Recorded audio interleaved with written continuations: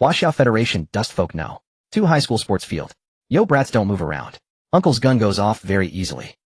Hundreds of 12th grade students were encircled by armed security guards, the black muzzles of their guns pointing straight at them. Jiang Zhe looked at the crowd around him as a sharp pain stabbed through his mind. The fragments of the original owner's memories flooded his brain. I was just watching a meteor shower, and somehow I've crossed over into my parallel self's body. From those memories, he learned that the original owner was also called Jiang Zhe, looked exactly like him, and was a 12th grade student at Dustfolk No. 2 High School who had just finished the college entrance examination. This parallel world was vastly different from Blue Star. It was a world invaded by the main god. The borders of the old nations had long since turned to dust. Humanity had been ruthlessly reorganized into 7 great federations: Huaxiao Lighthouse, Grey Bear, Europa Desert, Black Africa, and Nanyang. Society had been torn into 2 strata, upper folk and dust folk. The former enjoyed an unimaginably privileged life, while the latter struggled for survival like ants on the edge of extinction. And the only narrow path by which one could rise from dust to upper was to participate in the main god game and become its final victor. Now this entire group of people had been selected by the main god. Students, you are fortunate. You have been chosen by Lord Main God and granted a chance to rise from serfs and sing your song of freedom. A tall, skinny boy in the crowd, eyes bloodshot, pumped his fists and roared, "I'm going to use points to get a real steak, taste what those upper folk lords eat, and see what kind of divine flavor it is. Main God bless me, I must draw deck construction. My deck theory is the best in the whole school." Another boy with thick glasses pressed his palms together, muttering in a jittery trance, "Jiang Zhe is my idol. Let me draw an infinite terror dungeon. Mom, Dad, I want to go home." Some were driven mad, others wept. A faintly complex emotion brushed past Jiang Zhe's heart. Fear. Yes, there was a little, but since fate had granted him a second life, retreat and wailing were meaningless. At that moment a mechanical voice rang out. "Game start. Draw type for this round, Lord War." A collective hiss swept through the crowd. Damn it. How could it be that? We're done for. Completely done for. The students' faces turned deathly pale. Information about this Lord War surfaced in Jiang Zhe's mind. Lord War was by no means a gladiatorial arena for personal valor. It was a comprehensive contest of intellect, strategy, resource management, and ruthless gamesmanship. Losers would become the slaves of the victors. Suddenly a delighted female voice cut through his thoughts. A blonde, blue-eyed girl walked over, a radiant smile on her face, her arm naturally reaching to hook into Jiang Zhe's elbow. What a coincidence. You've been chosen too. Seeing this woman, relevant memories surfaced in Jiang Zhe's mind. Dustfolk No. 2 High School beauty, Tang Dong. She was also the object of the original owner's pursuit. The original Jiang Zhe had given Tang Donger all the precious meat and fresh vegetables his parents had bled for in the mines. She had accepted and enjoyed them as a matter of course, yet treated him like a foolish fish in a pond to be toyed with. The original owner had simply been too naive, never tempered by society's cruelty. But Jiang Zhe, a driven young man from the 21st century, knew all too well what kind of disgusting woman this was. Cherish your life, oh stay far away from gold diggers. Jiang Zhe instinctively stepped half a pace to the side to evade her. Classmate Tang, do you need something? Tang Donger's hand hung awkwardly in midair, her smile freezing. The early phase of Lord War relied heavily on alliances and mutual assistance among players. And bookish Jiang Zhe, whose theoretical grades had long dominated the school rankings, was in her eyes the ideal intellect type ally. She quickly adjusted her smile, once more blooming, tinged now with grievance. Jiang Zhe, don't misunderstand what happened at the cafe yesterday. Lin Hao was just helping me cram Europa Classical Battle Formation Studies. What a clumsy excuse. Jiang Zhe's gaze sharpened like a blade as he sneered. Heh, Lin Hao's grades are at the very bottom of the school. Tell me who was tutoring whom. That naked sarcasm was like a resounding slap, almost shattering the smile on Tang Donger's face. You're fucking courting death. A thunderous roar erupted from nearby. It was Lin Hao. He stood a full head taller than Jiang Zhe, veins bulging thickly on his corded neck. Dong why waste words on some useless nerd who only knows how to cram? A trace of contempt for this brute flickered deep in Tang Donger's eyes. She deliberately leaned half a step closer to Jiang Zhe, her voice sugary as she spoke to Lin Hao. Thank you, classmate Lin. But I believe classmate Jiang Zhe will definitely protect me, right? This approach, laden with obvious intent to use him, stirred a powerful sense of rejection in Jiang Zhe. He stepped back crisply. Classmate Tang, please show some self-respect. Seeing his goddess's closeness, coolly rebuffed Lin Hao felt his pent-up rage surge to his skull. His fists crackled as he clenched them. A deep mechanical hum suddenly descended. Beginning talent awakening for all lords. Heaven above. Ancestors bless me. Srank. Please just give me Srank. One boy dropped to his knees with a thud, frantically kowtowing until his forehead turned mottled blue and purple. Stop dreaming. Our entire Dustfolk No. 2 High hasn't seen one of those in years. Someone beside him doused him with cold reality. Let's be realistic. Just give me Brank. Please anything but drank. In Jiang Zhe's mind, fragments of the original owner's memories resurfaced. Talents were divided into 5 grades, S, A, B, C, and D. According to the Federation's calculations, strength accounted for 0, 001, a rank 0, 01, rank 35, crank 35, and drank 29. 989. Strength had not appeared in many years. Every strength talent was utterly heaven-defying. A rank was 1 in 10,000. Brank formed the foundation. Crank could barely scrape by, and drank was almost equivalent to a suspended death sentence. At that moment, a confirmation box appeared before each student. Confirm or not proceed with talent awakening. Tang Donger's eyes shone with absolute confidence as she silently mouthed confirm. Boom. A blinding pillar of golden light erupted from her body, brilliant radiance illuminating a wide swathe of the field. Golden light. She's awakened an ranked talent. The luck goddess has descended. Cries of surprise rose all around as the crowd surged toward her in envy and reverence. A rank. An auspicious start. Tang Donger's luck is excellent. The bald principal's voice cracked with excitement, his layers of fat quivering. Lin Hao squeezed to the front, shouting urgently, Dong, what talent did you get? Tang Donger smiled with reserved pride, slender finger tapping to unfold a light screen. Talent Legion, blessing a rank. Effects. 1. In battle, all subordinate citizens' 3 primary attributes increase by 100. 2. In battle, citizens' loyalty is locked at 100 points, making it extremely difficult for major drops in loyalty to occur due to defeat, resource scarcity, or other negative events. This is basically doubling the citizens' strength. Loyalty locked at 100. My god, this is outright heaven-defying. No need to worry about rebellion or total collapse of morale. Boss Alliance. I'm Crank, mineral sense. Mine digging speed increased by 30. Goddess, look at me. I'm Brank, spirit of fertile soil. Crop and livestock yields increased by 50. Leave all logistics to me. Exclamations, compliments, and alliance invitations washed over her like a tide. She smiled demurely, yet her gaze slipped through the gaps in the crowd and drifted once more toward Jiang Zhe. Seeing the focus of her eyes, Lin Hao felt a surge of crisis, terrified of being cast aside. Inwardly he roared, draw. A sonorous hum answered him. The same golden light erupted from his body. A rank. I've got a rank too. Lin Hao waved his arms and legs in glee as he displayed his light screen. Talent Heroic Soul, mark a rank. Effect: when subordinate citizens' non-hero units fall in battle, there is a 100 chance they immediately transform into Heroic Soul form. 1. In Heroic Soul form, they are immune to all physical attacks, but suffer double damage from magic. 2. Heroic souls can continue fighting until their own energy is completely exhausted, or they are struck down again by special energy attacks. A second life. Physical immunity. You cut them down and they just stand up and hack you again. That's insanely strong. One student's eyes were bulging out of his head. How bro? How lord? Take me along. Give me shelter, I'll serve you like a dog or a horse. Another wave of envy surged. The bald principal was so excited he nearly fainted, shouting, another a rank. Heaven bless no. Too high. Our dust folk know. Too high has made history today. Double a ranks shine together. The main god smiles upon us. Lin Hao turned to Tang Dong. Donger, did you see that? If we team up, we'll sweep the floating island clusters. Anyone dares touch you, I'll beat the shit out of them. Tang Donger did not believe Jiang Zhe could draw in a rank. Even if he did, it wouldn't matter. From their brief exchange, just now, she could clearly sense his resistance toward her. It was better to choose the fawning Lin Hao. Classmate Lin.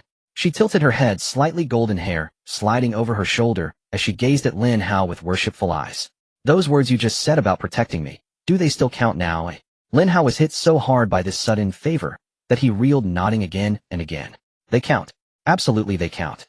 Jiang Zhe watched coldly as the two of them both drew these 1 in 10,000 ranked talents and instantly hooked up together. It was as if he had swallowed a fly. What a damned world, so absurdly melodramatic. Were honest men doomed to be trampled, humiliated without end, while hypocritical gold diggers and brainless bootlickers got to strut free and easy? Jiang Zhe drew a deep breath, suppressing the surging negativity as he intoned silently in his heart. Thunder boomed. Without warning, a completely different pillar of light shot skyward from Jiang Zhe's body. It was not gold. It was dark red. Even Jiang Zhe himself was startled, his pupils contracting at the sudden anomaly. He snapped his gaze to the light screen that had automatically unfolded before him. Gene fusion strength. You may select 2 or more biological species as material, forcibly fuse their genes, inherit and optimize their notable traits, and create entirely new biological units. The bald principal snatched up the loudspeaker and shouted, Lord Ming, God bless us. No. Too high has birthed in strength. With a heavy thump, the principal passed out on the stage from sheer excitement, and the other teachers rushed up to support him. The entire sports field fell into a deathly silence. The brilliant smile on Tang Donger's face instantly petrified. Strength. The legendary strength. It had actually appeared. And it had appeared on the very Jiang Zhe she had just abandoned. She hated herself for having chosen so quickly.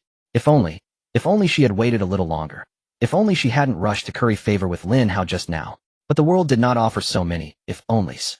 No. Tang Dong bit down hard on her lower lip, almost drawing blood. Once the bow is drawn, no error. She had already publicly chosen Lin Hao. If she now defected to Jiang Zhe, she would not only utterly offend Lin Hao, but Jiang Zhe would never trust her again. She regretted it so much she could die. The field silence lasted less than 3 seconds. Srank. It's in Srank, boss. Boss, take me with you. I beg you. I'm willing to be your beast of burden. Make me your vassal. I'll surrender all my resources to you, just grant me a chance. I want to follow the Srank boss. Boss, give me a chance, I've got a brank logistics talent. Jiang Zhe's expression remained icy as he completely ignored this frenzied crowd. Allies. Vassals. They were nothing but burdens and potential traitors. In his ears the main god's prompt sounded confirm or not teleport. Teleport. The moment the word left his mouth, teleportation light engulfed Jiang Zhe. He left behind only chilling air and a stunned silent crowd. The light before his eyes flickered and flowed as Jiang Zhe's feet stepped onto the scalding earth. The clamor of the school playground vanished in an instant, replaced by a deathly silence. Only the dry wind remained, sweeping up grains of sand that lashed against his face with a faint sting. A cold mechanical prompt unfolded in his field of vision: terrain, floating island. Rule: each player initially possesses a floating island of 10 square kilometers. Players must complete exploration and development within 3 days. After 3 days, player versus player battles will begin. At that time, the islands will collide and interlock with one another. By conquering the opposing Lord, one may seize control of the enemy island. Victory condition: occupy all islands. Victory reward: the host returns to his original world, and the main god will grant one wish. 3 days is more than enough, Jiang Zhe murmured after familiarizing himself with the rules, then began to look around. His gaze fell upon a boundless wasteland. The reddish-brown ground was split open by countless ferocious cracks, while sparse withered weeds trembled miserably in the hot wind. Desolate, barren, and deathly still, that was his initial domain. A typical wasteland terrain, scarce water resources, abundant mineral deposits. The topography and resources of each floating island were randomly generated, forcing players to explore, gather, trade, and even plunder. Seeing this environment, a line of words drifted through Jiang Zhe's mind: just how dry is the Taklamakan? He concluded silently, this place is really dry. Accepting the condition of the floating island, Jiang Zhe immediately called up the function interface: fief, buildings, lord attributes, summoning gate, auction, and trade, chat channel, storage space. Auction and trade, as well as chat channel, were grayed out, not yet unlocked. The first day was the exploration and screening phase for players, during which trading and discussion between players were forbidden. He first tapped on fief buildings. Inside there was only a single solitary blueprint: Lord's wooden cabin. Required materials: 100 units of wood, 100 units of stone. Unlocking it would allow him to set his territory, and would in turn unlock blueprints for wooden palisades and dwellings. Staring at the blueprint, Jiang Zhe recalled what he had learned at school: troops needed food and water, so the Lord's wooden cabin had to be placed near a water source. His current position was far from ideal. He had to explore the surroundings first to see whether he could find a water source. Just then a crisp chime sounded. Newbie Lord gift pack, one has been stored in storage space. A gift pack. This was a welfare item granted to every novice lord. Opening the storage space, he saw a single gift box inside. Newbie Lord gift pack grants 1 random reward. He tapped to open it. Reward obtained: Eye of Insight. Eye of Insight can be used to view the attribute panel of monsters of the same tier. Those of excessively high rank cannot be examined. A fine thing indeed. Jiang Zhe felt a cool sensation spread through his eyes and understood that the Eye of Insight had successfully integrated. He hurriedly opened Lord attributes. Name: Jiang Zhe. Race: human. Strength: 3, ordinary level. Constitution: 2, malnourished. Agility: 1, unathletic. Spirit: 10, beyond human.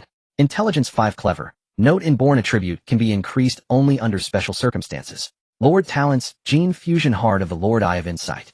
Gene Fusion strength allows the selection of 2 or more creatures as materials, forcibly merging their genes to inherit and refine their salient traits, thereby creating entirely new biological units. Heart of the Lord passive: as the populace grows stronger, the Lord gains a small attribute bonus. If the Heart of the Lord is lost, all troops' territorial control and abilities will be stripped away. Eye of Insight passive can be used to view the attribute panel of monsters of the same tier. Those of excessively high rank cannot be examined.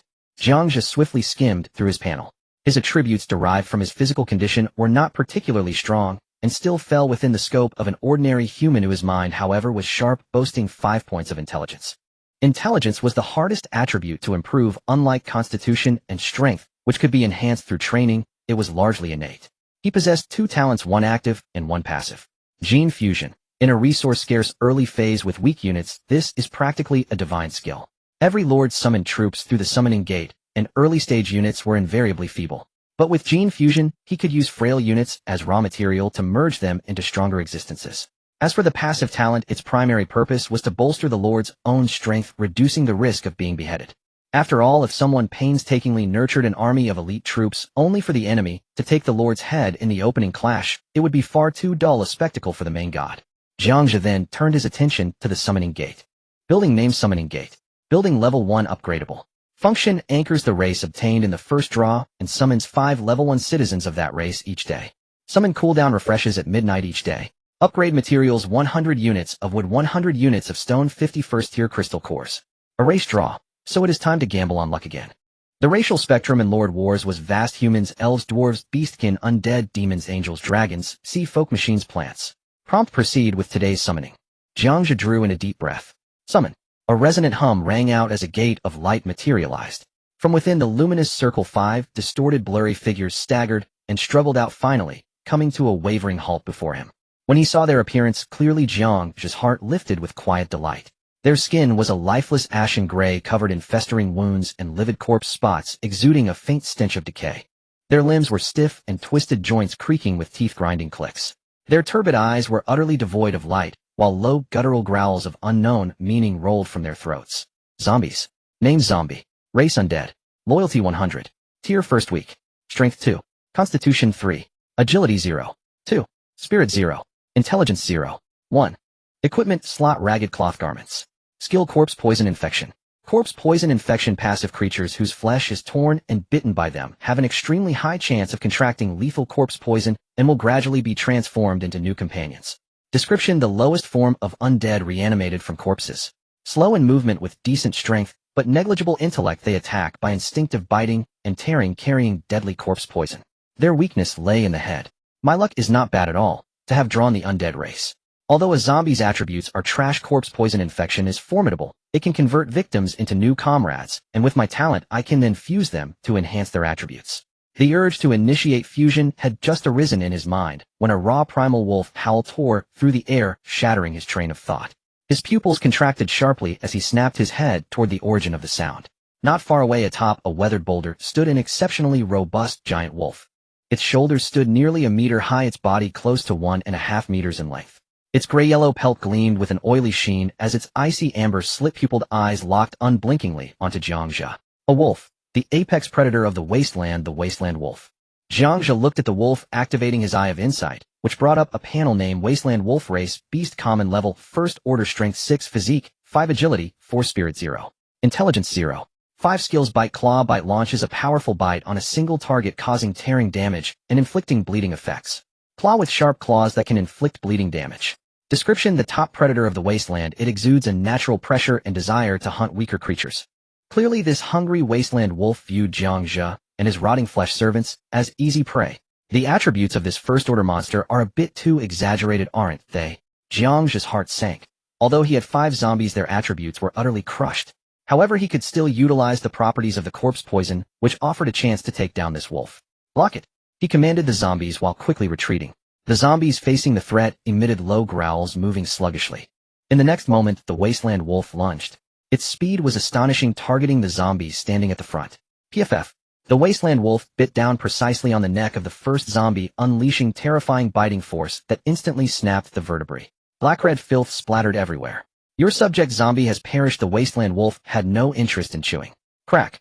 The second approaching zombie had its upper body nearly cleaved in half by the wolf's razor-sharp claws. Rotting entrails and intestines spilled all over the ground. Your subject zombie has perished. The third and fourth zombies, finally taking advantage of their numbers, seized the opportunity while the wasteland wolf attacked, opening their foul, rotting mouths and instinctively biting down hard. Roar. The wasteland wolf let out an angry howl of pain. It violently shook its body, the immense power flinging the 2 zombies clinging to it away like discarded sacks, crashing heavily against the hard rocks, the sound of shattering bones clearly audible. Your subject zombie has perished. Your subject zombie has perished. The last remaining zombie seized the moment when the wasteland wolf flung its companions away, leaping onto the wolf's hind leg and biting down with all its might. The sharp, rotten teeth sank deeply into the wolf's strong muscle. A woo! The wasteland wolf let out a shrill, painful howl. It turned abruptly, its amber vertical pupils bloodshot with pain and rage, and ferociously bit down on the waist of this zombie, violently shaking its head. Crack. Sizzle.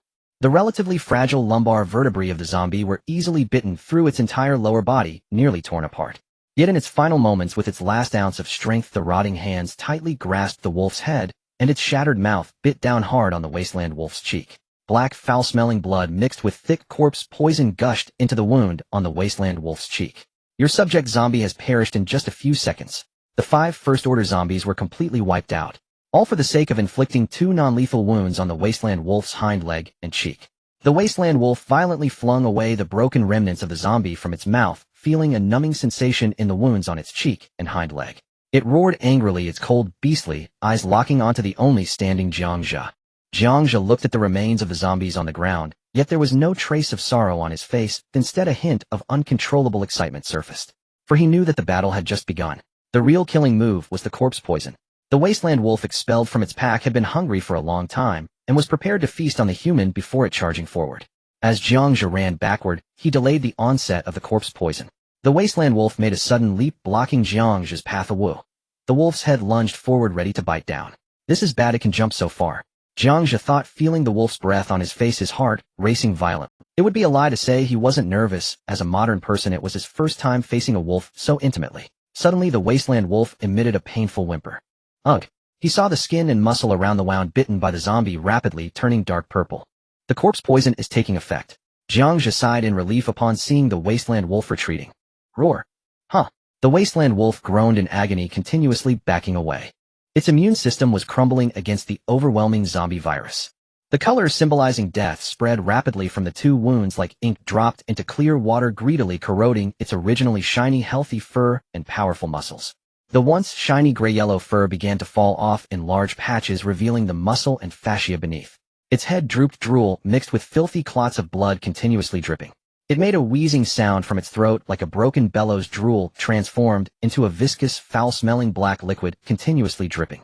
Ultimately, this once formidable predator of the wasteland had the last glimmer of life in its amber vertical pupils extinguished, leaving only a lifeless gray-white. The wasteland fell silent once more. Only the sound of the wind weeping and 2 notification sounds remained. Corpse wolf notification: the corpse poison infection was successful, gaining a new subject. Corpse wolf. Name: Corpse wolf. Race: Undead. Loyalty: 100. Level: First Order. Common. Strength: 6. Physique: 6. Agility: 3. Spirit: 0. Intelligence: 1. Equipment slot: none. Skills: Corpse poison claw. Corpse poison claw attacks carry intense corpse poison, greatly increasing the probability of infection for any creature bitten or scratched, gradually transforming into a new companion. The transformation speed and success rate depend on the target's physique and strength. Description: an undead beast transformed from the wasteland wolf infected with zombie corpse poison. Retaining some of the beast's strength and ferocity, it gains a lethal enhancement of corpse poison, becoming a walking source of infection and a killing machine. Success.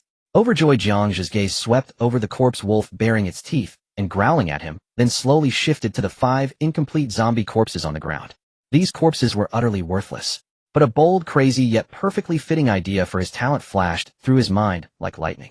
Strength talent gene fusion only indicates living beings, not life or death. So could this newly born corpse wolf, combined with the remains of these zombies on the ground, create a stronger, more stable, and controllable existence? Jiang Zhe instantly locked his strength talent genetic fusion with his mind and activated it without hesitation. A low hum resonated through the air. A translucent interface materialized before his eyes. At the center of the interface lay the primary material slot, encircled by several secondary material slots. Only one selection icon pulsed steadily in the primary slot: Corpse Wolf. In the secondary slots, 5 icons flared to life, each precisely corresponding to the mangled corpses of the 5 zombies lying on the ground. A cold system notification appeared. Primary material detected: Corpse Wolf, Tier 1. Secondary materials detected: Zombie, Tier 1-5. Notice: choose one gene from the following 3 for fusion. Skull, torso, legs. So the fusion allowed selective targeting. Jiang Zhe thought this talent truly he could select only one, so he chose the torso. The moment the command was issued, an abrupt metamorphosis. The 5 grotesquely mangled zombie corpses on the ground dissolved violently, as if doused in potent acid. No revolting process followed. They rapidly vaporized into black mist, surging upward to coil tightly around the corpse wolf's body. Azo Wu. The corpse wolf unleashed a thunderous roar. Its body swelled, contracted, and twisted violently. Bones cracked and popped like snapping dry twigs. Blinding gray-black radiance erupted from the fusion point, coalescing into a colossal luminous cocoon that fully enveloped both the corpse wolf and the swirling black essence entwined about it. Within the cocoon, a chilling symphony echoed, the squelching of flesh reknitting, the grinding of bones reshaping. Jiang Zhe held his breath, eyes fixed unblinkingly upon the immense cocoon, birthing a terror beyond reckoning. After several heartbeats, the gray-black light receded like a tide. A new figure stood where the corpse wolf had been, towering like a demon god upon the desolate wasteland. It no longer crouched on all fours like a wolf, but stood upright, nearly human in posture. Its height approached 1.8 meters, its frame broad and powerfully built, radiating raw explosive strength. Its head retained some lupin features, but far more savage and terrifying, a massive snarling muzzle with protruding razor-sharp fangs gleaming bone-white. Its eyes were hollow, emotionless, and deathly gray. Its torso resembled a humanoid form, yet was draped in coarse fur and decaying flesh. Its arms were thick and muscular, ending not in hands, but in enormous obsidian-black claws that shimmered with metallic lethality. Its lower limbs were thick as stone pillars, knees bent backward in a lupin configuration, granting it staggering leaping power and explosive acceleration. Its feet, too, bore massive wolf claws deeply embedded into the earth. Tyrant. A fresh status panel unfolded before Jiang Zhe. Name: zombie werewolf. Nameable. Race: mutant. Loyalty: 100. Rank: Tier 1 elite. Strength: 10. Titanic might. Constitution: 8. Enhanced undead traits.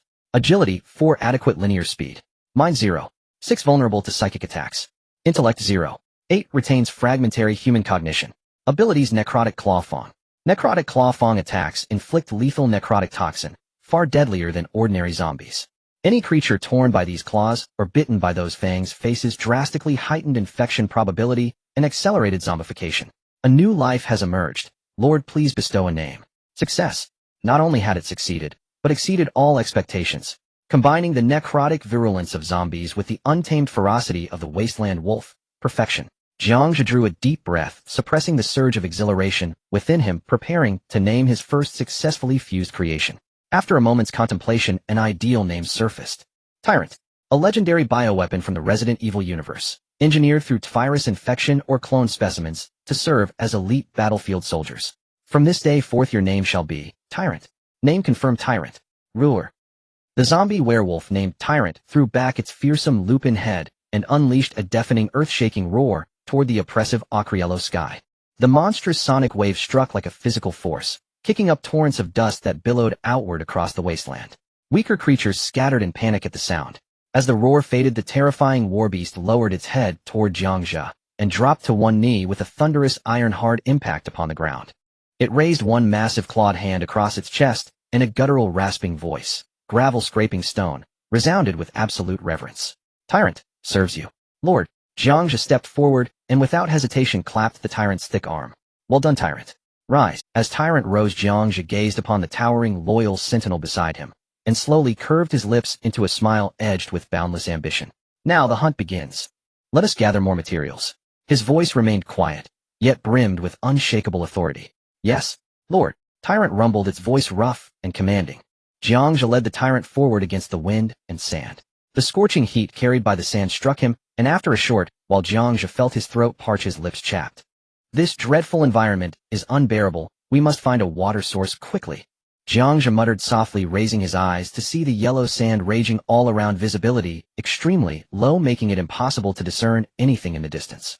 At this moment the tyrant, hearing the Lord's words, slightly parted his wolfish jaws and said, My lord, not far ahead there is a water source. My kin once thrived there. Jiang Zhe couldn't help but be taken aback, astonished, and asked, You still retain memories from your previous life? My lord, I only keep a portion of my memories from when I was a wolf. I grew up here, but the new wolf king deemed me too old and weak, casting me out from the pack. The tyrant spoke with a rough voice, seeming to harbor a hint of anger. Jiang Zhe understood that wolves are inherently cooperative creatures. He had merely encountered a lone feral wolf, which was abandoned by its pack, due to its old age, a situation not uncommon among wolves. What a coincidence. Oh, let us go meet them and have them become a part of you. All right, my lord. A brutal smile surfaced on the tyrant's face, dark, poisonous liquid trickling from the corners of his mouth. Guided by the remnants of memory, after advancing for about 10 minutes, Jiang Zhe spotted a striking green patch approximately 200 meters ahead. According to the tyrant, there are several such oases in this wasteland, and the feral wolf clan occupies the one. With the water source of the oasis, the clan could thrive and hunt animals that came to drink. However, the harsh conditions of the wasteland had recently worsened and food had become increasingly scarce. Thus old wolves like the tyrant and injured wolves were all driven away by the wolf king, left to fend for themselves. How many feral wolves are there in that oasis? Jiang Zhe turned to ask the tyrant beside him. The tyrant hesitated for a moment, slowly raised his hands, and began to count. 1, 2, 3, 4. He forgot halfway through, and started counting from 1 again. Jiang Zhe helplessly covered his forehead, realizing he had overestimated the tyrant's intellect. At the moment, the tyrant could barely communicate, making it quite the challenge to expect him to count. After all, zombies lack intelligence and wolves have limited intellect. It was miraculous that the two could even speak after merging. He then posed another question. How strong is the Wolf King? The tyrant pondered for a moment and said, very strong, twice the size of an ordinary wolf, and he has many female wolves. Listening to the tyrant's reply, Jiang Zhe analyzed the information. The first part provided a key detail: the Wolf King was the strongest in the pack. However, the latter part seemed rather perplexing. Oh, why was there suddenly a mention of female wolves? He couldn't help but seriously suspect that the tyrant envied the Wolf King for having many female wolves. After all, the social hierarchy among wolves is extremely strict. Weaker wolves don't even qualify for mating. Since the information at hand was limited, Jiang Zhe thought for a moment and said to the tyrant, listen well, you will lead the charge later. All right, my lord. The tyrant seemed a bit uncertain, but responded loudly. Jiang Zhe led the tyrant forward another 100 meters, and the oasis became clearly visible. A clear spring flowed in the center of the oasis, surrounded by lush greenery, with reeds swaying and shrubs flourishing. At the edge of the oasis, a group of feral wolves lay or lounged. The Wolf King was enormous, at least twice the size of an ordinary wolf, comparable to that of a tiger, majestically resting on a large rock. Several female wolves lazed in the sun. Occasionally small wolf cubs played and frolicked beside them, engaging in playful biting and wrestling. Surrounding them were a dozen strong male wolves acting as their guards. This number was quite substantial, qualifying them as a large family among wolves. He leaned against a nearby protruding rock and commanded the tyrant, go test the waters. The tyrant obeyed the order and immediately stepped forward. Its appearance instantly drew the attention of the Wolf King, who caught the scent of decay and blood, quickly stood up, fixating on the uninvited guest, and let out a howl. A woo. With this command, all the wolves in the oasis gathered around the Wolf King.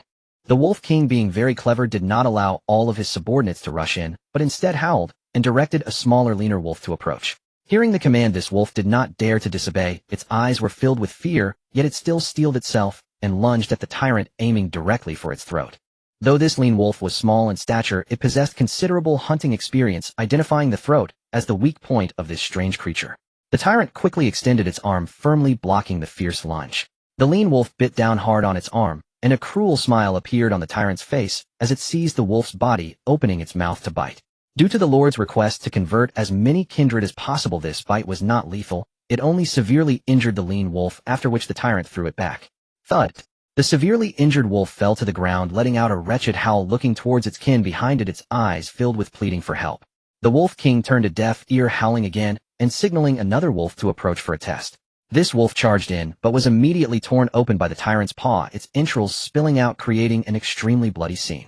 The tyrant extended its tongue, greedily licking the wolf blood off its claws, excitement evident as it still retained the bloodthirsty instincts of a zombie. After the two injured wolves let out a pitiful howl, their breaths completely ceased. However, shortly after, they surprisingly stood up unsteadily, their eyes turning a ghostly white, exuding an eerie aura. They automatically moved to the tyrant's side, howling loudly at the Wolf King and the other wolves. The remaining wolves, having never witnessed such a scene, were struck with terror, as their companions after death could revive and instantly turn against them, causing chaos and howling. The Wolf King, encountering such a situation for the first time, roared with authority, instantly calming its subordinates. The two sides faced off. Jiang Zhe observed everything from behind the rock, catching sight of the Wolf King's attribute panel. Name: Feral Wolf King. Race: Beast. Level: First Order Leader. Strength: 18. Vitality: 18. Agility: 10. Mentality: 0. Wisdom: 1. Skills: Raging Howl, Bite, Claw. Raging Howl temporarily increases nearby allied wolves' attack power by 20 and has the effect of summoning and intimidating subordinates. Bite launches a powerful bite at a single target, causing tearing damage and inflicting bleeding effect. Claw has sharp claws that can inflict bleeding damage. After reading this panel, Jiang Zhe immediately understood that the howling sound he heard earlier was likely the Wolf King activating its furious howl skill, instantly calming its frightened subordinates. Through careful comparison of the attribute panel, Jiang Zhe felt that if he put everything on the line, there was still a chance to annihilate this wolf pack. As long as he could successfully injure the Wolf King and infect it with corpse poison, victory was within reach. Without hesitation, Jiang Zhe ordered the tyrant directly kill them all. The concise command resonated powerfully. Upon hearing the order, the tyrant and the other two corpse wolves immediately launched an attack. At the same time, the Wolf King let out a fierce howl of attack, and both sides clashed violently, engaging in a fierce fight. The scene was filled with chaos and bloodshed. The two newly transformed corpse wolves were ruthlessly torn apart in the blink of an eye. Perhaps due to the freshness of the meat, a few hungry wolves could not help but sneakily swallow a few pieces. In an instant, only the tyrant remained on the battlefield. 8 wolves surrounded it, rushing in to bite, even jumping onto its body. The tyrant showed no fear. It extended its extraordinarily sharp claws and fiercely grasped one of the vicious wolves that was desperately biting its chest. With a forceful squeeze, the wolf's head burst apart, and it was violently thrown to the ground. Immediately after, the tyrant swung its claws in a frenzied, tearing motion while opening its bloody maw to bite. With 3 attacks combined, the pack of wolves suffered severe injuries. All 8 wolves bore wounds with black liquid slowly oozing from their injuries. Corpse poison was quietly invading their bodies. The Wolf King witnessed all this, and seeing that it could not deal with this monster, decisively took action. The Wolf King moved with astonishing speed, instantly pouncing on the tyrant and biting down fiercely on its throat. Then with a powerful tug, it managed to rip the tyrant's head off. The zombie's fatal weakness lay in its neck. Without the support of its neck, the tyrant's lower body lost control in an instant, leaving only its head, which could still move slightly. The Wolf King seemed to find the head exuding a foul stench disgusting, and it disdainfully spat the tyrant's head onto the ground. The surrounding pack of wolves, witnessing this, erupted into celebratory howls, rejoicing in their hard-won victory. Yet they remained blissfully unaware that the true crisis had not been resolved. The injured wolves, and those that had consumed the rotten flesh, began to exhibit strange reactions. They started to tremble violently, large patches of fur falling off their bodies, and their once agile pupils gradually turned grayish-white. Then, as if driven mad, they began to bite at their own kind. Seeing this, the Wolf King hurriedly activated its howl skill, attempting to forcibly calm its subordinates. To its shock, it discovered that these subordinates were already out of control, caught in a frenzy of mutual slaughter. Even more alarming, one wolf directly charged at it, launching an attack. The Wolf King reacted swiftly, slashing down with its claws, instantly severing half of the attacking wolf's head, exposing its brain, which had turned pitch black. What was chilling, however, was that this wolf with half its head severed was still able to move, stubbornly attempting to pounce. The Wolf King's expression turned grim. With another fierce claw strike, it directly severed the wolf's neck, finally killing it. Seeing its subordinates completely out of control, the Wolf King leaped agilely to a safe spot. Meanwhile, the other wolves, in their frenzied biting, successfully transmitted the corpse poison among themselves. On the other side, Jiang Zhe, hidden in the shadows, saw a series of panels materialize. Notice corpse poison transmission successful, acquired new subjects. Corpse wolves. Notice corpse poison transmission successful, acquired new subjects. Corpse wolves. Awesome. The sacrifice of the tyrant had resulted in the addition of new subjects. Later, Jiang Zhe could use fusion to revive the tyrant, so he felt no regret. Calmly, he stepped out from behind the rocks, steadily moving towards the direction of the Wolf King. At this moment, the Wolf King also sensed Jiang Zhe's presence, realizing that this human was the mastermind behind all the chaos. It immediately let out an enraged howl. Ow. Without its subordinates, the Wolf King took the initiative to attack. However, Jiang Zhe remained composed, continuing to walk straight ahead. The 8 corpse wolves surrounded him tightly. Seeing this human surrounded by so many corpse wolves, the Wolf King was not foolish. It sensed that these corpse wolves might carry something contagious, and thus it dared not approach any closer, abruptly halting its steps. Maintaining what it believed to be a safe distance from the corpse wolves, it could only roar incessantly, resembling a helpless creature that could only show off with words. "He'll deal with you later." Jiang Zhe shot a fierce glare at the Wolf King, then turned his gaze towards the decapitated tyrant. He then activated his fusion talent directly. A cold system notification sound promptly emerged. Detected main material tyrant, first tier submaterial corpse wolf, first tier, 8 confirmed fusion.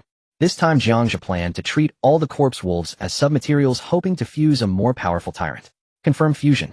The corpse wolves around Jiang Zhe transformed into swirling black mist, surging towards the lying tyrant in waves, completely infusing into its body. An astonishing scene unfolded from the broken neck of the tyrant. A stream of black smoke rapidly wrapped around the separated head, swiftly securing it back in place. Simultaneously, the tyrant's body dramatically swelled, its size rapidly increasing. The horrifying bite wounds on its body vanished without a trace. It grew to a towering height of 2 meters, its fur becoming thicker and denser, each strand standing upright like steel needles. The fangs in its mouth became sharper, glimmering with a chilling light, and its claws transformed into razor-sharp blades resembling unsheathed knives. Ow! The tyrant threw its head back and let out an earth-shattering howl, sending shockwaves that stirred up dust. A brand new panel appeared named Tyrant Race. Mutated loyalty, 100 level, 2nd tier, weak, strength, 20 physique, 20 agility, 12 spirit, 0. 7 intelligence, 0. 9 skill corpse poison minion attack, carries deadly corpse poison. Creatures torn apart by its claws or bitten by its fangs have significantly increased probability and speed of infection with corpse poison. These attributes far surpass those of the Wolf King. Jiang Zhe couldn't help but voice his admiration. He then unhesitatingly issued a command, "Tyrant, it's time for revenge. The Wolf King is yours to deal with." "Yes, my lord." The revived tyrant's eyes were filled with cruelty. After responding, it lunged towards the Wolf King, moving so swiftly that it kicked up a cloud of dust. The Wolf King attempted to flee, but alas, its speed was too slow, and it was caught by the tyrant. Thus the two ferocious beasts collided violently, engaging in a frenzied biting match. The speed at which this battle concluded far exceeded Jiang Zhe's expectations. The tyrant firmly stood with one foot pressing down on the head of a Wolf King, exuding an aura of absolute victory. The Wolf King struggled desperately, but its injuries were too severe, and the corpse poison had already invaded its body, leaving it utterly powerless. Gradually, its pupils lost their vitality, reverting to a grayish-white. Notification: the corpse poison infection was successful, gaining a new subject, Corpse Wolf King. Perhaps the tyrant sought to vent his pent-up rage. The Wolf King was gravely injured, with even its spine broken, rendering its lower body completely paralyzed. Even now, as a member of the undead, that damaged back could not be restored and would remain paralyzed forever. Fortunately, its original attributes had not been lost. Seeing this, Jiang Zhe decisively chose to fuse. The Wolf King transformed into a rolling black smoke that entered the tyrant's body. The tyrant's physique grew slightly, followed by a completely new panel appearing. Name: Tyrant. Race mutation. Loyalty 100. Level 2nd tier normal. Strength 28. Constitution 25. Agility 15. Wisdom 1. Spirit 0. Equipment slot none. Skills: Corpse Poison Minions, Furious Howl. Corpse Poison Minions attacks carry deadly corpse poison, significantly increasing the probability and speed of infection for any creature torn by its claws or bitten by its fangs. Furious Howl temporarily boosts the attack power of nearby allied wolf packs by 20, while also serving the purpose of summoning and intimidating subordinates. After reviewing the panel, Jiang Zhe noticed several differences. First, the level had directly advanced to the 2nd tier with improvements across all attributes. This was the downside of zombie-type undead. The wisdom aspect was indeed concerning. However, with wisdom, now at 1 point basic communication was achievable. Furthermore, there was a change in the skill slot, which now included Furious Howl. This was likely the Wolf King's exclusive skill, capable of summoning subordinates, while also intimidating them. At this moment, Jiang Zhe noticed that on this small oasis, there were still some wild wolves remaining, mostly mother wolves and cubs. He glanced at the tyrant, and ordered Tyrant summon them all. Upon hearing the Lord's command, the tyrant raised its head, and let out a long wolf howl. This howl resonated far and wide, causing the initially huddled mother wolves to rush over with their cubs toward the source of the sound. It was evident that these mother wolves were filled with fear, but the tyrant's furious howl skill had a powerful summoning effect, nearly coercing them to gather. Jiang Zhe's intention behind this was due to a rule in the Lord's War: the Lord could recruit wild monsters. He turned to the tyrant and instructed: Tyrant, make them submit to me, otherwise eliminate them without mercy. The tyrant began to howl at the mother wolves, speaking in the wolf language. After all, it had integrated most of the wolf tribe's genes, containing only a small portion of human genes, with its wolf nature dominating, hence it could speak both wolf language and communicate with humans. Upon hearing the tyrant's words, the mother wolves all laid down and knelt before Jiang Zhe. At that moment, a series of notifications sounded. Notification: gain new subject, Wild Wolf. Notification: gain new subject, Wild Wolf. Jiang Zhe looked at the newly recruited subjects with great joy and did a quick count of their numbers. There were 5 wild wolves in total and 8 cubs. From an attribute perspective, the attributes of the wild wolves were not fixed and fluctuated by about 5 points. It was evident that these mother wolves had relatively weaker attributes, while those cubs were pitifully low. It felt as if even he could easily kill them barehanded. The most crucial aspect was loyalty, which was only at 30 points, nearing the critical point of potential betrayal. With no other choice, Jiang Zhe had to choose fusion. He decisively selected all 5 mother wolves for fusion and fused the 8 cubs into 1 cub. In the blink of an eye, a wild mother wolf that was over twice the size appeared. Following that, the cub that had fused with the 8 cubs rapidly grew into an adult. At this moment, he had only 3 subjects under his command: 1 tyrant and 2 wild wolves. As the saying goes, numbers do not equate to strength. This vividly reflected Jiang Zhe's current situation. Because Jiang Zhe was the creator of the 2 wolves, their previous loyalty of 30 points instantly soared to 100. At this point, this small oasis was completely under Jiang Zhe's control. It was time to gather some wood and stones. He planned to build a lord's cabin here, thus fully claiming this piece of land as his own. But how could he gather wood? Jiang Zhe scanned the oasis and noticed many drought-resistant willow trees growing around. Without an axe at hand, he had no choice but to let the tyrant chop down trees. Tyrant, I need you to chop down some trees. It's no trouble, my lord. The tyrant learned to be accommodating, chose a tree, and vigorously began to chop it down with its claws. Jiang Zhe turned to the other two wild wolves, and a rather awkward situation presented itself. Throughout the journey, all the monsters he had killed had become his subjects, meaning there had been no item drops at all. To obtain items, one must decompose the monster corpses, but those corpses had all been used for fusion, leaving nothing to decompose. At this moment, Jiang Zhe's stomach also grumbled. He looked at the two wild wolves and instructed, "You two, go hunt some food for me, understood?" The two wild wolves nodded as if they understood, then left together. Jiang Zhe walked to the center of the oasis where there was a small pond. It was this pond that nourished the small oasis. The edges of the pond were covered with water grass. After walking so far, Jiang Zhe was parched, and not caring whether the water was clean or not, quickly bent down, cupped his hands to scoop up a handful of water, and gulped it down.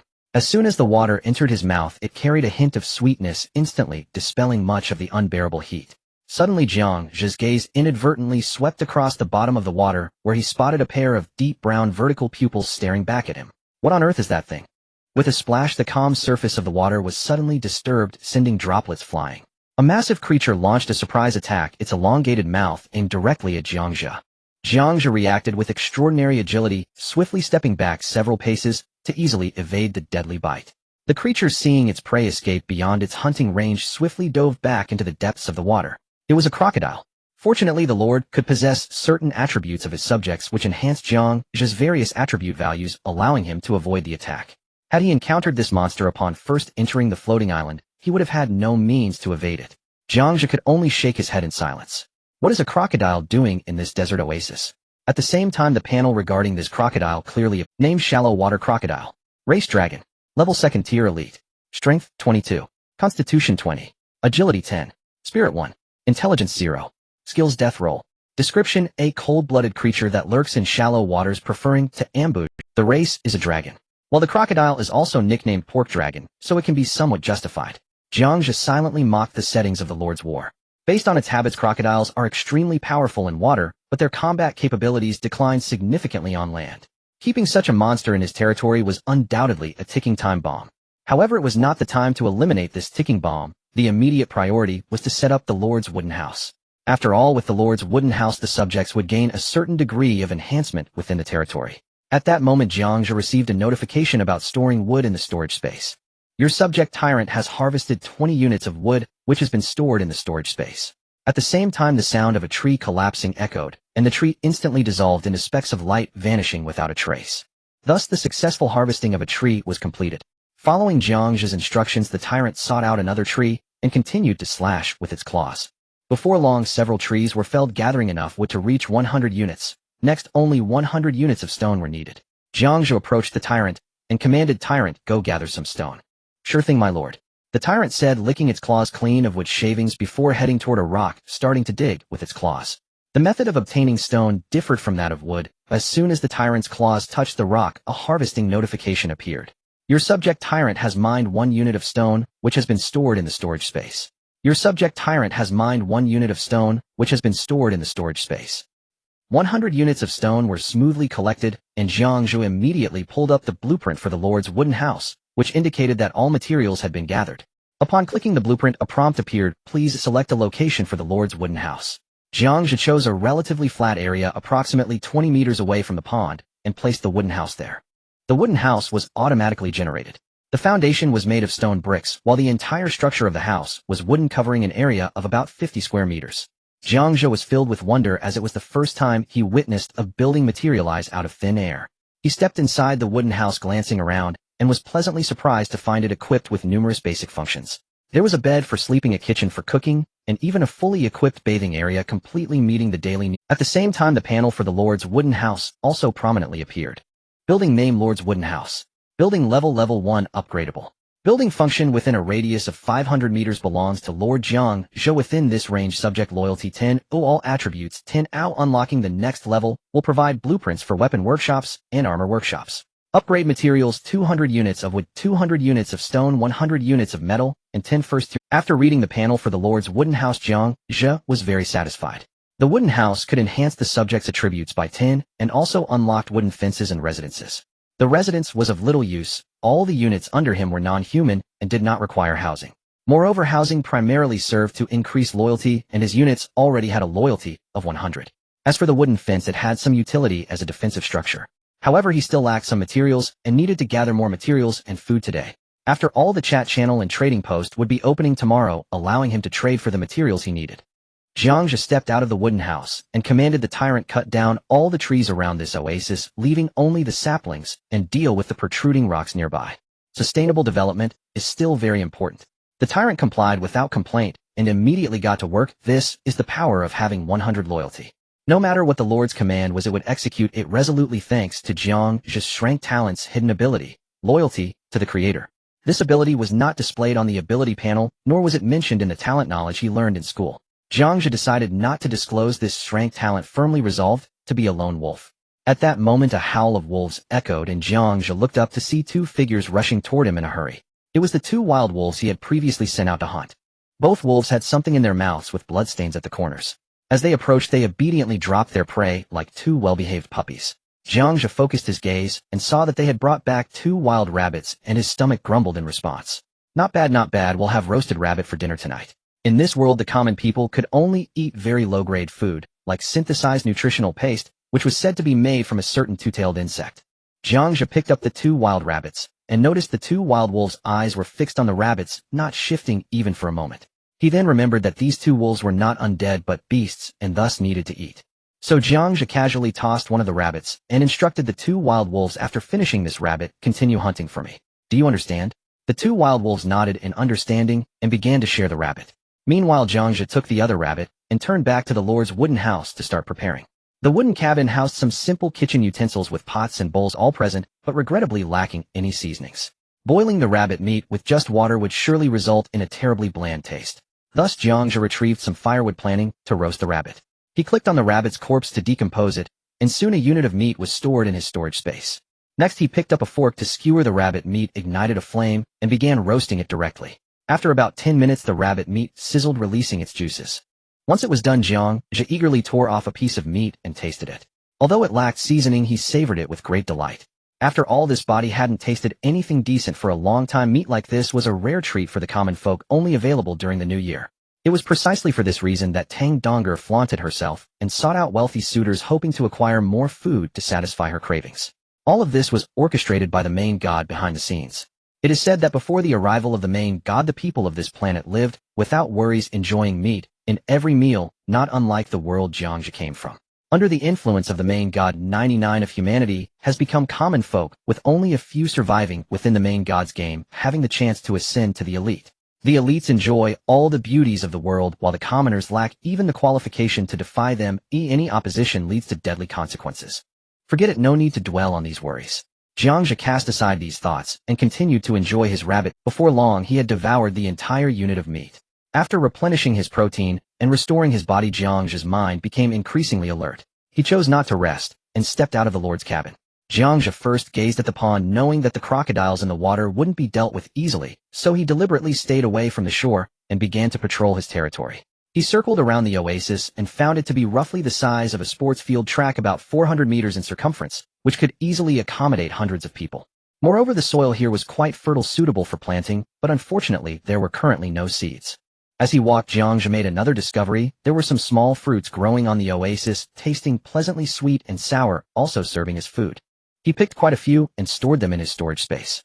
While eating the fruits, Jiang Zhe began working on constructing. According to the design blueprint for wooden fences, one unit of wood could create a simple fence section, which could later be upgraded, but required a level 2 Lord's cabin. He started building along the edge of the oasis. With each unit of wood placed, a fence would materialize out of thin air. Thus he completely enclosed the playground-sized oasis with a fence. Though the fence had limited defensive capabilities, it served an important purpose. Warning: if the fence were attacked, Jiang Zhe as the Lord would receive instant notification. At that moment, the two wild wolves sent out to search for food hurried back. This time they returned not with wild rabbits, but with a large scorpion about the size of a scooter. The two wild wolves could be seen, one firmly biting the scorpion's tail, while the other dragged its pincers laboriously, bringing the scorpion back. Both wolves were injured. One had a wound on its back from a sting with blood oozing out that had a hint of black, clearly indicating poisoning. As soon as the two wild wolves entered the fence, one collapsed on the ground, convulsing in pain. The other was also covered in wounds, apparently injured by the scorpion's pincers. Jiang Zhe felt helpless in the face of the poisoned, dying wolf. Not wanting to waste it, he immediately activated his fusion ability to merge the two wild wolves. Detected main material wild wolf first tier secondary material wild wolf first tier notice. There is a chance of genetic mutation. Do you wish to continue merging? This time a prompt actually appeared. Previously when merging these two wild wolves, it was merely a simple attribute enhancement without such a situation occurring. It seems that repeated merges have triggered the probability of genetic mutation. It is well known that mutations can be beneficial or harmful, and not every mutation leads to positive effects. However, Jiang Zhe couldn't afford to think too much at this moment. The wild wolf's life was already hanging by a thread. Merge. After confirmation, the fallen wild wolf transformed into a billowing black smoke and entered the body of the other wolf. The body of this wild wolf suddenly swelled, its head shaking violently. Amidst the intense shaking, a meat lump rapidly formed on its neck, expanding as if being inflated. The wild wolf let out a painful howl, and then the meat lump bang ruptured unexpectedly, sprouting another wolf. Two-headed wolf name, two-headed wolf race, beast loyalty, 100 level, first tier leader strength, 18 constitution, 15 agility, 15 spirit, 1 wisdom, 0. Skills: double head bite, furious howl, double head bite, launch a powerful bite at 2 targets causing tearing damage and adding bleeding effects. Furious howl temporarily increase the attack power of nearby allied wolves by 20, while also having the effect of rallying and intimidating subordinates. A brand new creature has been born, please name it Lord. This mutated two-headed wolf is not inferior in attributes to the previous Wolf King. More importantly, it also gained a new skill, Furious Howl. Furthermore, the original single-tier skill has successfully advanced to double-head bite. Jiang Zhe looked at this two-headed wolf and felt it was about the size of a horse. With great enthusiasm, he directly jumped onto the wolf's back. After sitting for a while and twisting back and forth, the experience felt quite enjoyable, and he thought he could fully treat it as a mount. After all, this was a unique mount with 2 steering wheels. The two-headed wolf also seemed particularly clever, leisurely carrying the lord around for several laps. After having enough fun, Jiang Zhe patted the heads of the two-headed wolf, jumped down from its back, and turned his gaze to the scorpion on the ground. It was a scorpion with a sandy-colored shell. Jiang Zhe gently prodded the corpse of the scorpion, and instantly its attributes panel appeared, named Desert Scorpion race, insect level, first order, common strength, 8 constitution, 4 agility, 1 intelligence, 0. 2 skills: scorpion venom. Scorpion venom. The scorpion's tail contains a potent toxin that inflicts continuous damage on the target. Introduction: this is an arthropod that lurks in the sand, often waiting for prey to approach, then suddenly appearing to grasp its prey with its pincers and inject toxins with its tail. The interface then presented an option for decompose. Seeing this option, Jiang Zhe hesitated. All the monsters he had killed before had not been decomposed, but rather fused, resulting in no items dropping. To upgrade the summoning gate to level 2, he could currently gather wood and stone, but the crystal core was crucial as it only dropped from decomposed monsters. The crystal core not only served as a material for upgrading buildings, but could also be used to enhance troop types. However, having only 1 crystal core would not be very effective. After pondering for a moment, Jiang Zhe made his decision. He would still choose fusion. He wanted to experiment with merging the genes of this scorpion into the tyrant. He summoned the tyrant, and a tall werewolf approached, exuding an aura of death. My lord, do you have any commands? The tyrant looked at Jiang Zhe. After speaking, his gaze fell upon the two-headed wolf beside Jiang Zhe, clearly captivated by the female two-headed wolf. Jiang Zhe also noticed the tyrant's gaze and frowned, directly activating his talent. Detected main material tyrant, second order secondary material desert scorpion, first order hint, you can choose one of the following 3 genes for fusion. Scorpion carapace, scorpion pincer, scorpion tail. The scorpion carapace is currently of little use. The two-headed wolf can crush it, and even a crocodile can do the same. Scorpion pincer. Having 2 scorpion pincers on the tyrant would look rather ugly. Jiang Zhe decisively chose the scorpion tail. The scorpion on the ground instantly transformed into a cloud of black gas and flew into the tyrant's body. The tyrant let out a howl, then immediately knelt down. Jiang Zhe closely observed the tyrant's transformation, and he saw its tail fur begin to fall out, followed by the slow emergence of a scorpion tail. Seeing this, Jiang Zhe hurriedly checked the tyrant's panel. He saw that its attributes had not changed, but it had gained a name: tyrant race, mutated loyalty, 100 level, second order, common strength, 28 constitution, 25 agility, 15 wisdom, 1 spirit, 0. Equipment slot: none. Skills: corpse venom, minion, furious roar, scorpion corruption, poison, poison, a mix of scorpion toxin and corpse toxin capable of infecting living beings and turning them. This meant that the tyrant also possessed an injection-based attack. Moreover, this toxin had undergone mutation, combining the scorpion's venom with corpse toxin. Tyrant, show me your scorpion tail. Jiang Zhe quickly issued the command. The tyrant stood up, and the scorpion tail behind him was as long as an adult's thigh. The scorpion tail was as flexible as a snake, and in an instant it stabbed into a nearby small tree. With the toxin injected, the small tree instantly wilted, and its leaves rapidly decayed. Seeing this effect, Jiang Zhe nodded in satisfaction, saying, not bad, go back to chopping trees and mining stones. The tyrant accepted the order, but still gazed longingly at the two-headed wolf beside Jiang Zhe. Its demeanor was that of a complete pervert. Jiang Zhe kicked it in the rear, saying, "Get lost, stop eyeing my mount." The tyrant let out a howl, and hurriedly ran off to continue its work. Jiang Zhe leaped onto the back of the two-headed wolf, gripping the fur on its neck tightly, and commanded, "Let's go, show me where you caught the scorpion." The two-headed wolf obeyed the command, and took off at a rapid pace, its speed comparable to that of a thoroughbred horse, and running steadily. After running for over 10 minutes, the two-headed wolf suddenly stopped, unwilling to take another step forward. Jiang Zhe also sensed a hint of danger. He raised his eyes to the front, and saw that the land there had completely turned to desert with no sign of plants in sight. For a moment, he even thought he was in the Sahara Desert. The wind and sand along with the heat waves made him quite uncomfortable. Jiang Zhe recalled the description of the desert scorpion. This type of scorpion preferred to hide in the sand, and perhaps there were many scorpions lying in ambush ahead. After thinking for a moment, he decided to take the risk and understand the scorpion's attack method. He gently squeezed the two-headed wolf's side, and the two-headed wolf understood the Lord's intent and ran a few steps forward.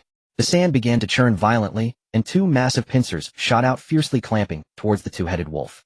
The two-headed wolf reacted with great agility and leaped to evade. Immediately after, a yellow-brown desert scorpion burst from the ground, chasing the two-headed wolf and waving its pincers. Seeing that it could not catch up, the desert scorpion quickly halted, swiftly burrowing back into the sand. Jiang Zhe sat on the back of the two-headed wolf, observing the desert scorpion that had just emerged, and had a clearer understanding. This desert scorpion seemed to have an attack range approximately half a meter, and would actively strike once it sensed the tremor of its prey. Its attack pattern involved first trying to clamp its prey with its pincers, followed by injecting toxins. However, it was evident that this scorpion was not very fast. The two-headed wolf had at least first-order leader attributes, easily overpowering this first-order common monster. Jiang Zhe jumped off the back of the two-headed wolf and began to command, "Go hunt down a scorpion for me. Remember to avoid its scorpion tail." The two-headed wolf, hearing the Lord's command, dashed forward rapidly. As soon as it got close to the scorpion's attack range, the scorpion burst from the ground again, its pincers snapping at the two-headed wolf.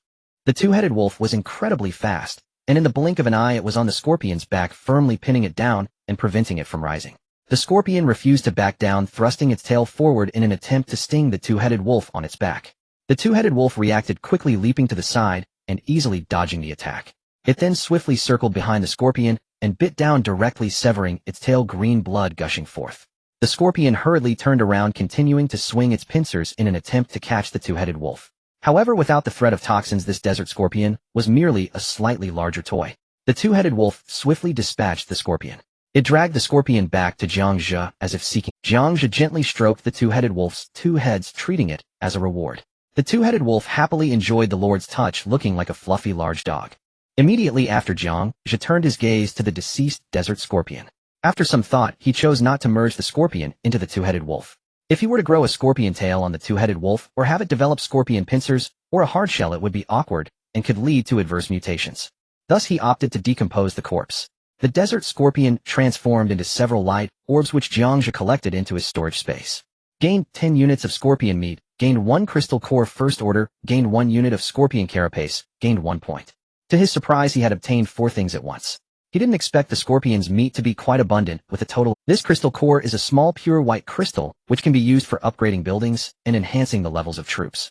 This was the first time Jiang Zhe had obtained such an item, as he had previously fused the monsters he defeated. There was also 1 unit of scorpion armor, which is excellent material for crafting weapons and armor, quite useful.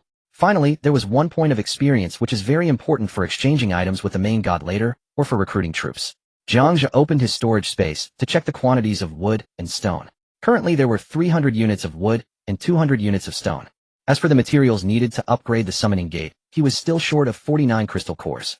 He must upgrade the summoning gate to level 2 as soon as possible, otherwise if it remained at level 1 by tomorrow, he would only be able to summon 5 level 1 subjects. This would lead to an increasing gap between the lords. Every second counts. Jiang Zhe glanced at the time and realized that he had been in this world for already 8 hours, marveling at how quickly time flies. Relying solely on the two-headed wolf to gather enough crystal cores was simply too inefficient. Therefore he mounted the two-headed wolf, gently patted its head, and said, "Let's go back to the territory first." The two-headed wolf immediately took off, running towards the direction of the territory. Thanks to the wolf's keen sense of smell, there was no need to worry about getting lost. After running for more than 10 minutes, they finally returned to the territory. At this time the tyrant had already cut down all the large trees near the oasis, and some protruding rocks had been cleared away, effectively conducting a simple cleanup of the resources within the territory. At this moment the tyrant stood there in a daze, seemingly unsure of what to do next. Upon seeing the Lord return, the tyrant hurriedly approached. "My lord, I have completed the task you assigned." Jiang Zhe took out a unit of meat and casually tossed it over. The tyrant, like a starving dog, quickly caught the piece of meat in its mouth and gulped it down with a look of satisfaction. This half-wolf, half-corpse creature craved fresh meat immensely. "Tyrant, come follow me." Jiang Zhe gently squeezed the abdomen of the two-headed wolf, which understood immediately and turned its head to run in a certain direction. Seeing this, the tyrant hurriedly followed. Its two legs were a bit slow, so it simply crawled on the ground, running on all fours, doubling its speed and keeping pace with the two-headed wolf. Soon they returned to the desert where they had previously encountered the desert scorpions. Jiang Zhe, riding on the wolf's back, directed the tyrant, "You go ahead. If you encounter any monsters, just kill them." "Yes, my lord."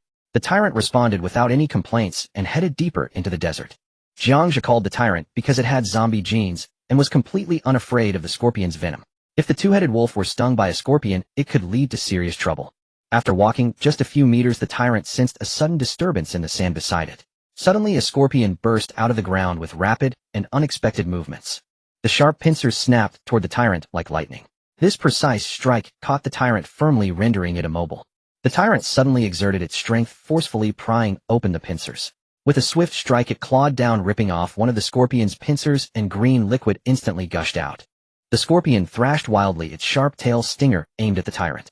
The tyrant extended its claw, precisely catching the scorpion's stinger, then, with a powerful motion, slammed the scorpion hard against the ground, rubbing it mercilessly. A second-tier creature battling a first-tier one was a complete, overpowering situation. In just a few seconds, the scorpion met its demise at the hands of the tyrant. Jiang Zhe, riding the wolf, swiftly began to dismantle the scorpion. Then with a command, the tyrant continued to move forward. This time, two scorpions suddenly emerged, coordinating perfectly to attack the tyrant simultaneously. The tyrant's combat intelligence was slightly lacking. It instinctively launched an attack at one of the scorpions. At that moment, the other scorpion seized the opportunity and viciously jabbed its stinger into the tyrant's back. It was clearly visible as the toxin continuously pumped into the tyrant's back, causing the flesh there to swell. However, the tyrant suffered no ill effects. After killing the scorpion on the left, it turned to attack the one on the right, swiftly crushing it. Just as Jiang Zhe had anticipated, the tyrant had absorbed too many genes, making its physique extraordinarily robust. This level of toxin had no effect on it. After swiftly eliminating two scorpions, the tyrant gradually grasped the scorpion's attack patterns, responding with increasing ease. Thus, an hour later, the tyrant had nearly wiped out all the scorpions in this small section of the desert. Jiang Zhe successfully harvested nearly 30 crystal cores. However, this amount was far from sufficient. Therefore, he urged the tyrant to continue deeper into the desert. As they ventured further, suddenly a fierce wind arose, whipping up clouds of sand and obscuring their vision. The ground ahead began to sink, and a colossal creature slowly crawled out. Jiang Zhe focused his gaze and was astonished to see a massive purple scorpion, its pincers resembling crystal, towering at a height of at least 5 meters. It resembled the scorpions from League of Legends.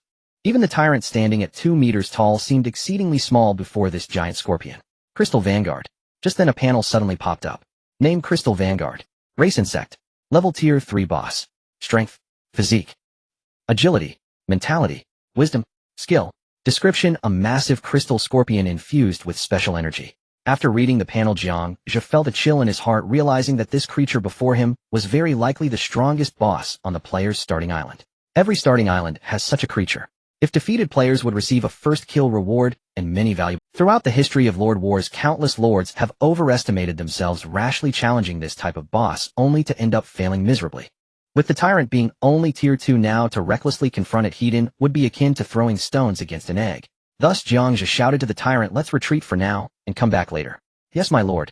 The tyrant complied and left, with Jiang Zhe distancing themselves from the enormous crystal van. Noticing their departure, the crystal vanguard swung its massive pincers and began to dig downwards, slowly burrowing back into the sand, as if nothing had happened.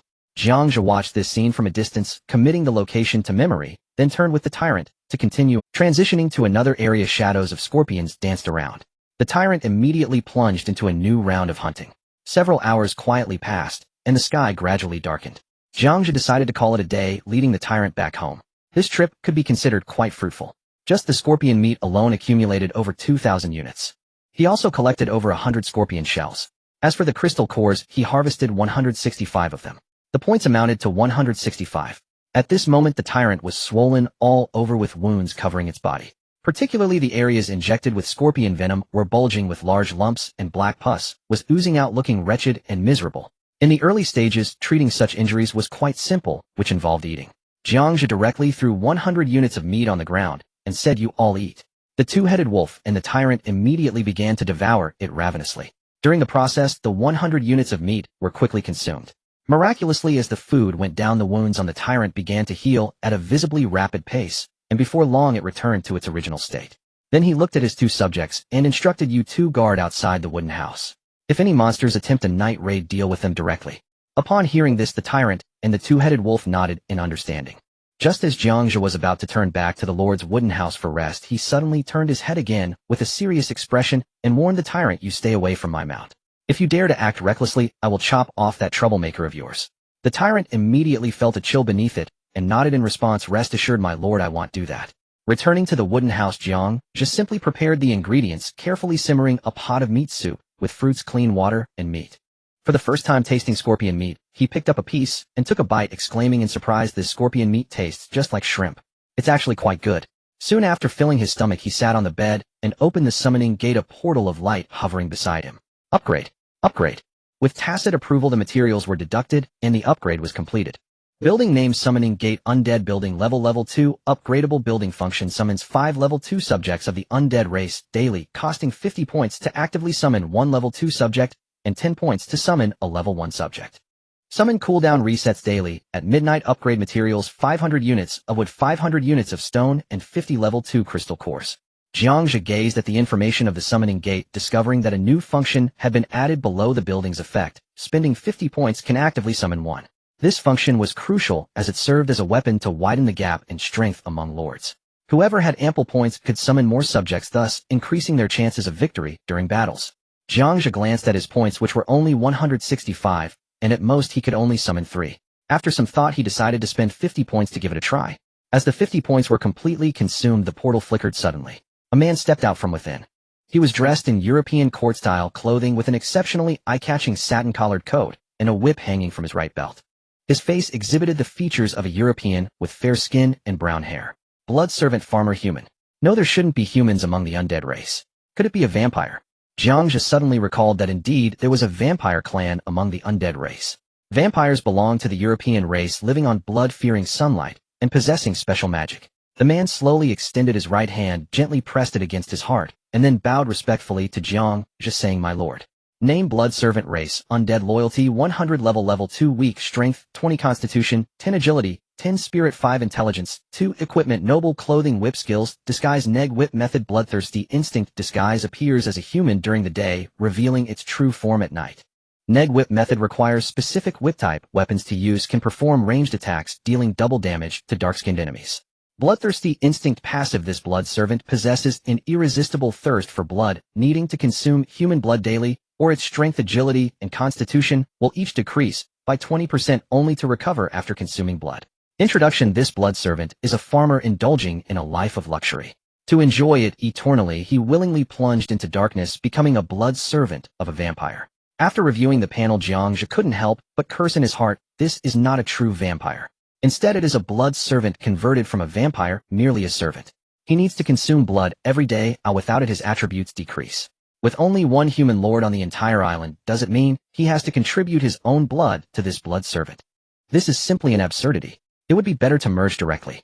Time to give the tyrant a mental boost. Jiang Zhe shouted loudly towards the outside. Outside, the tyrant was lying on the ground with the two-headed wolf resting in front of it, sniffing the scent on the two-headed wolf. "Oh, the alluring scent of a female. I'm just smelling it now. Oh, it shouldn't be considered disobeying my lord's orders. My lord definitely won't punish me." As he thought this, he suddenly heard the call of his lord. Thinking his little thoughts had been discovered, he shivered in fright and hurriedly darted towards the lord's wooden house. His tall frame struggled to squeeze inside. Upon entering the house, the tyrant saw a person standing inside. It twitched its nose as a strong stench invaded its nostrils, immediately filling it with disgust. It did not like this smell at all. Without saying a word, Jiang Zhe activated the fusion. Detected main material tyrant level 2, secondary material blood servant level 2. Notice the main and secondary materials share some common genes, allowing for the inheritance of one skill from the secondary material. Disguise Neg Whip Method Bloodthirsty Instinct. 3 skills were listed.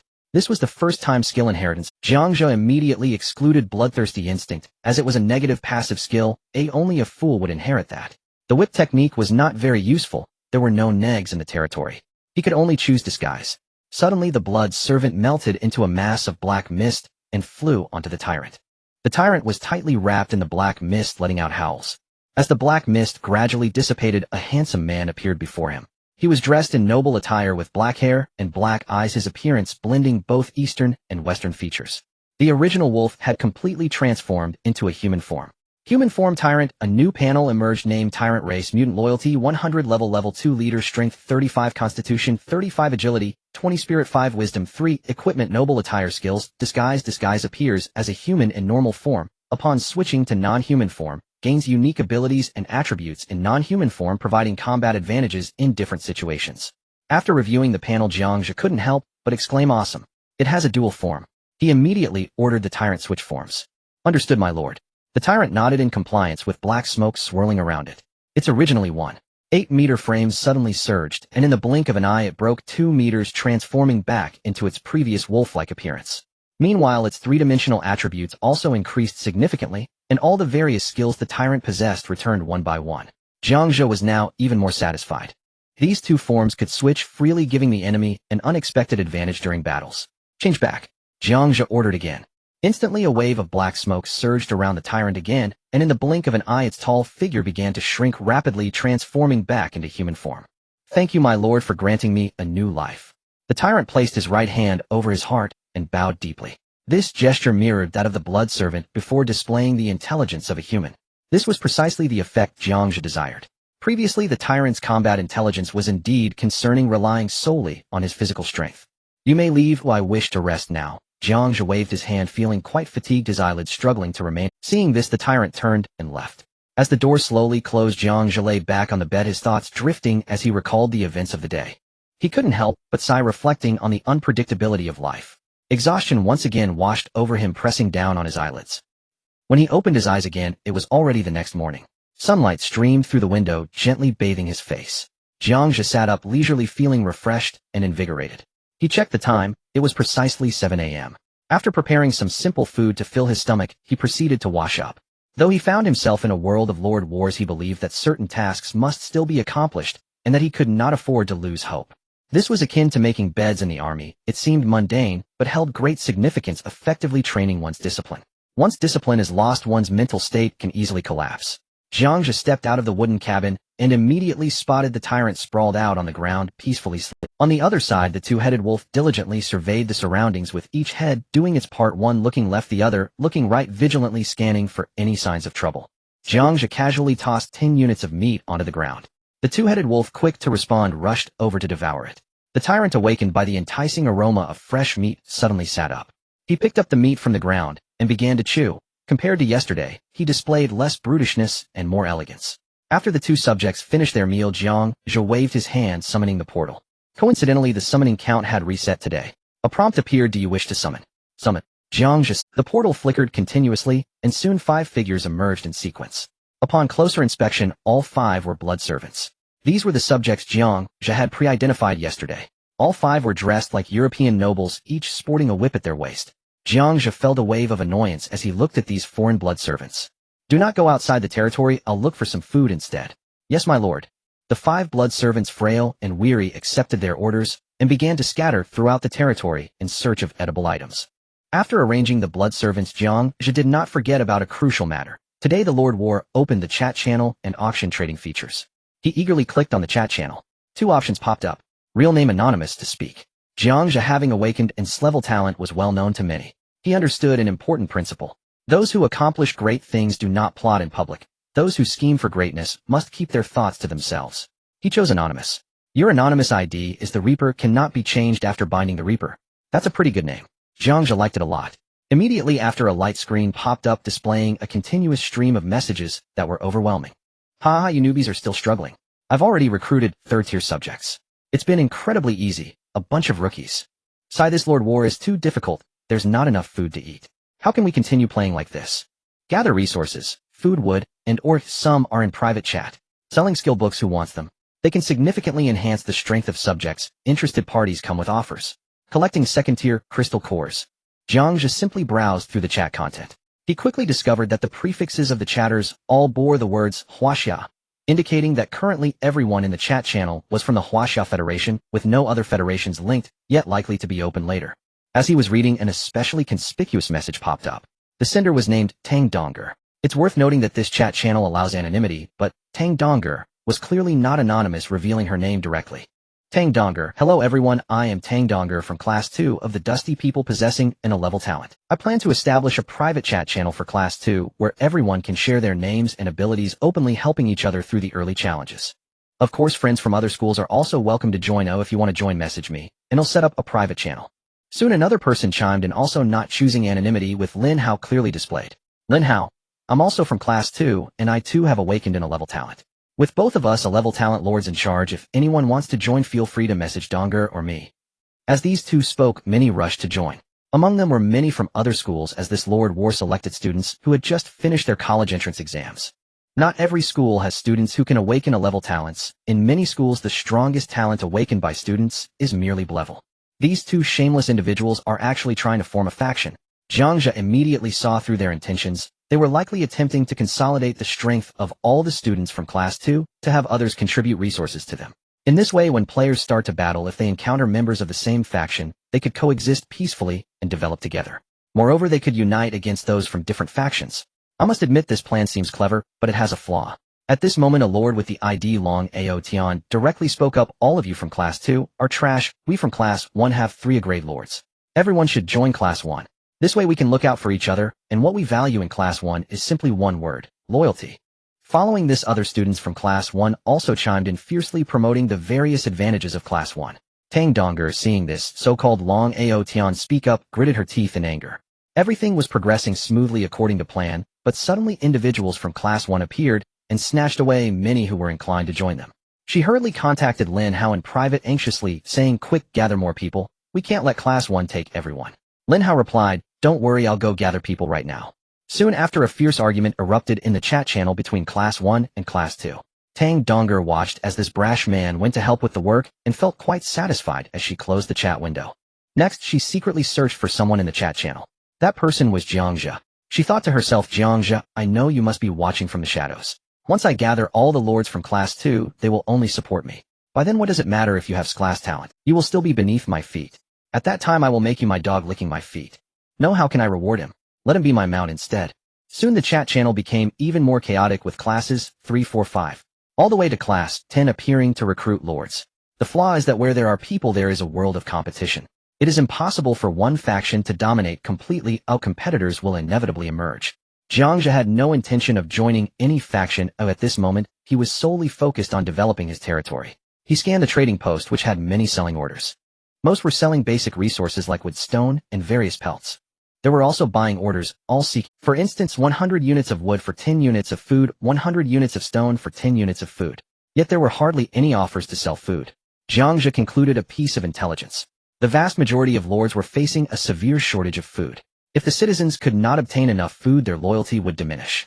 Moreover, most lords were not lucky, their talents were mediocre, and their troops were ineffective, making it as difficult as climbing to the heavens to obtain food. Thus, the majority of lords could only trade surplus, building resources for food. On Jiang Zhe's side, he had successfully hunted over 1,000 units of food the day before. Furthermore, as his citizens had a small appetite, his food reserves were abundant, fully available for trade. Jiang Zhe decisively posted a trading order, 500 units of meat, seeking to exchange for wood, stone. After posting the order, Jiang Zhe led the tyrant and the two-headed wolf towards the oasis central water source, preparing to deal with that crocodile. The moment this trade order was posted, it instantly attracted the attention of many lords, including Tang Donger from Class 2 and Long Ao Tian from Class 1. With their class talents, the two had indeed gathered quite a bit of food on the first day, but it was barely enough to sustain their territories, leaving no surplus to share with faction members as benefits. At this moment, both of them simultaneously conceived a plan. No matter what, they must obtain this 500 units of meat to distribute as benefits. This way they could attract more people to join their respective factions, aiding the smooth advancement of their subsequent plans. Tang Donger promptly opened the trading order, discovering the trader was Death God, an anonymous identity with an unknown background. A thought flashed through her mind: could it be that Jiang Zhe posted this order? But she quickly dismissed this idea. No, it cannot be Jiang Zhe. He is too astute and surely understands the importance of food, not to mention producing 500 units of food at once, which is enough for over 10 citizens to eat for 2 days. Moreover, being able to hunt so much food and still willing to trade, this person must have a very ample stock. She pondered to hunt so many monsters their strength must be formidable. Excluding Jiang Zhe, she speculated it was likely another class talent lord from a different school. She had heard from the faction members she recruited that another school also had a lord with awakened class talent, but this person had always been low-key, never revealing themselves. Since the quantity on the order was vaguely indicated, Tang Donger directly messaged, "Hello, my name is Tang Donger, and I am the leader of Class 2. Are you interested in joining our faction?" As they neared the water source, Jiang Zhe suddenly heard a ding notification. He paused and opened it only to find a private message from Tang Donger. Seeing the name, Jiang Zhe couldn't help but sneer. This woman really can't change her nature. She immediately wants to rope me in and is clearly trying to take advantage of my resources. He immediately replied with 3 words, "Not interested." Tang Donger saw the reply and was not angry. After all, this was within her expectations. To have such a large food reserve, the other party must indeed be strong. Relying solely on a simple sentence to bring them in is indeed unrealistic. Thus, she decisively abandoned the idea of recruiting him and instead began to discuss the purchasing terms. "That's fine. I would like to ask, what resources do you specifically want to exchange for this 500 units of food? Could you provide me with a specific number so I can have someone prepare it?"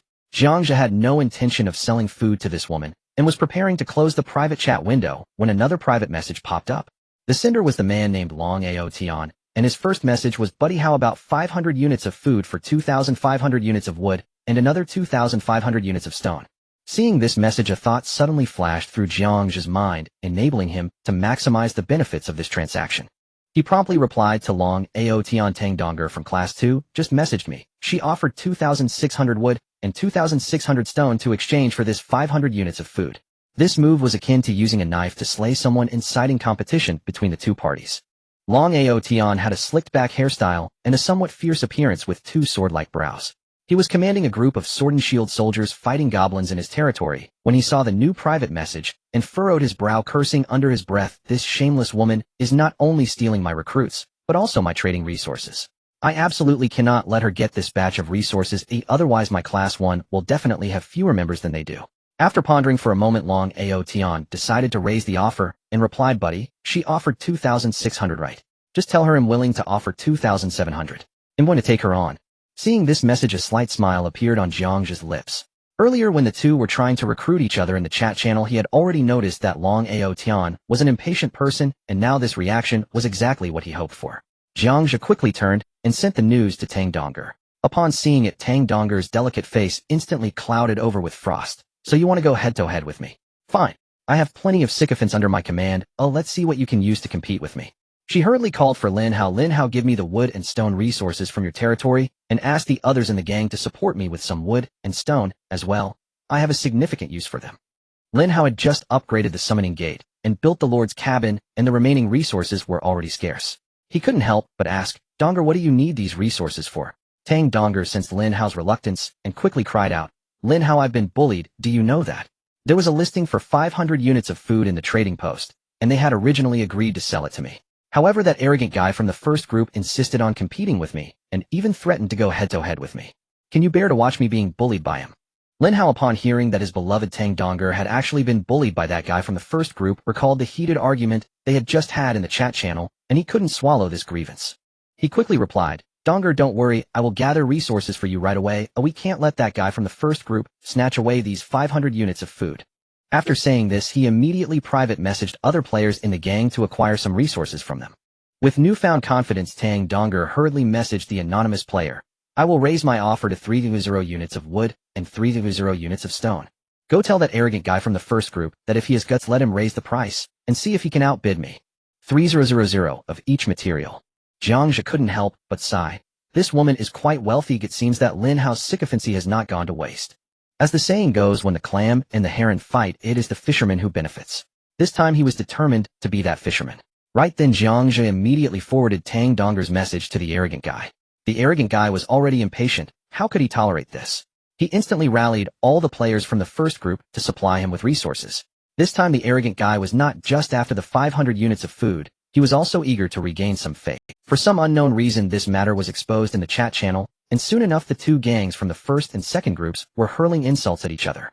Everyone chimed in, exchanging various harsh words, and the entire chat channel was flooded with their quarrel. "Leader of the first group, what are you second group fools? How dare you compete with us for resources? Don't you weigh your—" "Leader of the second group, you first group are the real trash, just making noise. If you have the skills, don't just talk big. Tang Donger is just as scheming BTCH as she uses underhanded tactics to win people over. Leader of the second group, what else can that arrogant guy do besides shout out prices? Why don't you challenge me to a duel? When player battles are opened, I will be the first to take you down. The atmosphere between both sides was thick with hostility. As the quarrel intensified, the price of the 500 units of food skyrocketed, rising from the original 250 units of wood and stone each to a staggering 500 units each. Jiang Zhe said nothing else, merely forwarding the prices shouted by both sides, effectively becoming a mere echo. At this point, the arrogant guy was clearly feeling the strain. 500 units of resources was no small amount. It was simply not worth it. Moreover, in order to gather resources, his underlings had long since exhausted their supplies, neglecting monster hunting altogether, as everyone was busy mining resources. Though the arrogant guy was impatient, he was not foolish. After a moment of stalemate, he ultimately gave up on the bid. However, he could not swallow this anger, and called his gang members to continue the quarrel in the chat channel. Seeing the transaction successful, Tang Donger noticed that her storage space had suddenly decreased by 500 units of wood and 500 units of stone, while gaining 500 units of food, and a triumphant smile appeared on her face. "Ha ha, arrogant guy, you worthless fool, how dare you compete with this young lady?" At this moment, she glanced at the chat channel and saw that it was filled with members of the first group mocking her. Tang Donger is such an idiot. Spending 100 units of resources just to buy 500 units of food. The dense stream of messages was nothing but a display of the first group's ridicule at her for obtaining food at such a high price. Upon seeing these comments, the people in the second group began to doubt their leader, wondering why their leader was so foolish as to spend so many resources on just 500 units of food. They thought that at worst it would take a little more time, of food could always be farmed back. Furthermore, they had contributed quite a bit of wood and stone for this transaction, prompting some to start complaining. Tang Donger clenched her fists, her face showing displeasure. Was the anonymous lord selling food one of the arrogant guy's people? Was he deliberately raising the price to mess with me? Damn it, one day I will get my revenge. Taking a deep breath, Tang Donger quickly adjusted her emotions. The 500 units of food were originally intended for welfare, but in order to silence the people from the first group, I must increase the welfare.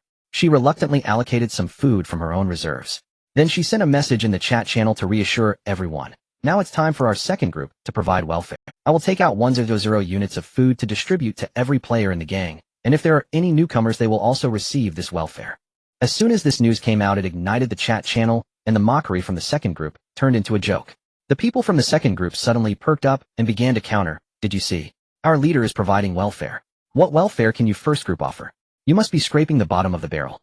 Is the arrogant guy really a poor Looking at the comments from the second group in the chat channel, the members of his own group instantly expressed their grievances, and some even chose to leave to join the second group, just to receive that welfare. That shameless woman, if I ever run into her, I will make sure to destroy her. The arrogant guy was furiously enraged. Out of frustration, he opened the trading post, thinking of buying some food to appease his gang members. However, upon closer inspection, he found that almost all the listings in the trading post were requests for food. He couldn't find any sellers. With no other options, he could only contact the player named Death, who was Jiang Zhe. Hey buddy, do you have any? Sell me some. Jiang Zhe had just received resources and was in a good mood, accompanied by his twin-headed wolf and Tyrant. He arrived at the shore and instructed Tyrant to go into the water to lure the crocodile out. Just then he received a message from the arrogant guy replying, "Hold on a moment, I am preparing to fight the second-tier elite monster." "Alright buddy, I will wait for you." Seeing that the other party was busy fighting monsters, the arrogant guy didn't want to rush him and could only reply like this.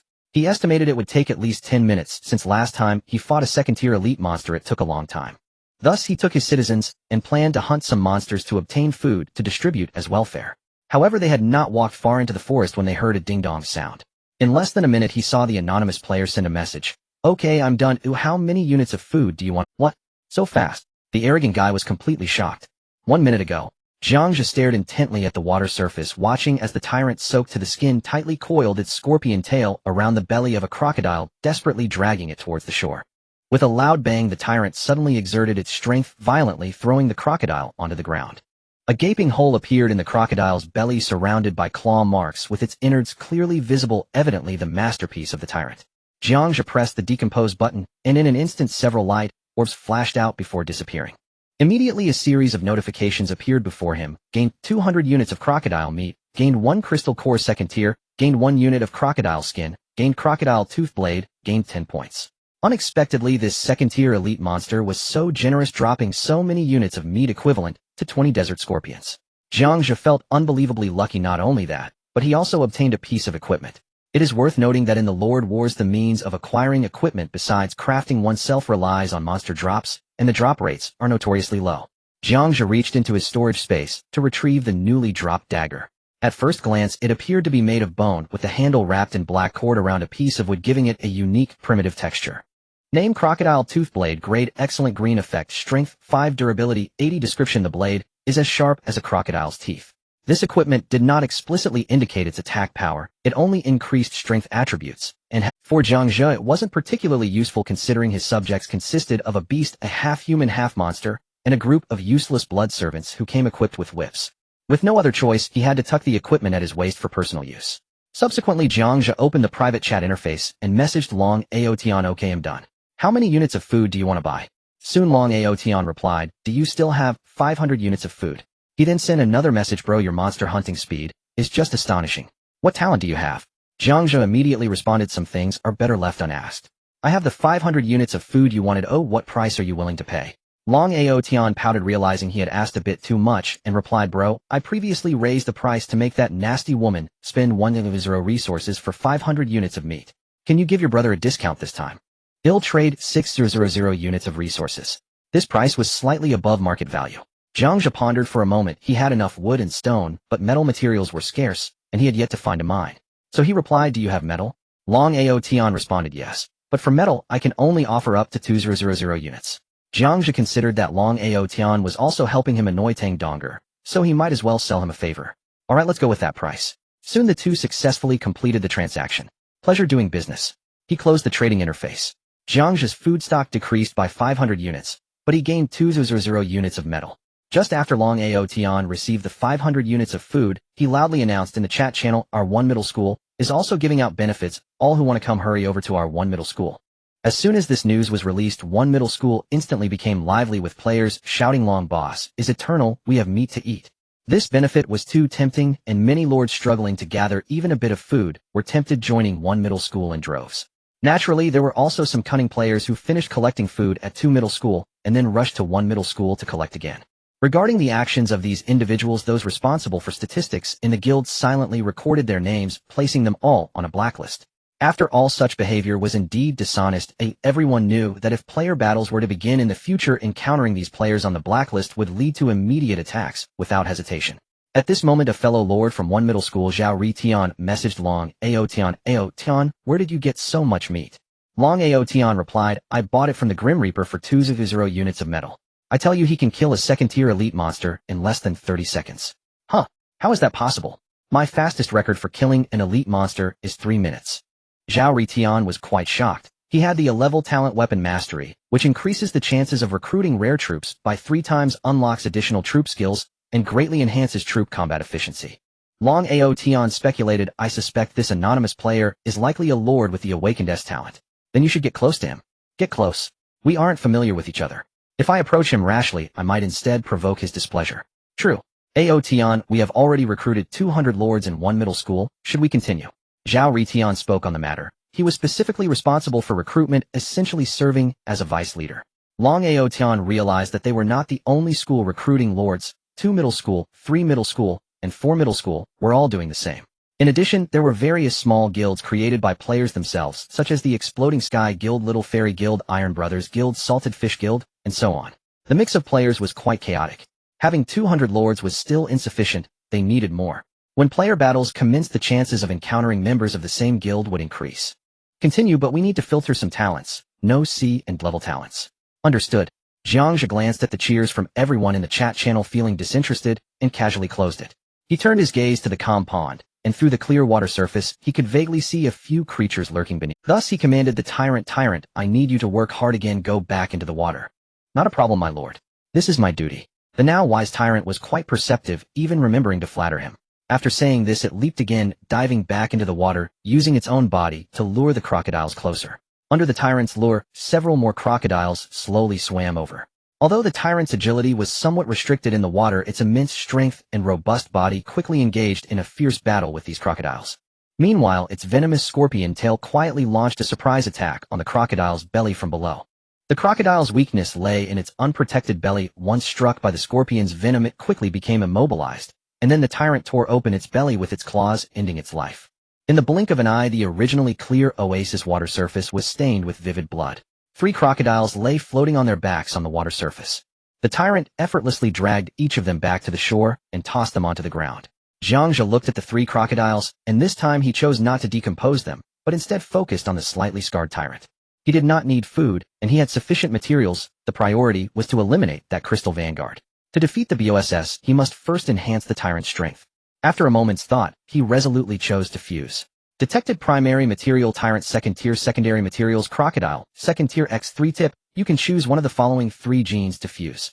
Crocodile scale, crocodile armor, crocodile tail. Jiang Zhe decisively selected crocodile armor, as the other 2 were entirely inferior mutations.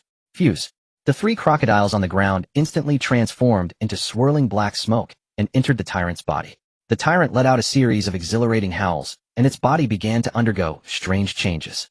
Some of its fur fell off, replaced by a gradually emerging armor resembling that of a crocodile on its surface. However, this armor was not yet prominent, and its coverage was limited. The reason was that the number of fused crocodile genes was insufficient.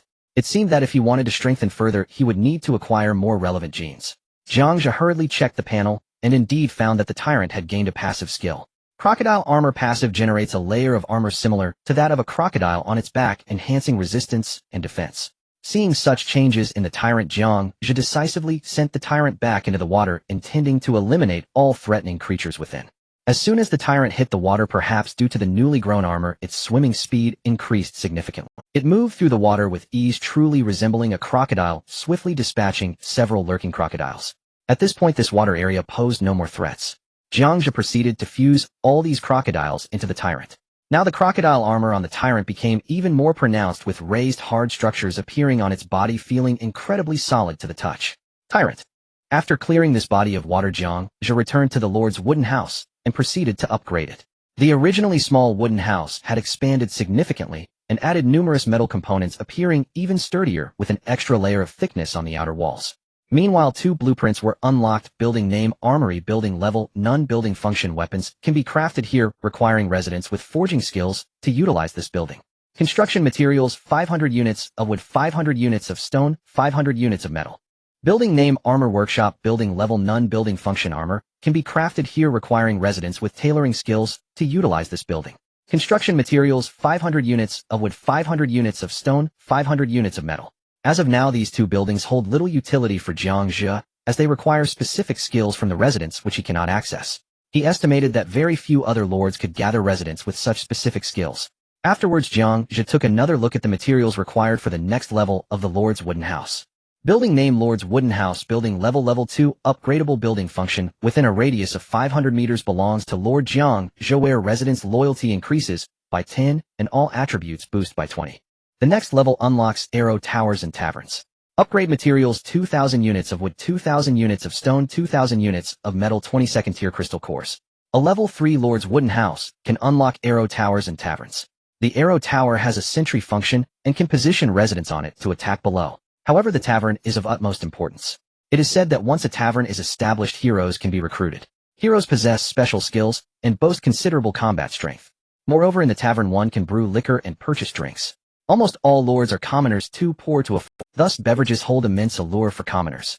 Unfortunately, Jiang Zhe is somewhat allergic to alcohol and does not have a strong interest in drinking. Instead, he values the fact that the tavern can recruit heroes, realizing he must quickly gather materials to upgrade the wooden house. The basic materials of wood, stone, and metal are manageable, but the most troublesome part is that the second-tier crystal cores required for the upgrade are surprisingly 20 pieces. So far, Jiang Zhe has only acquired 1 second-tier crystal core by defeating the crocodiles in the pond. Fortunately, part of the initial territory remains unexplored, and he is unsure whether second-tier monsters can be encountered there. If he could encounter second-tier monsters, it would certainly be ideal. If not, he would have to expend resources to purchase second-tier crystal cores. Thinking of this, Jiang Zhe couldn't help but feel a bit anxious. He mounted the back of the 2-headed wolf, bringing along the tyrant, intending to continue exploring this initial island. Last time he headed west, where the crystal vanguard was located. This time he rode the 2-headed wolf back westward, hoping to see if the desert scorpions he killed yesterday would respawn. Jiang Zhe ran full speed on the 2-headed wolf for over 10 minutes, and soon arrived at the creek, the habitat of the desert scorpions. The environment here was not much different from yesterday, with large areas of quicksand ahead. The tyrant, upon arriving at this location, immediately understood and walked straight into the depths of the desert. In an instant, several desert scorpions burst forth from the ground, aggressively attacking the tyrant. Their stingers lunged at the tyrant, and with a clang, sparks flew as the scorpion stingers were wholly blocked by the newly added crocodile armor of the tyrant. The tyrant was unharmed. It swiped its claws several times and instantly tore the scorpions apart. At this moment, Jiang Zhe had a clear goal in mind. He was determined to take down the Crystal Vanguard. He had no intention of dismantling these first-tier scorpions and chose to merge them all into the tyrant. Afterwards, he continued forward with the tyrant. Along the way, Jiang Zhe and the tyrant killed dozens of scorpions. As they neared the Crystal Vanguard, Jiang Zhe did not continue forward with the tyrant. Instead, he took a turn and continued hunting scorpions in this area. After a grueling half-hour battle, the scorpions in this area were nearly wiped out, and all their corpses were merged into the tyrant. Thanks to the fusion of scorpion genes, the scorpion tail behind the tyrant became shinier and thicker, especially the tip of the tail where the venom could clearly be seen flowing, glimmering with a cold light. Moreover, other softer parts of the tyrant's body had also sprouted some scorpion shells. This way, the tyrant possessed dual-layered protection. One layer was the crocodile armor, primarily safeguarding its back. The other layer was the scorpion shell, protecting joints and other areas. After eliminating the scorpions in this area, Jiang Zhe rode the two-headed wolf and, accompanied by the tyrant, headed in another direction. Soon they encountered a rocky area. Here the stones were scattered irregularly, forming a maze-like appearance. Amidst the gaps in the stones, many plants stubbornly took root and grew, adding a touch of greenery to the area. Jiang Zhe turned to the tyrant beside him and asked, "Do you have any recollection of this area?" The tyrant pondered for a moment and replied, "I seem to recall some lizards." As soon as he finished speaking, he noticed that between the stones, living creatures were quietly moving. A giant lizard climbed up the rocks. It flicked its tongue, and with each flick a sticky liquid dripped down. As soon as this liquid hit the stones, it emitted a sizzling sound, rising in plumes of white smoke. Komodo dragon. Jiang Zhe quickly focused his gaze. The panel of this lizard instantly appeared before his eye. Name: Komodo dragon. Race: dragon. Level: second tier. Elite. Strength: 28, Constitution 25, Agility 8, Spirit 1, Intelligence 0. 5 skills: Paralytic Venom. Serrated Cutting. Big Stomach. Paralytic Venom. This venom can paralyze living beings with very noticeable effects. Serrated Cutting. Passive: serrated teeth that can cut prey, causing significant bleeding. Big Stomach. Passive: possesses highly acidic gastric fluid capable of digesting bones and large chunks of meat. Description: the Komodo dragon's body is covered with rough scales. Its limbs and tail are strong and muscular, and its mouth is filled with deadly poison. A once poisoned one will fall into a paralyzed state. This lizard looks quite formidable, appearing immediately as a second-tier elite. For other lords, killing one would be quite challenging, but for Jiang Zhe, it would be a piece of cake. Jiang Zhe waved his hand. "Go for it, tyrant. This monster is yours." "All right, my lord, I am eager to taste what this—" The tyrant extended its tongue, slowly licking its lips, a glimmer of excitement flashing in its eyes. The next second, its muscles tensed up, and it lunged forward, creating a gust of wind. The Komodo dragon reacted swiftly, leaping into the air as the tyrant lunged forward. The two monsters collided with a thunderous crash, the Komodo dragon opening its massive jaws to bite down on the tyrant's arm. Its teeth were incredibly sharp, instantly piercing through the tyrant's skin. Soon after, the paralyzing toxin, with a hiss, the tyrant, possessing immense strength, swiped its claws and sliced through the Komodo dragon's neck, blood gushing forth. Then, with a series of claw strikes, the Komodo dragon was swiftly torn into pieces, dying on the spot. Due to the invasion of the paralyzing toxin, the tyrant's movements became noticeably sluggish. However, its robust physique meant the toxin was not enough to render it completely immobile. Jiang Zhe quickly noticed the Komodo dragon's venom glands. The tyrant's tongue had yet to be enhanced, and this gland was perfect for fusion. Detected: main material tyrant tier 3, auxiliary material Komodo dragon tier 2. Prompt: you can choose one of the following 3 genes for fusion. Komodo dragon tongue, Komodo dragon skin, Komodo dragon tail. Jiang Zhe chose to fuse the Komodo dragon's tongue. The corpse of the dragon on the ground transformed into a wisp of black smoke and rapidly merged into the tyrant's body. Immediately, the tyrant opened its mouth wide. Its original wolf tongue transformed into a long lizard tongue that occasionally secreted sticky saliva. Jiang Zhe hurriedly checked the tyrant's panel, and indeed a new skill had been added. Paralyzing toxin. This toxin can be used to paralyze creatures with very significant effects. After acquiring this ability, Jiang Zhe rode the two-headed wolf and continued to clear this area with the tyrant. This rubble zone concealed quite a few Komodo dragons. Upon detecting the intrusion of outsiders, these dragons gathered around. Jiang Zhe counted, and to his astonishment, there were a total of 6 Komodo dragons. He saw them flicking their tongues with mucus dripping from their mouths, looking terrifying. Jiang Zhe decisively ordered the tyrant, "Handle these creatures." "No problem, my lord. Leave it to me." The tyrant responded and charged straight forward. Jiang Zhe found a safe place to observe the battle. As the lord, he was primarily responsible for command and should stay clear of the battlefield. While the tyrant was locked in fierce combat with the group of dragons, two more Komodo dragons stealthily appeared behind Jiang Zhe, launching a surprise attack. One lunged at the two-headed wolf, biting its hind leg and injecting the paralyzing toxin. The two-headed wolf yelped in pain and swiftly turned to attack the assailant. This sudden turn of events nearly caused Jiang Zhe to lose his balance and fall from the wolf's back. He quickly shouted, "Two-headed wolf, get out of here." The two-headed wolf, receiving the command, attempted to stagger away, but the toxin had already swiftly infiltrated its body. After all, the two-headed wolf had just advanced to Tier 2, and it was utterly powerless against the toxin of a Tier 2 elite monster like the Komodo dragon. Seeing the two-headed wolf in dire straits, another Komodo dragon joined the fray. If these two dragons attacked from both sides, the two-headed wolf would have no chance of survival, and Jiang Zhe himself would also fall into a dire predicament. Jiang Zhe tried to call the tyrant for assistance. He looked up and saw the tyrant surrounded by more than 10 Komodo dragons, far exceeding the initial 6. He had no idea where they had come from. At the same time, a particularly large Komodo dragon appeared, entirely black, resembling a small dinosaur. Jiang Zhe instantly understood that this was the leader of the Komodo dragons. Evidently, the previous 6 dragons were merely bait, setting a trap to draw them in. This leader actually understood the strategy of drawing the tiger from its mountain lair, diverting the strongest combat, forced the tyrant, while sending 2 Komodo dragons to ambush Jiang Zhe and the two-headed wolf, indicating that this leader was quite intelligent. In a life-or-death situation, Jiang Zhe made a swift decision. He could only rely on himself. He quickly reached for his waist and drew out the crocodile tooth blade. Then he suddenly stepped onto the back of the two-headed wolf, timing his jump perfectly as the Komodo dragon lunged at him, landing firmly on the dragon's back. Jiang Zhe gripped the dagger tightly, and with all his strength plunged it into the Komodo dragon's head. With a plop, the sharp blade sank into flesh, causing the Komodo dragon to writhe in pain, desperately trying to shake Jiang Zhe off its back. But Jiang Zhe was no ordinary individual. As the Lord, he received attribute bonuses from some of his subjects, granting him strength equivalent to a Tier 2 warrior at this moment.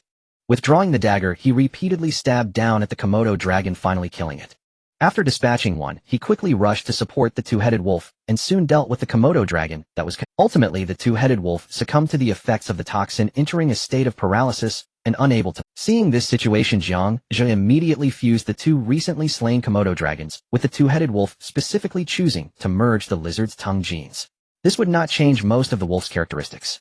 2 balls of black mist swiftly entered the two-headed wolf's body, and a miraculous scene unfolded. The injuries on the two-headed wolf healed instantly.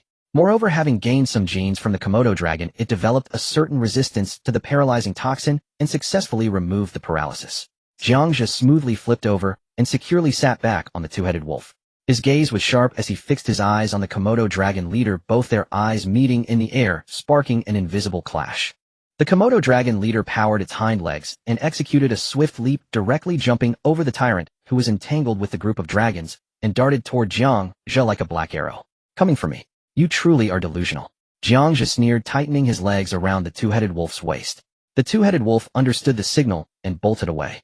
Cold-blooded creatures inherently struggled to match the speed of a wolf's run. Thus, the Komodo dragon leader could only watch helplessly as it fell behind, each lunge missing the target, trailing behind Jiang Zhe and the wolf. Jiang Zhe sat steadily on the wolf's back, skillfully maneuvering to avoid the leader, while loudly directing tyrant, "Finish it quickly." Under his command, the tyrant unleashed incredible combat power, quickly dispatching the surrounding Komodo dragons one by one. However, after the fierce battle, the tyrant was also heavily injured with numerous wounds exposing white bone. Without the slightest hesitation, Jiang Zhe immediately initiated fusion. The deceased Komodo dragons transformed into wisps of black smoke, all merging into the tyrant's body. Detected main material: Tyrant Tier 3, auxiliary material Komodo dragon Tier 2, X12. Prompt: you can choose one of the following 5 genes for fusion. Komodo dragon skin, Komodo dragon tail, Komodo dragon claws, Komodo dragon teeth, Komodo dragon stomach. Due to the large number of Komodo dragons fused this time, 5 fusion parts appeared at once. You can select 2. Remembering that the Komodo dragon had 2 abilities, serrated cutting and a large stomach, he quickly made a decision to fuse the Komodo dragon's teeth and stomach.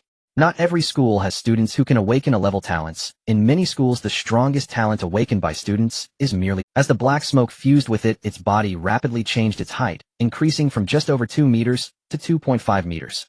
At this moment, the tyrant transformed into a true beast, exuding an oppressive force that instilled fear.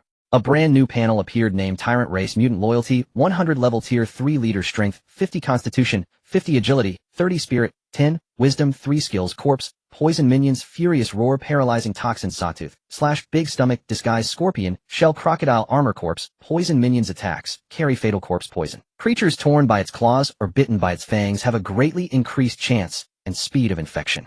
Furious roar can temporarily enhance the attack power of nearby allied wolf packs by 20, while also capable of summoning and intimidating subordinates. Disguised in its normal form, it appears human, and when switching to a non-human form it gains unique abilities and attributes, providing combat advantages in different situations. Scorpion poison, a mixture of scorpion venom and corpse toxin capable of infecting creatures and causing transformation. Paralyzing toxin, this toxin can be used to paralyze creatures with significant effects. Sawtooth / passive, sawtooth-shaped teeth can cut prey and cause severe bleeding. Crocodile armor, passive, a layer of armor resembling that of a crocodile forms on its back, enhancing resistance and defense. Scorpion shell, passive, hard shells resembling scorpions grow at weak joint areas, increasing resistance and defense. Big stomach, passive, possesses highly acidic gastric fluid capable of digesting bones and large chunks of meat. Seeing the tyrant's magnificent panel attributes, Jiang Zhe felt a surge of joy and decisively issued a combat order. Tyrant, go straight in and embrace it. Yes, my lord. The tyrant charged fiercely towards the leader of the Komodo dragons. The two colossal beasts collided with a thunderous crash, engaging in a frenzied battle, mercilessly attacking each other amidst a scene of carnage. Jiang Zhe hurriedly patted the two-headed wolf beneath him, which seemed momentarily dazed from the fierce battle, and urgently shouted, "Don't dawdle. Quickly use Furious Roar to boost its combat power." The two-headed wolf had gained the exclusive skill of the wolf tribe leader during its previous evolution, Furious Roar, which could enhance the combat power of its kind by 20. Upon hearing this, the two-headed wolf quickly reacted, both heads howling towards the sky, emitting a series of passionate wolf cries. The tyrant, already carrying some wolf genes, felt its innate power surge as it heard the powerful furious roar of its kin, its combat strength skyrocketing. The scorpion tail behind it instantly plunged into the body of the Komodo dragon leader. Following that, it opened its large maw and bit down fiercely, its sharp claws continuously raking. In an instant, various toxins continuously invaded the body of the Komodo dragon leader through the wounds. Ultimately, the Komodo dragon leader could not withstand such a fierce assault, and the invasion of toxins, its limbs weakened, and with a thud it collapsed to the ground, breath weak, left barely alive. The tyrant raised its sharp claws high, ready to strike down and end the life of the Komodo dragon leader. Just as the claws were about to fall, Jiang Zhe suddenly shouted, "Spare the lizard under your claws." The tyrant abruptly halted its action, looking back at the lord with confusion, not understanding why Jiang Zhe wanted to suddenly stop the attack. Jiang Zhe's face was filled with joy as he stared intently at the gasping Komodo dragon leader. It turned out that just a moment ago he received a system prompt. The Komodo dragon leader requests to surrender, yes, no. This undoubtedly meant that the fierce Komodo dragon leader had been frightened by them and was eager to become Jiang Zhe's subject. It should be noted that taming wild monsters is not an easy task. Just like the last time, when he tamed the prairie wolves, it was only through the Wolf King's genes and the acquired Wolf King skill that he succeeded. However, this time a wild creature was actively surrendering, making this opportunity too precious to miss. Jiang Zhe understood that the strength of the subjects in his territory was not top-notch. If he could recruit this Tier 2 leader and integrate some suitable genes, it could easily break through to Tier 3. In this way, when the time came to deal with the Crystal Vanguard, he would have another powerful ally. Yes, Jiang Zhe made his choice. Immediately afterward, prompt recruited new subject, Komodo Dragon Leader. The detailed attribute panel of the Komodo Dragon Leader was clearly presented before Jiang Zhe's eyes. Name: Komodo Dragon, race Dragon, loyalty 30, level Tier 2 leader, strength 30, constitution 30, agility 15, spirit 1, intelligence 1. 5 skills: paralyzing toxin, 4-legged running, sawtooth / big stomach, paralyzing toxin. This toxin can be used to paralyze creatures with significant effects. 4-legged running, runs quickly on 4 legs, increasing speed. Sawtooth / passive, sawtooth-shaped teeth can cut prey and cause severe bleeding. Big stomach, passive, possesses highly acidic gastric fluid capable of digesting bones and large chunks of meat. Jiang Zhe hurriedly glanced at the Komodo dragon leader's panel, his eyes lighting up. He discovered that this Komodo dragon leader actually possessed a unique skill, 4-legged running. No wonder this large creature had run at a speed rivaling that of the two-headed wolf, though typically such large lizards move quite slowly. What surprised Jiang Zhe even more was that the intelligence value of the Komodo dragon leader reached 1.5. The average human intelligence is only 2, meaning this Komodo dragon's IQ is almost equivalent to that of a teenager, which is truly astonishing. So this Komodo dragon knew that it would surrender if it couldn't win. After successfully subduing it, the giant lizard leader let out a painful wail, its breath growing shallow on the brink of collapse. Jiang Zhe did not want the newly acquired subject to perish so quickly, hurriedly summoning the tyrant. Quickly bring a few giant lizards to provide some nourishment for our new companion. The tyrant with a reluctant expression spat on the giant lizard leader's head and disdainfully retorted, "Bah, coward." It seemed quite regretful for not being able to deal with the giant lizard personally. However, upon receiving the Lord's command, it turned around and swiftly dashed towards the direction where other giant lizards were hiding. A few minutes later, the tyrant returned dragging the corpse of a Komodo giant lizard, throwing it down with a thud. Jiang Zhe utilized his fusion talent to merge the deceased giant lizard with the giant lizard leader. Dark smoke swirled and slowly entered the body of the giant lizard leader. A miraculous scene unfolded. The once horrifying wounds on the giant lizard leader began to heal at a visibly rapid pace, and its breath stabilized significantly. Though it had not fully recovered and still bore some signs of injury, it had at least escaped the brink of death. The Komodo giant lizard leader ran over quickly like a dog, nodding and bowing, as if signaling Jiang Zhe to pet its head. However, Jiang Zhe had little interest in lizard-like creatures and waved his hand dismissively. After pondering for a moment, he decided to name the Komodo giant lizard leader. "From now on, you shall be called Jiang Zhe." The name was inspired by a person he once knew named Jiang Zhe, who had a big appetite reminiscent of the giant lizard's ability to consume and merge. Jiang Zhe then said to Jiang Zhe, "Lead the way, take me to clear out the lizards in this area." Jiang Zhe nodded, flicked its tongue, and though it could not speak, immediately took the lead. Its demeanor was reminiscent of a lizard thief, glancing back every few steps. Under Jiang Zhe's guidance, they swiftly began to clean the rocky forest, slaughtering all the lizards.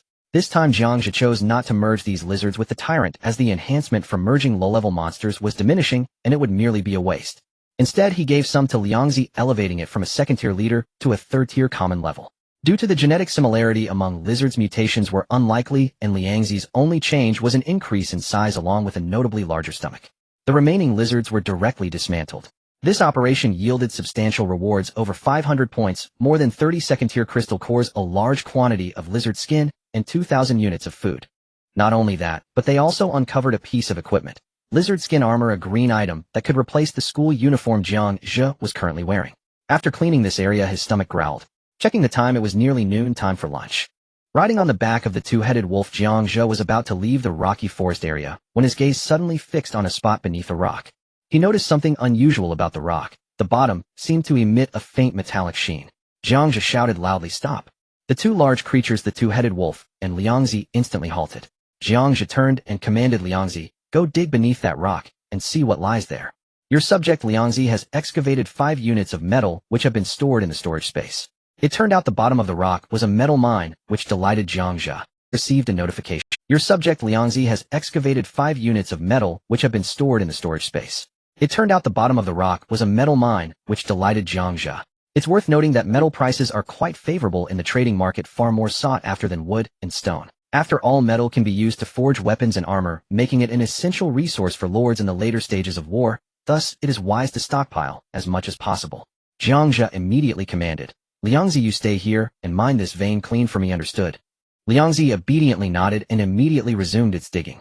Looking at its sneaky demeanor, Jiang Zhe silently rejoiced in the absolute loyalty endowed by the creator. Otherwise, judging by its posture, he would genuinely suspect it might try to slack off. However, Jiang Zhe was still his subject, and it wouldn't be fair to treat it poorly. With that in mind, Jiang Zhe dropped 200 units of meat on the ground. Jiang Zhe, who had been focused on digging, hurriedly stopped and ravenously devoured the meat on the ground. Jiang Zhe then rode the two-headed wolf back to his territory, accompanied by the tyrant. Within the territory, 5 blood servants had completed their tasks and were resting. However, due to their prolonged lack of human blood, their condition was utterly dreadful, each of them looking listless like drug addicts in withdrawal, their spirits extremely low. Upon seeing their lord return, they all bowed and greeted Jiang Zhe. "My lord, we have completed the tasks you assigned. Please give us some human blood." The 5 blood servants looked at Jiang Zhe with longing, drooling at the thought of fresh blood. Note: if the supply of human blood cannot be fulfilled, the loyalty of the blood servants will decrease. Jiang Zhe was infuriated at the sight of these 5 blood servants. They hadn't done much work, yet they were eyeing his blood. The nearby humanoid tyrant noticed their intentions and immediately delivered an elbow strike to the group of blood servants. Man, the blood servant who was struck instantly exploded with rage. They were the high and mighty farmers, always the ones who hit others, and it was the first time someone had hit them. "You dare hit us. You're courting death." They drew their whips, preparing to retaliate. This made Jiang Zhe feel that these blood servants were no longer necessary. They were just a bunch of greedy parasites. Detected materials blood servant tier 2, additional materials blood servant tier 2, X4 note. There is a chance for genetic mutation. Do you wish to proceed with the fusion? Oh, a mutation is possible. Blood servants are regarded as blood bags by vampires. Having been bitten by a vampire, but not transformed into their kin. What could they mutate into? Fusion. With suspense, Jiang Zhe activated his talent. 4 of the blood servants swiftly merged into another blood servant like black smoke. The remaining blood servant gritted his teeth, his body shaking violently. Moments later he let out a long breath and shouted, "Ah, so refreshing, my lord." At that moment his skin grew even paler, resembling a corpse just risen from a coffin. A pair of sharp vampire fangs protruded from his mouth, glinting with cold light in the dim glow. His eyes also glowed faintly red, harboring a hint of something sinister. When a ray of sunlight hit him, he immediately emitted a painful howl, frantically pulling up his clothes to shield his face. Has he turned into a vampire? A brand new panel popped up. Name: Bloodline. Race: Undead. Loyalty: 100. Level: 2nd tier leader. Strength: 30. Constitution: 30. Agility: 20. Spirit: 10. Wisdom: 2. Skills: Bat Shadow Transformation, Initial Embrace, Transformation, True Blood of the Bloodline, Bloodthirst. Bat Shadow Transformation, the Bloodline instantly transforms into a bat, during which it can freely traverse terrain obstacles and swiftly move to any location on the battlefield. Initial Embrace Transformation, select a weaker enemy unit to perform the Initial Embrace ritual on. The target will be transformed into a member of the Bloodline after a brief delay, inheriting part of their original combat abilities and becoming an ally. True Blood of the Bloodline passive, possessing an ancient and noble bloodline, they fear sunlight. When fighting at night, their 3-dimensional attributes increase by 10%. Bloodthirst passive needs to consume fresh blood once every 3 days, otherwise their 3-dimensional attributes decrease by 20%. If blood is continuously unavailable, they will fall into a state of slumber. Jiang Zhe looked at the mutated panel of this blood servant and was greatly astonished. This blood servant had directly mutated into a vampire, and this vampire possessed 2 active skills and 2 passive skills. One of the active skills is extremely useful and can be used as a reconnaissance ability. The other active skill is even more formidable, capable of transforming humans into allies, significantly enhancing their own strength. As for the remaining 2 passive skills, although they can be considered a drawback to some extent given that these are traits of a vampire, they can be accepted. The Bloodline curled up on the ground, shivering all over, tightly wrapping their body with their clothes, and with a trembling voice they pleaded with Jiang Zhe, "My lord, could you please help shield me from the sunlight?" Jiang Zhe immediately entered construction mode, spending 200 units of wood and 100 units of stone to quickly build a dwelling for the vampire, just in time to block the sunlight. "Quickly go inside," Jiang Zhe said.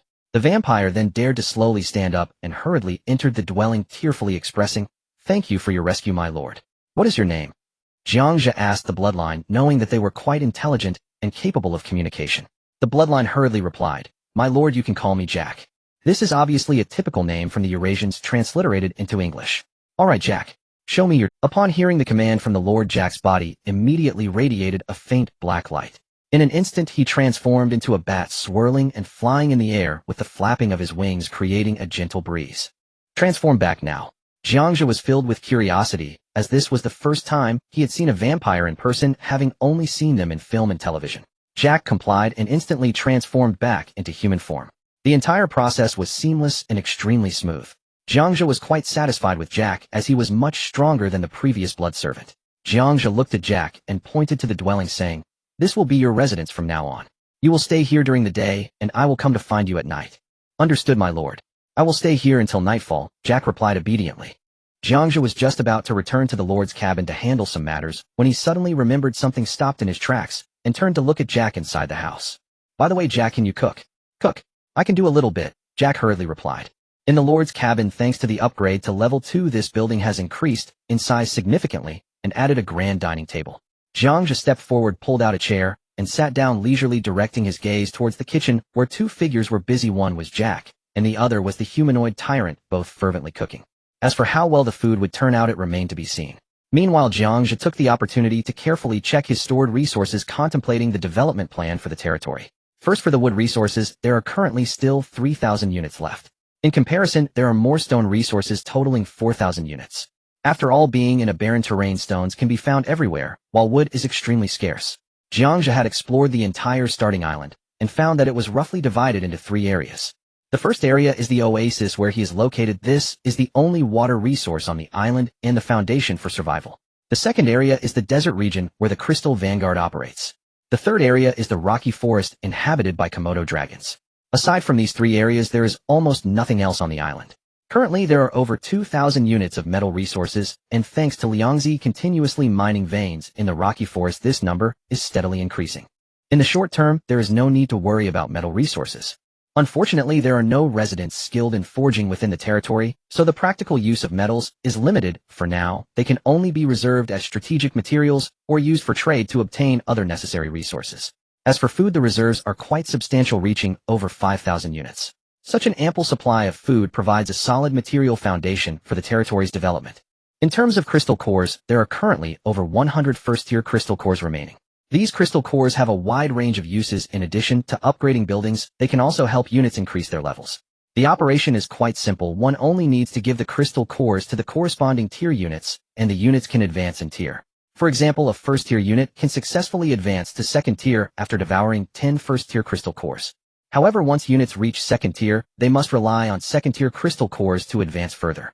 Currently, there are 35 second-tier crystal cores in reserve, which is still 15 short of the 50 required to upgrade the summoning gate. Once the summoning gate is successfully upgraded to level 3, it will be able to summon third-tier units, greatly enhancing the territory's combat power. Unfortunately, the initial island has been completely cleared, and there are no traces of second-tier crystal cores to be found. Now all they can do is hope for tomorrow, looking towards the rocky forest and the pond to see if second-tier crocodiles and second-tier Komodo dragons will respawn. In addition, there are some special stored materials within the territory, such as scorpion armor, crocodile scales, and Komodo dragon hides, all of which have reached over 500 units. These materials currently have little use. After all, there are no residents skilled in sewing within the territory. Having these materials is futile if they cannot be processed into practical items. Lastly, the most important thing is points, which are earned by the Lord through killing monsters. They can be exchanged for various items and used to summon units. With a glance, 700 points. After confirming all of his stored resources, Jiang Zhe casually opened the chat channel. In a bustling chat channel, suddenly a number of individuals from other factions appeared, all fervently recruiting. At this moment, someone with the ID Xian, you sent a message. Our Xian Yu gang has no thresholds or standards. All lords are welcome to join us. Let's all be Xian Yu together. Who knows, one day we might turn the tide. As soon as this message was sent, it drew a wave of ridicule. The Xian Yu gang is just a garbage collection station specifically for collecting trash. You lot should hurry over there. Ha! The ones mocking were all from other factions, and the leaders of these factions were mostly grade talented lords. Each of their members was also a grade lord, naturally looking down on those who awakened as C or grade lords. In the Lord Wars, the law of the jungle prevails. On a floating island, there was a deep brown stone golem, nearly 3 meters tall, walking with a loud thud with each step. On the golem's shoulder was a girl with twin tails, dressed in a school uniform, intently watching the chat channel. Su Xiao Xiao was surrounded by mockery directed at the Xian Yu gang. This girl was the leader of the Xian Yu gang, Su Xiao Xiao. Seeing the mockery, she angrily responded, "There are no garbage talents, only garbage lords. Wait and see, one day our Xian Yu gang will teach you a good lesson." After sending the message, Su Xiao Xiao vowed to lead the Xian Yu gang to achieve something significant, making those who looked down on them take notice. Meanwhile, the chat channel remained lively, filled with debates and teasing. Beep beep beep. In the private channel of the Xian Yu gang, several weak lords sent out desperate requests. "Boss Xian Yu, can you spare some food? My people are about to starve. Boss Xian Yu, can you spare some wood? My starting island is a vast marshland, and I can't find any wood at all." As the leader of the Xian Yu gang, Su Xiao Xiao only had grade talent. Yet she firmly believed in one saying, "There are no garbage talents, only garbage lords." Her talent was grade elemental affinity, which increased all attributes of elemental type subjects by 50. Moreover, she was exceptionally lucky as her teleportation portal was anchored to an elemental type, making her start remarkably advantageous. Since childhood, Su Xiao Xiao had been influenced by her parents to help the weak, which became her steadfast belief. Thus she established the Xian Yu gang. "Even Xian Yu can turn the tide" is the motto of this gang. Su Xiao Xiao sent a message in the gang channel, "I still have 2,000 units of wood left. Those in urgent need of wood, private message me, and I'll send it to you." As soon as this message was sent, many gang members immediately private messaged the leader asking for wood. It's worth noting that the Xian Yu gang had over 1,000 members, most of whom possessed grade talents, with only a small number having grade talents. These individuals, due to their low talents, were not accepted elsewhere, and ultimately had to band together in the Xian Yu gang, as it was the only gang without any entry barriers. Su Xiao Xiao generously distributed the wood without reservation. 2,000 units of wood was merely a drop in the bucket for this gang of over 1,000 people. Many were still shouting, "Boss Xian Yu, I want more wood." Su Xiao Xiao hurriedly sent another message to reassure them, "Don't worry, I'll go chop some more wood." Meanwhile, some conscientious gang members privately messaged Su Xiao Xiao, "Boss Xian, you don't keep giving them resources. Many of them are just pretending to be pitiful, they don't lack resources, and simply want to leech off you." Su Xiao appeared unperturbed, believing that since these people chose to join her Xianyu gang, they were like, even if some wanted to leech off her, she didn't mind, only thinking about how to help everyone as much as she could. After distributing the wood, she decided to give out the stones as well. But soon after, many started asking for food. Su Xiao checked her inventory and found that she had very little food left, quickly sending a message to calm everyone, don't worry, you'll go buy some food. She quickly opened the trading auction interface, searching for sellers of food. Jiang Zhe scanned through the chat channel's content, finding that most messages were trivial, filled with spam and boasting. However, he still managed to extract some valuable information. Many were complaining that the Tier 3 bosses on the islands were too difficult to deal with even some grade lords admitting they couldn't defeat them. They speculated that perhaps they would need to wait for players to engage in combat, plundering resources from others to comprehensively enhance their strength before having a chance to defeat the boss. Moreover, after a Tier 2 monster dies, it will not respawn, only some Tier 1 monsters will respawn the next day, which can be farmed repeatedly. This information was crucial, meaning it was impossible to gather 50 Tier 2 crystal cores to upgrade the level 3 summoning portal on the starting island. Additionally, Jiang Zhe noted some messages regarding weapon and armor workshops. Constructing these two buildings requires citizens with specific skills. Some exceptionally lucky lords randomly recruited citizens with such abilities and have begun forging weapons, putting them up for sale in the trading post at exorbitant prices. Take the most ordinary white weapon sword for instance. It requires at least 500 units of wood for exchange or 10 points of credits to redeem. It's important to note that 10 points of credits can directly summon a Tier 1 unit, making the profit absurdly high. Moreover, the supply cannot meet the demand. Jiang Zhe couldn't help but feel envious, lamenting his usual lack of luck, as every time he anchored citizens they were unsatisfactory. At that moment, a familiar ID sent a message named Lin Hao. He directly wrote in the channel, does anyone know Jiang Zhe from Chunmin Secondary School? If anyone has news about him, please private message me. There will be a reward. This brief message was instantly drowned by a flood of incoming messages. However, Jiang Zhe keenly caught it. Upon seeing this message, a fierce glint flashed in his eyes. Lin Hao, that sycophant, is actually out there digging up my information. It must be Tang Donger who is behind this. Originally, Jiang Zhe had an extreme aversion to these two and didn't want any further entanglements, yet unexpectedly, they came looking for trouble. He sneered him, you better pray you don't run into me, or you'll know the power of my Reaper. He decisively shut down the chat channel and opened the trading interface, posting a purchase order that read, looking for Tier 2 crystal cores, can trade for food, basic resources, Tier 1 crystal cores, and various furs. Interested parties please private message me. Signed with the name Reaper, which was Jiang Zhe's anonymous identity. Why is there not a single person selling food? Su Xiao perused the trading platform, but found no one selling food. Now on the second day, everyone had summoned 2 rounds of citizens, and the demand for food among the citizens was immense. If food is lacking, the loyalty of the citizens is likely to decline, and once loyalty drops, there is a high possibility of rebellion. Thus everyone kept their food tightly hidden, and very few were willing to sell. Just as Su Xiao was feeling dejected, she suddenly noticed a purchase order for Tier 2 crystal cores, indicating that various resources could be exchanged, including food. She hurriedly clicked on the purchase order and messaged the owner, Reaper, are you there? The lizard soup is here. Jack hurriedly approached Jiang Zhe holding a small pot and gently placed it on the dining table, respectfully stating, my lord, this is the raspberry stew with lizard meat that I made. Hearing this name, Jiang Zhe couldn't help but twitch his eyelids, inwardly pondering what a dark culinary name this is. He cast his gaze towards the pot of soup, noticing a layer of dark purple unique to raspberries floating on the surface, with small chunks of meat subtly bobbing within. The appearance of the soup was indeed unappealing, yet it surprisingly carried a faint aroma. My lord, please have. Jack handed over a spoon. Jiang Zhe felt it was inappropriate to dampen the enthusiasm of his subject, so he carefully scooped a bit of soup and took a sip. Upon tasting, he first experienced a slight sweetness followed by a sourness spreading across his tongue, surprisingly finding it to be quite an appetizing meat soup. Not bad.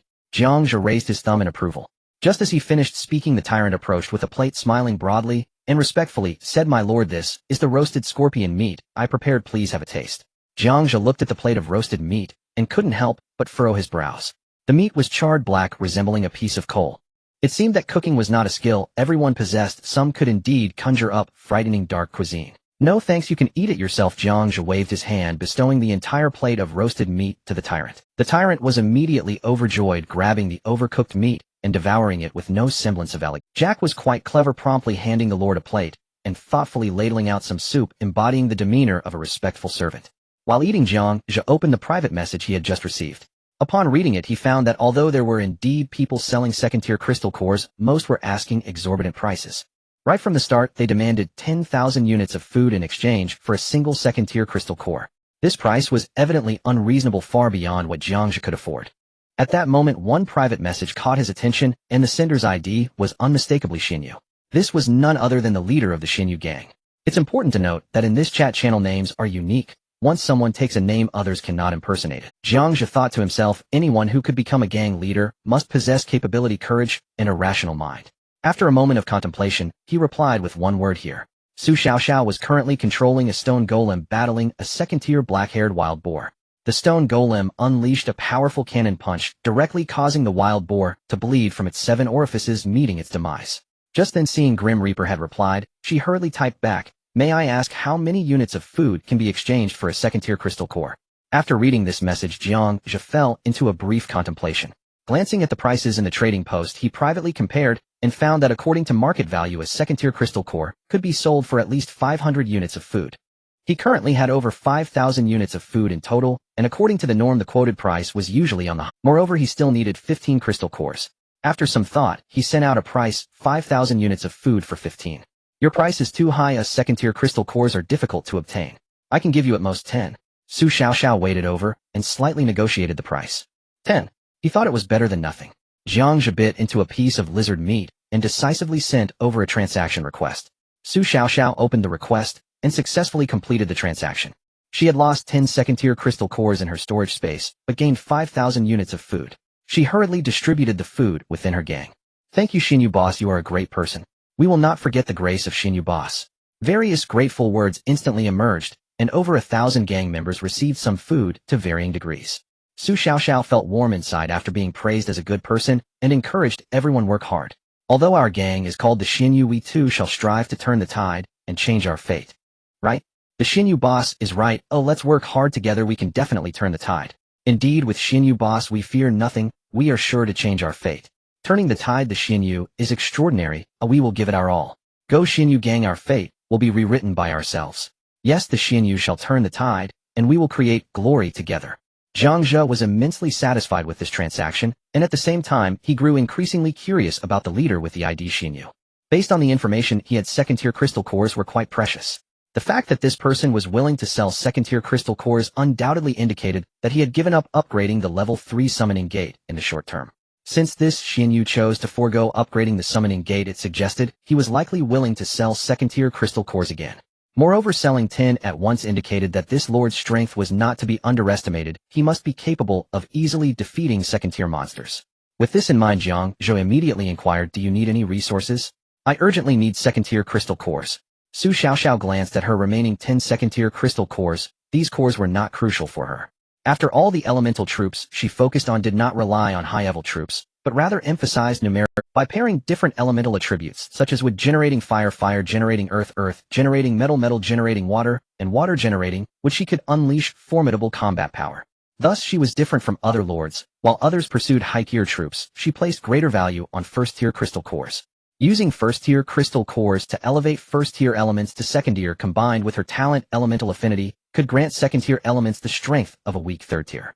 "Do you have first-tier crystal cores?" Su Xiaoxiao asked. "Yes, 10 first-tier crystal cores in exchange for 1 second-tier crystal core." Jiang Zhe promptly stated a price. Since the other party showed intention to sell, this was the market price. The reason for this market price is that first-tier subjects need to consume 10 first-tier crystal cores to upgrade to second-tier, thus establishing this pricing standard. Jiang Zhe possessed a unique gene fusion talent, allowing him to upgrade without consuming first-tier crystal cores. Simply defeating monsters for fusion would suffice. "Then I need 100 first-tier crystal cores." Su Xiaoxiao quickly expressed her demand. Jiang Zhe acted decisively and immediately threw out a transaction request. Thus, the two successfully completed the transaction. As a result, Jiang Zhe now had 55 second-tier crystal. Su Xiaoxiao gazed at the 100 first-tier crystal cores in stock, which were petite and radiated a soft, gentle white light. She couldn't help but feel that this lord named Death God was quite reliable, with a decisive style that was truly admirable. Recalling that her lazy fish gang had always lacked backbone members, she decided to show sincerity by revealing her true name and engaging in conversation with Death God. "Hello Death God, my name is Su Xiaoxiao, and I am a student at Chenminno 2 Middle School. Are you interested in joining my lazy fish gang? If you agree, I can offer you the position of vice leader." Su Xiaoxiao. Jiang Zhe looked at the name Lazy Fish transform into the 3 characters Su Xiaoxiao, and upon seeing Chenminno 2 Middle School, his heart skipped a beat. Wasn't that the same school he attended? Moreover, the name sounded a bit familiar. Upon closer reflection, they seemed to be classmates. In Jiang Zhe's impression, Su Xiaoxiao was just a fool with grades that were a complete disaster, undoubtedly at the bottom of the class. She was often bullied by classmates, yet this girl was exceptionally kind, enduring grievances without a word, and always smiling cheerfully. Jiang Zhe truly didn't expect that Su Xiaoxiao had the ability to create a gang, and even became its leader. Faced with this request, Jiang Zhe felt no interest at all. Since he chose to be a lone wolf, he was determined to go solo, and this conviction remained unshakable. Thus he replied, "No, thank you for your kindness." Su Xiaoxiao was not disheartened by the rejection. After all, it was within her expectations. Su Xiaoxiao hurriedly said, "It's fine if you don't join. Can we be friends? Perhaps we can trade some resources with each other in the future." "This is possible. I still need second-tier cores, so if you have any, feel free to come find me," Jiang Zhe replied. Soon he saw the other party respond with a simple good.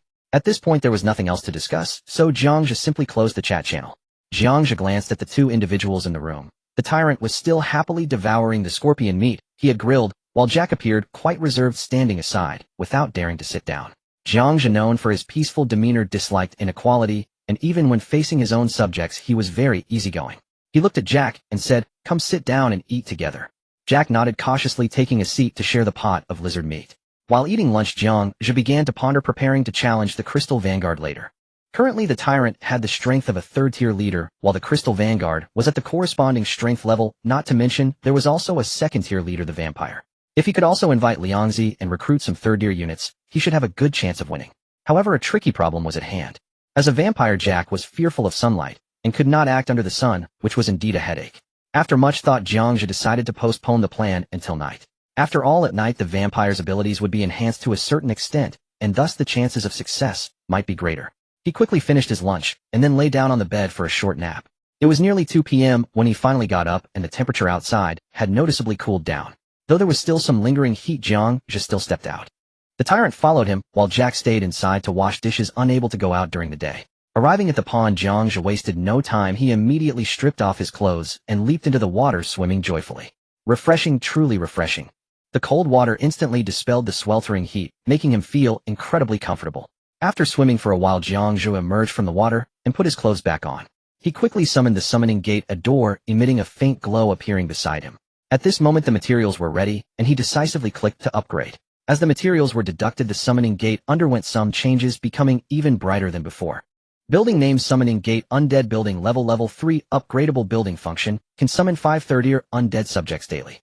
Consume 200 points to actively summon a third-tier subject. Consume 50 points to summon a second-tier subject. Spend 10 points to summon a first-tier subject.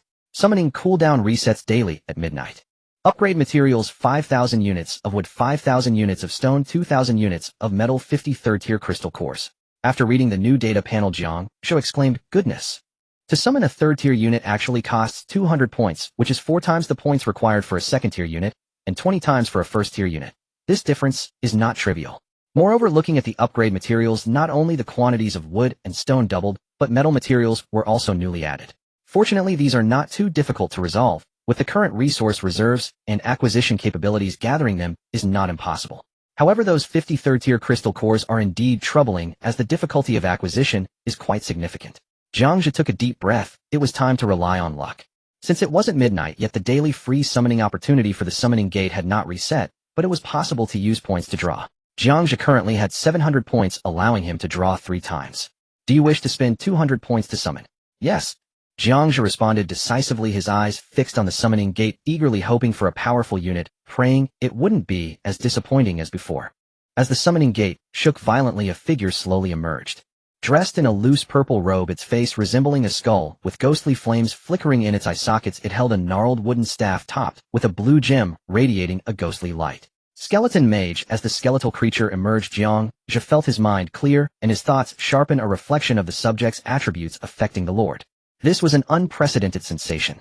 Jiang Zhe quickly checked the panel of this Skeleton Mage, which was clearly named Skeleton Mage. Race: Undead. Loyalty: 100. Level: 3rd-tier. Normal strength: 10. Constitution: 15. Agility: 5. Spirit: 30. Wisdom: 3. Skills: Bone Impact, Bone Shield, Bone Summoning. Bone Impact concentrates magical power to launch a bone energy shockwave forward, dealing magical damage to enemy units in a straight line, and afflicted enemies will have their magical resistance reduced due to the bone corrosion status. Bone Shield generates a magical shield composed of bone fragments that absorbs a certain amount of damage and reflects some damage. Bone Summoning summons 2 skeleton warriors to assist in battle, The skeleton warriors possess basic melee attack capabilities and exist for a limited time, and if there are enemy corpses on the battlefield, they can consume them to summon additional skeleton soldiers. Looking at these attributes, it must be said that while its health and defense are indeed fragile, its spirit power is astonishingly high, reaching a terrifying 30 points. Spirit power not only determines spell damage, but also affects the casting time of various spells. Moreover, in terms of wisdom, it surprisingly has 3 points, which means that despite this skeleton mage lacking a physical body, its battle wisdom surpasses that of the tyrant. It also possesses 3 skills, 1 offensive, 1 summoning, and 1 defensive, which somewhat compensates for its greetings, esteemed lord.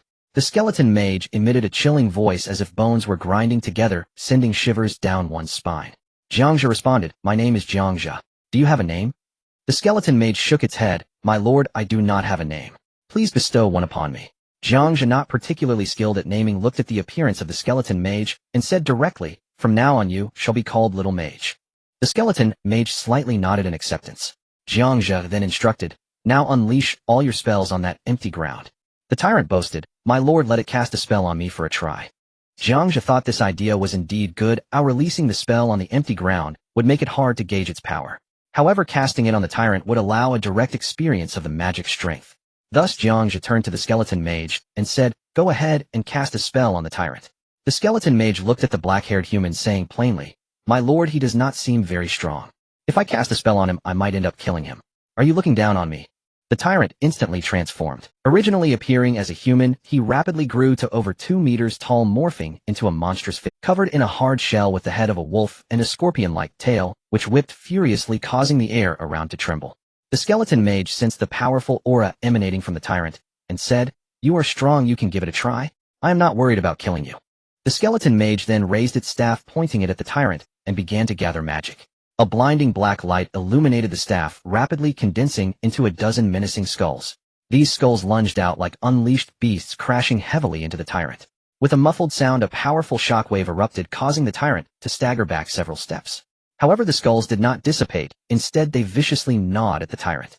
Jiang Zhe observed the wounds on the tyrant, noticing that the hard shell was actually cracking. Moreover, the skulls had a devouring effect, but the damage caused was not significant, likely just the effect of reducing magic resistance, as indicated by the skill description. Jiang Zhe turned to the skeleton mage and said, "Try casting that again. I want to see how powerful your spell is after he is affected by this bone erosion status." The skeleton mage nodded and began to gather magic again. Another shockwave surged towards the tyrant. This time a piece of the tyrant's hard shell shattered, blood spraying out. After a while, the muscle on the tyrant's body, the tyrant laughed maniacally, saying, "Not bad, it does hurt a bit. But to kill me, that's not so easy." Jiang Zhe agreed with the tyrant's assertion. The tyrant's body was a fusion of various biological genes, particularly that of a zombie. To kill a zombie, one must destroy its head. No matter how much damage the body takes, it is futile.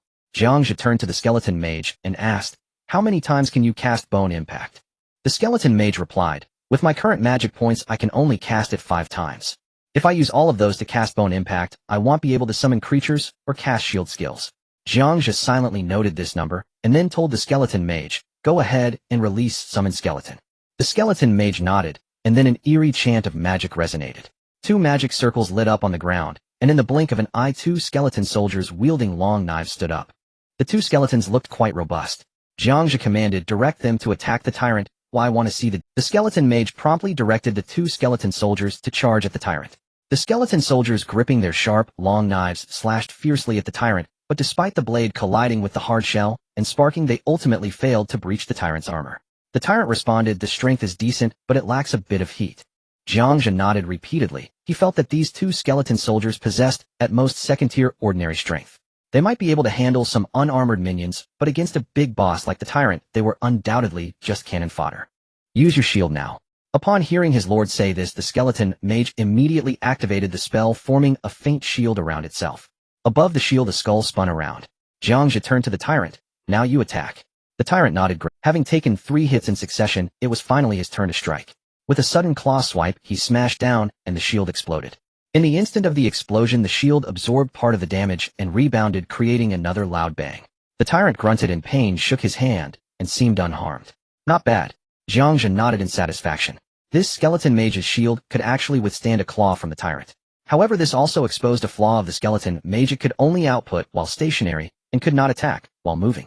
The reason for this was that it had no physical body, merely a skeleton frame, which made its movement speed rather slow. In contrast, human mages were much more agile. Jiang Zhe fell into deep thought considering how to enhance the skeleton mage. For fusion, he decided to attempt a fusion of the same type, first to boost little mage's attributes. Regarding quantity, Jiang Zhe prioritized quality. He spent 400 points of experience to summon 2 skeleton mages through the summon gate. Now 3 nearly identical skeleton mages stood before Jiang Zhe. They lined up neatly dressed in the same attire, wielding identical staffs with faint blue flames flickering in their eye sockets. Fusion. Jiang Zhe decisively activated the fusion talent. Instantly 2 of the skeleton mages transformed into billowing black smoke like 2 black dragons swiftly diving into the remaining little mage's body. Little mage's physique slightly changed, becoming taller and more slender. The ghost fire in its eye sockets grew even more radiant. In the skeleton clan, this ghost fire symbolized vitality. Jiang Zhe hurriedly checked little mage's status panel. Name: skeleton mage. Race: undead. Loyalty: 100. Level 3rd tier elite. Strength: 20. Constitution: 20. Agility: 10. Spirit: 50. Wisdom: 3. Skills: bone impact, bone, shield, bone summon.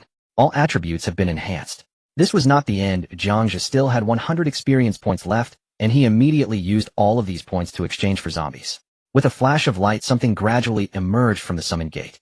10 zombies staggered forth, their faces horrifyingly grotesque, emitting a nauseating stench. To compensate for the skeleton mage's fragility, increasing its resilience was key, and zombies were undoubtedly the best choice. Why zombies? The reason is quite simple. If he fused with blood thralls, it was highly likely that the skeleton mage would be fused into a human form. However, from the perspective of a human body, it was not very robust. Once it suffered serious damage, it could easily be on the brink of death, or even directly lose its combat ability. Thus, fusing with zombies was the best plan. Detected: main material skeleton mage, 3rd tier secondary material zombie, 1st tier X10. Hint: there is a chance of skill change. Do you wish to proceed with the fusion? Fusion. Jiang Zhe activated the gene fusion talent. As soon as he finished speaking, the 10 zombies transformed into billowing black smoke, swiftly entering the skeleton mage's body. Immediately afterward, a miraculous scene unfolded. The originally skeletal face rapidly sprouted flesh. However, this flesh appeared grayish-white, devoid of any vitality. Jiang Zhe eagerly checked the skeleton mage's attribute panel. Name: little mage. Race: mutated. Loyalty: 100. Level 3rd tier leader. Strength: 25. Constitution: 30. Agility: 10. Spirit: 50. Wisdom: 3. Skills: bone charge, bone, shield, bone summon. He was pleasantly surprised to find that both his strength and constitution had seen some improvement. At this moment, Jiang Zhe believed he had the strength to challenge the Crystal Vanguard. Based on the knowledge he had learned in school, there would be rewards for achieving the initial island's boss first kill. Successful first kills would be announced worldwide, and each federation had a chance for a first kill. So far, no reports had been received regarding the Huaxia Federation. Thus, this first kill still existed. He shouted, "Wolf is coming." The resting 2-headed wolf perked up its ears upon hearing its master's call, and quickly ran to Jiang Zhe's side, wagging its tail joyfully. Jiang Zhe said to the 2-headed wolf, "Go fetch Liang Zi for me." The 2-headed wolf nodded in unison, and Jiang Zhe looked at the tyrant, and the little mage beside him, pondering that he still needed to arrange for the vampire Jack. He feared the sunlight. How should he bring him along? Suddenly Jiang Zhe had a flash of inspiration, realizing that as long as he could block the sunlight, it would suffice. One way to block the sunlight was to purchase a piece of equipment that could provide shade. He then opened the trading post and navigated to the equipment section. Rows of gear displayed before him. Among them were white equipment crafted by players, green gear, dropped for monsters, and even blue gear for sale. However, the prices were ridiculously high, all sold at points. He clicked on clothing type equipment to browse, and after flipping through a few items, his gaze was immediately drawn to a particular piece. It was a piece of green gear called Magic Cloak, a long black cloak with a large hood. Name: Magic Cloak. Quality: excellent green. Effect: Spirit 5. Durability: 90. Description: a cloak with very poor defensive capabilities, but has a slight invigorating effect. All clothing type items will change size according to the wearer's physique. This is exactly what Jiang Zhe needed. The price was 200 points, equivalent to 21st tier troops, which was quite overpriced. The seller of this gear was none other than Long Outyin, who had previously traded with Jiang Zhe, and they were somewhat familiar with each other. Jiang Zhe directly opened a private chat and sent a message to Long Outyin. "Are you there?" At that moment, Long Outyin was riding a chestnut horse, commanding more than 30 armored warriors to attack. Hundreds of goblins charged back fiercely, but he remained calm. Hearing the notification sound, Long Outyin opened the private message, discovering it was about the magic cloak he had listed in the trading post.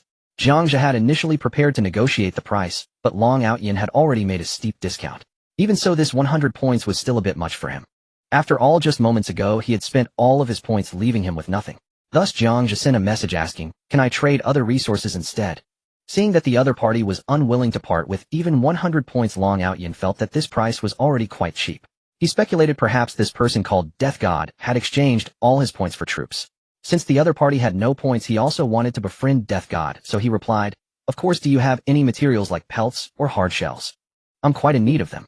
Hearing that Long Outyin wanted pelts or hard shells, Jiang Zhe immediately realized that Long Outyin likely had the ability to craft armor, otherwise he wouldn't be seeking such materials. However, Jiang Zhe currently had no ability to create items, so these pelts and hard shells held little value for him. He replied, "I have scorpion hard shells, do you need them? Show me." Long Outyin was eager to see what kind of scorpion it was. After all, in this Lord War there were many types of scorpions, and he needed to assess the quality of the hard shell. Without hesitation, Jiang Zhe sent over the hard shell of a desert scorpion. Long Outyin took a close look and realized it was a hard shell dropped by a first-tier monster. The hard shell from such first-tier monsters was suitable for crafting shoulder pads or leg guards. "Sure, if you give me 100 of this hard shell, it'll give you the equipment." Upon hearing this, Jiang Zhe immediately agreed. Soon the two successfully completed the trade. Just as the trade concluded, Long Outyin seized the opportunity to pitch to Death God, "By the way, my friend, I can now craft second-tier white armor. Are you interested?" Jiang Zhe glanced at his subordinates, all of whom were still unarmored, and even he himself was wearing only a thin lizard leather armor, which offered minimal protection. However, he truly had no extra resources left, so he could only reply, "No thanks." Long Outyin was eager to build a good relationship with Death God, as he suspected Death God might be a lord with level talent. Having one more friend could lead to more opportunities, which was always a good thing. He also noticed that this Death God seemed to be somewhat resource constrained. Long Outyin quickly said, "How about this? He'll send you a sample, okay? You can try it out first. If you find it useful, it's never too late to buy more from me. Consider it a way for us to become friends." With such a clear attitude from him, it would be foolish not to take advantage. Jiang Zhe replied with a good. Before long, a piece of armor was sent over through the trading system at no cost to him. Nameplate armor. Quality white, armor white. Effect Constitution 2, Agility 1. Durability 100. Description: armor produced by Yi Lianshan of excellent quality. Jiang Zhe glanced at the data panel of this plate armor and nearly burst out laughing, especially at the equipment description. Yi Lianshan was truly talented. However, since this plate armor was obtained for free, Jiang Zhe did not complain and promptly rewarded it to the tyrant. The tyrant donned the plate armor with ease, and the dark-colored armor suited him perfectly, giving him an air of authority. The tyrant touched the iron plate armor on his chest and gratefully said, "Thank you, my lord. I love." The little mage, seeing this, turned green with envy and hurriedly said, "My lord, I also want a piece of equipment, preferably a magical one." Jiang Zhe reassured him, "Don't worry, after we finish off that crystal vanguard, we'll see what we can loot." As he spoke, he took out the magic cloak and tossed it to the tyrant, saying, "Tyrant, go give this to Jack and let him come see me. We'll prepare to head out to kill the boss soon." The tyrant nodded, took the magic cloak, and returned to the lord's wooden house. Before long, Jack appeared wearing the magic cloak, finally able to walk in the sunlight. He approached the lord's side and gratefully said, "Thank you for the equipment, my lord." Jiang Zhe nodded, not saying. He patiently waited for a while, and finally the two-headed wolf returned with a gigantic lizard moving at a speed comparable to that of the wolf. Jiang Zhe quickly organized things, having Liang Zi carry the little mage while he rode on the two-headed wolf. Jiang Zhe quickly organized things, having Liang Zi carry the little mage while he rode on the two-headed wolf. The tyrant ran on all fours, and Jack turned into a small bat wearing a cloak. With everything ready, he led his subordinates, charging fiercely towards the crystal vanguard. In the center of an island, a towering ancient tree over 100 years old rose majestically, its branches lush and leaves rustling gently in the soft breeze. Not far from the base of the ancient tree there stood a lord's wooden cabin. Inside, Tang Donger shed her school uniform and changed into a light blue dress. She gracefully turned her body, admiring the dress with delight, murmuring to herself, "As expected of the upper class, they send me a green outfit at the first opportunity, far more generous than Lin Hao." Just as she spoke, she heard a series of ding sounds. Someone had sent her a private message. Tang Donger quickly opened the message, expecting it to be from the upper class, only to find it was from the simp Lin Hao. Lin Hao messaged her, trying to be courteous, "Donger, I just got a green miner's helmet. Do you want it?" Along with this, he also sent the equipment stats. It was a white item. Seeing the message about the helmet, Tang Donger couldn't help but curse under her breath. What a lunatic. You send me such an ugly helmet. How could it possibly match my beauty? Although she complained, she didn't want to lose this simp and still needed to extract resources from him, so she could only reply, "Thank you, Lin classmate. I don't need this kind of equipment right now, you know, all my subjects are ranged. Just keep it for yourself and take care of yourself." Lin Hao felt warm inside and happily put the green hat on his head, saying, "Okay, Donger, I will take good care of myself. What materials do you need now? I can help you get them." Tang Donger initially wanted to ask for some wood, but suddenly another private message interrupted her reply. Upon seeing the ID of the new message, her face instantly revealed her delight. The ID was Zhao Yiming, the very person who had gifted her the dress. This person was also a lord, but unlike others, he was not a commoner, but an upper-class individual. In the Federation, there had been members of upper-class families who were victors in the main god game, allowing their entire clan to ascend into the upper class, which is aptly described as one person attaining the Tao and the chickens and dogs rise to heaven. Upper-class individuals not only enjoy various wonderful things, but also do not need to participate in the dangerous main god game, although they can choose to do so voluntarily. Zhao Yiming was one who chose to participate. As for why Zhao Yiming participated in the main god game, Tang Donger had once asked him and received only 4 words in reply, seeking excitement. Moreover, Tang Donger also learned that this Lord Zhao Yiming had awakened an S-level talent on par with Jiang Zhe. However, he didn't reveal exactly what the talent was. Their acquaintance began when Tang Donger was trading resources that Lin Hao had given her. At that time, Zhao Yiming was quite generous, and Tang Donger felt he was extraordinary, leading to a close friendship. She never expected to discover he was an upper-class individual. She immediately clung tightly to Zhao Yiming as a big leg to hold on to. At this moment, looking at the message Zhao Yiming sent her, it contained only one line. "Hurry up and give me 500 points." Tang Donger checked her points and found she only had 300 points, which was nowhere near what Zhao Yiming wanted. She quickly messaged her simp Lin Hao, "Lin classmate, can you lend me 500 points? I am currently fighting a boss, and it's a bit tough. Oh, I want to summon some tier 2 units to help." Lin Hao, upon seeing Tang Donger's message, scratched his head and checked his own points, realizing he only had 300 points left. He hurriedly replied to Tang Donger, "Donger, I don't have many points either, just 300 points left. But having something is better than nothing," so she quickly said, "Lin classmate, can you lend me these 300 points for now? I will pay you back after a while, okay?" But having something is better than nothing, so she quickly said, "Lin classmate, can you lend me these 300 points for now? I will pay you back after a while, okay?" "Sure." Lin Hao immediately transferred all his 300 points to her. "Thank you, Lin classmate." Mua. Tang Donger sent a flying kiss. Lin Hao looked at the flying kiss and grinned, lewdly patting his green hat. "Donger kissed me, huh?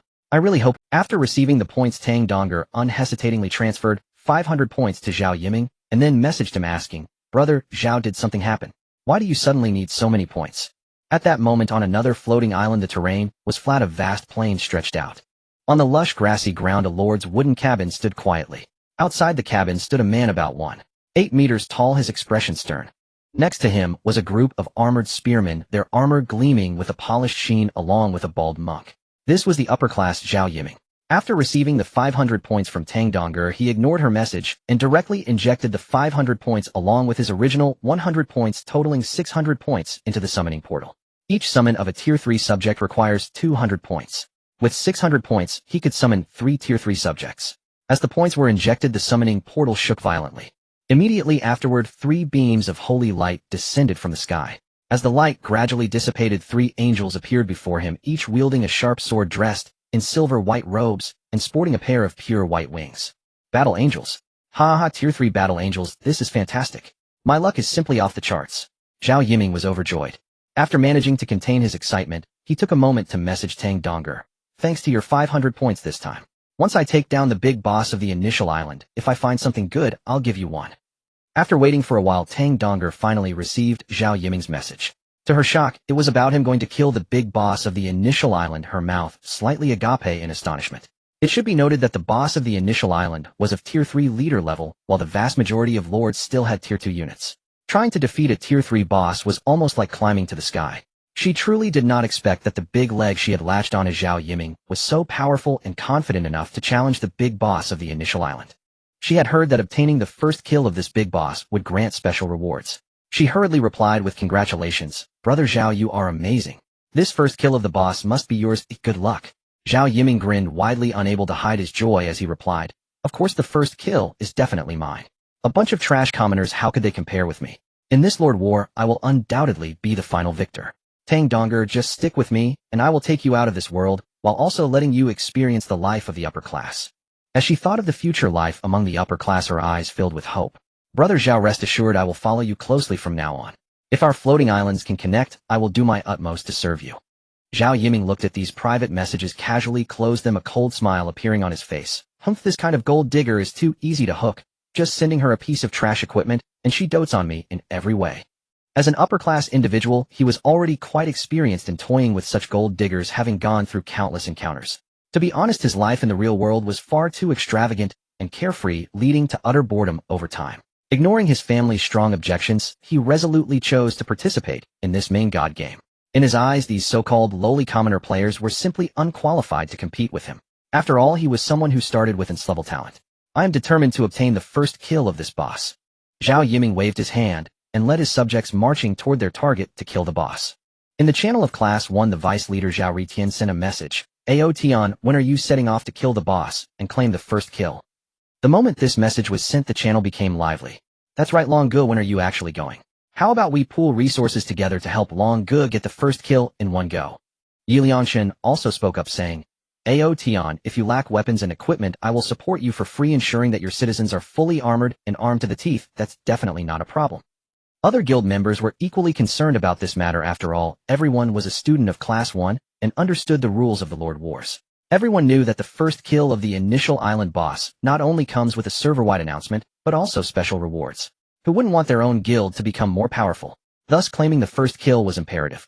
Long Ao Tian watched the enthusiastic discussions of the guild members in the private channel. He actually wanted to claim the first kill himself, but he understood that it wouldn't be easy. However, with so many good brothers eagerly waiting for him to fight the BOSS, he couldn't bear to disappoint their expectations. Long Ao Tian replied, since everyone is so enthusiastic, I will take the initiative. Everyone, those with money support with money, those with equipment provide equipment, those with resources contribute some resources. I will prepare and set off directly. Zhao Ritian immediately set an example. Ao Tian, I will give you 200 points. Yi Liangshan also expressed his support. As the lord who could craft equipment in the guild, he said, Lord, I just finished crafting some equipment for the dwarves still warm. I will sponsor you with 10 sets of green armor and 10 green swords. Other guild members also responded one after another, either donating points or resources, with some even offering crystal cores. Many hands make light work. Various resources continuously gathered in Long Ao Tian's hands. Touched to the point of tears, he said, thank you all for your support. I will definitely not disappoint my brothers. This time I am determined to claim the first kill. If I fail, I will bear the consequences. Go for it, Long Gu. We believe in you. The first kill will definitely be within reach. Don't be modest, Long Gu, just take it and use it. We are looking forward to you claiming the first kill and bringing fame to our guild. Yes, Long Gu is powerful. With everyone's help, the first kill is definitely secured. Long Ao Tian, go all out. If any problems arise, the brothers are here. We are waiting for the good news of your first kill. Long Gu, if you successfully claim the first kill, our guild will surely dominate here. The guild members each spoke up, showcasing the unity of Class 1. After receiving the resources offered by everyone, Long Ao Tian immediately busied himself with recruiting troops. His summoning gate was anchored to the human race and instantly rose to level 3. He poured all of his thousands of points into it. Amidst the shimmering light, 5 fully armored cavalry appeared with the words, Tiger Leopard Cavalry, prominently displayed. Long Ao Tian was excited to the point of shivering. Cavalry in the cold weapon era was an incredibly powerful existence, not to mention the Tiger Leopard Cavalry, renowned as one of the elite troops from the Three Kingdoms period. Quickly, he gathered all his subordinates and began distributing the equipment. With everything prepared, Long Ao Tian, along with everyone, set off towards the boss's location, ready to launch an encirclement. In the chat channel of the Salted Fish Guild member, a feeling board sent a message. I heard that other guilds have already started trying to claim the first kill of the initial island boss. Is anyone from our guild going to try? Member B replied, Other guilds are that formidable. The boss on the initial island has the strength of a level 3 boss, you know. I tried going there once before. Good grief, I lost half of my citizens in one go, and I still haven't recovered from that. Member C chimed in. Our Salted Fish Guild is made up of lords with no significant strength. Why bother fighting a boss? It would be better to just lie down and farm. When player battles begin later, we can simply surrender. Perhaps the opposing side will show mercy and spare our lives, allowing us to continue farming. Member D agreed. That's true, my level talent is in agriculture, so it's more practical to cultivate land rather than fight bosses. Many guild members nodded in agreement. Since they didn't possess any outstanding abilities, they simply planned to lie flat like salted fish. Su Xiaoxiao looked at the members' negative conversations and felt a wave of disappointment in her heart. She founded the Salted Fish Guild with the hope that everyone could strive and achieve a turnaround, but now most members only wanted to be salted fish and were unwilling to put in any effort. In order to change this atmosphere of despair, Su Xiaoxiao gritted her teeth and typed a line of text in the chat channel. Everyone, I am preparing to claim the boss's first kill. Everyone wait for my good news. One member said, Guild leader, I remember you only have a level talent. Claiming the first kill is something only a level and level talent lords can do. Please don't act impulsively. If you're lost, our guild will fall apart. Yes, please don't go. Safety first. It's already the second day out. Tomorrow is the last day of the protection period, and player battles will start the day after tomorrow. If too many of your citizens suffer casualties, we won't be able to compete in the player battles then. Everyone spoke up, with some reluctant to lose the guild leader who provides resources for them, and others genuinely advising the leader not to take risks. But Su Xiaoxiao was determined she must change the guild's negative atmosphere or this guild would hold no meaning at all. She replied, "Don't worry, everyone, I know what I'm doing. Don't give up on yourselves, we will definitely achieve a turnaround." Though she said this, everyone felt uncertain and could only reply with a few encouraging phrases like, "Go for it, guild leader. I support you mentally," treating it as encouragement. Su Xiaoxiao looked at the encouragement in the channel and suddenly felt a surge of determination rise within her. She carefully counted the number of her citizens. There were over 60 first-tier units, 10 second-tier units, and only one third-tier unit, which was the stone golem she was riding. The reason there were so few third-tier units was that she had sold all the second-tier crystal cores and sent all the resources to her guild members. However, Su Xiaoxiao still felt confident. All her citizens were from the elemental tribe, which when summoning units did not summon a single element, but randomly summoned from the 5 elemental categories. Fortunately, she was lucky enough to gather many complementary elements. She thought that as long as she arranged her troops properly, she had a chance to claim the first kill of the boss. Let's set off. Su Xiaoxiao sat on the shoulder of a tall stone golem, leading a colorful array of elements towards the boss's location. On another floating island witnessing desertification, Jiang Zhe led his subjects to the place where the crystal vanguard boss resided. As soon as they set foot on this ground, a massive crystal scorpion hidden underground suddenly sprang forth. Name: Crystal Vanguard. Race: Insect. Level Tier 3 boss. Strength: 55. Constitution: 50. Agility: 12. Mentality: 20. Intelligence: 2. Skills: Crystal Sweep, Crystal Scorpion Armor, Crystal Tail Cannon. Description: a gigantic crystal scorpion containing a special energy within its crystal body. After reading the panel, Jiang Zhe couldn't help but draw a sharp breath, exclaiming, "Wow, these attributes are too outrageous." The Crystal Vanguard has 3 skills, though unfortunately no skill descriptions are provided. However, from their names, Jiang Zhe estimated that 2 of them were likely offensive skills, while the other was probably a defensive skill. Let's send a minion to scout the way. Jiang Zhe wanted to test the combat power of the Crystal Vanguard, glancing at the little mage sitting atop the giant lizard. The little mage understood immediately and decided to send 2 skeleton soldiers to lead the charge. The mana consumed earlier had now fully replenished. He began to chant a spell, and 2 magic circles appeared out of thin air, followed by the emergence of 2 skeleton soldiers. Under the little mage's control, the 2 skeleton soldiers, several meters away from the Crystal Vanguard, suddenly leaped up, attempting to jump directly onto the Crystal Vanguard. The Crystal Vanguard raised its pincers upon seeing the 2 small figures. The pincers glimmered with a crystalline texture, and a shiny sheen formed on them. A layer of crystal armor had grown, and with a loud explosion the thin crystal layer shattered, scattering countless shards in all directions. The 2 skeleton soldiers were instantly torn to pieces. Simultaneously, these shards flew towards Jiang Zhe and his group like hidden weapons. The tyrant reacted swiftly, rushing in front of Jiang Zhe to block the attack. A series of clangs resounded as the shards struck the tyrant's armor. The giant lizard Liangzi quickly retreated with the little mage. Jack remained in bat form, nimbly darting between the gaps of the shards. Jiang Zhe checked the injuries of his subordinates and found almost no damage. The tyrant's recovery ability was exceptional, as he directly pulled the crystal shards from his face and arms, and as soon as they were removed, his flesh healed instantly. It turned out to be a group attack, which Jiang Zhe had not anticipated. Having only tested one of the skills, so far 2 remained. Jiang Zhe immediately ordered the tyrant, charge in, and engage it in melee. Your attributes are not lower than its. He then told the little mage, Liangzi, carry the little mage around to the back. Little mage, directly use a shockwave to attack its rear. Then he said to Jack, your goal is to distract it and draw its attention as much as possible. With the orders given, all 3 sides moved simultaneously. Roar! The tyrant howled and angrily charged forward, leaping directly in front of the Crystal Vanguard to commence melee combat.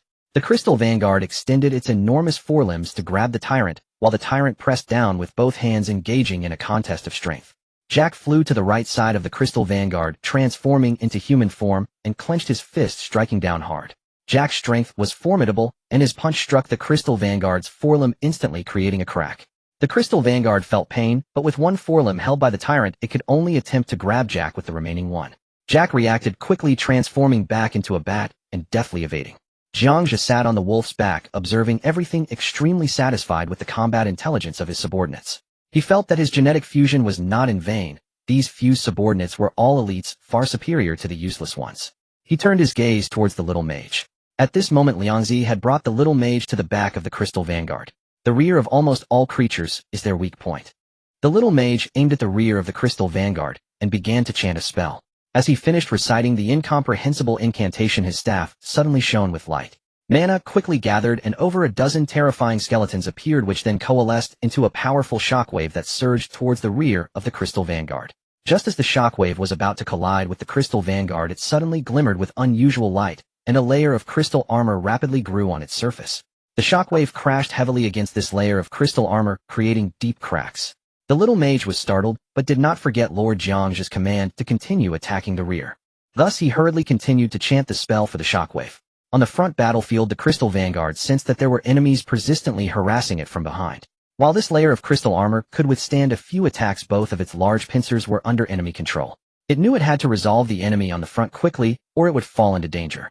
At this moment, its small eyes flickered with a fierce light, and the crystal stinger at its tail emanated a dangerous. Jiang Zhe saw this scene and immediately shouted, "Tyrant Jack, be careful of the stinger."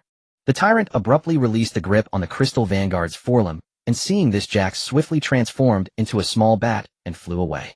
At that moment, the crystal stinger on the tail of the Crystal Vanguard suddenly shone with an eerie light. Unlike other scorpions that attack with conventional stingers, this Crystal Vanguard shot out a dazzling purple crystal beam directly from its tail.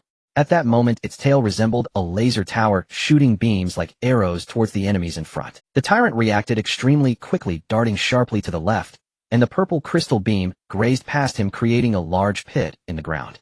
Before the tyrant could regain his composure, the Crystal Vanguard's tail twisted, and another purple beam shot out. The tyrant hurriedly rolled to the right, narrowly avoiding it.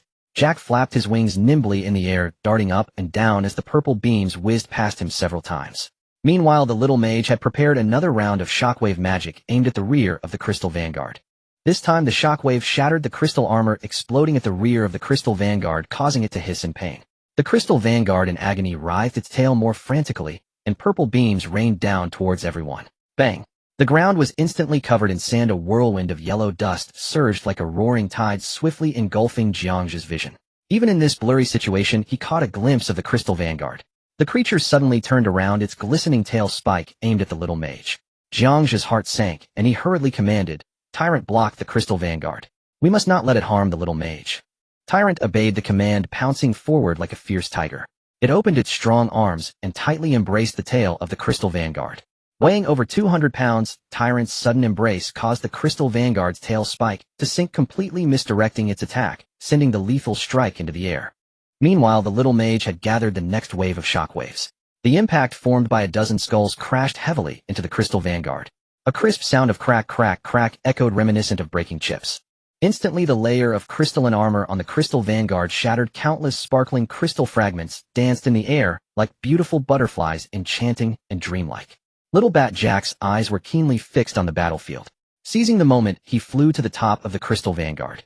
Upon arrival, a flash of light enveloped Jack, transforming him into human form. He clenched his fist tightly, exerting all his strength, and fiercely punched below the Crystal Vanguard's eye. With a poof, green blood sprayed out like a fountain. "Up!" The Crystal Vanguard cried out in pain, twisting its body wildly. Its two giant pincers moved towards its head, attempting to crush Jack. Jack, seeing the sharp pincers rushing towards him, remained unfazed. He transformed again into a small and agile bat, swiftly dodging the attack. The Crystal Vanguard gritted its teeth in hatred for the bat. It swung its large pincers, determined to crush the damned bat. The bat was too agile, dodging left and right in the air, while the pincers repeatedly missed. At that moment, Tyrant began to unleash its power. It exerted all its strength, tightly gripping the Crystal Vanguard's tail. With Tyrant's terrifying power, a loud crack echoed as the tail was forcefully torn off. Green viscous blood sprayed onto Tyrant. Tyrant slowly extended its tongue, licking the blood off its face. It spat and muttered, "Truly disgusting." The Crystal Vanguard, with its tail severed, suddenly turned around, its eyes burning with rage, fixating on the instigator before it. It raised its large pincers high, viciously attempting to crush Tyrant. A loud crack resounded as the armor on Tyrant's chest was instantly shattered, the force astounding. Unfazed, Tyrant quickly clasped its fists, relentlessly pounding the pincers of the Crystal Vanguard. The two pincers of the Crystal Vanguard glimmered with brilliant crystalline light again, and then with a bang, a sweeping force of crystal was released. Countless sharp fragments pierced into Tyrant's body like arrows. Yet this did not affect Tyrant's combat prowess in the slightest. In the midst of his reckless assault, one of the Crystal Vanguard's pincers was actually crushed deep inward. While Jiang Zhe looked on with satisfaction, nodding repeatedly at the scene before him. With its tail severed and one pincer incapacitated, the Crystal Vanguard revealed fear in the face of the enemy's onslaught. It began to quickly dig into the sand with its remaining pincer, trying to burrow beneath the surface. Tyrant Jack, little mage, don't let it escape. Jiang Zhe commanded. Tyrant charged forward, tightly gripping the crystal vanguard's remaining pincer, preventing it from continuing to dig. Meanwhile, Jack flapped his wings and swiftly landed on the back of the crystal vanguard, transforming into human form in the blink of an eye, and struck with both fists against its hard shell.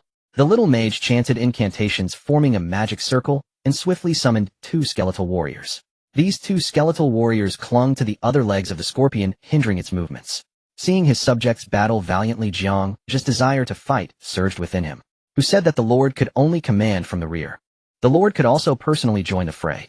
Jiang Zhe squeezed his legs tightly against the flank of the 2-headed wolf, which immediately understood its master's intent and rushed towards the battlefield.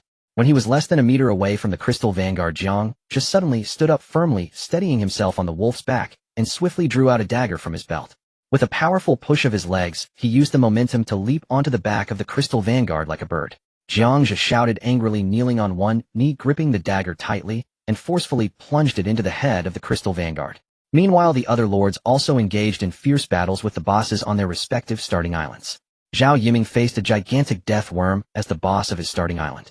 At first glance, this appeared to be an unremarkable grassland, but beneath it lay the lair of the boss. As Zhao Yiming and the citizens drew closer, the boss lurking underground sensed the footsteps of humans. The once lush green grass suddenly exploded, and a massive worm shot up into the sky. This worm had no head, only a gaping maw that occupied most of its body, filled with countless sharp mandibles that instilled fear in onlookers. Deathworm. Zhao Yiming was unafraid, and instead threw back his head and laughed heartily. Ha ha. You are destined to be the stepping stone on my path to victory. With that, he waved his hand fiercely, and the citizens behind him charged forward fearlessly. 3 angels flew above, heading straight for the giant worm. A squad of soldiers armed with tridents formed a formation and charged straight ahead. The monks behind them clasped their hands together, continuously chanting blessing incantations. In an instant, all the soldiers were enveloped in a layer of light, a result of the buff effect.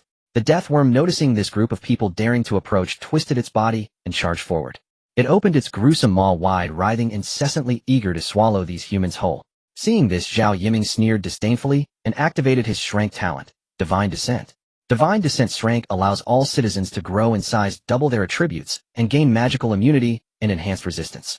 All the citizens present experienced a dramatic growth in size, radiating a layer of divine brilliance, as if true deities had descended.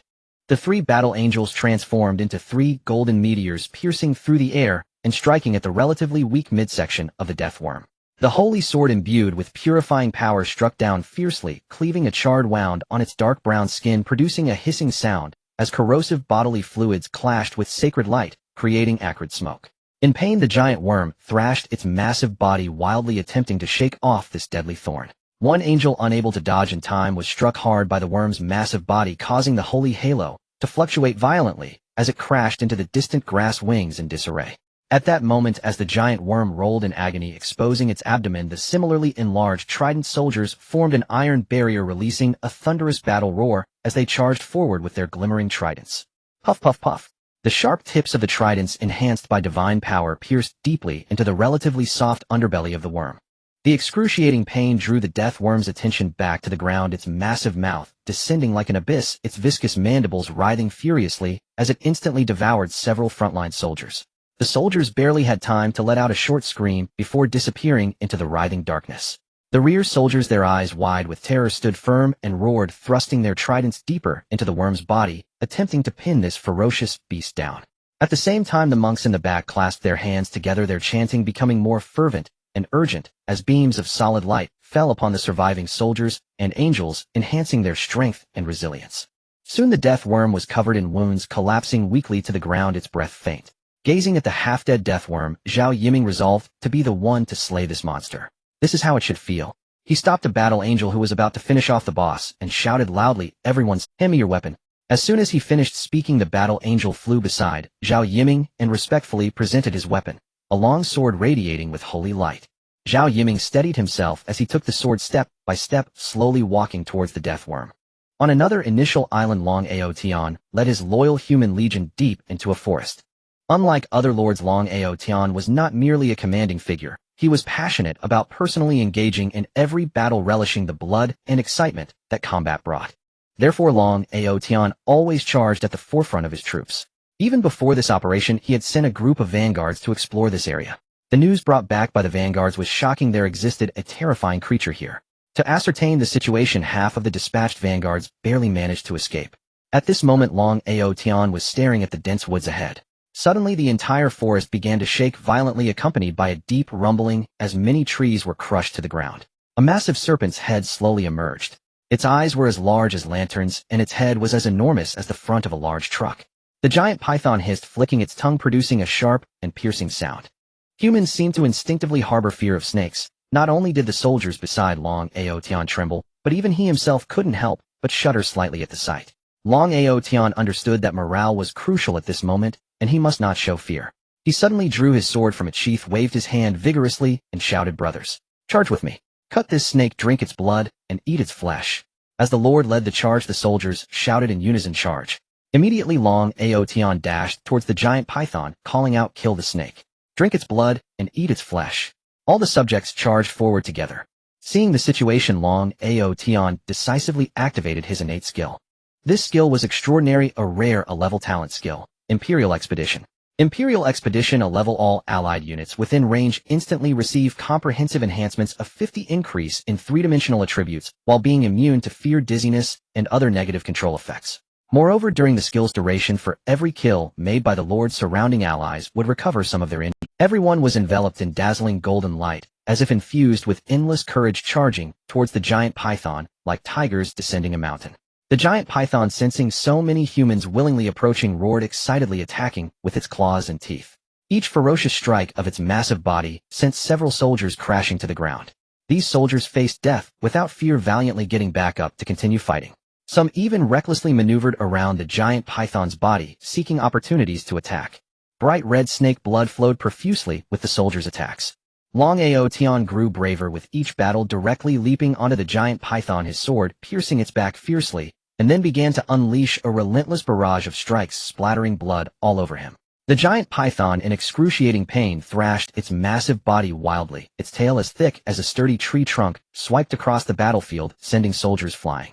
Yet the soldiers gritted their teeth and resolutely rose again, vowing to live or die alongside their lord. Finally, through the unyielding efforts of all the soldiers, the once ferocious giant python gradually weakened, its body covered in countless wounds.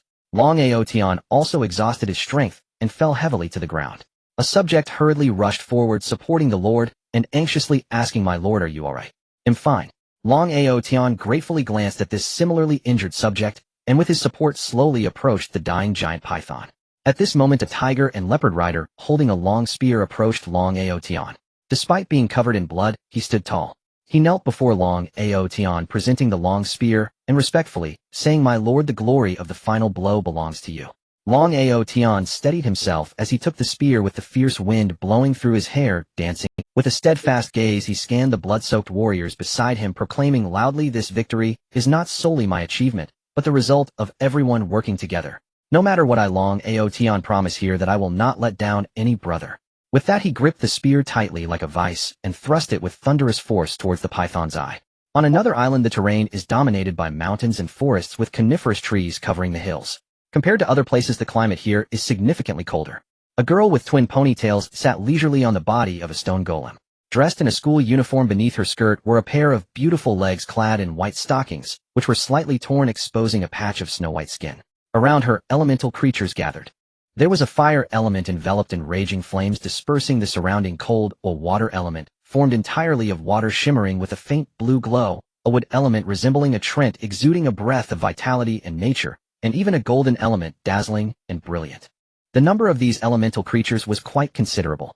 Under Su Xiao's leadership, they finally arrived before the boss of the initial island. This place, located in the central area of the coniferous forest, was an open space covered in various types of dry grass. A massive creature was soundly sleeping there, each breath accompanied by a thunderous snore. "What a lazy pig," Su Xiao muttered as she looked at the enormous creature. This was a wild boar king, but unlike ordinary wild boars, it was exceptionally large, with a pair of massive tusks towering 2 stories high. Its body was covered with numerous spikes resembling a porcupine. When at rest, these spikes lay flat against its skin, but upon being attacked they would instantly stand upright, and could even be launched like concealed weapons.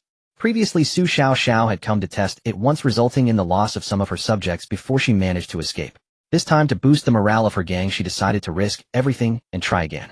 Though she knew full well that this endeavor could very well end in failure again, she felt that one must try everything at least once. After all, courage is humanity's greatest anthem. Little Stone, this time you will initiate the attack by throwing trees at it, Su Xiao commanded, while sitting atop the stone golem, over 2 meters high. The stone golem responded in a deep voice, "Yes, my lord." Upon finishing, it approached a large tree, and with a motion reminiscent of Lu Jishan uprooting a willow, it wrapped its arms around the trunk, and with a strong pull uprooted the tree to use as a weapon. It even playfully struck a pose as if showing off. At that moment, Su Xiao issued another command to a fire element, "Breathe fire." The fire element immediately opened its mouth and spewed forth intense flames, igniting the tip of the tree and transforming it into a blazing fire spear. This was a clever combination of elements, and Su Xiao wielded it with great skill. The stone golem gathered its strength and hurled the massive fire spear, which flew like a meteor and plunged straight into the Boar King's rear. Roar! The Boar King suddenly awoke from its slumber, letting out a howl of pain as the searing agony hit it. The spikes on its back shot out like a volley of arrows. Su Xiao reacted swiftly, jumping off the stone golem and hiding behind it. The stone golem quickly crouched down, serving as a solid shield to block the attacks for Su Xiao. Countless spikes struck the stone golem, producing a cacophony of sounds. The other elemental creatures were similarly assaulted by the spikes, but their vitality was robust. They would not perish simply from being struck. After the first wave of attacks, a significant number of the Boar King's spikes were exhausted. Seeing this, Su Xiao felt hopeful about defeating it, and immediately called out, "Everyone, let's go. This time we must take down this Boar King. Wood elements, all of you work together to ensnare it like weaving a web. Fire elements follow up with fire attacks. Golden elements execute golden blade strikes. Water elements be ready to heal the wood elements." Little Stone, once they finish this set of attacks, charge in and engage the Boar King in close combat. "Yes, my lord," Little Stone responded in its gruff voice, seemingly only able to say this one phrase. The elements collaborated tightly in their round of attacks, completing it in the blink of an eye. The cost was quite steep, as 2/3 of Su Xiao's elemental subjects had been pierced and killed by the sharp tusks of the wild Boar King. Meanwhile, the Boar King itself was covered in wounds. At that moment, Little Stone charged forward clumsily. Its towering figure provided an inexplicable sense of security. The wild Boar King noticed the stone golem's aggressive approach, and with a powerful kick of its hind legs it lunged forward, using its tusks as blades. Bang! The two enormous creatures collided with a thunderous impact, creating an astonishing spectacle. Little Stone grasped the Boar King's tusks tightly with its hands like iron pincers, using its terrifying strength to momentarily immobilize the Boar King. Subsequently, Little Stone exerted its strength, slamming the Boar King down in a powerful throw. The Boar King was thrown into disarray, its internal organs jolted and damaged, collapsing to the ground, unmoving. The stone golem raised its right fist high, preparing to deliver a final blow to end the wild Boar King's life, when suddenly several small wild boars dashed out from the side. They quickly surrounded the wild Boar King, grunting continuously. Though small in stature, they mustered their courage to charge time, and again valiantly crashing into the stone golem's legs. These little wild boars were still too young, their teeth not fully grown yet. Despite their repeated efforts to collide to the stone golem, it felt merely like a tickle, causing no harm at all, and instead, they became dizzy and began to run in circles. Witnessing this scene, Su Xiao felt a surge of compassion. Being kind-hearted, she couldn't bear to see such a sight, and without thinking she shouted, "Little Stone, stop immediately, don't attack anymore." Little Stone, always obedient to the Lord's commands, immediately ceased its actions. Su Xiao disregarded her own safety and stepped forward, approaching the ailing wild Boar King. Looking at the wild Boar King's eyes resting upon its young, she slowly extended her palm and gently stroked the wild Boar King's face, softly saying, "Don't worry, I will take good care of your child." The wild Boar King let out a faint grunt in response, then slowly closed its eyes. "The first kill is mine." At this moment, Zhao Yiming's longsword, glimmering with a cold light, was steadily piercing into the vital spot of the death worm. With this lethal strike, the death worm finally fell silent. I thought this first kill would definitely belong to me, but unexpectedly the sudden announcement did not bear my name, but rather an ID named Reaper. The Lord Reaper has completed the first kill of the Tier 3 boss on the initial island, and has received the special first kill reward. This is hereby announced to all lords of the Huaxia Federation. Zhao Yiming's eyes widened in disbelief, his face filled with fury as he shouted to the sky, "Reaper! You dare steal my first kill? I, Zhao Yiming, will remember you. Just wait, don't let me encounter you, or I will make you experience what it truly means to suffer." That furious roar seemed to shatter the very air. Immediately after, another announcement suddenly rang out. The Lord Long Outyin has completed the second kill of the Tier 3 boss on the initial island, and has received the second kill reward. What? Zhao Yiming's eyes widened again. I can't even get second place. He thought that losing the first kill was just bad luck, and securing a second kill was all but guaranteed, yet he never expected that this second kill would also slip through his fingers. It's important to know that the rewards for defeating a Tier 3 boss are most abundant for the first kill, with decreasing rewards for subsequent ranks, and only the top 5 can receive rewards. Zhao Yiming was trembling with anger, repeatedly uttering 3 words of good, and angrily said, "Long Out Yin, well done. I'll remember you. You better pray that I don't run into you." Just then another announcement came, and Zhao Yiming secretly thought that this time it must be his turn. After all, he was in Strength Talent Lord, and that talent was combat-oriented. There shouldn't be anyone. When the announcement unfolded, the Lord Xinyu has completed the 3rd kill of the Tier 3 boss on the initial island. This is hereby announced to all lords of the Huaxia Federation. He found that it was again unrelated to him.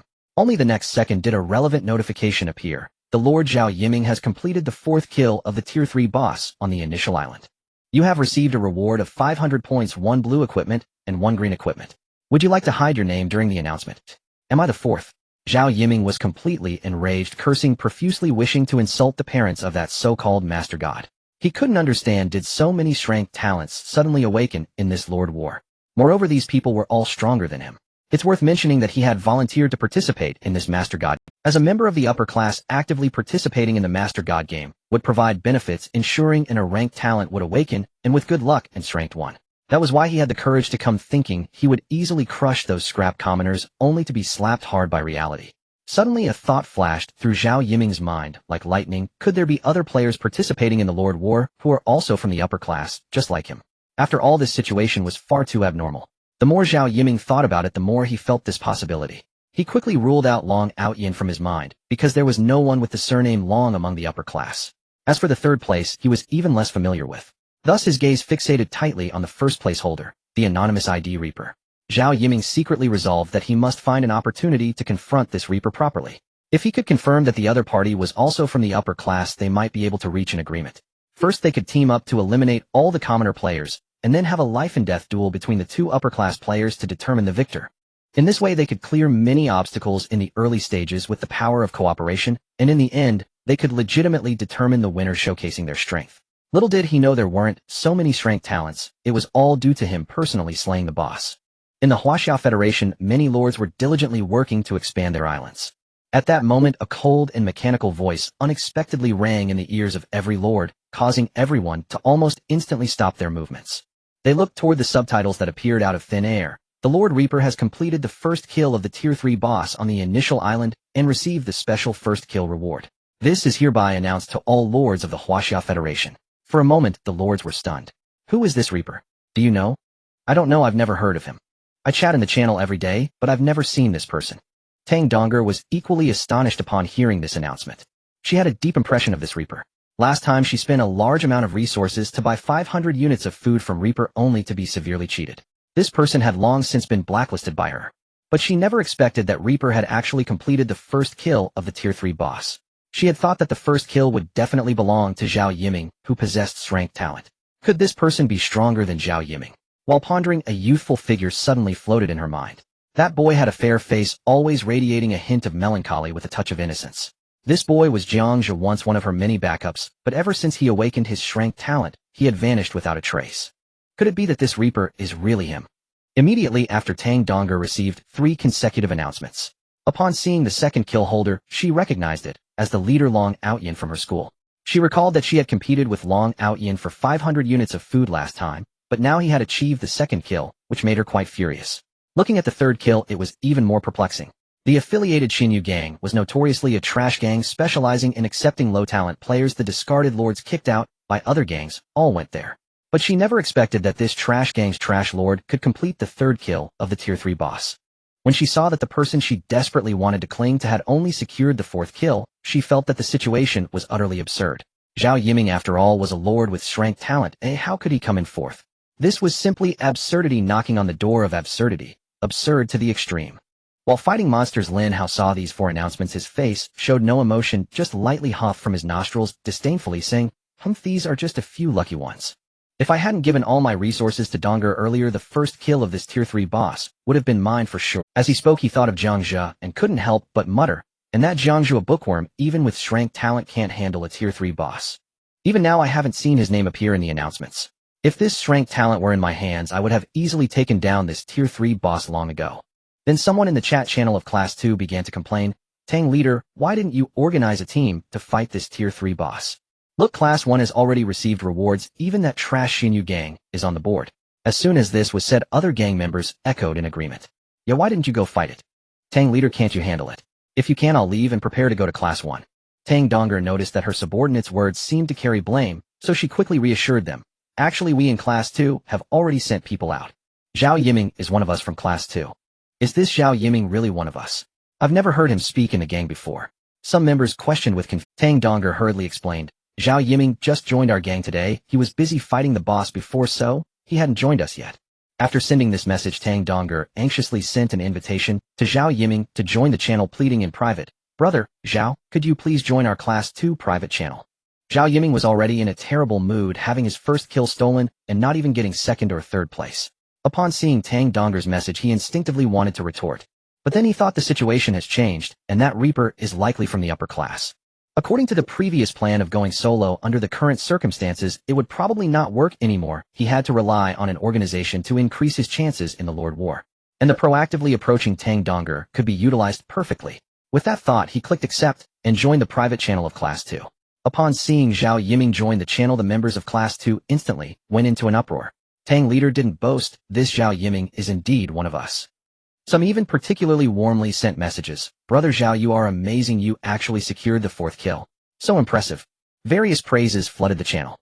Zhao Yiming looked at these messages, gritting his teeth, inwardly unable to help but think, damn it, are these trash commoners mocking me? Though he was furious, he calmly replied, Hello everyone, I am Zhao Yiming, and I hope to receive your guidance. Brother Zhao is really approachable. With Brother Zhao joining, we are no longer afraid of other gangs. Zhao Yiming ignored the others and directly sent a private message to Tang Donger. Tang Donger, I'm giving you a chance to hand over the leader position of Class 2 to me, or I will leave the gang right now. In the channel, everyone was fervently discussing the identity of the Grim Reaper and which faction's hidden master. Who is this Grim Reaper? Does anyone recognize him? No idea, I've never even heard of him. I seem to recall seeing someone with this name buying second-tier crystals on the trading platform. To manage to secure the first kill of a third-tier boss without anyone noticing was truly astonishing. Meanwhile, curiosity about the rewards for the first kill of the third-tier boss filled the air. Some speculated, could it reward legendary equipment? Equipment with such powerful attributes that it could dominate the battlefield. Others chimed in, perhaps it's a massive resource. With those resources, developing our territory would be much easier. Regardless of what the reward was, it would undoubtedly represent immense wealth for the lord who secured the first kill, leaving others filled with envy. Vice leader Zhao Ritian received the report of the first kill, and upon seeing the ID Grim Reaper, a memory flashed in his mind of what Long Outyin had mentioned to him. Long Outyin had said that the one called Grim Reaper was very likely a lord with class talent. Shortly after, a second report appeared revealing Long Aoshan's name. The channel erupted once more. Then a second announcement appeared. Lord Long Outyin completed the second kill of the initial island's third-tier boss. This was officially announced to all lords of the Huaxia Federation. The channel was in an uproar. Wow, our leader got the second kill. Impressive. Lord Long is amazing. Even though we didn't get the first kill, securing the second kill is still a remarkable achievement, showcasing our strength. The members shared their pride and excitement with praises for Long Outyin echoing throughout the channel. After seeing this report, Zhao Ritian realized, just as Long Outyin had said, that this confirmed Grim Reaper's class. After all, Long Outyin, being an A-class talent lord, had not managed to secure the first kill despite the full support of many brothers and abundant resources. Zhao Ritian couldn't help but sigh, feeling a sense of injustice. Is it really that unfair? Isn't class talent just that monstrous? Do A-class lords truly have no chance of turning the tide? He gritted his teeth, clenched his fists, and reignited his fighting spirit. No, I can't remain despondent like that. Even if the opponent is class, we A-class lords can still turn the tables. I have my reasons to go back. I absolutely cannot fall here. Following this, a third report came in. Lord Xinyu completed the third kill of the initial island's third-tier boss. This is officially announced to all lords of the Huaxia Federation. The channel was once again buzzing with discussion. No way, isn't this Xinyu the leader of that trash recycling faction? How could he get the third kill? Is the third-tier boss on the initial island really that easy to kill? This discussion stirred a surge of impulsiveness in many, prompting a number of players to rush directly to challenge the third-tier boss. The result was devastating. The citizens were instantly wiped out in large numbers. They finally understood that a third-tier boss was not something an ordinary lord could easily challenge. Long Outyin pulled out the spear lodged in the giant python's eye, and just then the announcement sounded. Lord Grim Reaper completed the first kill of the initial island's third-tier boss and received special rewards for the first kill. This was officially announced to all lords of the Huaxia Federation. Huh, it wasn't me, it was this Grim Reaper. Long Outyin was momentarily taken aback, but had anticipated this outcome as he never truly believed he could secure the first kill. Speaking of the person who secured the first kill, he had interacted with him before. He was indeed the one called Grim Reaper. It seemed that his suspicions were confirmed. This Grim Reaper must possess glass talent. He pondered that he must find an opportunity to get closer to Grim Reaper in the future, ideally bringing him into their faction. Then another prompt appeared. Lord Long Outyin completed the second kill of the initial island's third-tier boss. He received a reward of 1,000 points, 1 piece of purple equipment, 1 piece of blue equipment, 1 piece of green equipment, and 1 item. Would you like to hide your name for the announcement? Long Outyin, eager for fame, decisively chose no. The announcement was successfully sent out, and the rewards were immediately deposited into his storage space. Long Outyin eagerly opened his storage space to check the rewards and was met with a purple spear with impressive attributes. Additionally, there were 2 items, a piece of clothing and a pair of boots. Most importantly, he discovered a blueprint that randomly appeared, clearly stating repeater gun. Blueprints were extremely rare in the Lord Wars. This is fantastic. Long Outyin couldn't help but feel overjoyed. Leading human troops, the effectiveness of firearms would significantly enhance their combat capabilities. Moreover, in their faction, there was Yi Liangshan, a dwarf brother with forging abilities, one of the few capable of crafting high-quality equipment.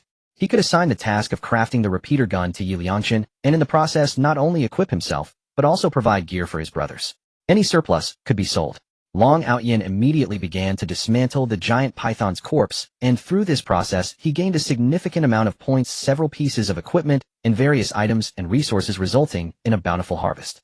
Seeing the faction buzzing with discussions, Long Outyin quickly sent a message. Brothers, this successful kill of the boss was all thanks to everyone's support. For those who supported me before, I will return the materials, points, or other things you contributed shortly, and I'll also distribute some benefits. In terms of winning people's hearts, Long Outyin was a true master. This move immediately earned him the support of many faction members who praised him endlessly. His prestige within the faction soared to unprecedented heights. Everyone in the faction was wholeheartedly devoted to him, boosting morale and rallying behind Long Outyin. After completing a series of heart-winning measures, Long Outyin created a private channel, which included only 3 members: himself, Zhao Ritian, and Yi Liangshan. The 3 of them had been inseparable friends during school, the legendary trio. Zhao Ritian was the first to speak. Outyin, that Grim Reaper is incredible. Think of a way to see if we can bring him over to our side. Long Outyin replied, don't worry, I've communicated with him before, and I even gifted him a piece of plate armor, which he accepted readily. He doesn't seem to be particularly resistant to us. Yi Liangshan couldn't help but interject, I must say, Long Go, why did you give him something so mediocre? That really puts me in a tough spot. How about this? I'll give you some green gear, and you must send something decent to the Grim Reaper. Long Outyin realized Yi Liangshan was right and acknowledged that he had indeed been a bit stingy. Alright, when I contact Grim Reaper next time, I'll send him some green gear. By the way, Liangshan, I have something good for you. Yi Liangshan. Long Outyin immediately sent the repeater gun blueprint to the chat channel. Zhao Ritian exploded, what the hell?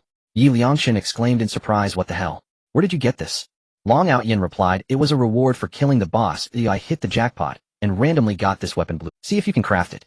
After sending the message, he unconditionally gifted the blueprint to Yi Liangshan. Yi Liangshan received the blueprint and quickly checked it, then replied, the crafting difficulty is not small. We need to acquire more metals. Leave this to you, Ritian. Zhao Ritian, okay. In the chat channel of the Xinyu gang, the members just witnessed the announcement of the first kill and began to discuss excitedly. Look, I told you, how could our leader get the first kill, eh? While others have defeated the tier 3 boss, we of the Xinyu gang might, as well, just lay flat and accept our fate. Isn't that right? Why bother with any boss? Going there is just asking for death. I bet the leader's followers are already dead, or nearly so. Once player battles begin, I foresee the Xinyu gang breaking up for sure. Just as the conversation ended, a second announcement came through, revealing a lord named Long Outyin. One member chimed in. I know this Long Outyin. He is the leader of Class 1 and a great talent lord, incredibly powerful. I attended the same school as him. If it weren't for my bad luck in drawing a great talent, I would have joined him long ago. What you say is true. Who wouldn't want to ally with Long Outyin? I heard Class 1 values loyalty, often provides benefits, and shares resources. Hearing this mockery, a few kind-hearted female leaders in the gang couldn't help but retort, if you don't want to stay in the Xinyu gang, just leave. Don't just take advantage of the leader while also speaking ill of her. Once these words were spoken, those who had been mocking, indeed they had often benefited from the leader, much like parasites clinging to her. After a while, another announcement suddenly rang out. The Lord Xinyu has completed the 3rd kill of the tier 3 boss on the initial island. This is a notice to all lords of the Huaxia Federation. Xinyu. How could it be her? She actually completed the third kill. The members who had just mocked her were now all in shock. In their eyes, their own leader could never defeat a Tier 3 boss. Yet the announcement clearly showed that she had done it. It felt as if an ordinary person had participated in the Olympics for the first time and unexpectedly won a bronze medal. Although a bronze is merely third place, its value is self-evident, greatly surpassing their expectations. After just a few seconds of shock, the chat channel of the Xinyu gang was instantly flooded with various boastful remarks. Leader, you're amazing. Leader, you're so awesome. Leader, what rewards did you get for the third kill? Can you share them with us so we can see? Su Xiaoxiao, still as innocent as ever, without a moment's hesitation, shared the reward she received in the channel.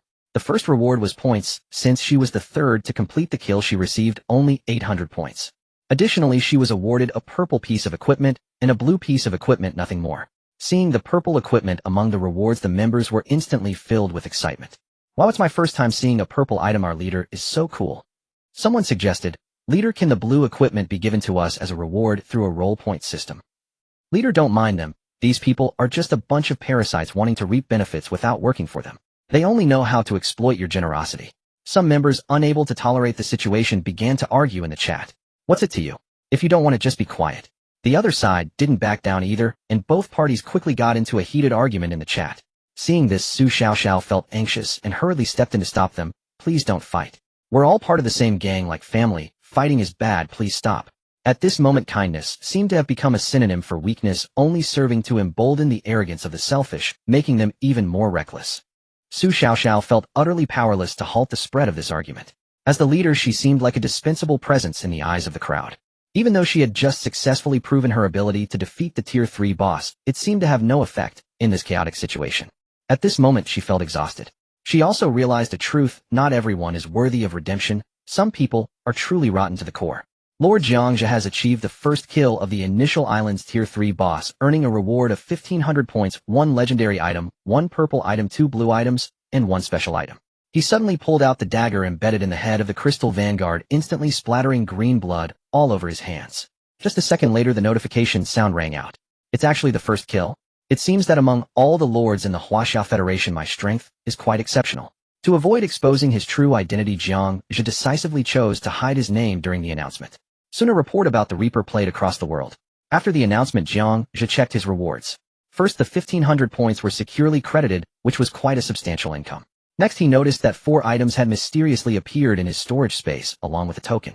Jiang Zhe's gaze was immediately drawn to the legendary item, which turned out to be a bow. He quickly picked up the equipment to examine it. Bow of E-grade, legendary gold effect, strength 50, A arrows shot, have piercing effects.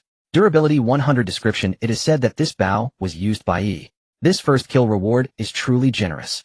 Jiang Zhe couldn't help but exclaim in admiration, and then hurriedly equipped the bow.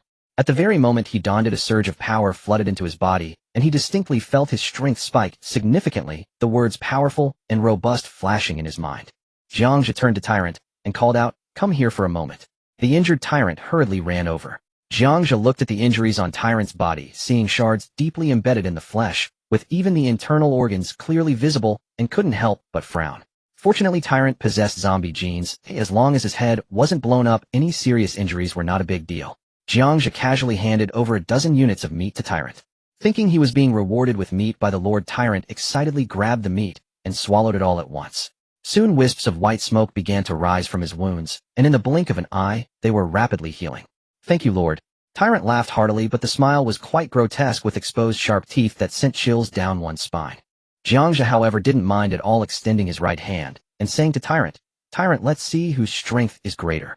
Tyrant looked confused, worried he might injure the Lord, and quickly replied, "Lord, I'm quite strong. If I hurt you, I wouldn't be able to take responsibility." Jiang Zhe laughed and responded, "It's fine, just give it a try and see who is stronger."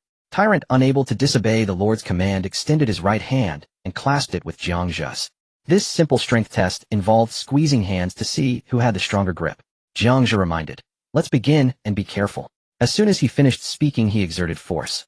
Tyrant felt a sharp pain in his right hand and hurriedly squeezed back with all his strength, secretly astonished. How can the Lord be so powerful?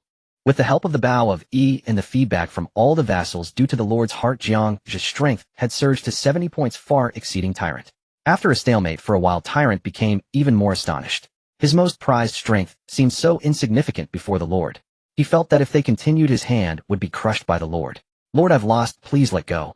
Tyrant quickly admitted defeat, not wanting to lose too embarrassingly. Hearing this call, Jiang Zhe finally released his grip, noticing that Tyrant's right hand had bent at the knuckles. The legendary equipment truly lived up to its name. Even without using it, just wearing it provided a significant boost to attributes comparable to the strength of a Tier 3 boss. At this moment, Jiang Zhe turned his attention to the purple item among the rewards, discovering it was a ring, named the Ring of Protection. Ring of Protection grade epic purple effect, intelligence 1, spirit 20, can generate a barrier to protect the wearer. Durability 100, description, a ring enhanced by magic suitable for mages to wear. After reviewing the equipment's attributes, Jiang Zhe instantly noticed that this ring could actually increase intelligence by 1 point, which was terrifying. It's important to note that intelligence attributes are extremely difficult to enhance. Even Tyrant, after merging so many genes, only reached 2 points of intelligence, which is comparable to the intelligence of a normal human. What's even more critical is that this ring can generate a barrier, making it an incredibly rare good item. Without hesitation, Jiang Zhe slipped the ring onto his index finger. With the equipment taking effect, he immediately felt a rush of clarity in his mind, and his thoughts became more active than before. Tyrant, punch me. Jiang Zhe wanted to test the ring's effects. Tyrant felt helpless, thinking he was about to get hurt again. But he could not disobey the Lord's command. With his right hand somewhat recovered, he clenched his fist and struck at the Lord's stomach. Bang! A faint glowing shield formed, and the punch hit the shield, causing a rebound that left Tyrant's hand slightly numb. Jiang Zhe was quite satisfied with the shield's defensive capability, which could withstand Tyrant's punch without losing more than 1% of its durability. The remaining 2 blue items consisted of a chest plate and arm guards. Jiang Zhe thought that Tyrant had made great contributions in the recent kill of the Crystal Vanguard, and as the front line of the team, he indeed needed equipment, especially since the white plate armor gifted by Long Outyin had been destroyed by the Crystal Vanguard. Thus, Jiang Zhe directly tossed the 2 pieces of equipment to Tyrant, saying, "Tyrant, these 2 pieces of equipment are for you." Tyrant caught the equipment steadily, immediately moved to tears, repeatedly saying, "Thank you, Lord." The little mage and Jack could not help but show envious expressions. However, they understood that they hadn't contributed much to this kill, relying heavily on Tyrant. Jiang Zhe noticed the subtle change in their expressions and quickly reassured them, "Don't worry, once I obtain other equipment in the future, there will surely be a share for you too." The little mage and Jack nodded, saying no more. Looking at the 2-headed wolf and Liangzi nearby, they had no thoughts at all, as both were in beast form and could not wear human equipment. They required specially crafted beast equipment. Helplessly, Jiang Zhe could only symbolically throw down dozens of units of meat for them to eat. Upon seeing the meat on the ground, a wolf and a giant lizard instantly became excited and pounced on it to feast. Meanwhile, Jiang Zhe's gaze fell directly on the last reward item. It was a token made of metal emanating a faint golden light, piquing Jiang Zhe's curiosity as he couldn't wait to explore it further. Name: Hero Summoning Order grade legendary gold effect. Consume the token at the tavern to recruit class. Durability 100, description, reward for the first kill of a Tier 3 boss. After reviewing the data panel of the Shrank Hero Summoning Order, Jiang Zhe felt little surprise. His thoughts drifted back to the knowledge of territorial warfare he had learned in school, particularly a key point that he remembered clearly. The recruitment difficulty of heroes in the tavern is quite high, with each hero having specific recruitment conditions. The function of this hero summoning order is to bring the Shrank hero to the tavern. However, even so, whether he as a lord could successfully recruit this Shrank hero depends entirely on his own abilities. Moreover, he has not yet unlocked the tavern function, rendering this token temporarily useless. After placing the token down, Jiang Zhe's gaze returned to the lifeless Crystal Vanguard. At this moment, he faced 2 choices. The first idea was to decompose it, while the second was to directly merge it with the Crystal Vanguard. If he chose to decompose, he would definitely obtain equipment, as it was a Tier 3 boss, which was beyond doubt. In addition, he could also obtain numerous materials and a Tier 3 crystal core.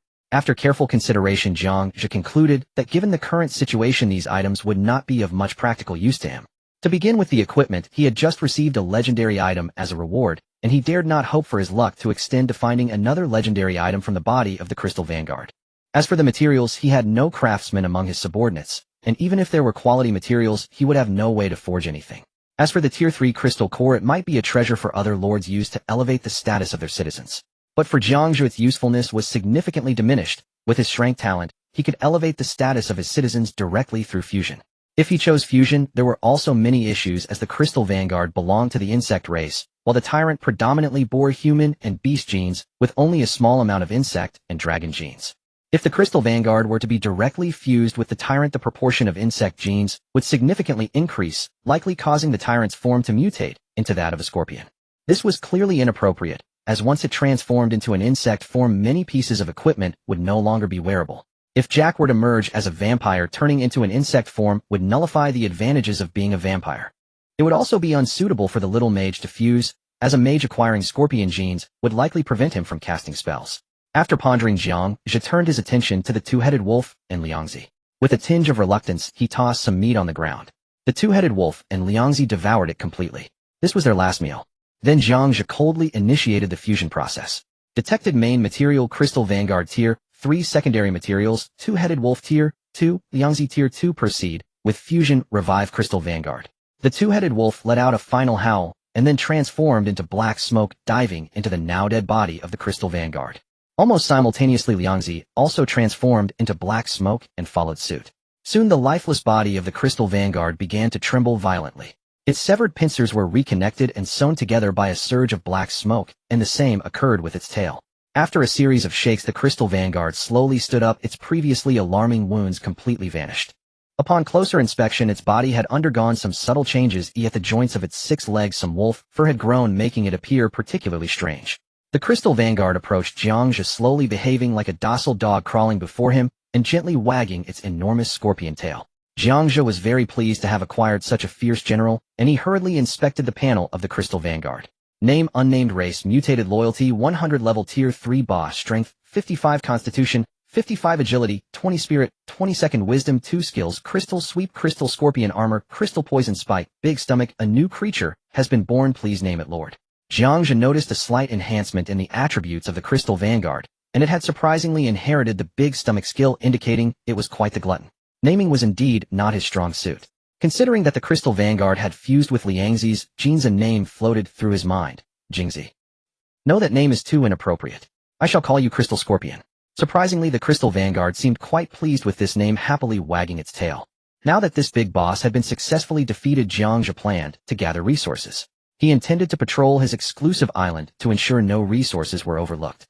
Without the two-headed wolf mount, Jiang Zhe directly turned his gaze to the Crystal Scorpion, treating it. He stepped onto the forelimbs of the Crystal Scorpion and nimbly jumped onto its back, then called for the Tyrant Jack and the little mage to come up. Fortunately, the Crystal Scorpion was large enough to carry them without any issues. Let's go, Crystal Scorpion, let's patrol my island. With a command from Jiang Zhe, the Crystal Scorpion immediately sprang into action, standing up and moving swiftly forward. It felt as if he had originally been riding a bicycle, but after some effort he had directly upgraded to driving a tank. On the way, they first strolled around the desert area where the Crystal Scorpion had previously resided. Numerous desert scorpions emerged along the way. The Crystal Scorpion swung its forelimbs and unleashed the Crystal Sweep skill, shooting out large shards of crystal like arrows, instantly annihilating these desert scorpions. Seeing this, the other subordinates hurriedly brought the scorpion corpses to Jiang Zhe. He directly decomposed all these corpses. After this round of decomposition, he gained over 500 units of food along with some materials and points. Jiang Zhe continued to sit steadily on the back of the Crystal Scorpion, moving along the edge of the island. Arriving at the edge, he commanded stop. Following the Lord's command, the Crystal Scorpion halted, and Jiang Zhe jumped down from its back. Standing at the edge and looking down, it was pitch black, and he had no idea what lay below. Then he raised his head, scanning the horizon, where numerous islands floated densely, each inhabited by a... However, the battles between lords had not yet opened, so all of their islands remained stationary, quietly awaiting the beginning of the conflict. Once the battles commenced, these islands would begin to drift. When two islands collided, it would signify their merger. After merging, only one person could become the master of the new island. This knowledge was all learned in school. Since the real world came under the control of the Master God, schools not only taught conventional knowledge, but also various game skills aimed at increasing students' survival rates once they were chosen by the Master God to enter the game. After gazing for a while, Jiang Zhe felt much more relaxed. With these 4 capable subordinates, he firmly believed he could handle the upcoming Lord battles. Then he sat back on the back of the Crystal Scorpion, and this giant tank started up once more, continuing its forward. These second-tier Komodo behemoths were utterly defenseless. The trio dragged the carcasses and casually dumped them before Jiang Zhe, who immediately began dissection, harvesting a bounty of valuable materials. Next, he meticulously combed through the shattered stone grove, ensuring not a single lizard remained alive. He then proceeded to the site where metal ore had previously been excavated. There, a large pit gaped, excavated earlier by Liangzi. Exposed veins of metallic ore still lay abundant, untouched. His excavation rate and volume dwarfed those of Tyrant Jack and Xiao Fa. Crystal Scorpion operated like a colossal, tireless excavator. Instantly, the other 3 lost all motivation. Tyrant grumbled, "Hey, Giant Scorpion, could you slow down just a bit? Why push so hard?" Jack added with exasperated resignation, "You're working harder than any enslaved laborer." Meanwhile, the mage merely scratched his head and fell silent. After all, as a mage, he bore no burden of manual excavation. The crystal scorpion ignored them entirely, continuing its relentless digging with unwavering vigor. Jiang Zhe watched in quiet stillness. Then without comment, opened the chat channel to peruse its contents. The chat channel overflowed with cascading messages. Amid the torrent, Jiang Zhe discerned several critical threads. One centered on a mysterious overlord known only as Death God. Many wondered who this figure truly was, why he remained so taciturn, which faction he hailed from, and how against all odds he had claimed the first kill on a third-tier boss. Countless overlords sought to recruit Death God, each devising elaborate strategies to win his favor. Yet he never appeared, remaining an elusive specter. True to his moniker, he was shrouded in impenetrable mystery. Like death itself, ordinary mortals rarely glimpsed him save in the final breathless moments before oblivion. Watching so many scramble in vain to locate Death God, Jiang Zhe's lips curved into a faint knowing smile, a sensation both exquisite and deeply satisfying. Elsewhere, shifts within guilds drew attention, particularly concerning the Second High Guild. Its former leader Tang Donger had been replaced by a man named Zhao Yiming. Jiang Zhe vaguely recalled the name. Zhao Yiming had indeed slain a third-tier boss, though only as the fourth to achieve that feat. From the name alone, Jiang Zhe deduced Zhao Yiming was certainly not a senior student at Second High. This led him to suspect Tang Donger had aligned herself with someone formidable. Given her nature, she would never willingly relinquish leadership, unless compelled by overwhelming power. Only sheer transcendent strength could make this vain and ambitious girl bow in genuine submission. Otherwise, she'd treat others as she had Lin Hao, a sycophantic pawn easily discarded. With Zhao Yiming now at the helm of Second High Guild, he became by default Jiang Zhe's adversary, and Jiang Zhe silently etched the name into memory. Further updates concerned First High Guild. They were amassing metallic resources at breakneck speed, sweeping the market clean and driving prices skyward. Jiang Zhe surmised they were preparing something momentous. After all, during prior negotiations with Long Outyin, he'd learned Long's guild possessed the capability to forge equipment. Moreover, Long Outyin had secured the second kill on the third-tier boss. Perhaps through corpse analysis or the rewards of that second kill, he'd acquired an exceptionally potent blueprint. To claim no curiosity would be a lie. Jiang Zhe resolved to speak with Long Outyin later, to glean whatever intelligence he could. News also arrived regarding the Xinyu Guild. Their guildmaster, too, had successfully conquered a third-tier boss. This revelation ignited profound confidence among overlords of modest talent. Reports indicated the Xinyu Guildmaster possessed only a rank aptitude, solidly average, as most overlords fell between B and crank. This war of overlords demanded far more than raw talent. It hinged upon ingenious tactical synergies and meticulous strategic orchestration.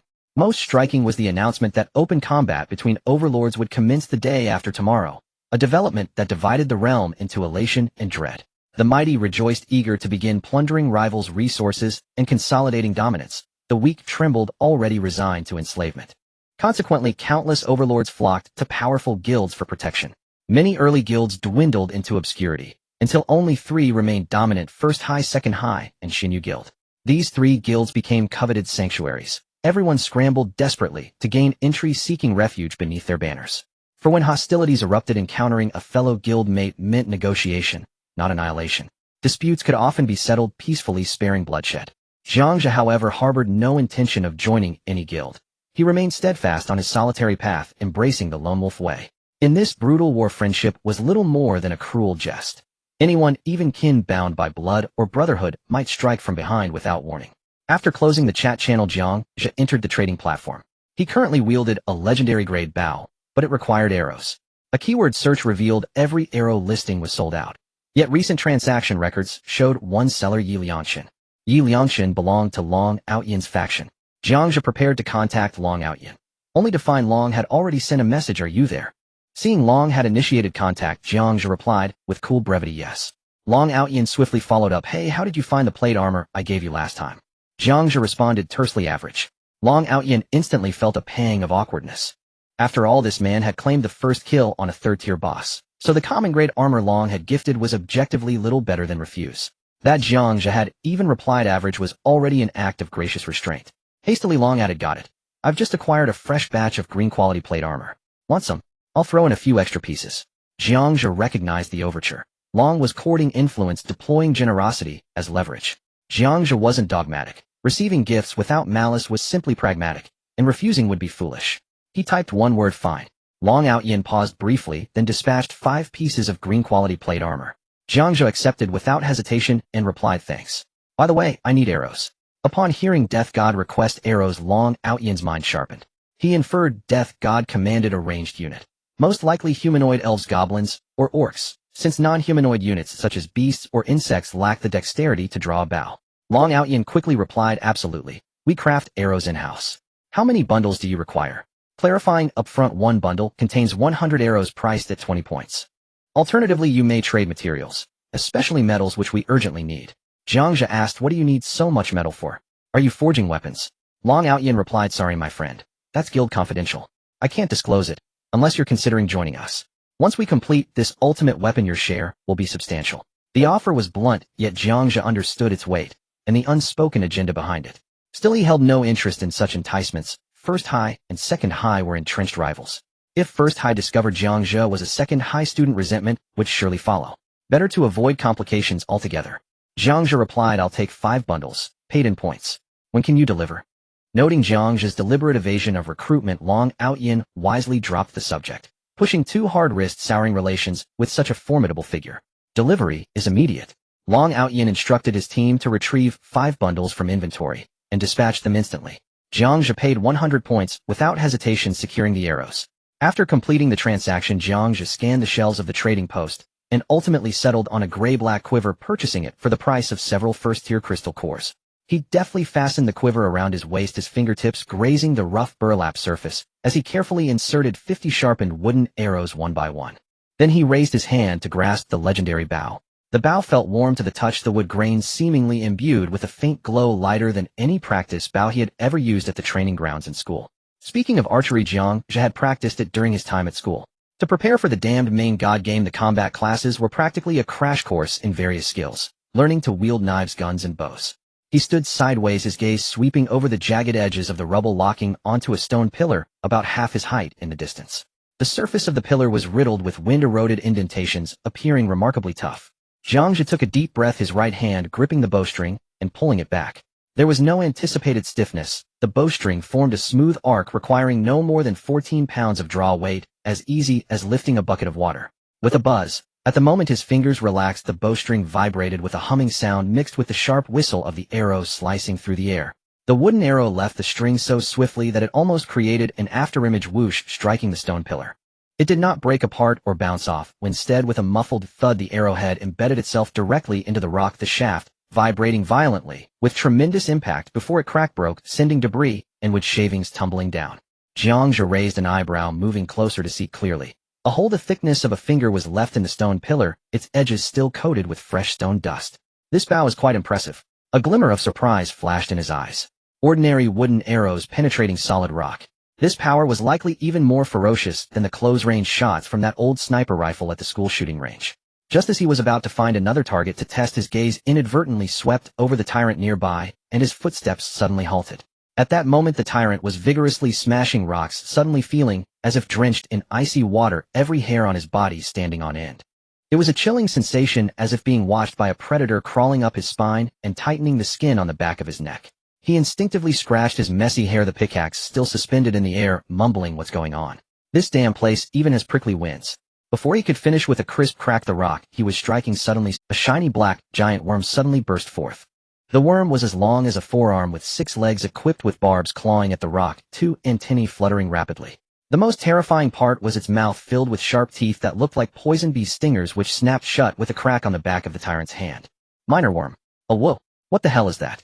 The tyrant abruptly swung his arm, flinging the worm into the air. Jiang Zhe's gaze sharpened, almost instinctively raising his hand, drawing the bow and nocking an arrow. His movements were 10 times smoother than during the assessment at school. The bowstring hummed again, the sound of the arrow cutting through the air sharper than before as the arrow struck the worm's back with precision, the arrowhead piercing through its head and releasing thick green slime with a puff. The worm twitched in midair before falling to the ground with a thud, its antennae still futilely flailing, while the green slime spread out, leaving a small foul-smelling stain on the stone. Lord Jiang Zhe has slain a first-tier minor worm. As the system notification popped up, Jiang Zhe furrowed his brow and called out to the few people mining, be careful. There are monsters hiding in the rocks. No sooner had he spoken than the crystal scorpion was frantically clawing at the ground, soon revealing a dark, gaping hole. A foul stench mingled with the odor of rotten soil and metallic rust wafted through the air, causing Jiang Zhe to instinctively turn his head away. Lord, there's a hole here. Jack's voice was filled with caution. Just after he spoke, the sound of countless writhing things erupted from the hole. Countless black minor worms surged forth, bouncing like fleas, charging towards the group, biting fiercely as they landed on them with their sharp teeth. The crystal scorpion suddenly raised its head, its tail spike erect, letting out a deep roar. Being part of the insect tribe, its high-level biological pressure instantly spread out, causing the few minor worms at the forefront to freeze in place, trembling in fear. But this pressure did not affect everyone. The tyrant was the first to bear the brunt, dozens of minor worms crawling all over his arms and back. The pain of their sharp teeth gnawing at his flesh felt like countless needles stabbing him. He let out a low growl, swinging his fists at them. Jack reacted swiftly, transforming into a gray bat, flapping his wings and flying to a nearby rock, evading the swarm of worms.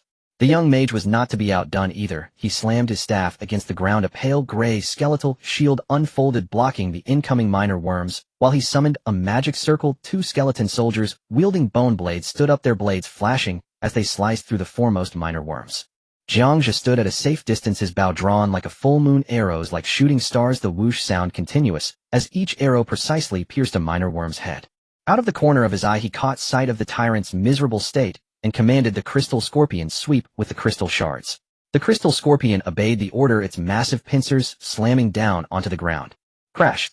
Countless diamond-shaped crystal shards shot out, like a torrential rain, glinting coldly, as they swept through the swarm of worms. In the blink of an eye, the minor worms on the ground were shredded into pieces, green slime splattering everywhere. The young mage waved his hand, and the skeleton soldiers piled the worm corpses together, while Jiang Zhe activated decomposition, acquiring over 50 first-tier crystal cores. Lord, let me go in and take a look. The tyrant suddenly stood up, pounding his chest, eyes ablaze with anger, staring fiercely at the hole. Dare to bite me, I must root out their lair. Jiang Zhe looked towards the hole. Such mines belonged to randomly generated hidden areas, and not every 10 initial islands had one. Even if there was, they were mostly overlooked by the Lord as ordinary mining spots. Hidden maps typically concealed good treasures. But he still pressed his hand down. Don't rush. He glanced at the crystal scorpion, widen the hole a bit more. There are surely many worms inside. Don't rush in carelessly. All right. Though the tyrant was anxious, he still obeyed. The crystal scorpion's massive pincers began to dig again, the rubble being constantly cleared away. The entrance, originally only wide enough for one person, quickly expanded to accommodate 2 people. As the digging deepened, a light sound of rumbling echoed from within the cave. Part of the rock layer collapsed, exposing even more area to the sunlight. As the sunlight shone in, countless minor worms surged out like a disturbed beehive. Whoosh whoosh. The young mage pointed his staff forward, and a shockwave exploded, instantly crushing hundreds of minor worms into green sludge. The remaining stragglers were caught by the tyrant, who grabbed them as if they were chicks, crushing them into pieces with a grin. Come on. Bite me again. The crystal scorpion focused on digging, its massive pincers flailing as the full extent of the underground mine gradually revealed itself. At that moment, a giant minor worm as large as a round table suddenly burst forth from the ground, its shell gleaming a metallic gray-black, and beneath it lay a pile of shiny objects reflecting a spectrum of colors. Jiang Zhe's gaze first fell upon those objects. They were gemstones, clearer than any basic or he had seen before, evidently rare materials. He then raised his eyes to glance at the giant worm, the system panel popping up just in time. Name: giant minor worm, race insect, level tier 3, weak, strength 30, constitution 35, agility 5, spirit 1, intelligence 0. Skills: debris spray. Debris spray ejects a large amount of debris from its mouth, capable of repelling enemies in a small area, causing temporary slow and visual obstruction. Description: a digger within the insect tribe, large in size, but as slow as a snail. Its hard shell can withstand rock impacts, constantly burrowing underground. At that moment, the giant mining worm suddenly inhaled deeply, then spewed countless chunks of or covering the tyrant entirely. This completely enraged the tyrant, which let out a deafening roar and lunged forward, directly engaging the giant mining worm in a brutal melee. The tyrant swung its sharp claws, and with a fierce swipe tore off one of the mining worm's legs. Following that, it bit with its mouth and utilized the scorpion tail from its rear, employing various techniques in rapid succession, and soon had the giant mining worm dismantled. "Pa, this taste is truly awful." The tyrant spat out saliva while vigorously shaking off the green slime on its body. Seeing this, the little bat Jack immediately flew to the tyrant's side, transforming into human form. "Tyrant brother, you need to be more refined. Your fighting style is too crude," Jack remarked. "Don't talk nonsense, or I'll beat you up too." The tyrant shouted back irritably. In the next moment, it activated its disguise ability, reverting to the appearance of a black-haired youth, giving Jack a glare. Jack shrugged helplessly, picked up a piece of gem from the ground, and quickly ran over to Jiang Zhe, saying, "My lord, take a look at what this is." Jiang Zhe took the red gem to examine it. Magic gem low-grade, a rare material containing magical power, widely useful and highly valuable. This is a good item. It should help the mages make staves and such. Jiang Zhe hurriedly ordered. This mining area must be thoroughly excavated, not a single piece should be left behind. Understood. Understood. The subordinates immediately obeyed and enthusiastically dove into the excavation work. Jiang Zhe took the opportunity to dismantle all the corpses. This vein of gems was not very rich, and soon it was completely excavated, leaving only metal or behind. Jiang Zhe gazed at the gems in his storage space, a total of 20 low-grade magic gems, colorful, and each radiating a unique luster, bringing joy just by looking at them. He couldn't help but fantasize about having a blacksmith or craftsman by his side. Then he could process these gems, whether to create equipment or craft other items, which would surely be stunning. Before long, this metal mine was also completely excavated, reaching a storage quantity of 200 units. Looking at the large pit underground, Jiang Zhe felt immense joy and a sense of accomplishment. At that moment, the crystal scorpion waved its tail and approached with a friendly demeanor. Jiang Zhe remembered his earlier promise to reward whoever mined the most. He was pondering what to prepare for the crystal scorpion when he saw it stretch out its forelimbs and draw a simple shape in the dirt. This was precisely the shape of the gem mine they had found earlier. Jiang Zhe instantly understood that the crystal scorpion wanted magic gems as a reward. It seemed this little fellow was quite intelligent, just unfortunately unable to speak. Jiang Zhe thought to himself that he would need to give it a talking organ in the future. With that in mind, he took out a gem and tossed it to the crystal scorpion. The crystal scorpion caught the gem in its mouth, happily wagging its tail, looking just like a cheerful puppy. Then he continued to order his subordinates to begin a new round of excavation work. This time, he planned to take away all the stones from this fragmentary forest and pack them all up. His subordinates acted swiftly, immediately springing into action, and the entire stone forest was soon shrouded in dust. The system notifications continued to sound as the quantity of stones in the storage space rapidly increased. Before long, this small piece of stone forest was cleared out completely, leaving only a flat ground. Jiang Zhe checked the quantity of stones, which amounted to over 1000 units. After completing this area, Jiang Zhe and everyone else climbed onto the back of the crystal scorpion and continued to move. This time they patrolled the entire island, collecting all the resources they could. When they returned to their oasis territory, the quantity of wood reached 40 units, stone 20 units, and the quantity of metal remained unchanged at 20 units. Jiang Zhe tallied the harvest: 150 first-tier crystal cores, 15 second-tier crystal cores, only 1 third-tier crystal core, and there were still 200 points remaining. Various shell and fur materials also accumulated over 1,000 units, with food reserves reaching 500 units. These nearly covered all the resources of the entire island. Jiang Zhe knew well that if it were another lord, it would have been impossible to plunder the island's resources in such a short. Based on the current quantity of resources, he roughly speculated that the resource amounts of each lord's island might be quite similar. However, to upgrade the lord's cabin and the summoning portal to tier 4, these resources were far from enough, especially the third-tier crystal cores, which were the rarest. There were only 2 third-tier monsters on the entire island. Thus he deduced that more monsters would certainly appear in the later stages of the Lord War game, or else the difficulty of leveling up would be too great. At this moment, resources were still relatively abundant, and Jiang Zhe decisively built a weapons workshop and an armor workshop. 2 new buildings were added beside the wooden cabin. Building name: Weapons Workshop. Building level: none. Building function: weapons can be crafted here, and it requires the citizens with crafting skills to use this building. Building name: Armor Workshop. Building level: none. Building function: armor can be crafted here, and it requires the citizens with tailoring skills to use this building. These 2 workshops were somewhat special. They could not be upgraded and had no levels. Jiang Zhe speculated that the lack of upgrade conditions might mean that the citizens working in them had room for skill improvement. After all, that main god was quite a shrewd designer. Subsequently, Jiang Zhe planned to upgrade the lord's cabin, but found that the number of second-tier crystal cores was insufficient.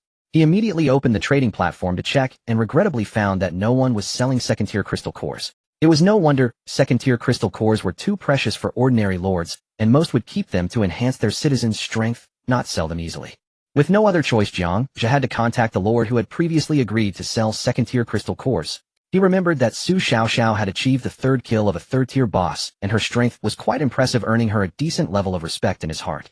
As soon as Jiang Zhe opened the private chat interface with Su Xiaoxiao, he was surprised to see her message pop up first. "Hello, can you sell me some resources again?" Jiang Zhe did not rush to state his needs, but instead asked in return, "What do you want?" On the other side, Su Xiaoxiao looked at the Grim Reaper's reply in the chat box, thought for a moment, and said 300 units of food. Seeing Su Xiaoxiao again asking for food, Jiang Zhe couldn't help but feel puzzled. Logically, the food she bought before should be enough, so why did she need to buy so much this time? His thoughts drifted back to school days when Su Xiaoxiao was often a victim of bullying. Many families in Chunmin know. Two high school were impoverished and struggled to afford food, leading them to consider stealing others' food. Su Xiaoxiao, being thin and weak, undoubtedly became an easy target in everyone's eyes, and there were always people who would take advantage of her. Jiang Zhe had reported this to the teacher, who had imposed some restrictions, but had not completely eradicated the problem. At its core, Su Xiaoxiao's personality was too weak. She did not know how to resist bullying, and even when bullied, she would force a smile.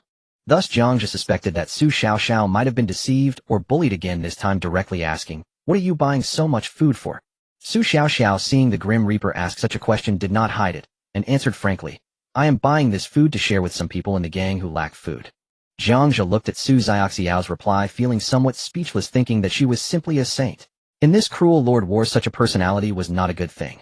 Jiang Zhe naturally understood the principle of respecting others' destinies and letting go of the obsession to help, but he couldn't help but kindly remind her, "You shouldn't always be giving things to these people. In the long run, they will eventually become your enemies. Do you understand?" Su Xiaoxiao replied, "I understand. This time I won't blindly give away. I'm only choosing those whom I trust and consider reliable. I won't pay too much attention to the others." After the last incident, Su Xiaoxiao had indeed changed, as she realized that not everyone was worthy of redemption, and only a few were worth helping, so she decided to select that small number of people for her efforts. The transaction was completed immediately, with 5 second-tier spirit stones exchanged. Upon receiving the spirit stones, he promptly traded the 3,000 units of food he needed, and the two successfully completed the deal. Seeing that his preaching had little effect, Jiang Zhe decisively stopped speaking and directly stated his demand: 5 second-tier spirit stones. Su Xiaoxiao felt that the price was not quite right. Given the current market, 1 second-tier spirit stone could only be exchanged for 500 units of food.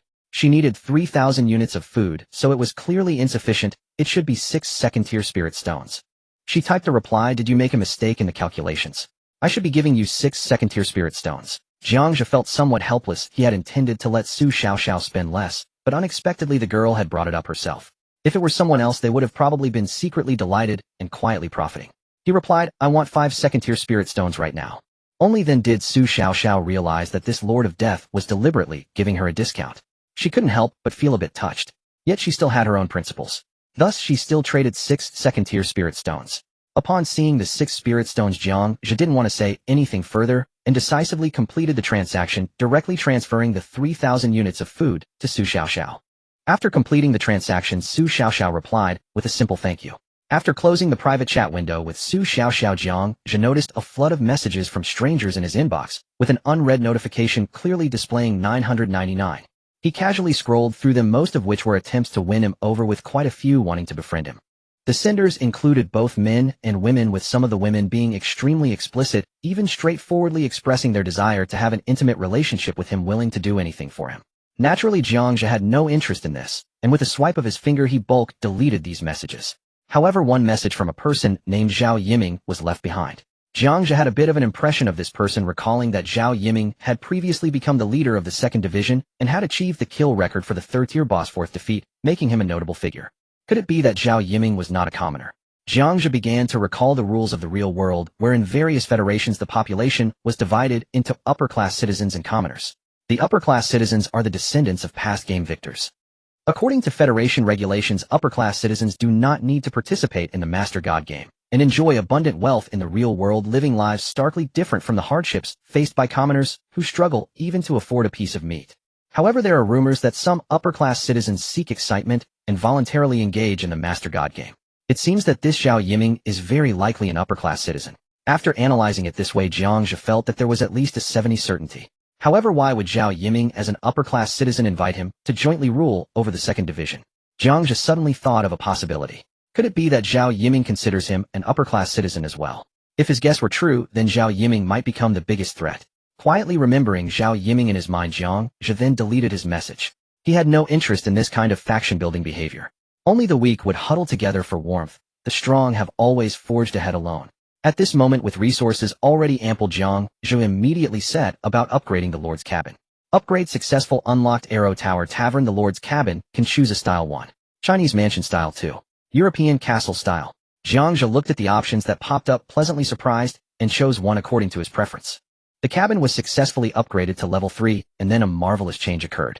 Various materials seemed to be driven by some mysterious force, automatically contributing to the construction. The originally simple bungalow transformed into a beautifully designed ancient Chinese mansion in the blink of an eye, with an estimated area of about 200 square meters. This mansion is so beautiful. Jiang Zhe looked at the stone lions outside the Vermilion Gate, having only seen such mansions in TV dramas before. He couldn't help but feel a sense of wonder. Lord's mansion. He brought his people inside to take a look around. It completely conformed to Chinese aesthetics, featuring ancient-style architecture along with guest rooms, a kitchen, a great hall, and more. A new panel appeared. Building name: Lord's Mansion. Building level 3, upgradable building function. Within a radius of 1,000 meters it belongs to Lord Jiang Zhe. In this range the loyalty of the citizens increases by 20, and all attributes increase by 20. The next level can unlock a training room and a research institute. Upgrade materials: 3,000 units of wood, 3,000 units of stone, 3,000 units of metal, 23rd tier crystal cores. At level 4, the training room and research institute can be unlocked. Jiang Zhe had a slight understanding of these two. The training room is where military units upgrade. The research institute is a place for developing various things, also a crucial building. Jiang Zhe then checked the newly unlocked blueprints.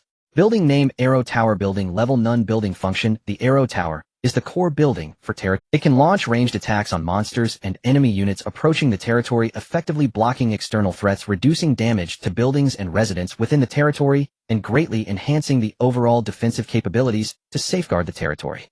Construction materials: 200 units of wood, 500 units of stone, 100 units of metal. Building name: Tavern. Building level none. Building function: the tavern is a place to recruit special characters and gather intelligence.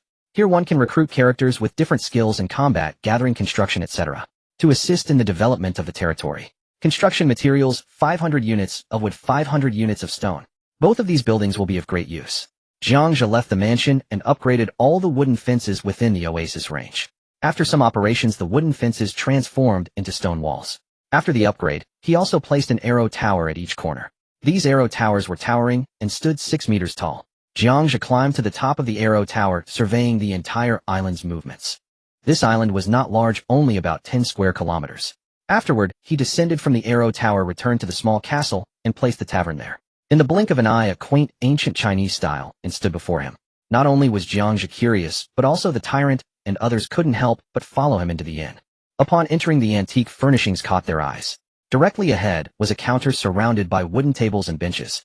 In one corner of the inn stood a plump, middle-aged man dressed in ancient Chinese innkeeper's attire with a copper coin-like accessory hanging from his waist. Above this middle-aged man's head the words Qian Duo Duo were prominently displayed. Seeing Jiang Zhe and his group enter, Qian Duo Duo hurriedly walked out from behind the counter, respectfully bowing to Jiang Zhe, saying, "Greetings, Lord Jiang. I am the innkeeper of this tavern, Qian Duo Duo." Jiang Zhe looked at Qian Duo Duo and asked, "Shopkeeper, Qian, how should we recruit heroes for this inn?" Qian Duo Duo responded in an ancient tone, "Oh Master Jiang, are you asking how to recruit Jianghu heroes or wild generals?" Jiang Zhe nodded silently. Qian Duo Duo continued, "At our inn we need to attract Jianghu heroes or wild generals with food and drink. The more food we provide, the greater the chance of attracting characters. As for the drinks, the higher the quality, the more impressive the characters we can draw in." Jiang Zhe had ways to solve the food issue, but he remembered that the inn seemed capable of brewing liquor itself, so he directly asked, "Shopkeeper Qian, if I gather the ingredients for brewing, would that be feasible?" Qian Duo Duo nodded and replied, "That can be arranged, Master Jiang." Jiang Zhe wasted no time and immediately opened the trading platform, eager to find brewing materials. He knew that brewing generally involved two kinds, one with fruits and the other with grains. After searching around, he found that there were no fruits or grains for sale on the trading platform, which left him in a bind. After all, other lords were also students, and anyone who had studied a bit would know that a tavern requires drinks to recruit heroes, so it seemed likely that they had privately hoarded these materials. With no other choice, Jiang Zhe had to post a purchase request. As soon as the request was posted, many lords noticed that the publisher's ID was Death God. Who is Death God? He was the first lord to achieve a level 3 boss kill. Seeing this request for grapes, wheat, and rice, the lords understood that he was obviously preparing brewing materials. In no time the chat channel became lively. "Did you see? Death God posted a purchase request on the trading platform, and this lord actually intends to brew liquor. Has he unlocked the tavern?" "What? He unlocked the tavern? That's too outrageous. My lord's cabin just reached level 2 and he's already at level 3. Where did he get so many second-tier crystal cores?" Long Out Yin was equally shocked upon seeing this news. He knew Death God well, and understood that he was a lone wolf lord who never teamed up with others.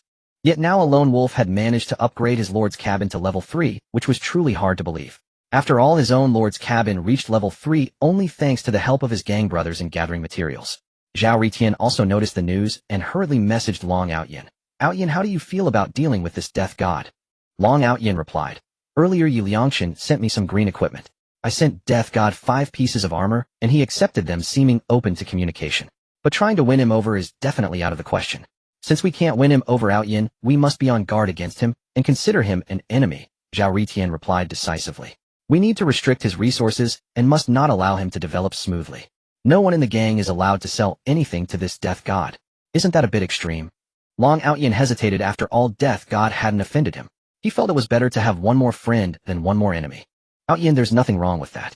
The environment we are in allows for no mistakes. Who knows when death god might confront us directly. At that time, if you show mercy towards him, he won't be lenient either. He might swiftly take your head and rob us of all our resources.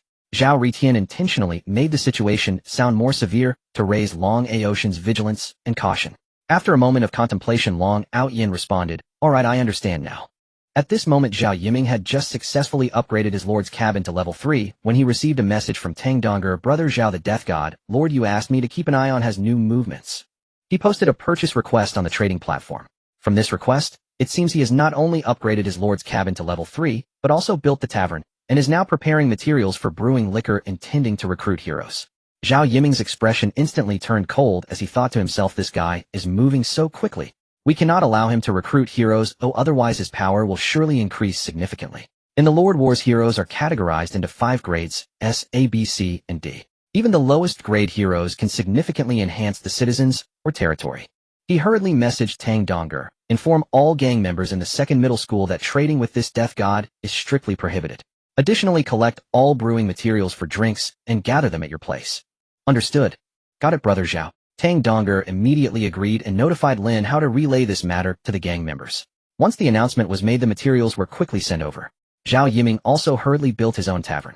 Entering the tavern, he waved his hand generously, pulling out 2,000 units of food along with 1,000 units of wheat, handing them to the shopkeeper to start brewing liquor and preparing food. Only with these 2 items completed can the tavern possibly attract heroes.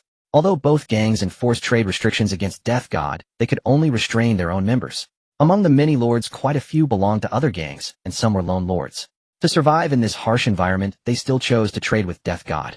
Jiang Zhe spent about 200 points and successfully acquired 2,000 units of rice, which could be used to brew. Jiang Zhe handed over 2,000 units of food and 2,000 units of rice to Qian Duoduo.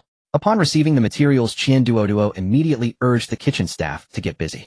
At this moment, Jiang Zhe opened his storage space, his gaze landing on a token. This was a summoning token capable of summoning an Scrade hero. I hope to summon a formidable hero. He silently prayed, reached out to take the token, and crushed it. In an instant, a gleaming light shone, and a young man of about 17 or 18 appeared in the inn. The young man was clad in armor, standing over 7 feet tall, with a slender waist and broad shoulders, his face pale, as if powdered, and a pair of striking eyes with distinct black and whitened nose like a jade pillar, lips like cinnabar, and large ears resting against his chest. Jiang Zhe's gaze was firmly locked on this young man. Judging by his attire, he was evidently an ancient scholar. His name displayed 3 question marks, and his true identity was not revealed. Could this scholar be Zhuge Liang? Jiasu? Zhang Liang?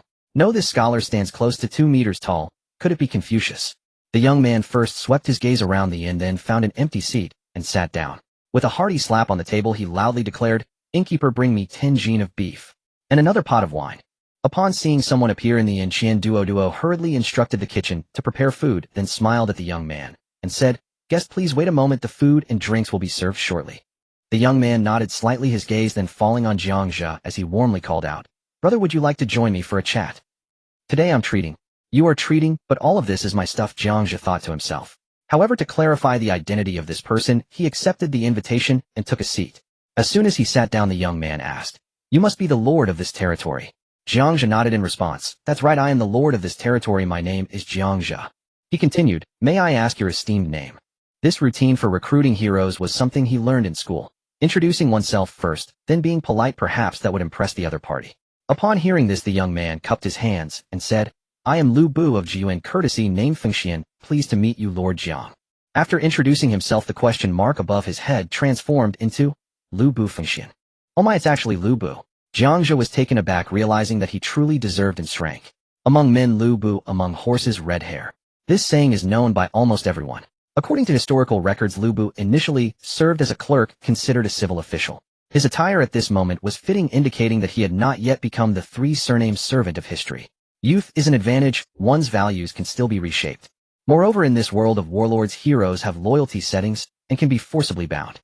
There's no need to worry about them becoming as fickle as in history, like recognizing Ding Yuan as a foster father, then killing him for gain only to recognize Dong Zhuo as a father and ultimately slay Dong Zhuo. After Lu Bu introduced himself, it wasn't long before innkeeper Qian brought several jin of beef and 2 pots of wine to the table. Upon seeing this, Lu Bu immediately said to innkeeper Qian, "Bring us 2 large bowls, I want to compete with Lord Jiang in drinking." Recruitment task description: Lu Bu wants to challenge you in a drinking contest. If you win, Lu Bu's loyalty to you will increase by 30. If you lose, Lu Bu will leave the inn. If you refuse the task, Lu Bu will stay at this inn for 3 days before leaving. There will still be opportunities to recruit him during this time. Do you accept? Suddenly a task panel popped up. Jiang Zhe examined it closely and found that the task was quite humanized. The Lord has the right to forfeit the task, first waiting to find a suitable candidate before engaging in a duel. When it comes to drinking, Jiang Zhe knew he was definitely not cut out for it. Thus he said to Lu Bu, "I Jiang am not good at drinking. Could my subordinate replace me in the drinking contest?" Lu Bu simply replied with one word, "Sure." Innkeeper Qian firmly placed 2 large bowls on the table, and the necessary items were ready. Without further ado, Lu Bu grabbed the wine jar and filled the 2 large bowls to the brim with wine. Jiang Zhe turned to glance at the 3 behind him, first looking at Jack and asking, "Jack, how's your alcohol tolerance?" Jack, with his golden hair and blue eyes, hurriedly shook his head and said, "My lord, I only ever drink wine. I can't handle white liquor." Jiang Zhe then turned his gaze to Tyrant, asking, "And you, Tyrant?" The black-haired humanoid Tyrant also shook his head and replied, "My lord, I have never drunk alcohol, so I have no idea how well I can hold it." Left with no choice, Jiang Zhe could only place his last hope on the little mage, saying, "It's up to you, little mage, you drink for me." The little mage dazedly responded with a nod, saying, "Okay, my lord." The little mage was small in stature, and the loose mage robe he wore only emphasized his frail figure. Seeing this, Lu Bu couldn't help but chuckle and sneer, "A little squirt like you thinks you can compete with me in drinking. It's simply a dream." With that, he raised the large bowl and drank it down in one go. The little mage was undeterred as well. He picked up the bowl from the table and tilted his head to down it. Lu Bu saw this and exclaimed, "Hey, this little squirt has a bit of skill." He actually drank a large bowl without changing color. Then innkeeper Qian filled 2 bowls again, and the 2 continued their contest. After drinking 10 bowls, Lu Bu's face was already as red as a ripe tomato, clearly intoxicated. Impressive, I concede. With a loud thud, Lu Bu collapsed onto the table and fell into a deep sleep. Soon after, the system prompt sounded: "Task completed. Lu Bu's loyalty to you increased by 30. Jiang Zhe felt secretly pleased. He had deliberately let the little mage participate in the contest, because as a zombie, the little mage had no chance of getting drunk. From the outset, he was confident of victory. This task only raised Lu Bu's loyalty by 30. To fully recruit this rank hero Lu Bu, it seemed another recruitment task would be required. After all, rank heroes are not as easy to recruit as heroes of other ranks. Take this drinking contest task for example. If it were another lord, they would likely fail. Unless, like Jiang Zhe, they had a little mage such as this undead being or a special being that is immune to alcohol. After lying down for a while, Lu Bu suddenly sat up, slightly apologetic, saying, "Sorry, I got a bit out of it from drinking just now." "Lord Jiang, your subordinate's drinking capacity is truly astounding. I have never seen anyone drink like." Jiang Zhe resumed his seat and said, "It's all right. I have many strong generals among my subordinates. I hope young brother Lu can join my territory and we can feast and drink together." Lu Bu chuckled and replied, "If Lord Jiang wishes for me to join, let's play another little game. If you can win against me once more, I will join your territory." "All right, what kind of game, eh?" Jiang Zhe asked. Lu Bu did not answer directly. Instead, he first grabbed some beef from the table, took a few bites to ease the effects of the alcohol in his system, and then said, "Let's arm wrestle." Recruitment task description: Lu Bu wants to challenge you to an arm wrestling match. If you win, Lu Bu's loyalty to you will increase by 30. If you lose, Lu Bu will leave the inn. If you refuse the task, Lu Bu will stay at this inn for 3 days before leaving. There will still be opportunities to recruit him during this time. Do you accept? Upon hearing the words, arm wrestling, Jiang Zhe's heart tightened, realizing that things might not go well. After all, he couldn't check Lu Bu's attribute panel at this moment, and judging from historical records, Lu Bu's strength was undoubtedly terrifying. Seeing Jiang Zhe silent, Lu Bu couldn't help but speak. "Lord Jiang, are you perhaps afraid? Or do you not have any strong generals among your subordinates to compete with me?" Hearing the sarcasm in the other's words, Jiang Zhe pondered for a moment and said, "Young brother Lu, I think competing just once is too dull. How about we do a best of 3? Lu Bu glanced at the people beside Jiang Zhe. Besides Jiang Zhe, there were 3 subordinates. He directly excluded the little squirt who had been drinking, leaving the 2 adult men, who looked quite strong. He also felt that only competing once would indeed be unexciting, so he nodded and agreed. "All right, let's do a best of 3.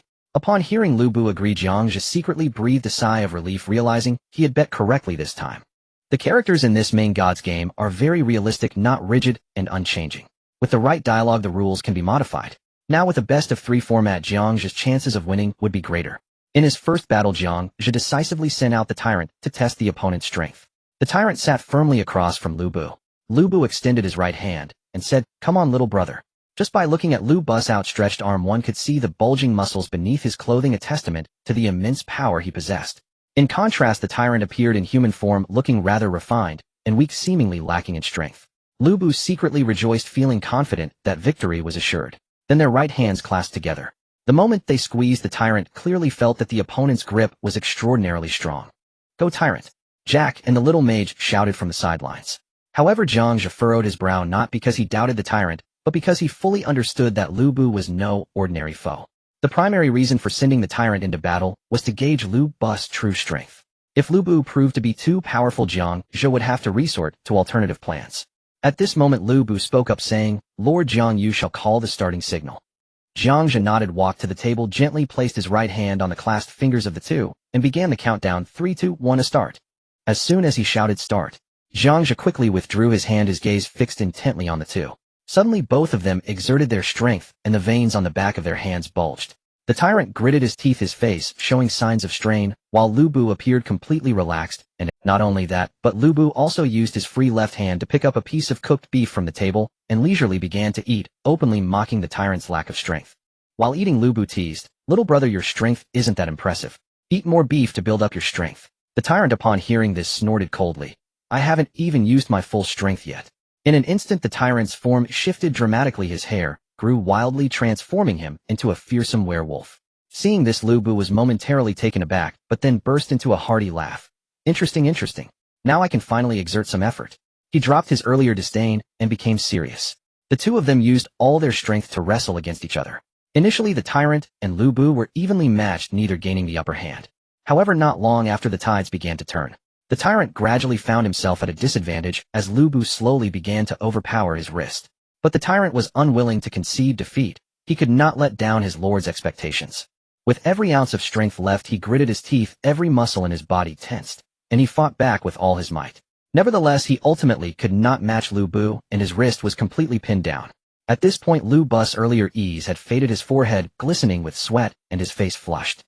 Seeing his victory, Lu Bu was overjoyed, raised his wine bowl, gulped down a mouthful, and laughed heartily. "Ha, not bad.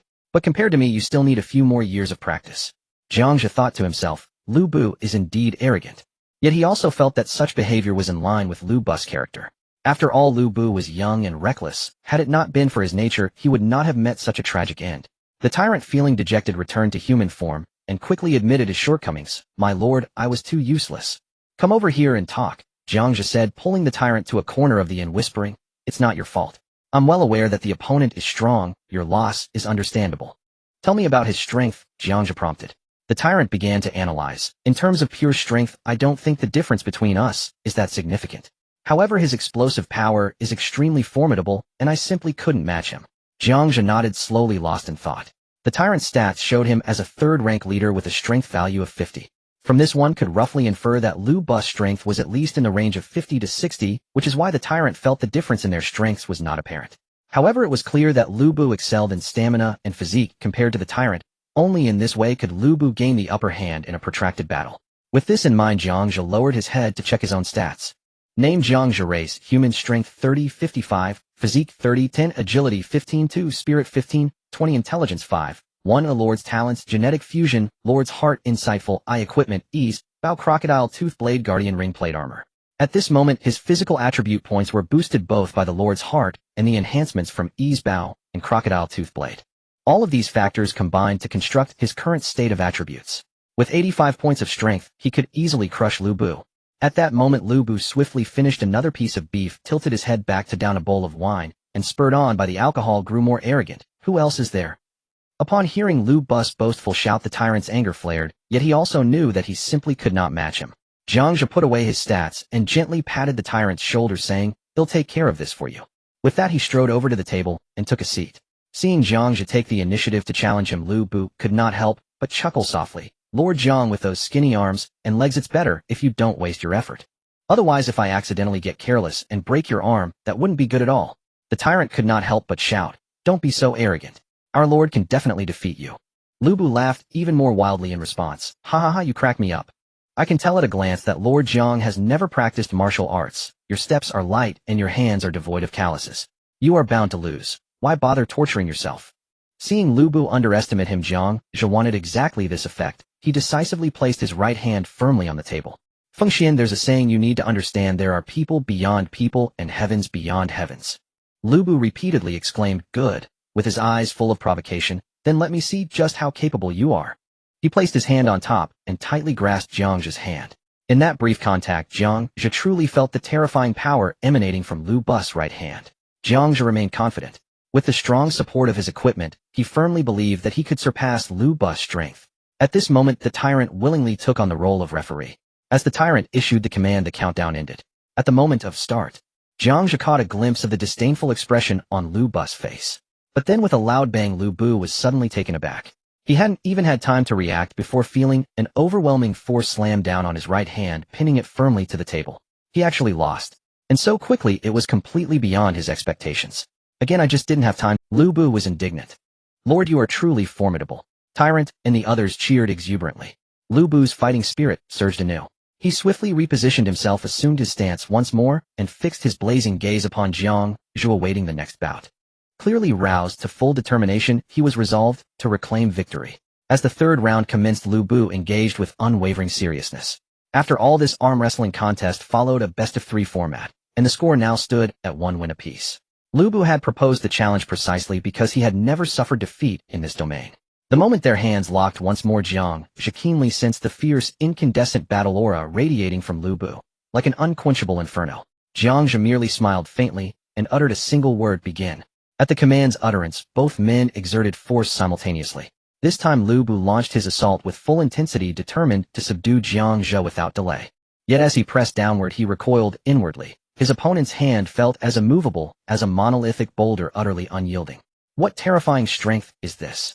Lu Bu marveled silently. Though famed since childhood for his prodigious might, he had never before encountered anyone whose raw power surpassed his own. Jiang Zhe knew well that Lu Bu's constitution attribute was exceptionally high. Prolonged endurance would be a losing strategy. He therefore seized the moment and unleashed a sudden, overwhelming surge of force. That immense pressure instantly drove Lu Bu's arm toward the table's edge, mere inches from touching its surface. With extraordinary arm strength and indomitable will, Lu Bu strained desperately to hold his ground. Jiang Zhe meanwhile mimicked Lu Bu's earlier composure, his expression serene, a subtle smile playing upon his lips. With his left hand he calmly picked up a piece of beef from the table and began eating. Yet he offered no mockery, only gentle persuasion. "Fengxian, follow me, and I shall forge you into a far greater warrior. I shall not confine you to the role of a civil official. Instead, I shall make you a peerless general who leads charges into the heart of battle, and one day my entire legion shall answer to your command. Is this not the dream you have cherished all along?" These words struck like sparks upon dry kindling, igniting the deepest yearnings slumbering within Lu Bu's soul. Having served as chief secretary for some time, he had long grown weary of bureaucratic duties. At last someone recognized his true worth, and understood the fire burning in his heart. For his own sake, and for that sacred dream, the thought of pledging allegiance took root within him. In that instant his grip unconsciously slackened, and his backhand settled flat upon the table. Mission accomplished. Loyalty of Lu Bu 30. Recruitment successful. S-rank hero. Lu Bu joins your territory. I have lost, and accept defeat honorably. If your excellency deems me worthy, I swear fealty, and pledge myself as your lord.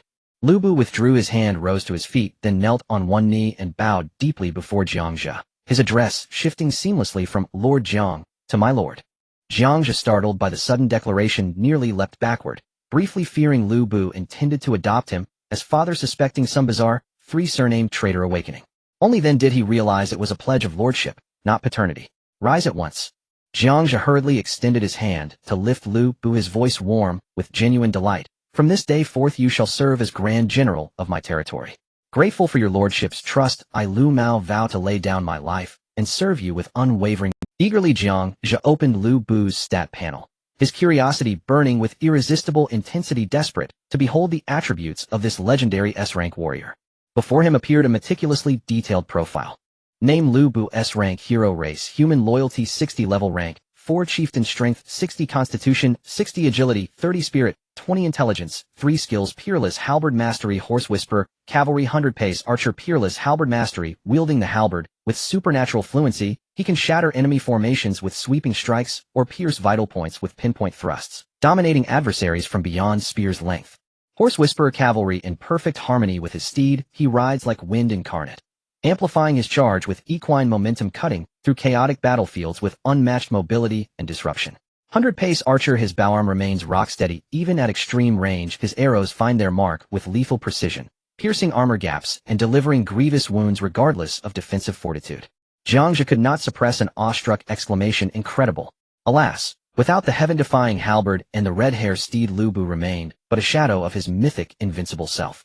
He also breathed a quiet sigh of relief. Thankfully, Lu Bu had not suggested armed combat. With his current cultivation, Jiang Zhe stood no chance against such a titan. Perhaps Lu Bu had underestimated them, or dismissed them entirely, thus proposing contests of wine drinking and arm wrestling instead of true martial trial. Overjoyed at securing this peerless general, Jiang Zhe immediately presented Lu Bu with a green plate armor, a gift previously bestowed by Long Out Yin. This armor is yours. Lu Bu accepted the armor with both hands, inspected it briefly, then donned it without delay, bowing respectfully. Many thanks, my lord, for this generous gift.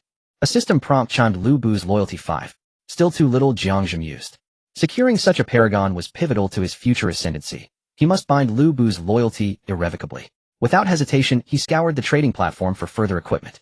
Alas, the heaven-defying halberd remained unavailable, but he did locate a sturdy halberd. As for mounts, none were listed for sale. At present, most lords lacked the ability to tame mounts. This matter would have to wait. Next, Jiang Zhe assembled a complete set: helmet, pauldrons, greaves, and cuirass, spending nearly 500 points in total to fully equip Lu Bu. Clad head-to-toe in gleaming new armor, Lu Bu transformed utterly, from scholarly secretary into a towering, awe-inspiring general.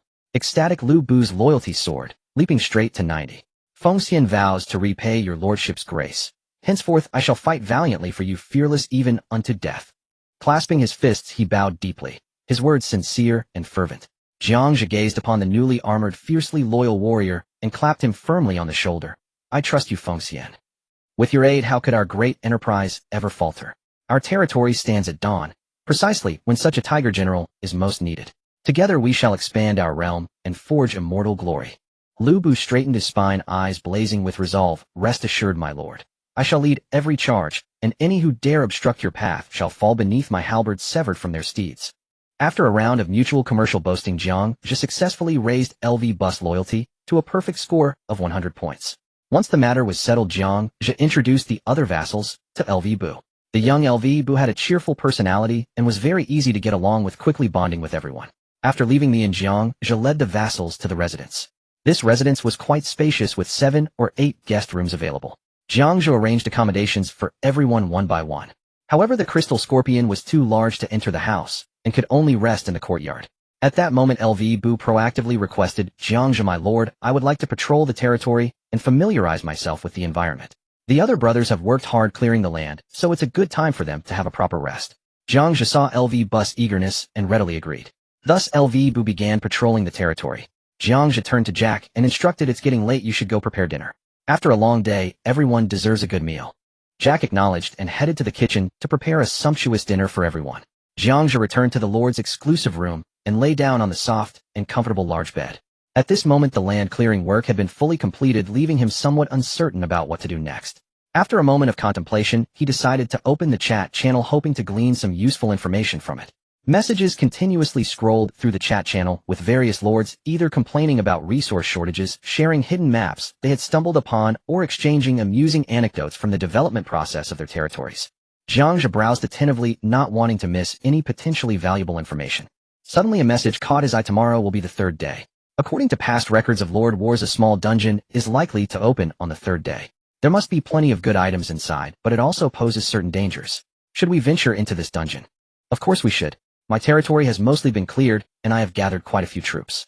We can definitely take a gamble. Who knows, maybe a bicycle can turn into a motorcycle. The boss is amazing, I'm really envious. I've only cleared 1/3 of my land. Boss 666. Upon seeing this message, Jiang Zhe's heart tightened, and excitement surged within him. A small dungeon will open on the 3rd day. This was vital information. He pondered that his territory was fully cleared with a fierce general like LV Bu under his command and a group of loyal vassals. He indeed had the capital to take a risk. After browsing the chat channel for a while, he found that the discussions were mostly of little value. It was quite regrettable that currently only the Huaxia Federation's chat channel was open and the World Chat channel had yet to be activated, leaving him unaware of the true strength of other Federation lords. After all, this war would eventually lead to a showdown, with lords from other federations marking the real beginning of a nationwide lord war. At present, it was merely an internal struggle within the Federation, a trivial skirmish. Jiang Zhe closed the chat channel and opened the trading platform instead. He focused on the purchase listings with the highest demand, clearly for food. Most lords were not very capable, and after 2 days not even a third of their territories had been cleared, leading to a severe food shortage. Next in demand was metal, with many orders coming from Yizhong. Without a doubt, Yi Lianshan was crafting equipment. Yizhong's strength was indeed formidable, and he would surely become a strong opponent in the future. Jiang Zhe couldn't help but feel excited at the thought of battling Yi Lianshan on the first day when the Lord Wars commenced. If he could capture Yi Lianshan directly, he could mass-produce equipment later on. Of course, that was just wishful thinking. After all, even in the Huaxia Federation, the number of participants had exceeded hundreds of thousands, and the probability of matching up against Yi Lianshan was pitifully low. Among the remaining items on the list are various special materials. In terms of magical materials, in addition to magical gems, there are also magical crystals, which contain pure and powerful magic often used to enhance the power of magical weapons. There is also the Feather of Illusion, a mysterious material said to come from the illusion-winged spirit bird, capable of granting magical items the astonishing effects of invisibility or illusion. Additionally, there is the resin of the Tree of Life, an extremely rare material that not only significantly enhances the toughness of magical weapons during their creation, but is also said to be an essential material for recruiting certain heroes with healing abilities. In summary, these materials have various uses and come in all kinds of peculiar forms. Jiang Zhe felt there was nothing more to see on the trading platform and simply closed it. At that moment, Jack called from outside the door and gently knocked. "My lord, dinner is ready, please come and eat." "Come," Jiang Zhe replied, and opened the door, following Jack to the dining area. The space here was quite spacious, and the dining table was several times larger than before, with several tables set up. Jiang Zhe took a seat at a carved 8 immortals table, which was filled with food. Some had been made by Jack, while others were clearly delivered from the inn. The inn provided cooking services accommodating those who couldn't cook, or like Jiang Zhe lacked a dedicated chef. At this moment, dining with them were Jack the Tyrant and the young mage. Jiang Zhe asked, "Has food been prepared for the crystal scorpion?" Jack nodded, "It's ready." Jiang Zhe then instructed, "Go fetch Feng Xian for me." "Understood, my lord." As soon as he finished speaking, Jack instantly transformed into a small bat and flew out. Seeing the tyrant and the young mage seated at another table, Jiang Zhe called out to them, "Come over and sit together. Let's all eat together. Don't sit at separate tables." The tyrant was always very obedient as Jiang Zhe's first subordinate. He understood Jiang Zhe's thoughts well and immediately stood up to sit next to Jiang Zhe. However, the young mage hesitated and said, "My lord, I think I want join. The foul stench on me might affect your appetite." While speaking, one of his eyes fell out, and he pressed it back into his socket. Jiang Zhe scratched his head, realizing he needed to find a way to get the young mage a fresh body. Lu Bu returned with Jack. After taking their seats, everyone enjoyed dinner together. Once dinner concluded, Lu Bu, as the general, immediately began arranging the night watch, being second in command in the territory after Jiang Zhe. Jiang Zhe didn't worry much as Lu Bu's help made things much easier for him, so he went straight back to his room to sleep. This was the benefit of having heroic assistants, avoiding the need to handle everything personally and exhaustively. Lying on the soft bed, Jiang Zhe quickly fell into a deep sleep. He didn't know how much time had passed when a sudden knock on the door broke the silence. "My lord, wake up quickly, something has happened outside." It was Lu Bu's voice. Jiang Zhe sat up and glanced out the window. The light was already growing. He hurriedly checked the time. It was past 6 in the morning on the third day. Jiang Zhe instantly became alert, remembering that something significant was supposed to happen on the third day. He opened the door and saw Lu Bu looking anxious. Jiang Zhe, however, remained calm and asked Feng Xian what has happened. Lu Bu hurriedly said, "A strange light has appeared outside. I have sent people to guard it. Please hurry over." Jiang Zhe nodded and immediately left the residence with Lu Bu. The two rushed to the water source, where they saw a shimmering red gate had appeared. The tyrant and the others were already waiting there. Jiang Zhe approached and carefully examined the red gate. A panel popped up: Unknown World, Danger Level Unknown, Detailed Description. This is a door connecting to an unknown world, which will close in 24 hours. Each creature has only one chance to enter. Once they come back, they cannot enter again. Jiang Zhe thought to himself that this must be the small dungeon, which could be considered a PvE dungeon in the Lord's War, primarily used for obtaining materials or resources. Although there were risks involved, the potential rewards were quite abundant. As for whether to enter it, entirely depended on the Lord's personal willingness. Jiang Zhe did not rush in immediately, but first opened the chat channel to check the situation. At that moment, the chat channel was bustling with everyone discussing non-stop. "A dungeon has appeared, are you going in?" one lord said. I'm a bit hesitant to enter. Hey, just look at this red gate, it looks extremely dangerous. What are you afraid of? Great fortune lies in danger. This is a great opportunity to obtain rare resources. If we miss this chance, it will be difficult to strengthen our territory in the future. A determined lord responded. That may be true, but if we lose some of our forces, won't the development of our territory? It's better to be cautious, ill-observed for now. Another lord seemed somewhat hesitant. A bunch of cowards. In preparing to go in, perhaps I can find some remarkable treasures inside. Don't be envious when I do. Another rather conceited lord proclaimed loudly. Based on the information from the last session, many who went in did not come back alive. We should not take risks. Instead, we can develop steadily in our territory, and perhaps we will have our day to shine. I think we can first go in to scout. If it gets too dangerous, we'll withdraw quickly. After all, we have 24 hours. We shouldn't waste this opportunity. One lord proposed a compromise. After reading the chat channel, Jiang Zhe did not hesitate and prepared to enter this dungeon with his people. However, he needed to prepare first. He would use points to recruit some subjects to increase his own strength, ensuring that the harvest from this dungeon would be maximized. He activated the summoning gate, and a new gate radiating white light appeared beside it. At that moment, in a separate channel, Long Outyin, Zhao Ritian, and Yi Liangchen were gathered discussing. Then Long Outyin asked in their exclusive communication channel, Ritian Liangchen, what do you think? Of course we have to go in. This is an excellent opportunity to acquire resources, and we might even recruit subjects. Absolutely. Oh, I worked through the night to make 30 rapid-fire rifles, and I also prepared 1,000 rounds of ammunition. Well, each take 10 with around 300 rounds of ammunition each, relying on firearms, it's worth a try. Liangchen, you're amazing to have completed the rapid-fire rifles so quickly. Long Outyin was equally astonished, which further solidified his determination to enter. Alright, let's go in together and test the waters. If we encounter danger, safety comes first. Zhao Ritian immediately asked, what about the others in the guild? Long Outyin thought for a moment before replying, those with strength can enter. If they lack strength, don't force them. Alright. In the second faction, Zhao Yiming directly issued orders within the gang requiring everyone to enter the instance and gather resources as much as possible. His strong attitude caused some dissatisfaction among the gang members. One member stood up and said, boss, my current development situation is not good and my talent is not combat-oriented. If I go in, I might encounter danger. Can I not go? Other non-combat-oriented leaders also echoed this. Zhao Yiming, too lazy to waste words on these useless commoners, directly threw the matter to Tang Donger. Handle this.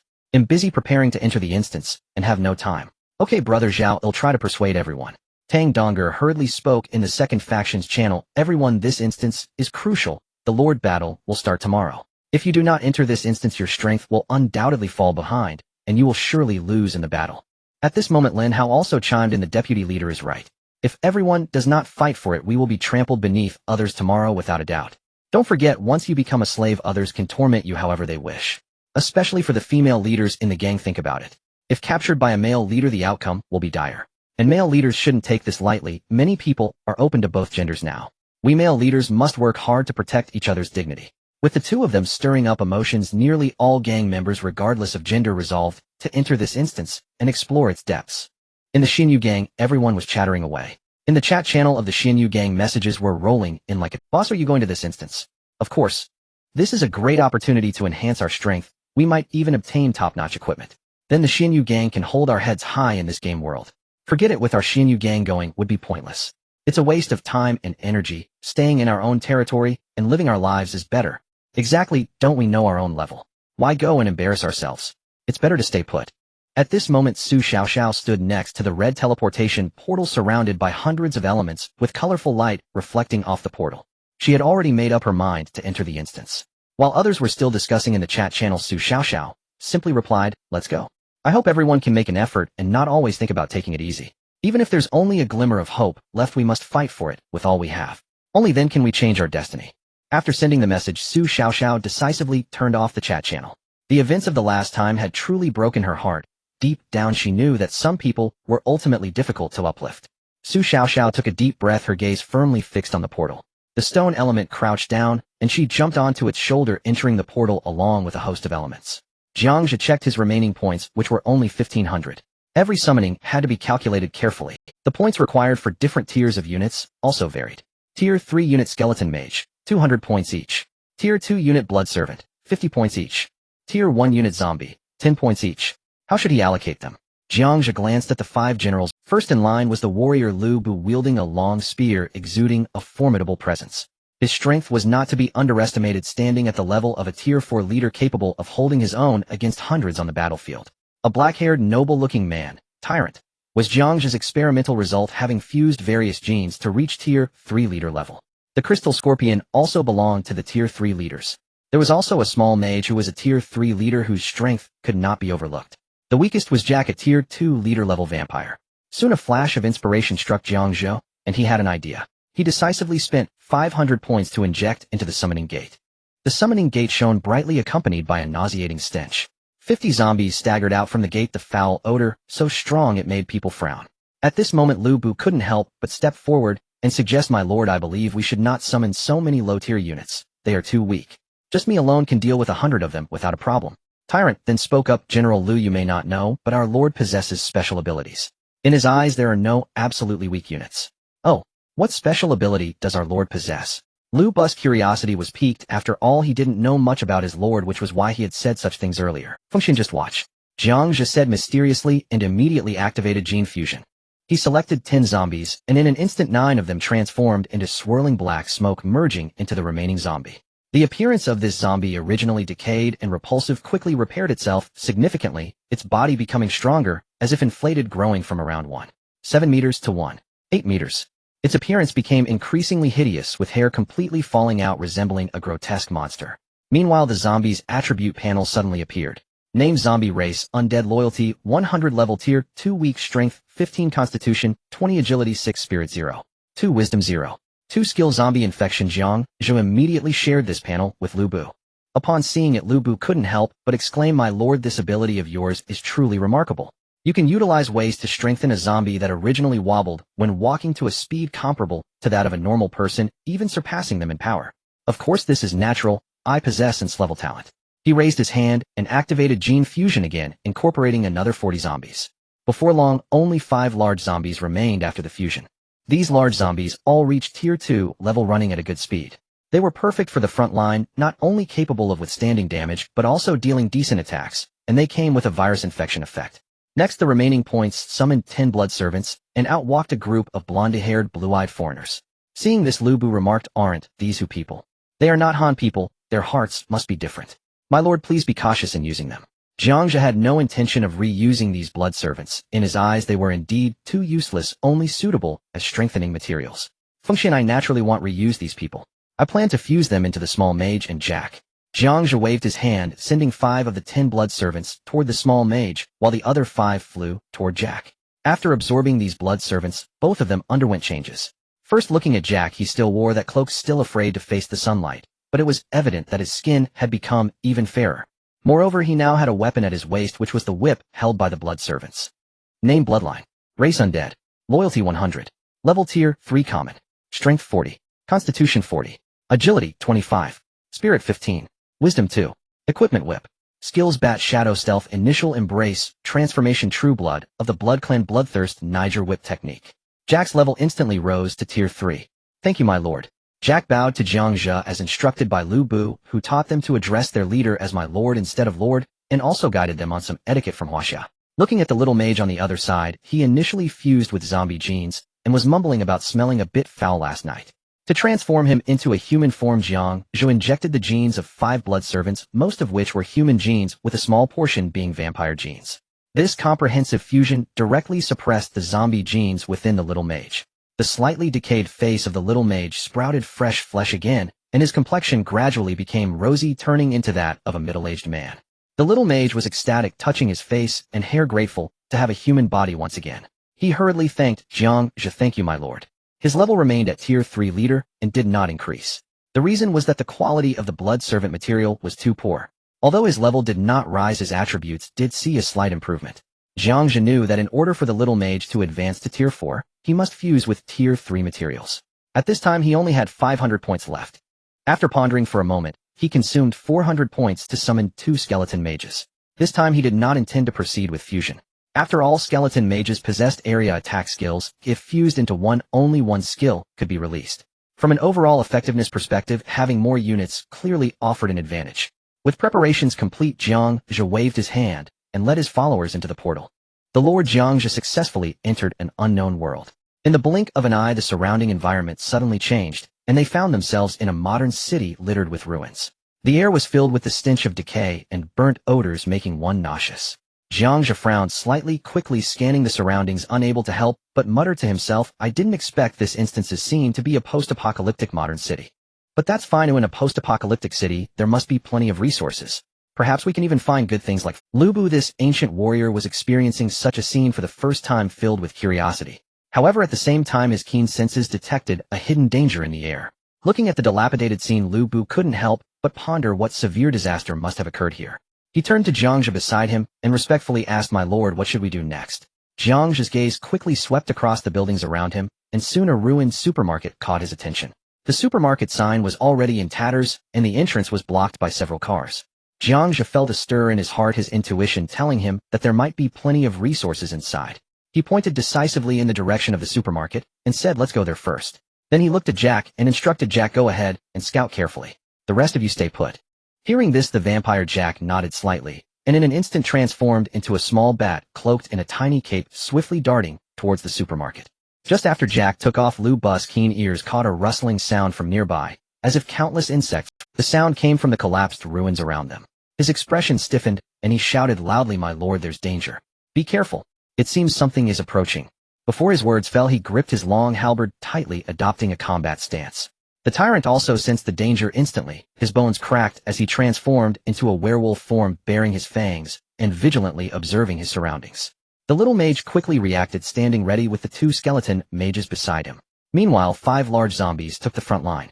Seeing this, Jiang Zhe leapt onto the back of the crystal scorpion, scanning the direction from which danger might come. Soon he identified the source of the crawling sounds. It was a swarm of insects. These insects had thousands of legs, long and thin like needles, and were small in size, resembling a type of centipede. Jiang Zhe felt his scalp tingle upon seeing them.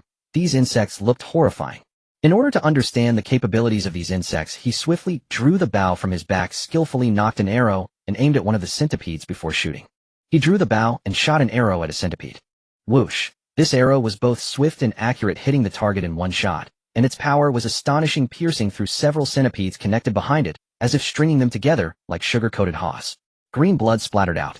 Immediately afterwards, a series of words appeared before Jiang Zhe's eyes. Jiang Zhe killed a Tier 1 spine insect. Jiang Zhe killed a Tier 1 spine insect. A panel appeared named Spine Insect Race, Aberrant Level Tier 1, Common Strength 8, Constitution 2, Agility 4, Spirit 0, Intelligence 0. 1 Skills Parasitism. Parasitism, it attaches itself to the spine of the host, causing gradual numbness in limbs, ultimately leading to complete paralysis. Once the spine insect establishes a solid foundation within the host's spine, it can release special neural signals to manipulate the remaining muscle activity of the host, turning it into a puppet controlled by the spine insect. Description: a dark, gray parasitic insect approximately half a meter long with its back covered in backward-facing barbs. They lurk in groups in the shadows, and once a living being passes by, they swarm with incredible speed. Glancing briefly at the panel, Jiang Zhe was horrified. The abilities of this Tier 1 spine insect were incredible. It could actually parasitize living beings and control those it infests. This meant that if the subjects under his command were parasitized, they would completely lose control, and he could not allow these spine insects to come near at all. They must be eliminated from a distance. These centipedes seemed oblivious to the danger, continuing to swarm in large numbers, with several hundred at a glance. Jiang Zhe made a decisive decision, directly ordering the 5 large zombies to charge forward as meat shields to draw fire. The 5 large zombies fearlessly plunged into the swarm of insects. The insects immediately swarmed over, biting fiercely into the large zombies. Jiang Zhe then commanded loudly, Little Mage, quickly gather a shockwave and eliminate most of the insects. Upon receiving the order, the Little Mage immediately led the 2 skeleton mage subordinates to begin gathering energy. The staffs in their hands emitted faint magical glows, rapidly coalescing into dozens of energy orbs shaped like skulls at the tips. Subsequently, 3 powerful shockwaves shot out with a thunderous roar. 3 shockwaves surged like a raging tide, sweeping across the area, leaving the insects they touched dead without exception. Less than 30 spine beetles remained. The rest is up to you, Fengxian. Jiang Zhe instructed. Understood, my lord. Lubu wielded his spear. In no time the area was completely cleared. Lubu the tyrant and others worked together to pile the corpses of these insects in one place. Jiang Zhe stepped forward, raised his hand, and performed decomposition on the corpses of the insects. A flash of light revealed 1,000 units of food, an increase of 300 points, and 300 first-tier crystal cores. Additionally, a few pieces of mediocre quality white gear were dropped. Having just entered the dungeon, the rewards were quite substantial. Jiang Zhe's confidence soared, feeling that this dungeon might not be as difficult as he had imagined.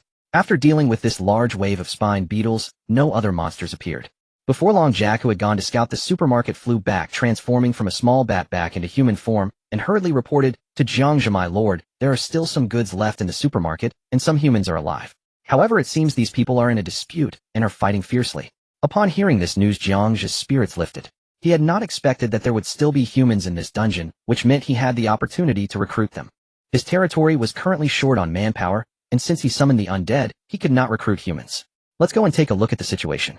Jiang Zhe sat on the back of the crystal scorpion, waving his hand, leading a large group of subordinates towards the supermarket.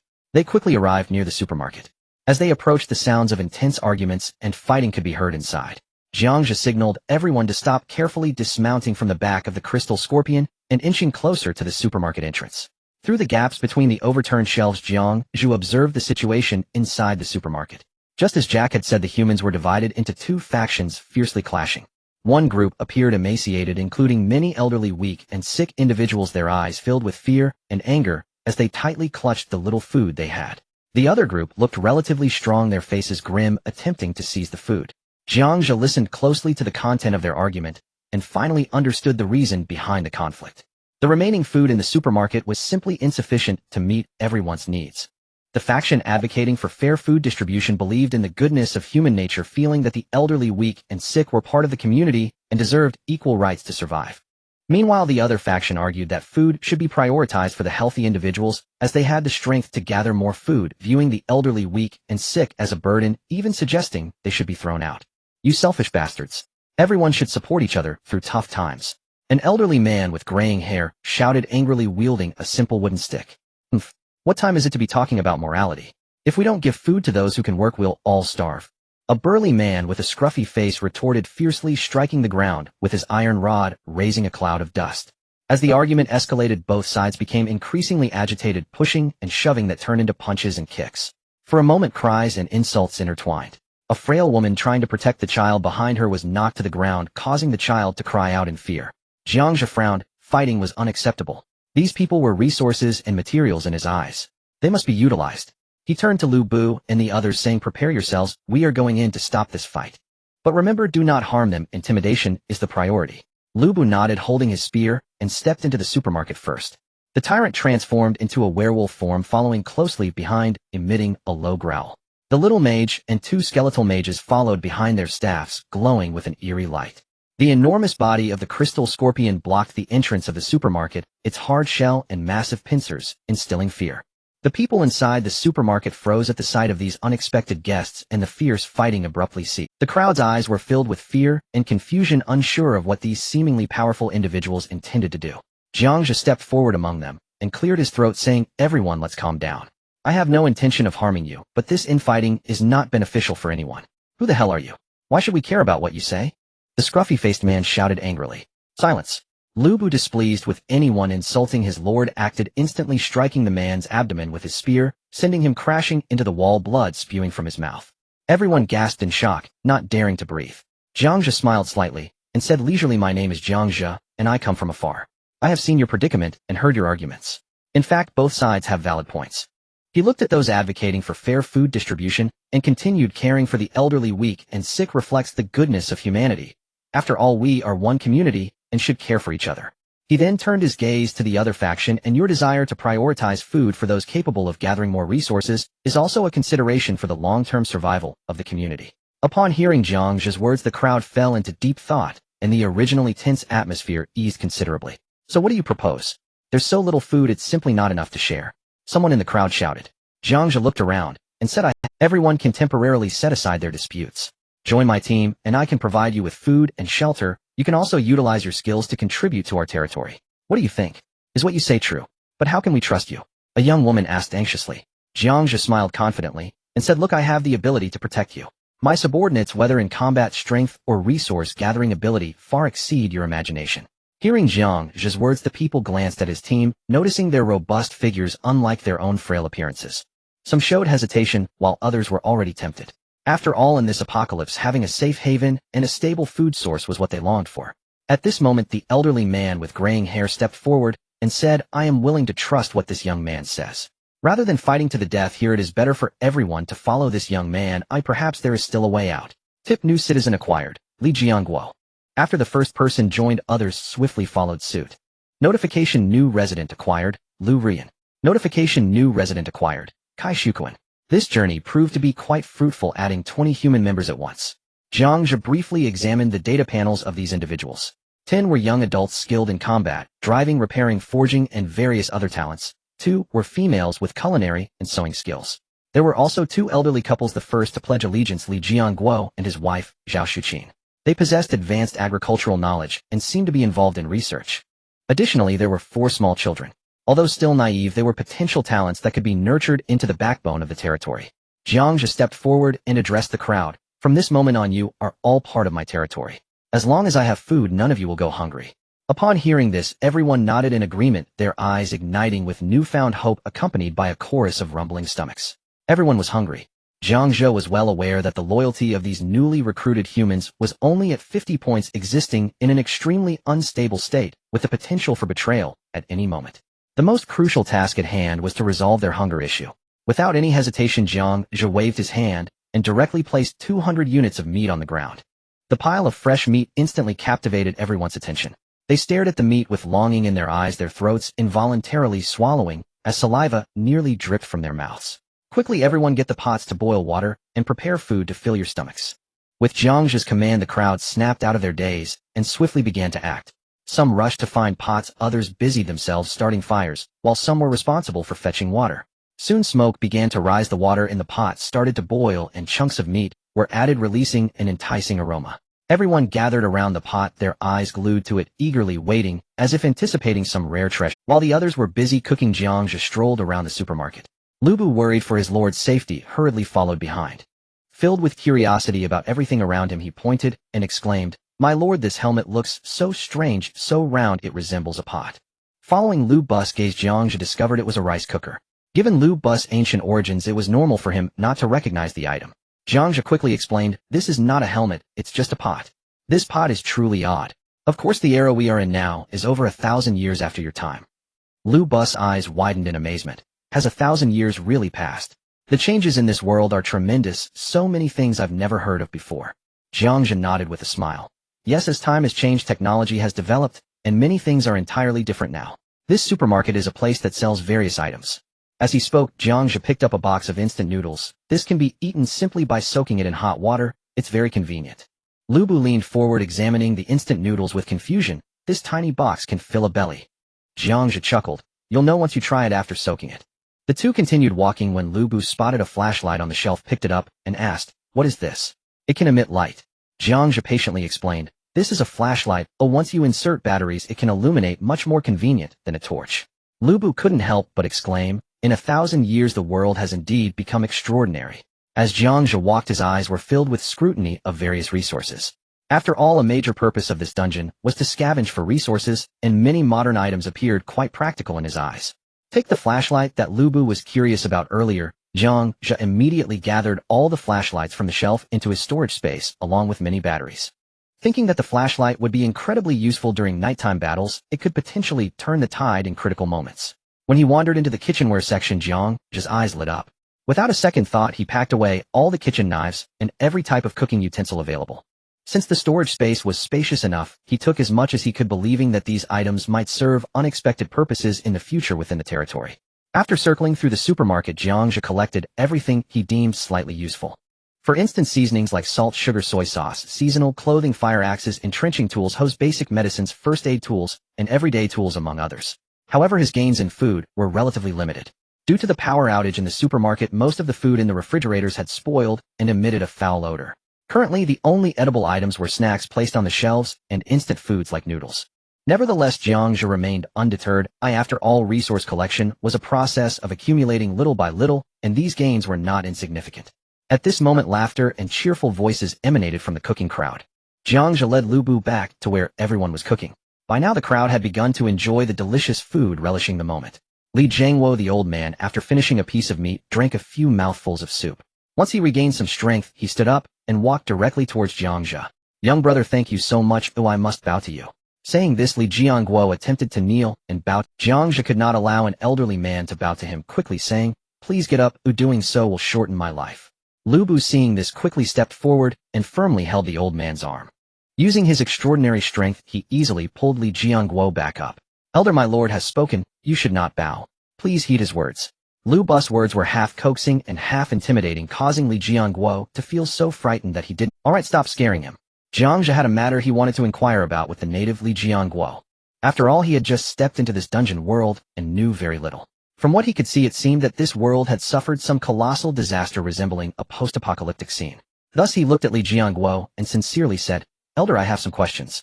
What exactly has happened here? Why has it turned into this?" Li Jiangguo sighed deeply and slowly replied, "Alien creatures have invaded our planet. They devour human lives. Although humanity has fought back valiantly, those alien beings possess extraordinarily tenacious vitality. Even the armies have been completely annihilated, and every country has been utterly destroyed." "Are you referring to those centipede-like bugs?" Jiang Zhe recalled being attacked by a swarm of spine bugs upon his arrival. Their peculiar appearance made them seem nothing like Earth's creatures. These bugs are the weakest among alien creatures. The more powerful ones are what we call devourers. As Li Jiangguo spoke, a look of terror instantly appeared on his face, clearly indicating that the beings called devourers had left a deep and terrifying impression on him. The devourer beast. Jiang Zhe thought to himself, finding the name of the creature rather imposing. From its name alone, it could be inferred that it was a beast that thrived on absorbing energy. He then asked Li Jiangguo, "Why is this creature called that?" Li Jiangguo replied with a serious expression, "The devourer beast feeds on human life. Once drained, a person is left as nothing but a dried corpse, hence the name." This aligned perfectly with Jiang Zhe's speculation. Indeed, it was a creature that absorbed the essence of life. Jiang Zhe immediately became intrigued, thinking that since he was already here, he must see what rare treasures this creature might drop. Just then the tyrant rushed in, shouting urgently, "My lord, a monster is coming this way.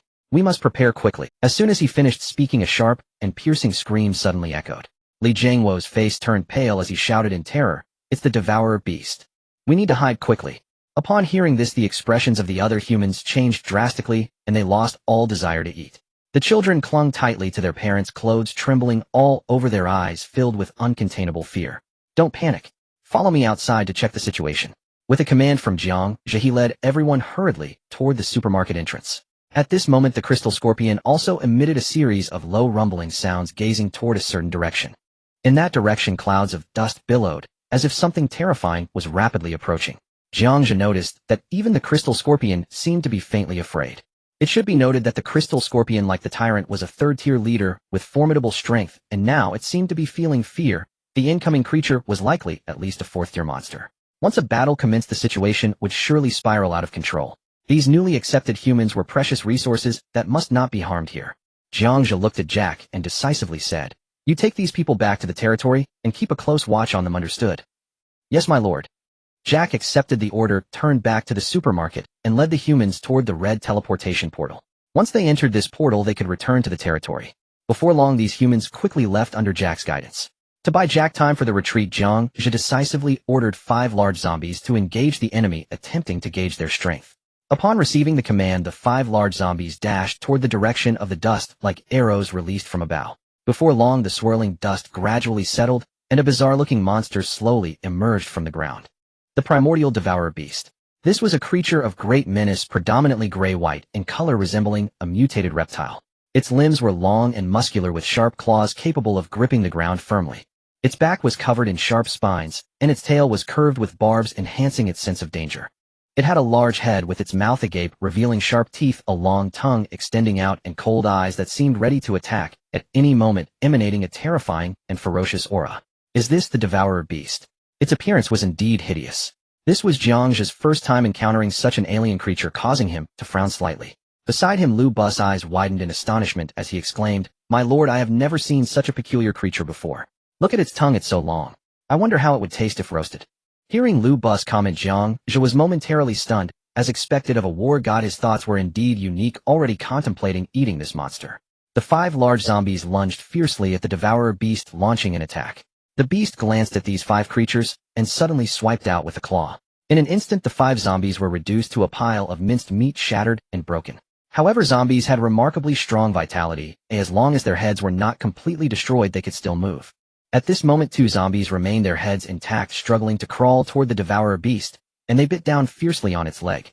The devourer beast, in pain, lifted its foot and crushed the heads of the 2 zombies. Jiang Zhe, however, remained calm, not rushing to take further action. He wanted to see if the zombie's toxic essence could infect this devourer beast. If it succeeded in infecting it, perhaps it could be recruited into his forces. Clearly visible was a bite mark on the devourer beast's left front leg, exactly where the zombie had bitten. Soon after, the beast slowly lifted its limb and extended its tongue to lick the wound. At that moment, a strange scene occurred. The bite mark on its leg vanished in an instant. It was evident that it was completely immune to the zombie toxin and was unaffected. Jiang Zhe understood that this monster would not be easy to deal with. After licking its wound, the devourer beast quickly noticed Jiang Zhe and his group of subordinates. Sensing the strong life essence emanating from this group of people, the devourer beast let out an excited roar and then charged madly toward them. Faced with the aggressively attacking devourer beast, Jiang Zhe quickly issued commands. Little mage, prepare the shockwave, and hit it first. The little mage nodded and immediately began to charge the shockwave with two subordinates. When the devourer beast was less than 30 meters away from them, the little mage successfully completed the charge of the shockwave, and three powerful shockwaves suddenly shot toward the devourer beast. The devourer beast, having a simple mind, did not evade the incoming shockwaves, but instead charged head-on. With a loud bang, the devourer beast was directly knocked over its head, bleeding as it crashed to the ground, kicking up a cloud of dust. Surprisingly, the blood flowing from the devourer beast was red. It shook its head and stood up steadily, seemingly. At that moment, Jiang Zhe also successfully acquired the panel data of this troublesome monster. Name: Primordial Devourer Beast. Race: Extraterrestrial. Level 4th tier, weak. Strength 40. Physique 40. Agility 30. Spirit 0. 5. Intelligence 1. Skills: Frenzied Bite, Glimmering Signal. Frenzied Bite launches a frenzied bite on the target, during which it absorbs the target's life energy, causing tearing damage while making the target's wounds difficult to heal. Glimmering Signal: the surface of its body emits a faint green glow that condenses into flickering energy trails in the air, signaling surrounding kindred to converge on the location of the prey. Description: the primordial devourer beast is birthed from the flower of mana, feeding on life essence. Although relatively weak among 4th-tier creatures, it can slowly recover from heavy injuries by consuming energy, and is an energy predator roaming the wastelands, often leaving behind only the remains of drained vitality. Upon reviewing the attribute panel, Jiang Zhe couldn't help but gasp in astonishment. The three-dimensional attributes were indeed overwhelming, undeniably ranking him among the elite of the 4th-tier weaker species. From the introduction, it was astonishing that this was merely the lowest tier of the devourer beast. If this were the case, there might even be 5th or 6th tier monsters lurking in the dungeon. No wonder they say that entering dungeons is fraught with danger.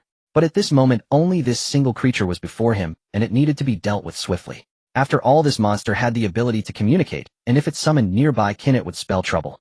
Jiang Zhe waved his hand and commanded loudly, "Everyone listen up, attack together, and beat it down." "Yes, my lord." His subordinates replied in unison. Led by Lu Bu, the group charged forward like fierce tigers, descending a mountain, launching their assault on the devourer beast. Lu Bu struck with precision and ferocity, thrusting his long spear powerfully and severing one of the beast's legs. The tyrant did not hold back, either attacking its other leg. Meanwhile, the crystal scorpion swung its tail stinger, firing a beam of magical energy that struck the devourer beast's back. The devourer beast howled in pain, collapsing to the ground, and in its panic, biting towards the side, accidentally sinking its fangs into the tyrant. The tyrant would not back down, turning to bite back, inflicting an even harsher wound. The devourer beast had never endured such a heavy blow, letting out a series of anguished wails while a faint glow began to gather around its body. "Quickly kill it. It's about to notify its companions. Oh, we cannot let it complete the message," Jiang Zhe urged. Upon hearing this, Lu Bu swiftly grabbed his spear, leaped high into the air, and forcefully drove the spear deep into the devourer beast's throat. Following this, he tightened his grip on the spear and thrust it upward with all his strength, directly piercing through the devourer beast's head. The creature had no time for another wail, collapsing lifelessly to the ground. Even in death, the residual faint glow on its body did not dissipate, instead scattering outward. In the distance, a series of howls began to echo. At this moment, Jiang Zhe faced two choices: 1, to stay and continue fighting the approaching monsters; 2, to flee, immediately retreating to his own territory. Run? How could that be possible? There was only one chance to enter this dungeon, and once back he could never return. Fortune favors the bold. Oh, let's do this. Jiang Zhe hesitated, no longer, decisively activating the gene fusion skill to merge the 5 recently slain large corpses with the devourer beast. Among them, the devourer beast served as the primary material, while the 5 large corpses acted as secondary. Detected primary material: generic devourer beast 4th tier, secondary material corpse 2nd tier, X5. Hint: you can choose one of the following 3 genes for fusion. Head, body, legs. After a brief contemplation, Jiang Zhe resolutely opted for the body fusion. After all, if a human head and legs grew after the fusion, their practicality in the current situation would likely be low. In an instant, the 5 corpses on the ground transformed into wisps of black smoke, all of which entered the already deceased devourer beast's body. Subsequently, the injuries on the devourer beast began to heal rapidly, though its size had slightly diminished. It slowly shook its head, then stood up, its entire form undergoing a dramatic transformation. No longer crawling on all fours as before, it now stood upright on 2 legs. Its front limbs appeared exceedingly elongated with an extremely bizarre appearance. Its skin remained a dull gray tinged with a somber hue, giving it a slight resemblance to a lizard man. The unique texture and form evoked a sense of dread. Jiang Zhe, seeing this, immediately named the creature Xiao Hui. Upon naming Xiao Hui's loyalty instantly locked into a state of absolute fidelity, forever devoted to Jiang Zhe as its creator. Immediately a panel for Xiao Hui popped up before Jiang Zhe, and he quickly focused on it. Name Xiao Hui, species mutant, level 4th tier, weak strength, 40 constitution, 45 agility, 25 spirit, 5 intelligence, 1 skills, extreme, bite, glowing communication, corpse poison. From the panel's data, the character's constitution had slightly improved, agility had decreased slightly, and a new skill, corpse poison, had been added. It felt like picking up a 4th-tier species for free, an exhilarating experience. There were 5 other generic devourer beasts attracted to the scene. These creatures did not immediately launch an attack. Instead, they glanced at Xiao Hui, sensing something strange about its behavior. They emitted a series of roars, seemingly attempting to communicate with Xiao Hui, but Xiao Hui ignored them entirely. Xiao Hui approached Jiang Zhe, intending to protect him. This action instantly infuriated the others, as they were creatures that fed on human lives. The existence of a kin willing to protect a human was a deviation that must be eliminated. Thus, the 5 devourer beasts lunged simultaneously at Xiao Hui. Seeing this, Jiang Zhe quickly commanded Xiao Hui run far away and lure them away. Xiao Hui nodded in acknowledgement, sprinting away to a street lined with abandoned vehicles. The 5 devourer beasts unleashed a torrent of attacks on Xiao Hui. Meanwhile, Jiang Zhe directed his other subordinates to launch their attacks. The Tyrant and the Crystal Scorpion attacked 1 devourer beast together, while the Little Mage and 2 skeletal mages dealt with another, leaving 3 more. The 3 remaining generic devourer beasts launched a fierce assault on Xiao Hui. Xiao Hui fought valiantly, soon covered in wounds. At this point, only Lu Bu remained by Jiang Zhe's side. Faced with the 3 remaining devourer beasts, Jiang Zhe decisively grabbed his bow and arrow, planning to shoot one, draw one towards himself, and let Lu Bu draw another. At this moment, Lu Bu requested, "My lord, could you lend me your bow for a moment? I am confident I can shoot down all 3 of these monsters." Jiang Zhe, who had just raised his bow, immediately lowered it again. He looked at Lu Bu, recalling the glorious deeds of Lu Bu from the past. The tale of the 3 heroes battling Lu Bu is a story from the romance of the 3 kingdoms. However, the incident of the spear shot at the gate is recorded in the official history. Lu Bu was already an extraordinarily skilled archer, and Jiang Zhe had no doubt about it. He handed the legendary bow in his hand to Lu Bu and drew an arrow from his quiver, passing it to Lu Bu. Lu Bu grasped the legendary bow, his eyes suddenly brightening as he exclaimed, "My lord, this bow is truly exquisite. I've never used such a fine bow before." He cherished it, gently stroking the bowstring, his eyes filled with appreciation. "Stop admiring it and get to work," Jiang Zhe urged. Lu Bu nodded, quickly taking the arrow, and with a powerful motion of his arm, drew the bow into a perfect arc, aiming precisely at one of the devourer beasts. With a gentle release of his finger, the arrow, whistling through the air, struck the back of the devourer beast. The tremendous force pierced through its back, exiting through its chest. The devourer beast cried out in pain, turning frantically and lunging towards Lu Bu. Yet Lu Bu remained calm, extending his right hand to catch another arrow that Jiang Zhe had passed him. This time his gaze was sharp as he aimed for the devourer beast's head. With a swish, the arrow flew out once more, hitting its mark flawlessly and resulting in a direct headshot. The devourer beast's body became uncontrollable, rolling forward until it finally slid to Lu Bu's feet. And strength hero is indeed impressive. Jiang Zhe couldn't help but sigh in admiration. After successfully taking down a devouring beast, Lu Bu unhesitatingly drew his bow, again swiftly locking onto another one. He made a slight adjustment, loosened his grip, and the arrow shot forth like lightning, instantly slaying another devouring beast. At that moment, the last remaining devouring beast was entangled with Xiao Hui, both sides biting and clawing at each other, jumping around in a fierce battle that was difficult to separate. Lu Bu drew his bow once more, this time not rushing to release it, but instead steadily accumulating power and aiming with precision. Just a few seconds later, as the devouring beast knocked Xiao Hui down, Lu Bu decisively released the arrow, which struck directly into the beast's eye, the immense impact instantly bursting its head. Almost simultaneously, the Tyrant and the Crystal Vanguard also successfully dealt with another devouring beast. Meanwhile, the Little Mage, due to his inherently weak combat power, especially in unknown situations, could only hold up a shield, with 2 skeleton mages struggling to fend off the attacks. Seeing this, the Tyrant, Crystal Vanguard, and Lu Bu immediately rushed to assist and in an instant they successfully took down the last devouring beast. Once the dust settled, 5 corpses lay before Jiang Zhe. Lu Bu respectfully returned the bow in his hand, saying, "My lord, I have fulfilled my duty and successfully slain 5 monsters." From Lu Bu's eyes, Jiang Zhe clearly saw his admiration for the bow nearly overflowing. However, at that moment Jiang Zhe had no intention of handing the bow over to Lu Bu. After all, he relied on this bow to increase his attributes. If he distributed all the good equipment to his subordinates once he encountered misfortune and lost his life to the enemy, all his efforts would be in vain. As a lord, he must first ensure his own safety. Only by remaining unharmed could he maximize his chances of survival in this brutal lord war. Moreover, sometimes he could catch others off guard, making some think that the lord would not participate in the battle. Jiang Zhe took the bow and slung it over his back, casually patting Lu Bu on the shoulder, smiling as he said, "Fengxian, rest assured, I will definitely get you a bow like this in the future." This was merely a common tactic used by Jiang Zhe as a lord to paint a bright future for his subordinates. "Thank you, my lord." Lu Bu's eyes sparkled with excitement. Looking at the 5 corpses before him, Jiang Zhe decisively initiated gene fusion, first injecting a sample into the severely injured Xiao Hui. The originally injured Xiao Hui stood up again, its numerous wounds miraculously healing in the blink of an eye, emitting excited cries. Thus only 4 corpses remained. Should he continue fusing or directly decompose? Jiang Zhe found himself in a dilemma. At this moment the tyrant suddenly spoke up, "My lord, can you fuse one for me?" Jiang Zhe turned to look at the tyrant, seeing it also bearing some injuries, with eyes full of unwillingness reflecting frustration at its own lack of power. Recalling the initial island, the tyrant had been imposing, unbeatable wherever it went. But now entering this dungeon it faced numerous challenges and hardships. Moreover, the appearance of such a powerful being as Lu Bu further ignited its competitive spirit. It was unwilling to be inferior. The tyrant was Jiang Zhe's first experimental subject, and he had always taken extra care of it. Hearing the tyrant's request, Jiang Zhe nodded in agreement without hesitation. He selected a sample and immediately initiated fusion with the tyrant. Detected main material tyrant tier 3, secondary material generic devouring beast tier 4. X1 tip: you can choose one of the following 3 genes for fusion. Body, hands, legs. Jiang Zhe decided to fuse the tyrant with the trunk of the corpse. The corpse instantly turned into a swirling black smoke entering the tyrant's body.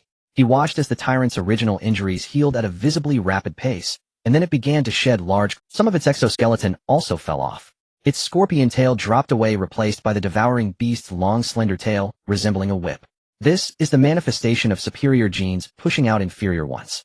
Its skin gradually became smooth, displaying a deep gray color. The tyrant was ecstatic, roaring, "I feel power surging within me, my lord. I want more power." "You want power, do you? All right, then I'll give it to you," Jiang Zhe said, once again fusing a devouring beast's corpse with the tyrant. Detected main material tyrant tier 3, secondary material generic devouring beast tier 4. X1 tip: you can choose one of the following 3 genes for fusion. Head, hands, legs. After a moment's thought, this time, Jiang Zhe chose to fuse the head. He became bald, but stronger. Tyrant new panel displayed: name, tyrant race, mutant, loyalty, 100 level tier 4, elite strength, 55 constitution, 55 agility, 30 spirit, 10 wisdom, 3 skills, corrupted claw, extreme, bite, dim light communication, big stomach, disguise, crocodile, shell, scorpion, shell. Jiang Zhe checked the panel, feeling overjoyed. The tyrant had finally successfully advanced to tier 4, and not only that, its skills had undergone a tremendous transfer. All the flashy but ineffective inferior gene skills were automatically eliminated by the system, replaced by the superior and more powerful gene skills of the devouring beast. As a result, the tyrant's strength would undoubtedly leap to a new qualitative level. Meanwhile, the crystal scorpion beside them was excitedly waving its tail, signaling Jiang Zhe eagerly, wanting to quickly undergo fusion as well. But Jiang Zhe did not agree. The crystal scorpion's genes were special, and if he stuffed that devouring beast gene into it, it might turn into something unrecognizable, losing the original power it possessed. With an apologetic tone, Jiang Zhe said to the crystal scorpion, "I'm sorry, crystal scorpion, I really can't perform this fusion for you. We'll talk about it when suitable materials come along in the future." The crystal scorpion didn't complain, nodding in understanding. The little mage also expressed no interest in fusing with the ugly devouring beast genes. Having finally obtained a human body and restored his previous handsome appearance, he stroked his beard and said to Jiang Zhe, "My lord, either give all these corpses to the tyrant or just decompose them completely." Jiang Zhe did not heed the little mage's suggestion, and the reason was quite simple. If this tier 4 monster were to be decomposed, although he would gain a lot of points, and a tier 4 crystal core points were of little use to him, and the tier 4 crystal core was even less useful. What he urgently needed was a tier 3 crystal core. It was more cost-effective to use these 2 corpses for gene fusion, reviving them as 2 tier 4 subordinates. Jiang Zhe raised his hand, and instantly a gate shimmering with white light materialized beside him, the gate of summoning. At that moment, he possessed 400 points of merit. Each blood servant cost 50 points, so he immediately summoned two. The moment the two blood servants manifested before they could utter a word, Jiang Zhe ruthlessly subjected them to genetic fusion. In a flash, each one shot like an arrow into the corpse of a Shiji beast. The grievously wounded Shiji beast stirred as if infused with new vitality, blood and chi gradually returning, limbs trembling as they staggered upright. Yet their injuries did not fully heal, likely due to insufficient quality of the fusion material. Frowning, Jiang Zhe raised his hand once more and summoned two additional blood servants. These two swiftly merged into the Shiji beast's bodies, and at last both beasts' wounds were completely restored. Having incorporated fragments of the blood servant's genome, their frames grew leaner, their features subtly shifting toward human likeness. Their combat prowess remained unimpaired, in fact their intellect had measurably increased, though still barely surpassing that of a simpleton. Xiaohui, Jiang Zhe called out, and Xiaohui, the first Shiji beast he had tamed, instantly bounded over and stood obediently at his side. Jiang Zhe gazed at Xiaohui and said, "From now on these two answer to you." "Understood." Xiaohui nodded and rasped hoarsely, "Understood. It can speak." Jiang Zhe was startled, yet upon reflection it made perfect sense. After all, Xiaohui had assimilated zombie DNA, which inherently contained traces of human genetics, and where human genes existed, speech was possible. By that logic, the other two Shiji beasts should also possess speech. "You two will follow Xiaohui henceforth. You are now one unit." "Clear." Jiang Zhe tested the command upon the two beasts. They responded in unison, "Understood." Their voices were guttural and grating, like wails of agony, so chilling they raised gooseflesh along the spine. Impatiently, Jiang Zhe waved his hand. Xiaohui promptly led its two subordinates to stand aside. Then Jiang Zhe began taking stock of his forces. At the far left stood Lu Bu, a Tier 4 sovereign. Beside him loomed Tyrant, also Tier 4, but slightly weaker. Next came the Crystal Scorpion, a Tier 3 sovereign. Xiaohui commanded two additional Tier 4 subordinates, while the mage led two Tier 3 skeleton mages. Altogether 9 formidable beings stood under Jiang Zhe's banner, filling him with overwhelming reassurance. Jiang Zhe's gaze swept across the desolate street, reminiscent of a post-apocalyptic wasteland, as he calculated tomorrow's sovereign's battle would commence, and whether he'd ever return to this realm remained uncertain. With that thought, he resolved to scour this area thoroughly, gathering every last resource in one decisive sweep true to his uncompromising nature. Jiang Zhe leapt onto the Crystal Scorpion's back, the others formed a tight protective circle around it, and thus began their methodical exploration of the zone. Lu Bu walked alongside, eyes wide with curiosity. He tapped a nearby automobile lightly with his weapon, and asked, "My lord, what is this?" "Its form is peculiar, resembling a horse-drawn carriage, yet strangely alien." "This is an automobile, a counterpart to the carriage, but powered not by horses, rather by an internal combustion engine. Once ignited, it moves." He glanced closer. The vehicle was utterly ruined, tires burst, body charred and scarred by explosion. Jiang Zhe sighed inwardly. What a shame. If functional, he'd have taken it home without hesitation. Lu Bu marveled aloud. Far superior to carriages, sturdier, shielded against projectiles, and requiring no steed. Pity it's broken beyond use. My lord, might it be repaired? Perhaps still serviceable. Jiang Zhe shook his head helplessly. Beyond repair. It's total wreckage. To restore one, we'd need a less damaged model. Lu Bu committed this to memory, vowing silently to seek out a pristine automobile later. They arrived at the commercial district, where Jiang Zhe ordered his forces to purge it. Indeed, scattered alien creatures remained, but mere Tier 1 foot soldiers. To his elite subordinates, dispatching such weaklings was akin to slicing melons and chopping vegetables. Within half an hour, the entire street lay cleansed of monsters. Surveying the mountainous pile of corpses before him, Jiang Zhe deemed genetic fusion unnecessary for such trivial foes, and opted instead for complete decomposition. The result was staggering 1,000 merit points plus abundant crystal cores and rare materials. Overjoyed, he felt this realm existed solely to deliver resources into his hands. After decomposition, Jiang Zhe instructed Lu Bu, "Take several men and retrieve anything usable." Lu Bu thrilled. Modern artifacts fascinated him endlessly. Moments later, he wheeled forward a motorcycle, exclaiming eagerly, "My lord, is this a steel steed?" He dubbed it thus, struck by its equine resemblance, a saddle-like seat, twin wheels beneath. Jiang Zhe turned, and found it was a cobalt blue motorcycle. Externally, it remained remarkably intact. No visible damage save dried blood spattered across its frame. Most crucially, its ignition key still sat embedded in the lock. Jiang Zhe leapt down from the Crystal Scorpion and strode toward it without delay. He twisted the key. The dashboard lit up, revealing half a tank of fuel. Lu Bu gasped, "My lord, does this mean it functions?" Jiang Zhe nodded. "Yes, it runs." Lu Bu immediately grinned, batting his eyelashes in eager supplication. "Might I have this steel steed?" He longed desperately for a mount. Jiang Zhe reflected Lu Bu possessed the skill, riding as swift as wind, and the steel steed, though mechanical, was still a steed. Mastering it would surely amplify his battlefield dominance. Very well, Jiang Zhe agreed. But you must train first. I'll teach you the fundamentals of motorcycle operation. There on the spot, Jiang Zhe personally instructed Lu Bu, step by step, hand over hand. He guided Lu Bu to straddle the machine, pointed out the ignition switchgear, shifter, and brake levers, then rode a full lap himself, executing a flawless turn before returning smoothly. Lu Bu watched dismissive. Seems simple enough. Let me try. No boasting, prove it. Jiang Zhe dismounted. Lu Bu took his place, followed Jiang Zhe's instructions precisely, and successfully ignited the engine and engaged first gear. Then, with a sudden twist of the throttle, he roared forward. Steering deftly, he executed a graceful sweeping circle right there on the asphalt. Lu Bu riding the motorcycle. Goodness, this Lu Bu is truly gifted. The speed at which he has taken to riding a motorcycle is likely to impress even professional riders. Lu Bu returned riding his motorbike, his face brimming with pride as he asked, "My lord, how is my riding skill?" Jiang Zhe nodded and said, "It's acceptable, but don't get cocky. Riding a motorcycle requires caution, so be careful." "Understood, my lord, I will definitely be careful," Lu Bu replied, already formulating a plan in his mind. He thought he should get a car for his lord to provide better. Therefore he looked at Jiang Zhe and said, "My lord, I plan to ride around to see if I can find a car for you." Upon hearing this idea, Jiang Zhe felt it was quite good. "Go ahead, but if you encounter danger, don't be brave, just come back quickly, and don't act recklessly on your own." Jiang Zhe cautioned, "Also, if you find a good car, make sure to check if it has keys.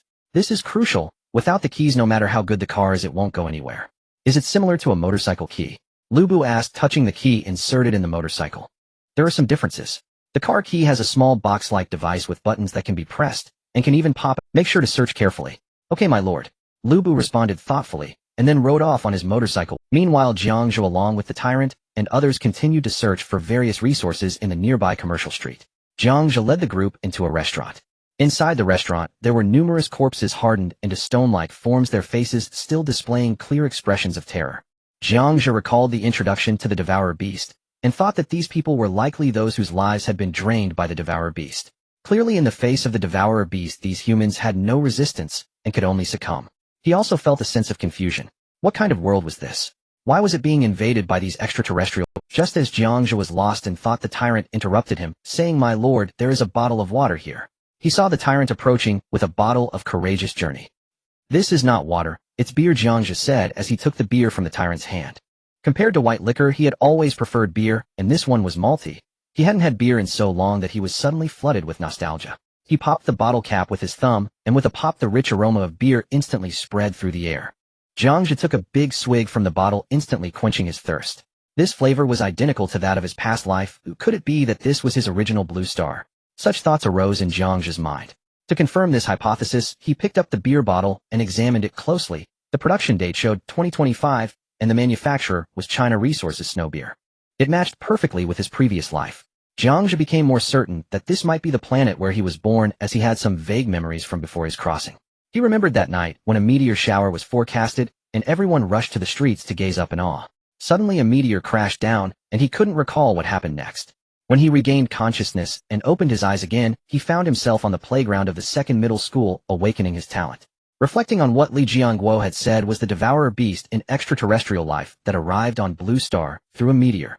If this speculation were true, Jiang Zhe wouldn't mind if this planet were destroyed, as he was starting out as an orphan. Seeing his lord take a sip from the bottle, the tyrant sniffed the fragrance wafting from it, and couldn't help but ask, "My lord, can I have a sip?"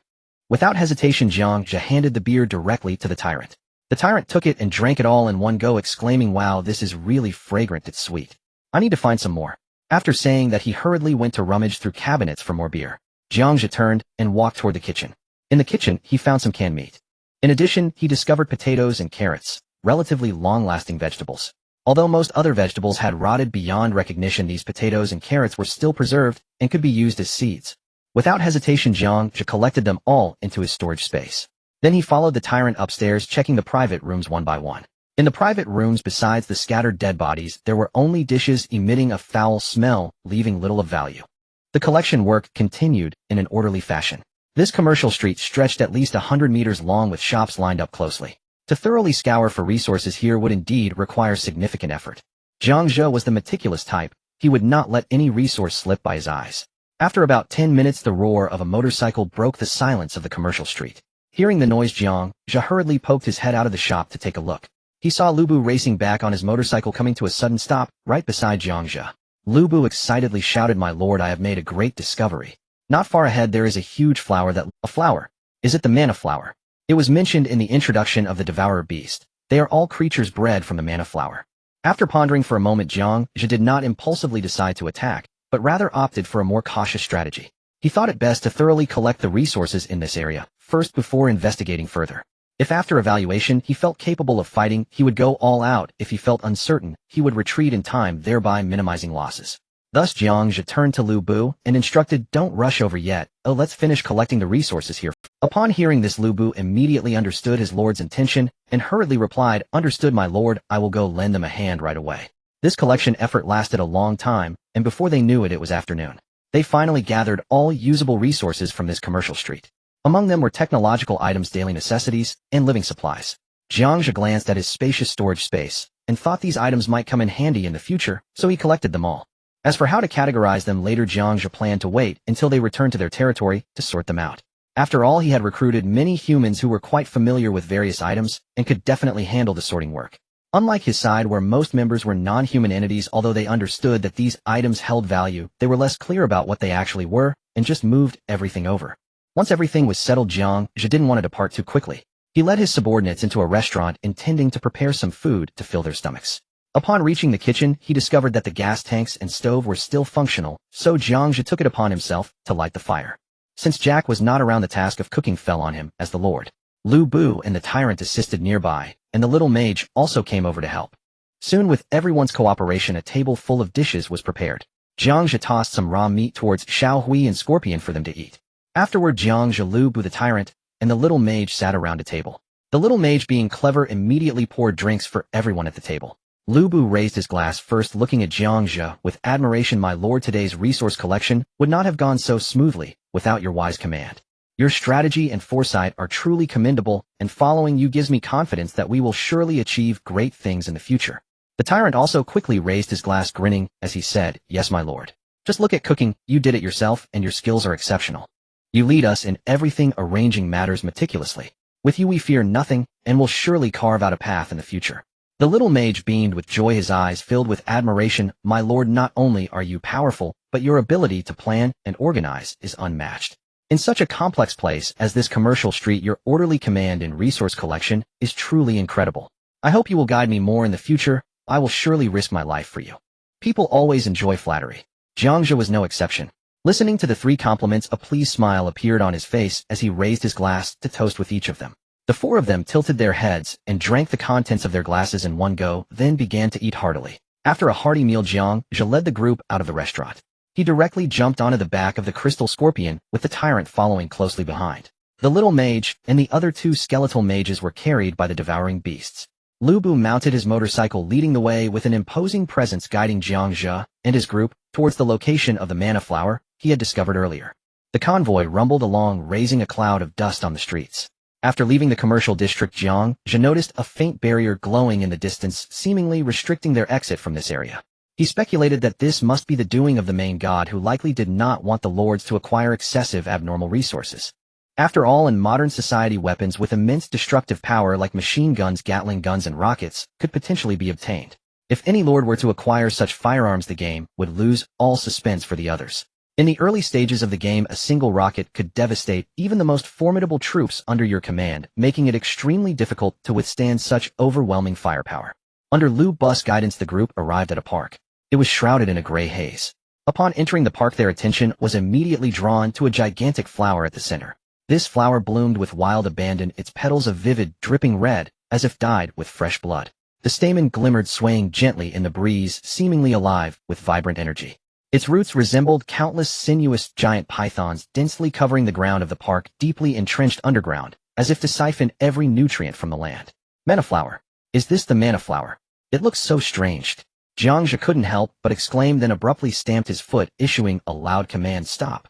Instantly, the crystal scorpion came to a steady halt, not moving an inch further. Lu Bu's motorcycle also came to a swift stop. The little gray and several devouring beasts likewise ceased their movements, their eyes fixated on the flower, revealing an indescribable wariness.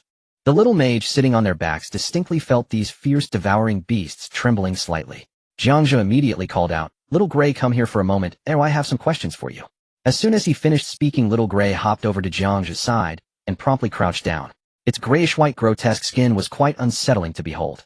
Jiang Zhe looked at Little Gray and asked, "What information do you have about this flower? Tell me everything you know." The reason for his inquiry was that the devouring beasts revived through genetic fusion retained some of their former memories. This had been verified during the first genetic fusion, when the tyrant still retained some memories of its time as a wolf. It was thanks to this memory that the tyrant had led Jiang Zhe to that oasis. That experience made Jiang Zhe acutely aware that the memories retained by these genetically revived devouring beasts could prove invaluable at crucial moments. Now facing this strange mana flower, Jiang Zhe naturally placed his hopes on Little Gray's memories, hoping to extract vital information to deal with the unknown situation at hand. Little Gray emitted an unpleasant murmur. "This mana flower is our mother, she nurtured us. Usually we go out to plunder life essence and bring it back to her." Jiang Zhe continued to inquire, "How many devouring beasts are there nearby?" Little Gray thought for a moment and replied, "A dozen or so. Many other devouring beasts are unable to come here." "Why can't they come?" For some unknown reason, a strange barrier suddenly appeared here, separating this place from the outside. After saying this, Little Gray looked up at the distant, faintly visible barrier. Jiang Zhe understood that this barrier, originally intended to trap the lords by the main god, was now doing him a great favor. If he could eliminate the remaining dozen devouring beasts, he could completely deal with this mana flower and perhaps obtain something valuable. A plan began to form in his mind. Jiang Zhe immediately ordered Little Gray, "Little Gray, gather your subordinates and find an open area to use the microlight communication." Little Gray did not understand the Lord's intentions, but it complied. Gathering together with the other devouring beasts, it emitted a microlight from its surface, transmitting it outward. This was the communication method among the devouring beasts, very peculiar and entirely different from other creatures. As the microlight gradually dispersed, familiar roars suddenly echoed around, accompanied by the sound of rapid footsteps, as if something was swiftly approaching. Seeing this, Jiang Zhe couldn't help but smile confidently, muttering to himself, "The prey has finally come to me." He then raised his voice and commanded, "Everyone get ready, the hunt begins." This time 5 devouring beasts arrived. The arrangement for Xiao Hui to use sparkling light to send messages was precisely to attract a portion of the devouring beasts. Seeing the plan succeed, Jiang Zhe waved his hand, and his subordinates charged forward like fierce tigers descending the mountain. Lu Bu suddenly twisted the throttle and rode his motorcycle into the fray. He firmly grasped the long spear, cleverly leveraging the motorcycle's powerful acceleration. With a flash of cold light, he effortlessly severed one of the devouring beast's legs. Immediately, Lu Bu executed a beautiful drift, the motorcycle spinning 180 degrees. As the front settled, he twisted the throttle again, charging toward the devouring beast, swinging the long spear to sever the other leg. The devouring beast instantly lost its ability to move, but it refused to yield. Its whip-like tail lashed out, attempting to knock the insufferable human off the motorcycle. It severely underestimated Lu Bu's reaction ability. Lu Bu, this natural-born warrior, reacted with astonishing speed in the face of crisis. He swiftly raised his long spear to block. When the spear clashed, fire exploding. At the same time, due to the immense impact, the weapon's durability was instantly depleted, and with a crack, the long spear broke. Lu Bu was instantly enraged. Looking at the broken weapon in his hand, he couldn't help but roar, "This weapon is utterly useless." With that, he aimed for the devouring beast's eyes and hurled the broken spear with force. The broken spear shot out like lightning, and the devouring beast didn't have time to react before it was impaled directly through the head. The devouring beast shook its head in pain, letting out a series of roars, yet it still did not die. Its long tail swept by, scraping some paint off Lu Bu's motorcycle. "You dare to harm my precious steed." Lu Bu quickly slammed the brakes, coming to a steady stop on his beloved motorcycle, then leaped onto the devouring beast.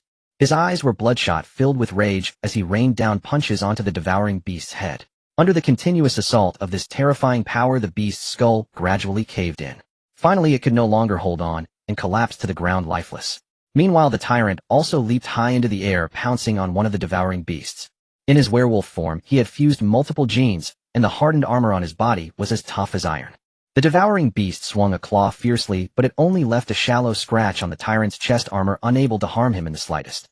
The tyrant reacted swiftly, taking advantage of the moment to flexibly extend his claws, which instantly pierced the throat of the devouring beast like sharp blades.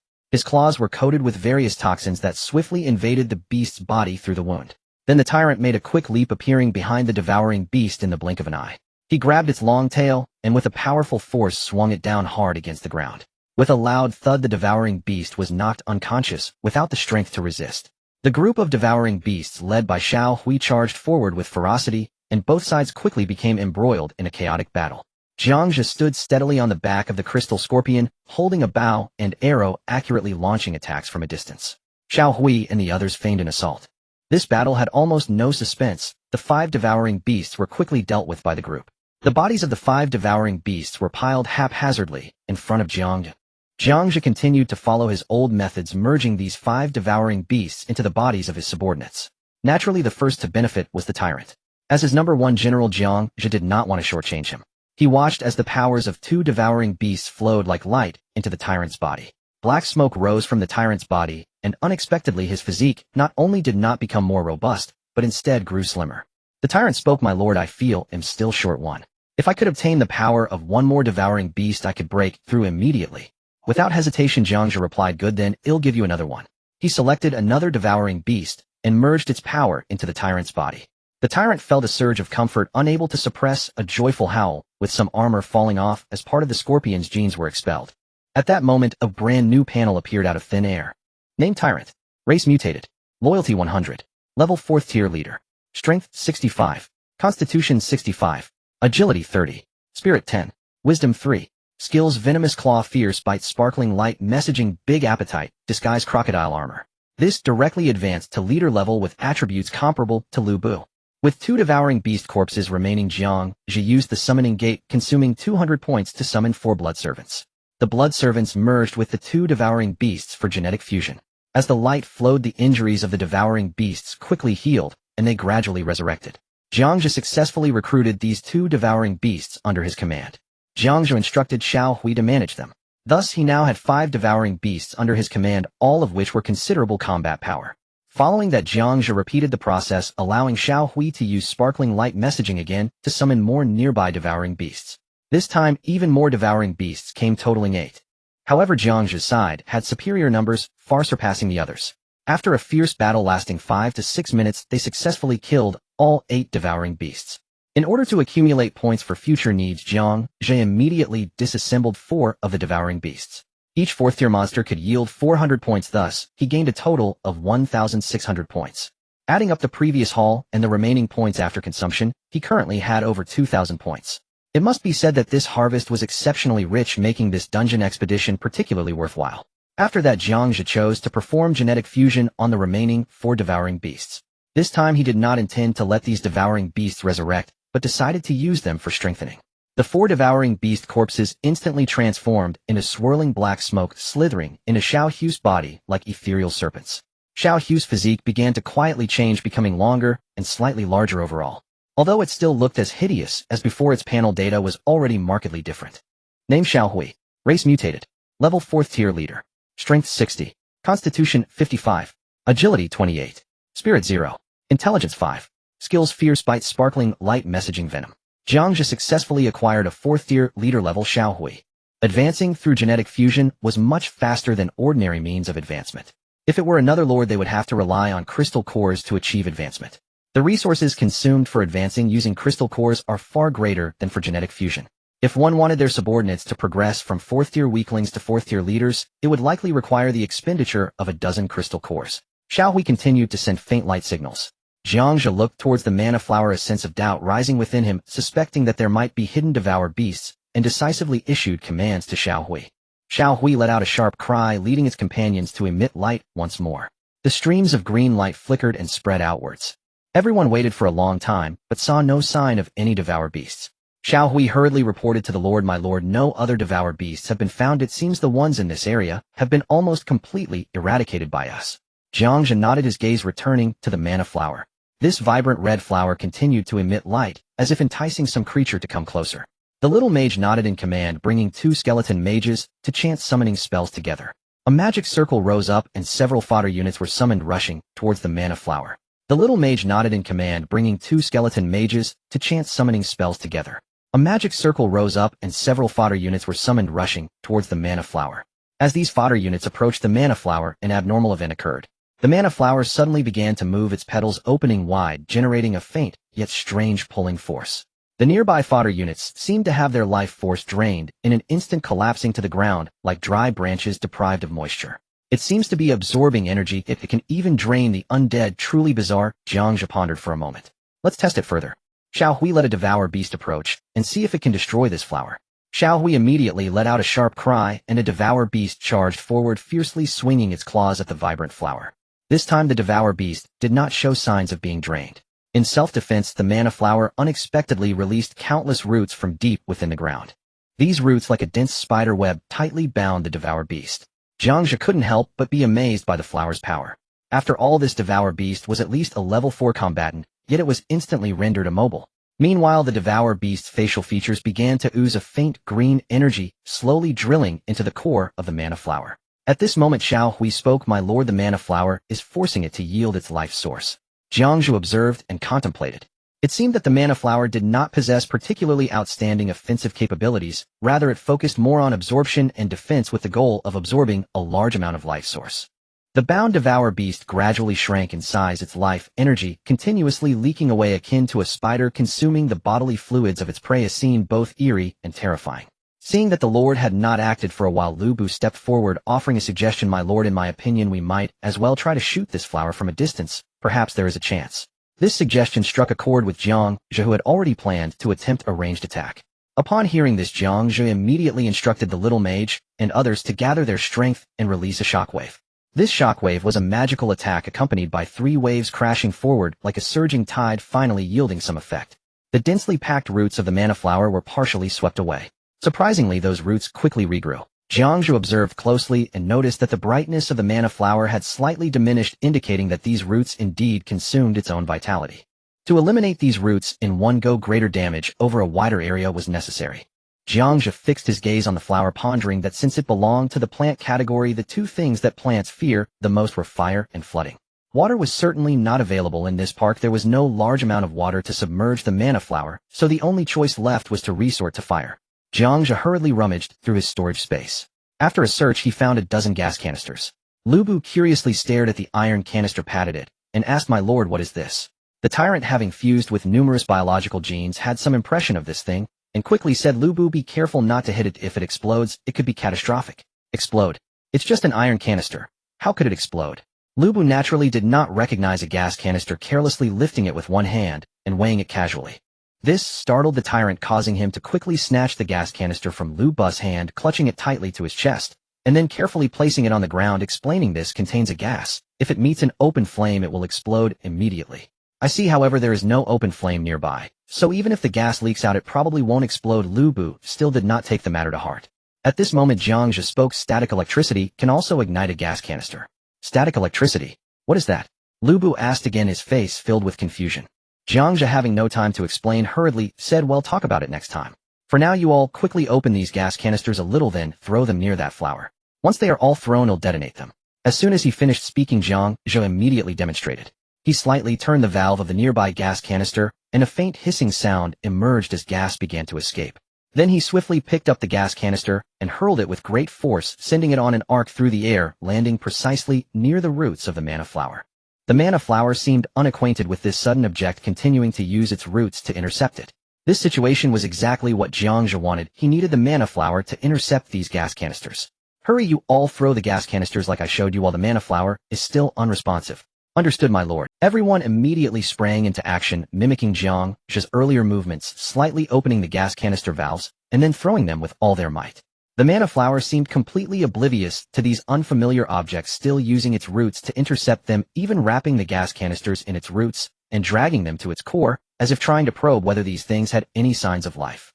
Once all the gas canisters had been thrown, Jiang Zhe took out a lighter, wrapped a piece of cloth around the arrowhead, and then poured a bottle of medical alcohol all over the arrowhead. He pressed down on the lighter, and a flame sprang up, instantly igniting the arrowhead. Jiang Zhe then drew his bow, aiming at the gas canister next to the mana flower, shouting loudly, "Crystal scorpions, come over and protect me." The others also found their cover, ensuring their safety, anticipating that the explosive force would be considerable. Seeing this, everyone scattered to find cover. Once everyone had found hiding spots, Jiang Zhe released his finger from the arrow. The flaming arrow shot forth before the arrow could even come within a meter of the mana flower, the surrounding gas ignited and flames spread at a visible speed, followed by a tremendous explosion. Jiang Zhe reacted swiftly, quickly crouching behind the sturdy body of the crystal scorpion. Bang! The buzzing sound echoed in his ears. After the explosion, the scene was left in ruins. The once lush grassland was now littered with the shattered remains of gas canisters, their fragments embedded deep into the surrounding soil, like shrapnel. Lu Bu hurriedly checked on everyone's condition. After confirming that there were no serious injuries, he immediately reported to Jiang Zhe, "My lord, the situation is not serious. Only a few people have sustained minor injuries." Jiang Zhe nodded and stepped out from behind the crystal scorpion, gazing toward the location of the mana flower. He observed where the mana flower had originally stood. The vibrant red flower had been completely blown apart, leaving only a few scattered stems behind. Petals were strewn everywhere, and they were still burning with flames. Jiang Zhe immediately led his people to inspect the situation. As the main force approached, the mana flower did not defend itself, nor did it grow the roots capable of devouring life force. This indicated that this boss might already be dead. Indeed, as they got closer, a decomposition panel popped up. Jiang Zhe did not immediately decompose the boss corpse. He believed that if this boss could be revived through genetic fusion, it would be a significant asset. He quickly opened the talent panel, intending to select the mana flower as a material, only to find that the mana flower could not participate in the fusion, as it was not a living organism, but a structure. Really? Can this also be considered a structure? Jiang Zhe thought for a moment, and realized it could barely be classified as such. According to the information provided by Xiao Hui, this mana flower belonged to their mother, resembling a breeding base. Since revival was not an option, decomposition was the only course of action. With that in mind, he clicked the decomposition button, and in an instant the remains of the mana flower vanished. Gained 1,000 points, gained sorcerer job change scroll, gained mana flower seed. He instantly received. The first was points. The second was a job change scroll.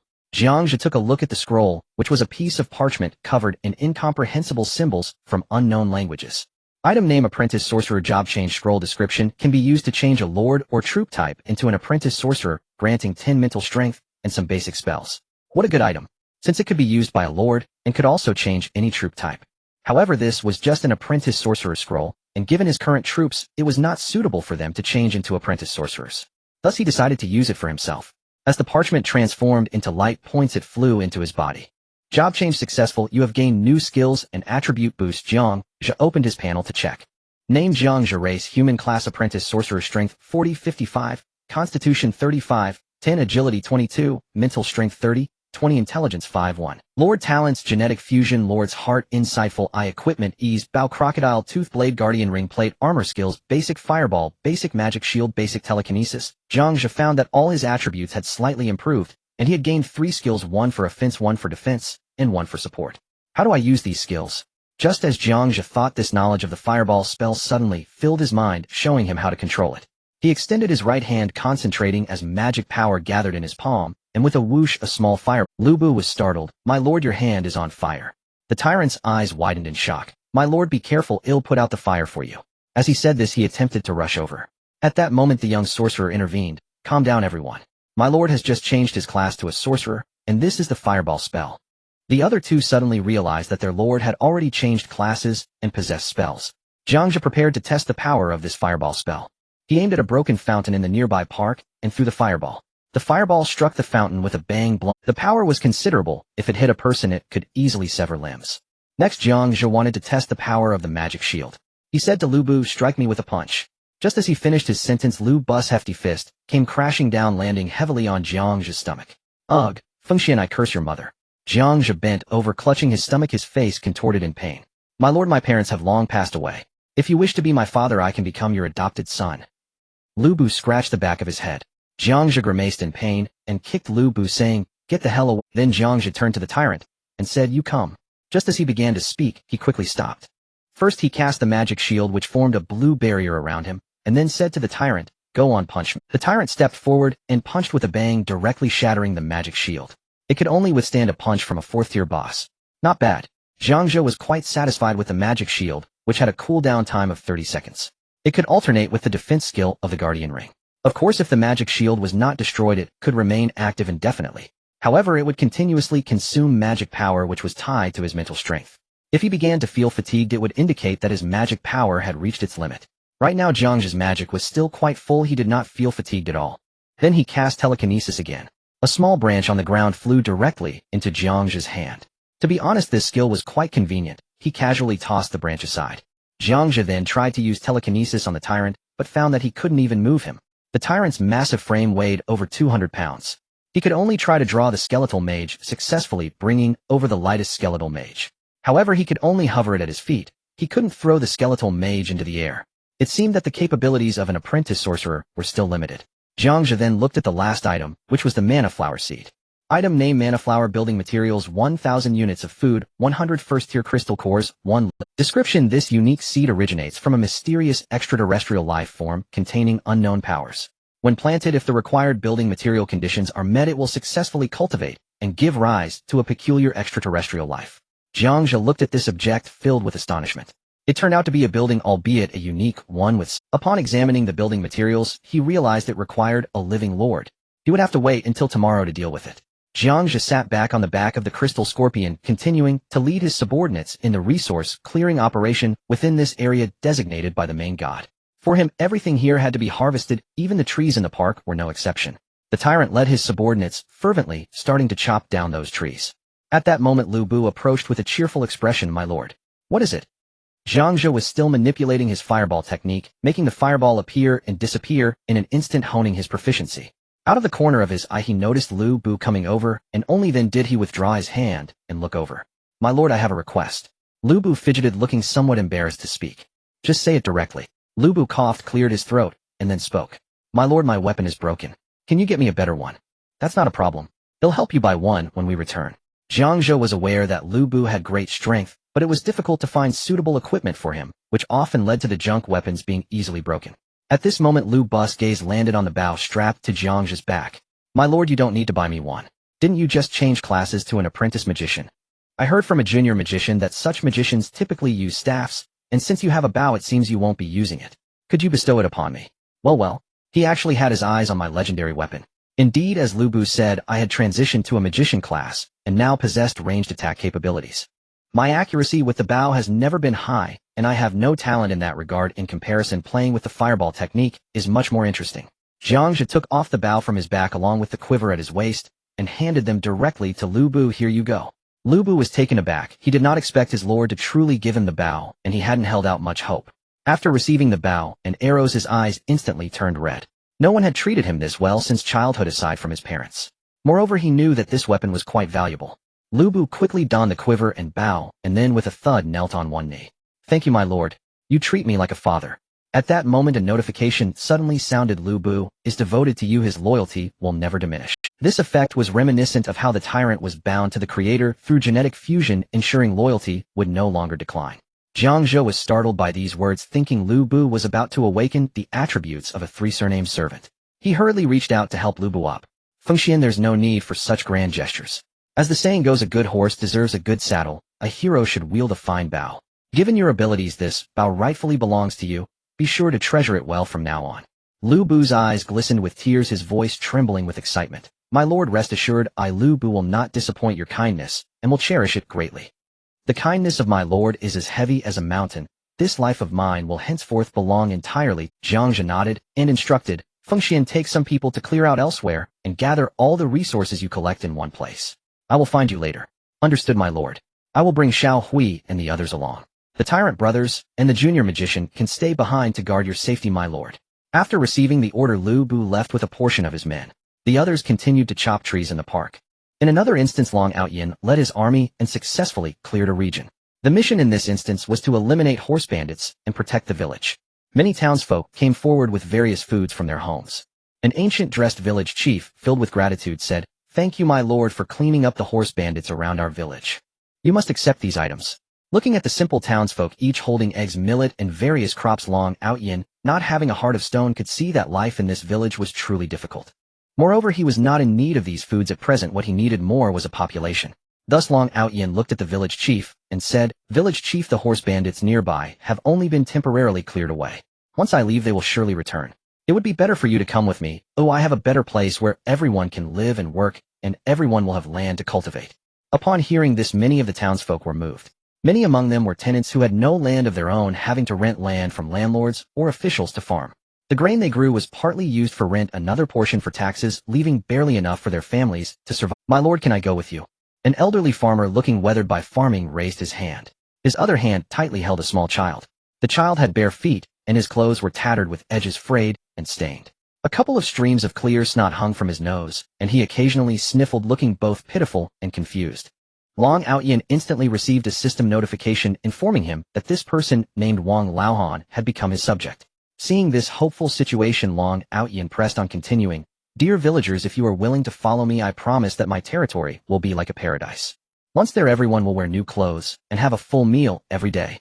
His words stirred the hearts of more and more townsfolk, and they chose to join in, including the village chief, who decided to follow Long Outyin.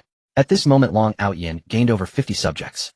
Just then a slightly plump man dressed in fine clothes shouted loudly, "If you dare to join him, you will be doomed. The government will hunt you down." It turned out that the man speaking was the landlord of the village.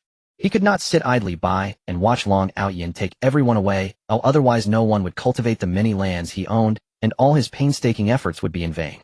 After all, he still hoped to continue exploiting those farmers. Wang Laoan shouted, "You landlord with so much land, of course you don't want to leave. But what about us? We have no land. My wife has starved to death. Try leaving just once." The landlord continued to yell. His shout indeed frightened quite a few people. They were still very afraid of the government. Seeing that this landlord dared to obstruct his recruitment plan, Long Outyin immediately signaled to a cavalryman of the Tiger Leopard Cavalry. The cavalryman understood and drew out a repeating firearm, shooting at the landlord. Bang! The landlord's head was pierced by the bullet, exploding in a cloud of blood. With the landlord's demise, the townsfolk cheered, "Serves him right. Serves him right. I always wanted to kill him. If it weren't for him, my child wouldn't have starved to death." Thus Long Outyin smoothly integrated and recruited all the villagers, gaining a total population of 120. Long Outyin felt an immense sense of satisfaction. Although these recruits were still weak at present, he believed that with gradual training they would surely become capable. In Class 1, Zhao Ritian and Yi Lianshan had reaped abundant resources from the dungeon. The exclusive channel for the three of them received some news. Just as Zhao Ritian emerged from the dungeon, he eagerly sent a message to the channel. "Oh, Tian, how are things on your end?" Long Ao Tian had returned handsomely to his territory. Upon returning, he energetically set to work personally establishing new residences and methodically distributing these homes to the recently migrated population. After finishing his tasks, Long Ao Tian saw a message and quickly replied, "I took in over 100 people from a village and acquired many seeds. Moreover, I wiped out a gang of ruthless horse bandits, confiscating a large stash of weapons and horses. How about you two?" In the lively chat channel, Zhao Ritian quickly responded, "The dungeon scene on my side is a dark and eerie deep. In there I was quite imposing, directly defeating several fierce beasts, successfully subduing them." After sending this message, Zhao Ritian turned to glance at the subjects beside him, unable to suppress a bitter smile. Before him, there were no humans, only a bunch of furry creatures. Upon closer inspection, there was quite a variety: shepherd dogs, golden retrievers, and a Tibetan mastiff radiating flames, with a bear exuding a charming yet imposing demeanor nearby, while a dozen tigers lounged lazily not far off. He had drawn from the beast race, and most were canines. At that moment, Yi Liankin's message popped up in the chat box. "Let me tell you, my dungeon location is actually in a dilapidated mine. The moment I entered, I almost had my soul scared out of me. The mine entrance was completely blocked, filled with clawing zombies and a mass of disgusting bugs and bats, so dense it made one's scalp tingle. Fortunately, I had the foresight to bring plenty of weapons before heading out. After some intense fighting, I managed to clear all those things out. This trip was definitely worth it. I gathered an impressive haul of powerful equipment and various rare ores. I even found several blueprints for equipment. Once I craft them, I'll share them with you all. They'll be absolutely impressed." "That's great. Everyone keep up the good work." Long Ao Tian smiled broadly, encouraging everyone in the chat. As soon as he finished speaking, he quickly switched to the guild channel, announcing the successful clearing of the dungeon. After sending the message, Long Ao Tian waved his hand, distributing a wave of resources in the guild as a red envelope to encourage everyone. Instantly, the guild channel was lively. Members flooded the chat with messages. "Thank you, boss. Boss is mighty." The atmosphere resembled a New Year's celebration as gratitude for Long Ao Tian filled the screen. In Class 2's territory, Zhao Yiming successfully completed the dungeon clearance, and the resources he gathered were quite substantial. As soon as he returned to the Lord's world, he couldn't wait to send Tang Donger a message. "Have you finished on your end?" A few seconds later, Tang Donger's reply came back. "Just rushed back to the territory, all set." Zhao Yiming immediately followed up, asking, "Did you get anything good?" He was very straightforward, as he was in dire need of resources to enhance his strength. Only by increasing his power could he secure his safety and establish a firm foothold in this complex and ever-changing world. Upon seeing this message, Tang Donger's brows furrowed, her face openly displaying a look of disgust, as she couldn't help but curse inwardly. How shameless can Zhao Yiming be? How can he have the nerve to ask a woman for things? The points I lent him last time are still unpaid, and now he wants to take my treasures again. It's absolutely disgusting.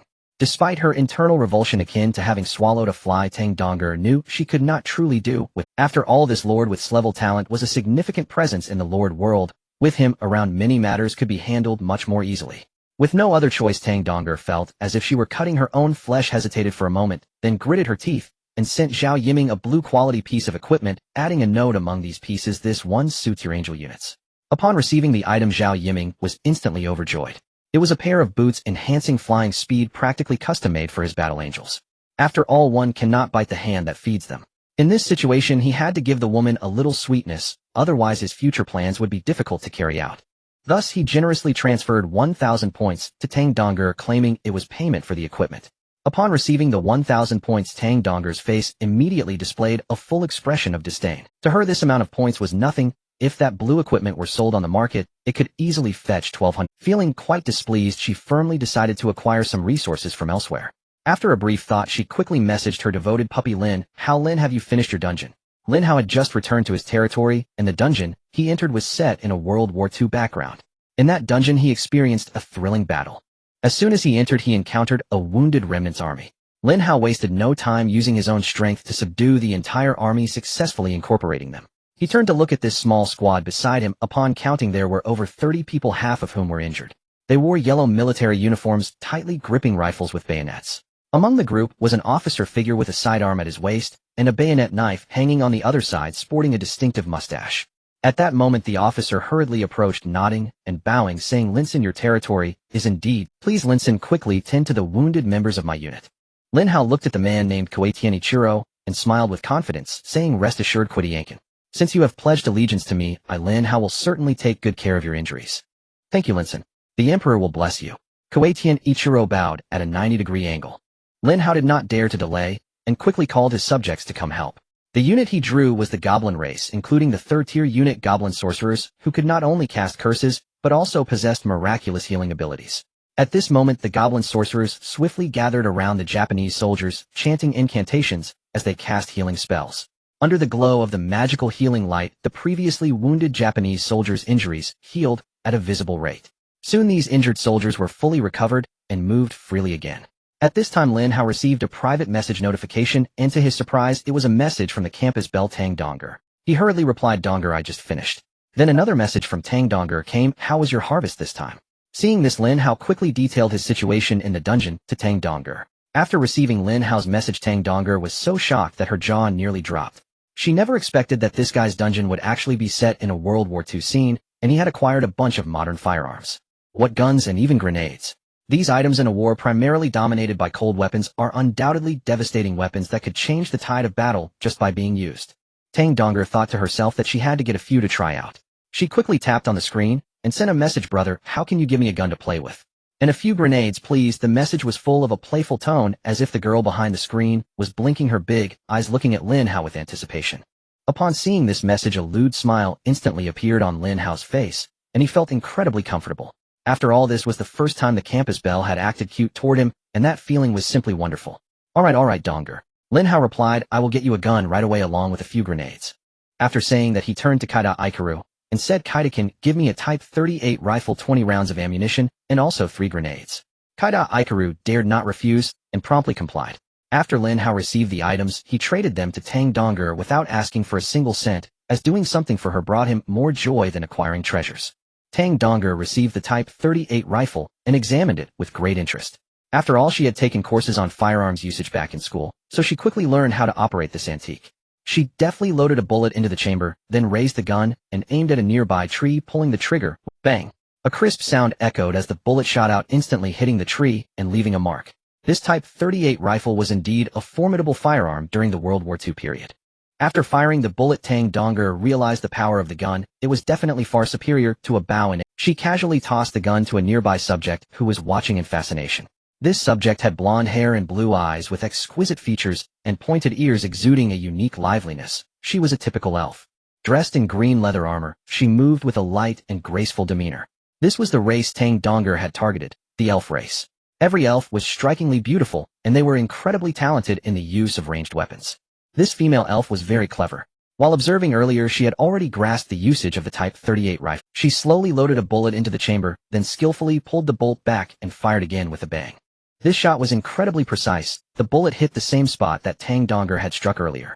It must be said that this was the innate talent of the elves. Their extraordinary ability to control ranged weapons was truly impressive.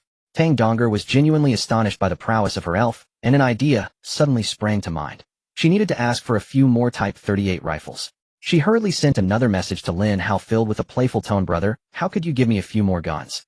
Tomorrow is the start of the Lord battle, and I'm feeling anxious worried that I won't be able to win. If I accidentally get captured, that would be disastrous. Brother, how please help me. Lin Hao had just finished counting the equipment of the newly captured Japanese soldiers. There were a total of 29 Type 38 rifles, over 1,000 rounds of ammunition, and 10 grenades. In addition, there was also a box cannon and a crooked machine gun, but unfortunately the crooked machine gun was... As he looked at this equipment pondering how to distribute it, Tang Donger's message came in at just the right time. Lin Hao saw the beloved campus bell asking him for items again. Just the thought of the campus bell being caught tomorrow, imagining her being pinned down by another man, made his chest feel heavy, and he was extremely uncomfortable. It felt like he was about to wear a green hat. No, he absolutely could not allow such a thing to happen. Thus Lin Hao gritted his teeth and selected 5 Type 38 rifles from the pile of equipment, then grabbed 200 rounds of ammunition and sent them to Tang Donger. Soon he received a reply from Tang Donger. Thank you. Love you. The fact that Donger actually said she loved me brought a burst of joy to Lin Hao's heart, dissipating all his previous worries. His face was beaming with an uncontrollable silly smile, and he felt delightful inside, as if he could already see a bright future beckoning to him. It seems that Donger and I have a chance. I hope tomorrow I can match up with Donger in the Lord battle. The more he thought about it, the more excited he became. His mind began to fantasize about that romantic scene. At that time I could kiss Donger, and perhaps we could develop further. Before dreaming of a beautiful future, Lin Hao was clearly aware that there was a tricky problem that needed urgent resolution. If he wanted to truly win Tang Donger's heart, he must get rid of Jiang Zhe. This was something he had promised Tang Donger with great sincerity before. As soon as he thought of Jiang Zhe, Lin Hao's expression darkened, his teeth clenched, and he secretly tightened his fists, as if Jiang Zhe was the biggest obstacle on his path to happiness. Without removing this stone, he could forget about a beautiful future with Tang Donger. At this moment, Su Xiaoxiao of the Salted Fish Gang was comfortably sitting on the head of a 5-meter-tall Trent, leisurely returning to her territory. Her situation was very different from other lords. The dungeon she experienced was set in a magical forest. In that forest, many Treants lived. The Treant race was generally gentle in nature, and no intense conflict had erupted between them and Su Xiaoxiao. On the contrary, Su Xiaoxiao completed the tasks assigned by the Treants with her intelligence, successfully winning their allegiance. This trip to the dungeon was quite rewarding, as she had gained over 30 Treants. Most of these Treants were third-tier units, and their strength was not to be underestimated. The leader of the Treant tribe was even a third-tier leader, and just thinking about their formidable strength was enough to inspire respect. The tall Trent Grut looked at the peaceful territory, which was also home to many wild animals, and lowered his head, his voice resonating like the deep echoes of an ancient forest. My lord, you are such a gentle human. Your territory radiates a reassuring aura, just like your pure and kind character. We the Trents wish to settle here. Su Xiaoxiao raised her head, looking warmly at Grut, and said, Grut, we must work hard. This territory is not just my place of survival, but your future home as well. To survive in this complex and ever-changing world, we all have to give our best. We will protect this territory together, my lord. Other Treants responded in unison. Jiang Zhe had already swept away all the resources around the park and brought them back. As he approached, he saw that Lu Bu had also gathered some resources and manpower. However, the scene was somewhat bloody. A dozen people were huddled on the ground with several corpses lying nearby, and judging by the gruesome state, those who resisted had been brutally hacked apart. Lu Bu's face was filled with a murderous aura as he bellowed, Stay down, all of you. Whoever dares to move will have their head pierced by my arrow. His booming voice carried a tremendous intimidation, causing everyone present to tremble in fear. As soon as Lu Bu saw his lord Jiang Zhe appear, he instantly retracted the chilling aura from his body and ordered Xiao Hui and the other extreme beasts to encircle the humans. He then hurried forward and reported to Jiang Zhe, My lord, I was collecting resources nearby when these rascals hid in that building and even took the initiative to attack me. I naturally could not show weakness, so I directly rushed in and killed several of them to set an example. Now with these remaining people, may I ask how you wish to handle them? After speaking, Lu Bu respectfully awaited Jiang Zhe's instructions, his eyes revealing absolute loyalty to his lord.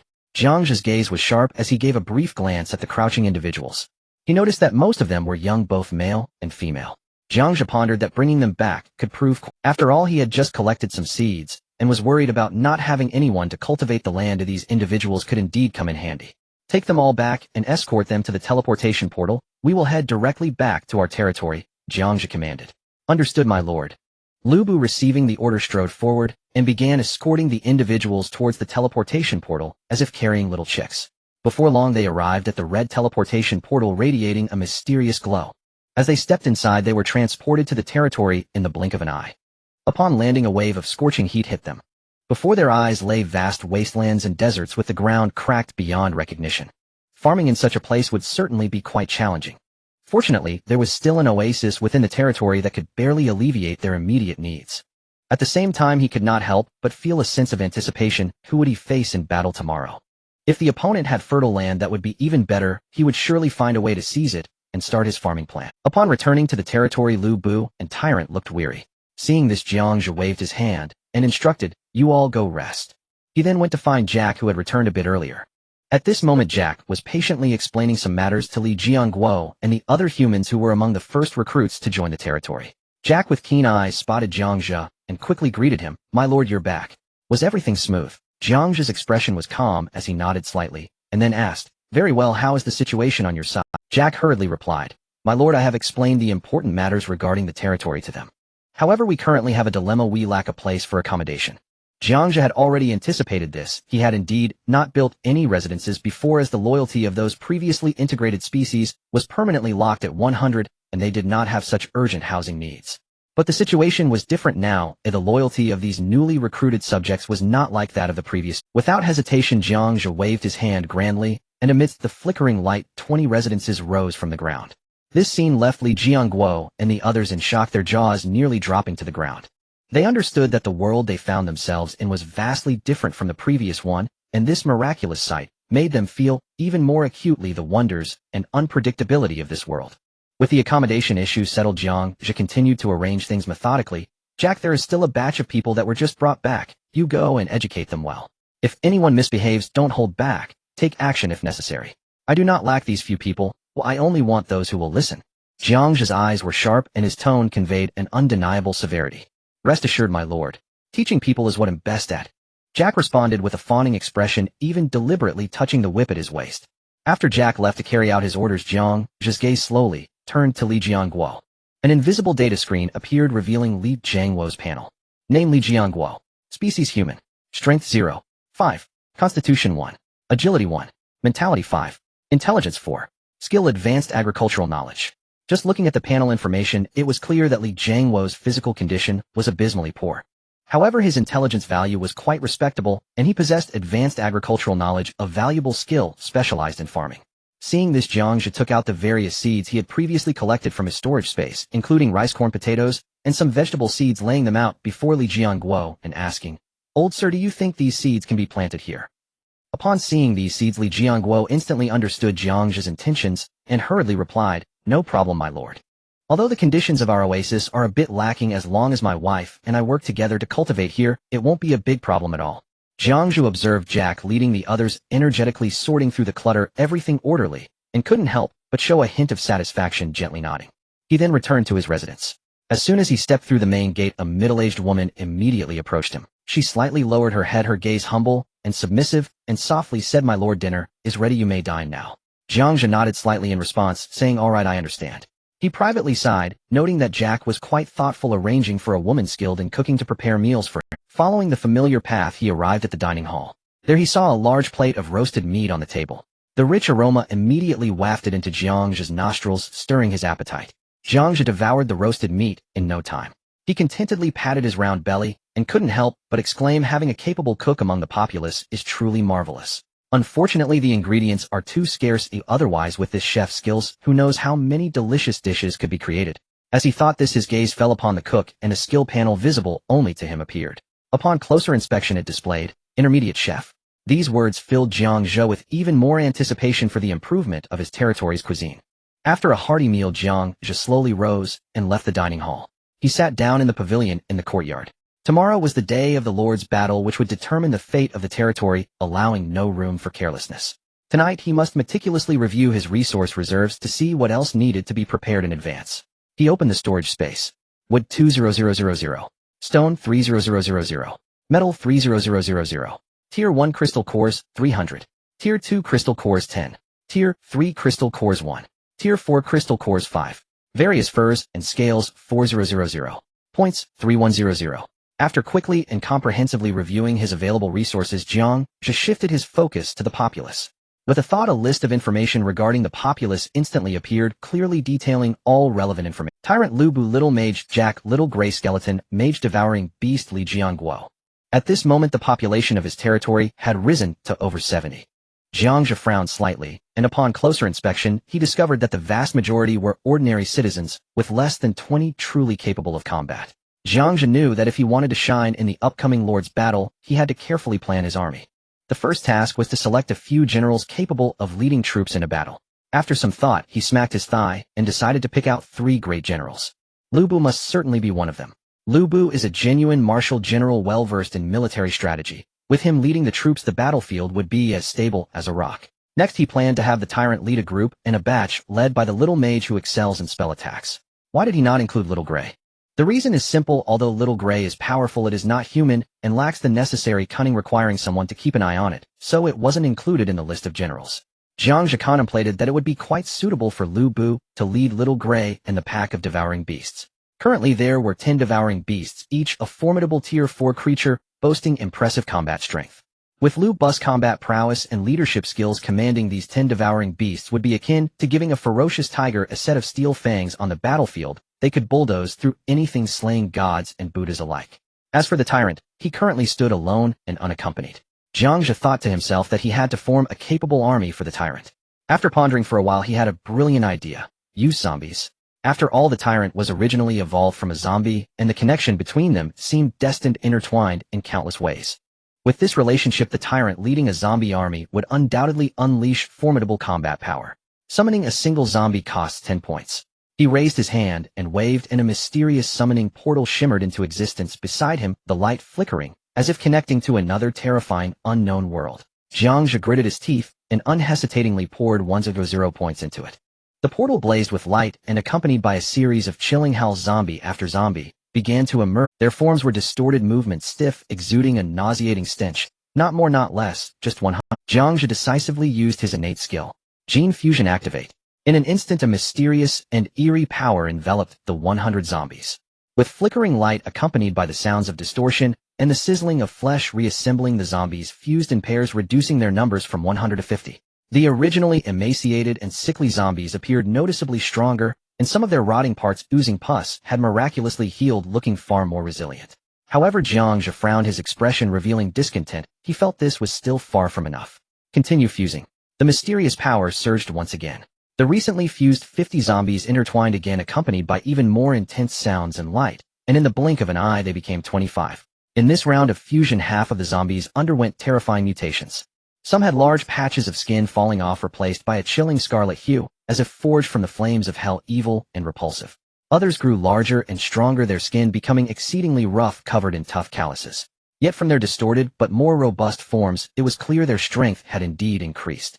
The fierce determination in Jiang Zhe's eyes remained. He evidently felt this still fell short of his expectations.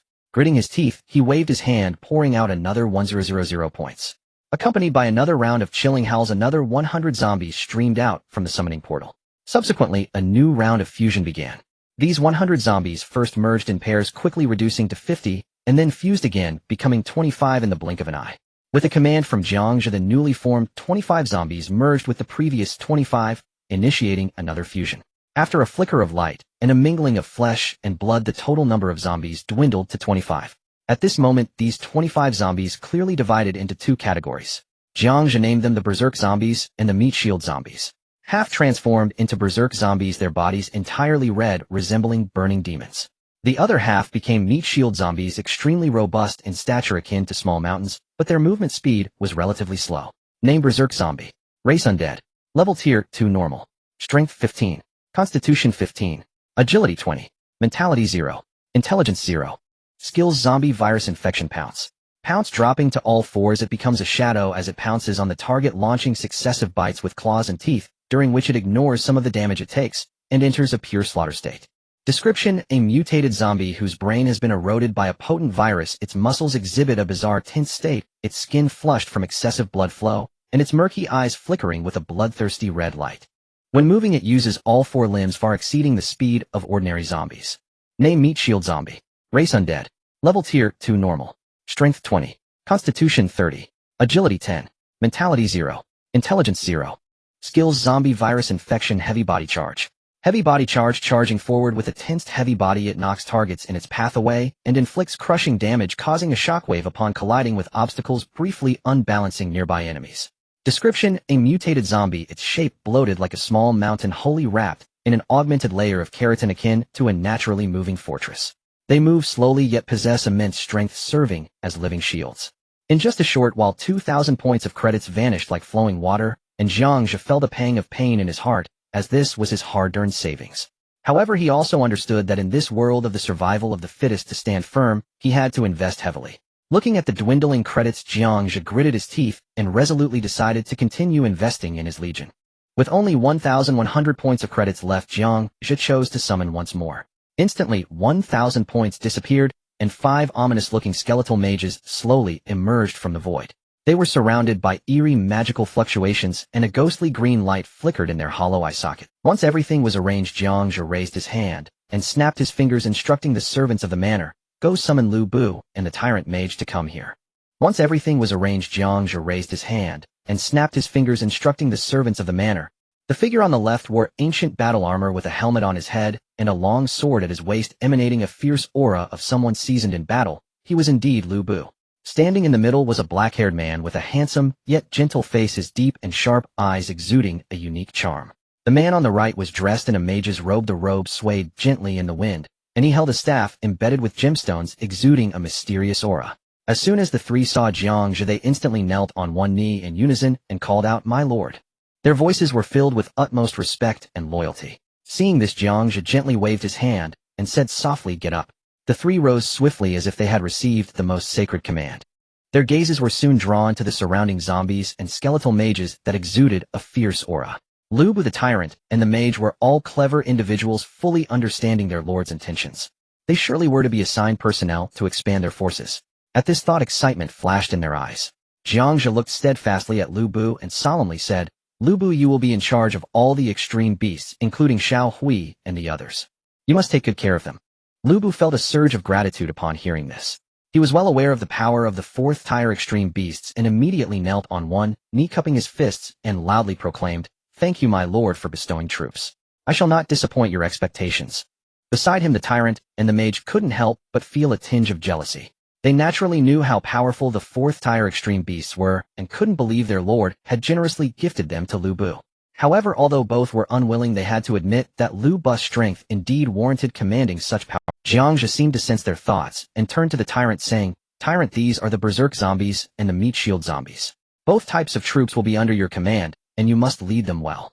Hearing this, the tyrant's face instantly lit up with delight, and he hurriedly knelt to express his gratitude. "Thank you, my lord." His voice was filled with excitement. Finally, Jiang Zhe looked towards the mage, and before he could speak, the mage already understood that the skeletal mages were under his command. He quickly stepped forward and respectfully said, "Thank you, my lord, for bestowing soldiers." Lu Bu was now tasked with leading 10 extreme beasts. Meanwhile, the tyrant commanded 25 various zombies. The mage, along with the previously assigned skeletal mages, now commanded a total of 7. In total, the combat-ready troops under these generals commanded by Jiang Zhe had reached nearly 40. After meticulous adjustments, Jiang Zhe had a clear plan for the legion structure. The frontline combat force would be led by the tyrant, and these 25 zombies would become the first solid defense of the legion. The berserk zombies would utilize their rapid movement speed to weave through enemy ranks, creating havoc with their fierce melee attacks.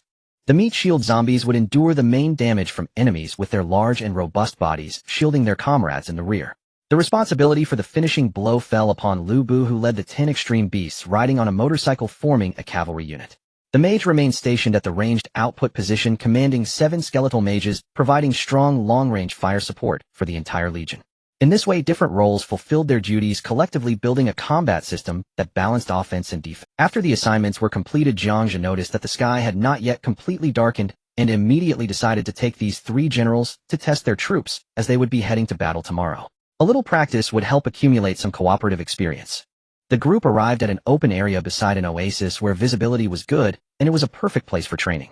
The 3 generals understood tacitly and quickly returned to their positions, neatly organizing their troops. However, this trial needed a simulated enemy. Jiang Zhe pondered for a moment, and without saying a word, directly offered up his mount. Not far away, a gigantic crystal scorpion slowly emerged. Its entire body was covered in a translucent crystal shell, reflecting a rainbow of colors in the afterglow, resembling a finely crafted piece of art. However, its sharply raised tail silently warned everyone that it was no ordinary creature. Jiang Zhe allowed everyone to unleash their full potential. The tyrant, impatient as a lit firecracker, waved his hand and prepared to rush in with his followers. Lu Bu quickly stopped the tyrant. Tyrant, hold on. Don't rush in like a headless chicken. Let's have the mage lead a wave of ranged magic attacks. First feel out the opponent and wear down their strength before. Upon hearing this, the tyrant was momentarily taken aback, then tilted his head, pondering for a moment, and realized Lu Bu had a point. He nodded vigorously in agreement. All right then, let's do as you say, the tyrant shouted. The mage began to chant magic along with the 7 skeletons. 8 shockwaves surged toward the crystal scorpion. The crystal scorpion reacted swiftly, as well its crystal armor shining brilliantly, like an indestructible shield firmly blocking the 8 shockwaves. It still took some damage. This was actually a slight leniency, otherwise if the crystal scorpion had taken the full brunt of those 8 shockwaves, it might have shattered like a fragile glass jar. Lu Bu's eyes flashed, and he suggested again. Mage, can't you summon minions? Send them in first to test. The mage nodded in agreement. His troops had plenty of magic power. He raised his hand, the incantation flowed, and instantly summoned a large group of skeletal soldiers charging toward the crystal scorpion like a tide. Seeing this, the crystal scorpion's pincers glinted with a cold light, and with a fierce swing accompanied by a loud roar, countless tiny crystal shards shot out instantly, smashing the front line of minions into smithereens. As the minions drained a wave of the crystal scorpion's power, the tyrant let out a howl, leading the horde of zombies to pounce on the crystal scorpion, engaging in a fierce struggle. At the same time, Lu Bu hopped on his motorcycle, the extreme beasts beside him imposing. He twisted the throttle, maneuvering the extreme beasts to flank the crystal scorpion, forming a pincer attack. Caught in a pincer, the crystal scorpion found itself overwhelmed, and in a panic raised its pincers high, signaling its surrender. Jiang Zhe watched them act freely, nodding frequently. With Fengxian here, I feel much more at ease. Note the battle against the Lord is about to begin. Battles between lords are the hardest to write and require large-scale scenes. I hope everyone can give a 5-star rating to encourage me. Thank you, everyone. The military drill concluded smoothly. Unbeknownst to him, the sky gradually darkened. Jiang Zhe arranged the night watch duties for Lu Bu before returning to his room to rest. Upon returning to his bedroom, he lay down on the bed and casually opened the chat channel to browse. From the conversations, Jiang Zhe gathered some information. Firstly, the dungeon that opened on the 3rd day had been explored by the vast majority of the lords. Many exited quickly due to their inadequate strength. Most of those who successfully cleared the dungeon were high-ranking members of their factions. It must be said that talent is indeed crucial. Those with good talent start off at a significantly higher level than others. However, talent is not an absolute barrier. Even those of mediocre talent can surpass others later on. After all, talents vary. Some are combat-oriented, able to wreak havoc on the battlefield. Others are support types, providing critical assistance to their teams. Moreover, when summoning troops through the summoning gate, the races are completely random. This can lead to situations where a lord's talent does not match the summoned troops' race. Imagine if such a situation occurred. Even if you originally had an upgrade talent, the actual strength you could display might not even match that of upgrade talent. If luck were to be even worse, and grade talent could be diminished to a grade level. Jiang Zhe secretly rejoiced that his grade talent had strong versatility. Regardless of the race of troops he encountered, he could utilize them effectively, avoiding the frustration of being unable to use his power. Continuing to scroll through the chat records, he captured the second key piece of information: the situation of the lords entering the dungeon. It was truly a mixed bag. Some entered a fantastical magical world dungeon, while others ventured into the mysterious realm of cultivation. Jiang Zhe himself entered a modern-style dungeon, while others went to ancient-themed dungeons. The most exaggerated were those who even entered dungeons resembling scenes from movies like Resident Evil. Different dungeons naturally yielded vastly different outcomes. The magical world could yield wondrous magical artifacts, while the cultivation world had various celestial treasures. The modern dungeon might contain high-tech gadgets, and the ancient dungeon also had rare treasures. Despite the varied experiences, there was one commonality: the dungeons they entered seemed to be confined, restricted by an invisible barrier. The world outside the barrier appeared to be cut off from them, allowing exploration and plundering only within this limited space. Jiang Zhe scanned the screen and saw some concerning news. Many unfortunate lords encountered misfortune upon entering the dungeon and were directly eliminated. Furthermore, once one dies in this dungeon, there is no chance of resurrection. Everyone has only one life, and death is final. Scrolling further down, many were fervently discussing tomorrow's player battles. Based on the information compiled from various sources and the guidance provided by the school, it seemed that barring any unforeseen events, the floating island would begin to fly on the 3rd day. Once 2 islands collided in midair, it would mean they would connect. When the islands linked, a great battle would be imminent, and no one could avoid it. Jiang Zhe learned that the islands would begin flying at midnight. Glancing at the time, he realized there were only 6 hours left. After a long day, he felt quite fatigued. He lay back on the bed, his eyelids felt leaden, and before long he fell into a deep sleep. At exactly midnight, the surroundings were silent. Jack stood atop the watchtower surveying the distance. Suddenly, he felt the island beneath him sway. The island began to move slowly. Jack quickly looked around and noticed that not only his island, but also the surrounding islands began to shift in various directions. Seeing this, Jack transformed into a small bat and swiftly flew towards the mansion. He squeezed through the window into the Lord's bedroom, landing beside the pillow, urgently calling out, my Lord, wake up quickly. Something big has happened." Jiang Zhe, startled by the voice in his dream, instinctively threw a punch. With a smack, he hit Jack, who had transformed into a bat, sending him crashing against the wall. The bat slid down the wall, and in the blink of an eye transformed back into Jack, whose face was now swollen. Only then did Jiang Zhe sit up, turning to see it was Jack. He quickly said, "Sorry, I have a habit of hitting people in my sleep. Next time you should stand further away." "Understood, my lord," Jack replied, while touching his swollen cheek, feeling skeptical and suspecting that the lord was merely making excuses. Jiang Zhe was aware that the floating island was beginning to fly. He looked at Jack and instructed, "Tonight, I'll rely on you. If our island connects with another, inform me immediately." "Got it, my lord," Jack replied, transforming into a small bat and swiftly flying out the window. The reason Jiang Zhe assigned this task to Jack was that as a vampire he did not need to sleep at night. For him, the night was as energizing as the day. It was perfectly suitable to have him on night watch. Lying back down, Jiang Zhe casually opened the chat channel again. The screen was filled with a flurry of messages constantly rolling by. Mind you, this was the middle of the night. Logically, most lords should be asleep, yet everyone seemed like a group of night owls eagerly discussing. "The floating island has started moving. God bless, let me match against a weaker lord. Oh, I don't want to be captured and made a slave." Someone made such a plea. "Ha ha ha, the battles between lords have finally begun. I've never had a girlfriend. Ooh, I hope a female lord shows up tomorrow, and I must capture her for some fun." Others were excitedly clamoring as well. Meanwhile, a wave of resource trading surged in the chat channel. Many lords filled with anxiety were eager to arm their forces and various resource trading information. The trading volume skyrocketed to its peak as everyone rushed to purchase their desired supplies, and the entire channel was filled with haggling and urgent buying. At that moment, several private messages came in one after another. He casually clicked on the first one and found it was from Long Ao Tian. "Bro, the lord battles have begun. If you match against someone from our faction, please spare them and don't go all out. I will definitely compensate you on my side." After reading the message, Jiang Zhe couldn't help but feel a bit of goodwill towards Long Ao Tian, thinking this person is quite loyal. Unfortunately, loyalty cannot always be relied upon. There are times when one would risk themselves for a brother, but in reality, it is also common for brothers to stab you in the back. Therefore, how to treat it will depend on the actual situation. Moreover, for his mana flower to successfully reproduce, the life of a lord must be sacrificed. After pondering Long Ao Tian's message for a moment, Jiang Zhe chose not to reply. Next, several more private messages popped up. Jiang Zhe glanced over and was surprised to see one from Tang Donger. "Mr. Grim Reaper, I have something to tell you. Our current faction leader is utterly wicked. He keeps saying you stole his first kill and has promised that if he encounters you, he will definitely kill you." After reading the message, Jiang Zhe understood Tang Donger's narrow-mindedness, realizing she intended to cause trouble. Truly shameless. If he truly encountered Tang Donger as his first opponent, he would definitely feed her to the mana flower. Jiang Zhe quickly closed Tang Donger's message and hastily browsed through a few other private messages, finding them all filled with flattery. He was utterly disinterested. Since he had decided to walk the path of a lone wolf, he would follow it to the end. Besides, his talent for gene fusion was a secret weapon he definitely did not want others to know about. He turned over and fell back asleep, entirely unperturbed by the impending battles between the lords. Long Ao Yin sent a message to the Grim Reaper, but after waiting for a long time without a reply, he couldn't help but sigh inwardly. He understood that this Grim Reaper was not someone who could be easily persuaded. At this moment, he could only silently pray that his clan brothers would have good luck and not run into this plague god. Otherwise, just based on the name Grim Reaper, if they did encounter it, the outcome would likely be tragic. Then Long Ao Yin contacted Yi Liangshan. "How's it going on your side?" Yi Liangshan quickly replied, "I am working overtime crafting weapons. If you give me some more points, I can summon more dwarves to help. Otherwise, before dawn, I won't be able to gather 500 rapid-fire guns and 50 sets of equipment for Zhao Rishan's pup. Moreover, other brothers in the clan have also ordered quite a few pieces of equipment from me. Okay, I still have over 500 extra points here, all for you." Long Ao Yin said, directly transferring the points to Yi Liangshan.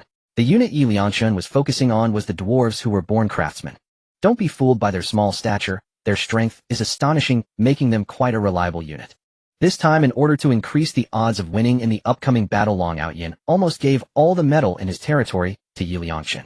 The same went for Zhao Ritian, who only kept a small amount of metal for daily use in his territory, while the vast majority was also handed over to Yi Liangchun to expedite the crafting of equipment. After all, at this critical moment of contention, having one more suitable piece of equipment might provide an additional chance of survival on the battlefield.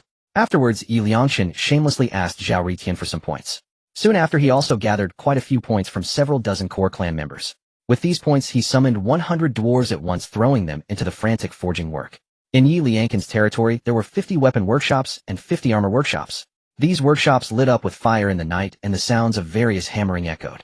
For this preparation, he almost channeled all resources here, while other buildings remained unchanged. Even the Lord's residence was still a level 1 wooden house. With the help of the newly summoned 100 dwarves, the forging efficiency doubled. In those 50 weapon workshops, sparks flew as rapid-fire guns were produced in a steady stream. Yi Liangchun casually picked up a brand new rapid-fire gun from the workbench and weighed it in his hand. Name rapid-fire gun grade fine blue effect can fire 10 specially made rounds in quick succession with a short shooting interval, possessing high accuracy and lethality with an effective range capable of delivering sustained damage to enemies. Each shot requires reloading. Durability 100. Introduction. This rapid-fire gun was meticulously crafted by dwarven artisans, combining exquisite craftsmanship and clever design. The gun body is made of a special alloy, sturdy and durable, yet of moderate weight, making it easy to hold and operate. Although it cannot compare to modern firearms, it is still quite good.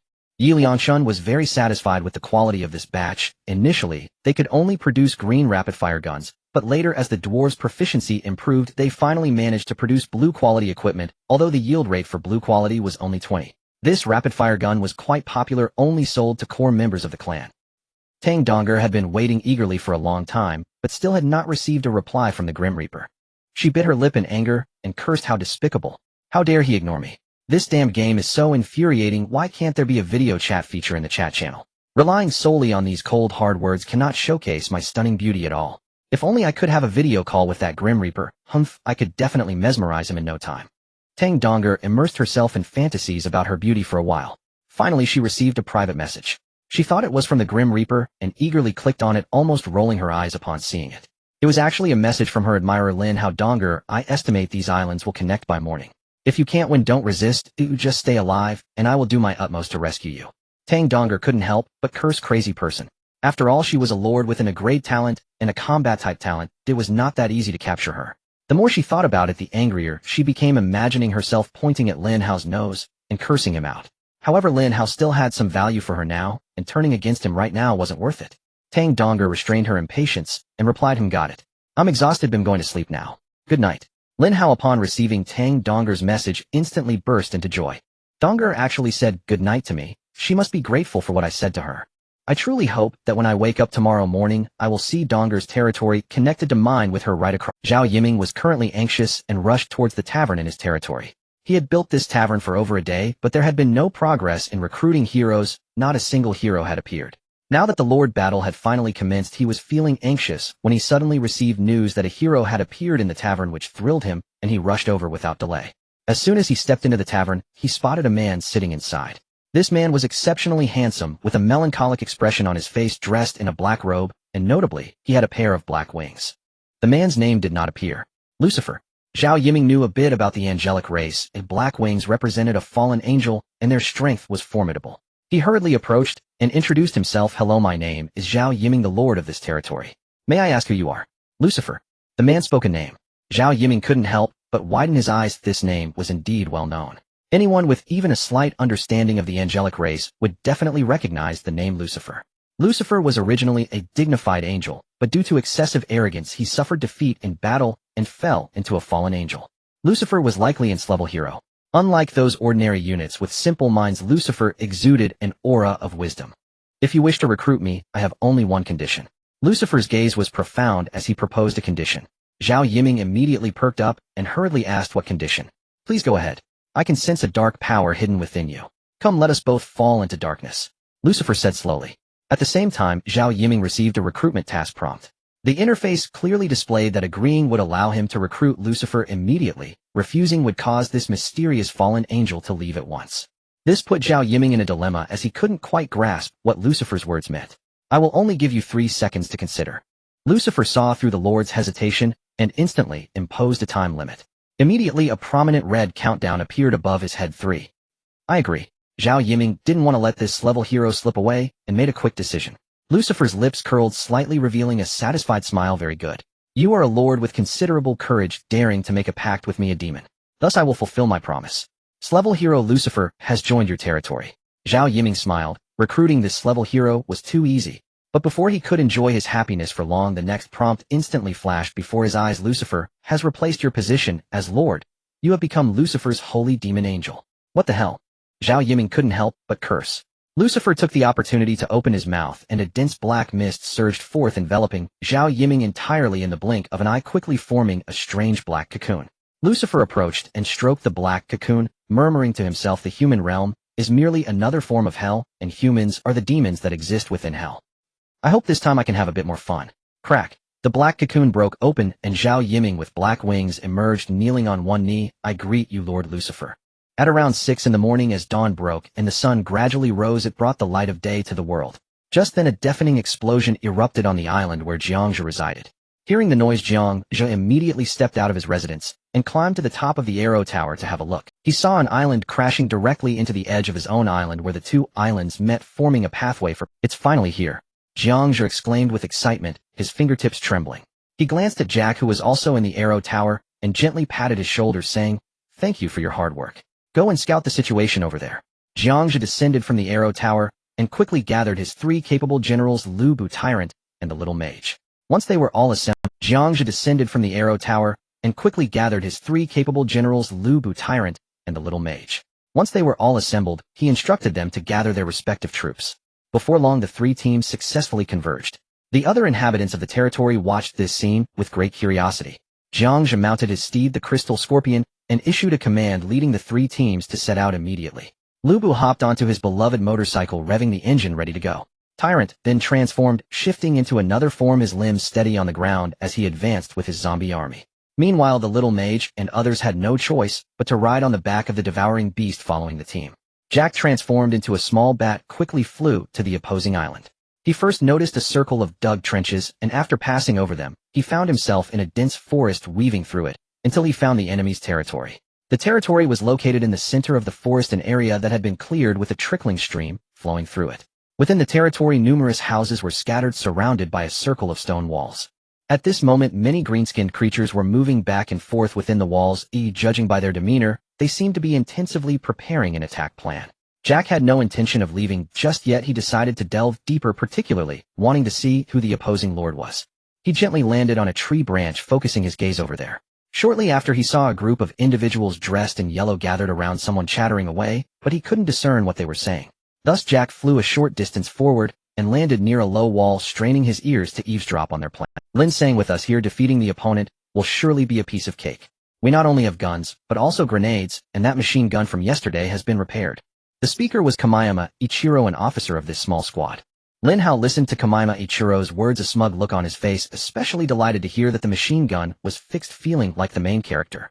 Very well, Kamiyama-kun. If we achieve victory in this first battle, whatever you desire, I will do my best to fulfill it. Just after Lin Hao finished speaking, Kamayama Ichiro leered and asked lewdly, Lin sang, can you get us some ladies? We've all gone too long without women. Enough of that. I haven't had a woman in a long time either. If you want to find a lady, just hope that the opposing lord is a— Lin Hao said with a helpless expression, his brows furrowed. Although he had been trying to please Tang Donger, the days without women were truly tormenting. After Tang Donger sent him a message earlier, he couldn't hold back and settled for a female goblin to cope. I hope it truly goes as we wish. If the opposing lord is indeed a woman, I'll capture her and let you enjoy her first, Lin sang. Kamayama Ichiro said with a fawning expression. Upon hearing this, Lin Hao's expression turned to one of enjoyment, as if a beautiful dream was coming true, continuously nodding. You understand my thoughts, well, greatly appreciated. After listening to their conversation, Jack felt that he had gathered enough intelligence and prepared to leave. Just then Kamayama Ichiro with keen eyes seemed to sense something. There's something over there, squad one, opened fire. He pointed sharply towards Jack's direction, and the surrounding soldiers immediately raised their guns and started shooting. Bang, bang, bang. A dozen shots rang out in quick succession, the target being Jack, who had just spread his wings to fly. Jack heard the commotion behind him, desperately dodging left and right, but unfortunately, he was hit by a bullet, leaving several holes in his bat wing. Enduring the pain, he flapped his wings with all his might and finally escaped from danger. Upon seeing this, Lin Hao immediately realized that this was likely an enemy scout, and it was a bat at that. Bats belong to the beast race. Lin Hao couldn't help but smile broadly, laughing. Ha ha ha, this is secure. The opponent is from the beast race, and no matter how strong a beast is, it cannot withstand bullets. Let's head to the trenches. He led the goblin army and a group of Japanese soldiers away from the territory. He had prepared in advance, digging a circle of trenches along the perimeter of the territory, and was now heading there. Jiang Zhe led his army to the junction of the two islands. From a distance, he spotted a small bat, flying awkwardly toward them. Noticing this, Jiang Zhe raised his hand to signal everyone to stop. He saw that the small bat was flying very unsteadily, swaying up and down like a leaf drifting in a storm. Eventually, it fell straight to the ground, and with a flash of light it transformed into a human form. Seeing this, Lu Bu abruptly twisted the throttle on his motorcycle and rushed to Jack's side, pulling him up onto the back seat and returning him to the team. Jack, what happened to you? Are you okay? Jiang Zhe asked anxiously upon seeing Jack covered in blood. Jack shook his head and said, I'm fine, my lord. This minor injury is nothing to me. However, I have important intelligence to report to you. Jiang Zhe nodded, signaling Jack to hurry up and speak. Jack immediately divulged all the intelligence he had gathered. After listening, Jiang Zhe felt a hint of confusion in his heart. It turned out that Jack's account was somewhat vague. After all, he wasn't clear on what the enemy's units were called. He only knew there were green-skinned creatures that resembled humans, and some humans dressed in yellow who shot at him. The combination of these two types of entities seemed excessively odd. After all, according to common logic, a lord could only anchor to one race. Thus, deducing from this, those green-skinned monsters were likely the race anchored by the opposing lord, while the humans wielding firearms were very likely brought over from the instance. Moreover, the enemy had dug trenches, indicating that they likely would not take the initiative to launch an attack, but instead sought to confront us from behind the trenches. In contrast, if a typical lord led their troops charging, and they would undoubtedly suffer heavy losses. However, looking at the units under his command, Jiang Zhe felt no fear. Jack, you don't have to worry about this anymore. You should go back and rest, Jiang Zhe said. Jack agreed, but still wore a cheerful expression, saying, My lord, could you grant me a reward? What reward do you want? Jiang Zhe asked. My lord, a number of humans have recently arrived in this territory. I'd like to get a blood bag to feed on her. It will help me heal my wounds. Jack looked at Jiang Zhe with eager eyes. After Jack flew away, Jiang Zhe gazed into the distance and saw a large number of green-skinned creatures jumping into the trenches at the edge of the forest. Due to the great distance, he could only vaguely discern the humanoid outlines. He squinted his eyes and focused intently, ultimately confirming the race of the enemy. They should be goblins. Those humans dressed in yellow were crowding around what appeared to be a lord, also jumping into the trenches. Jiang Zhe looked at the yellow clothing and felt an overwhelming sense of familiarity, suddenly realizing, Japanese devils. Good heavens, they are actually recruiting Japanese devils as minions. This guy must be taken down. Jiang Zhe immediately set about devising an offensive plan. Fengxian, you lead your troops to flank the enemy from behind.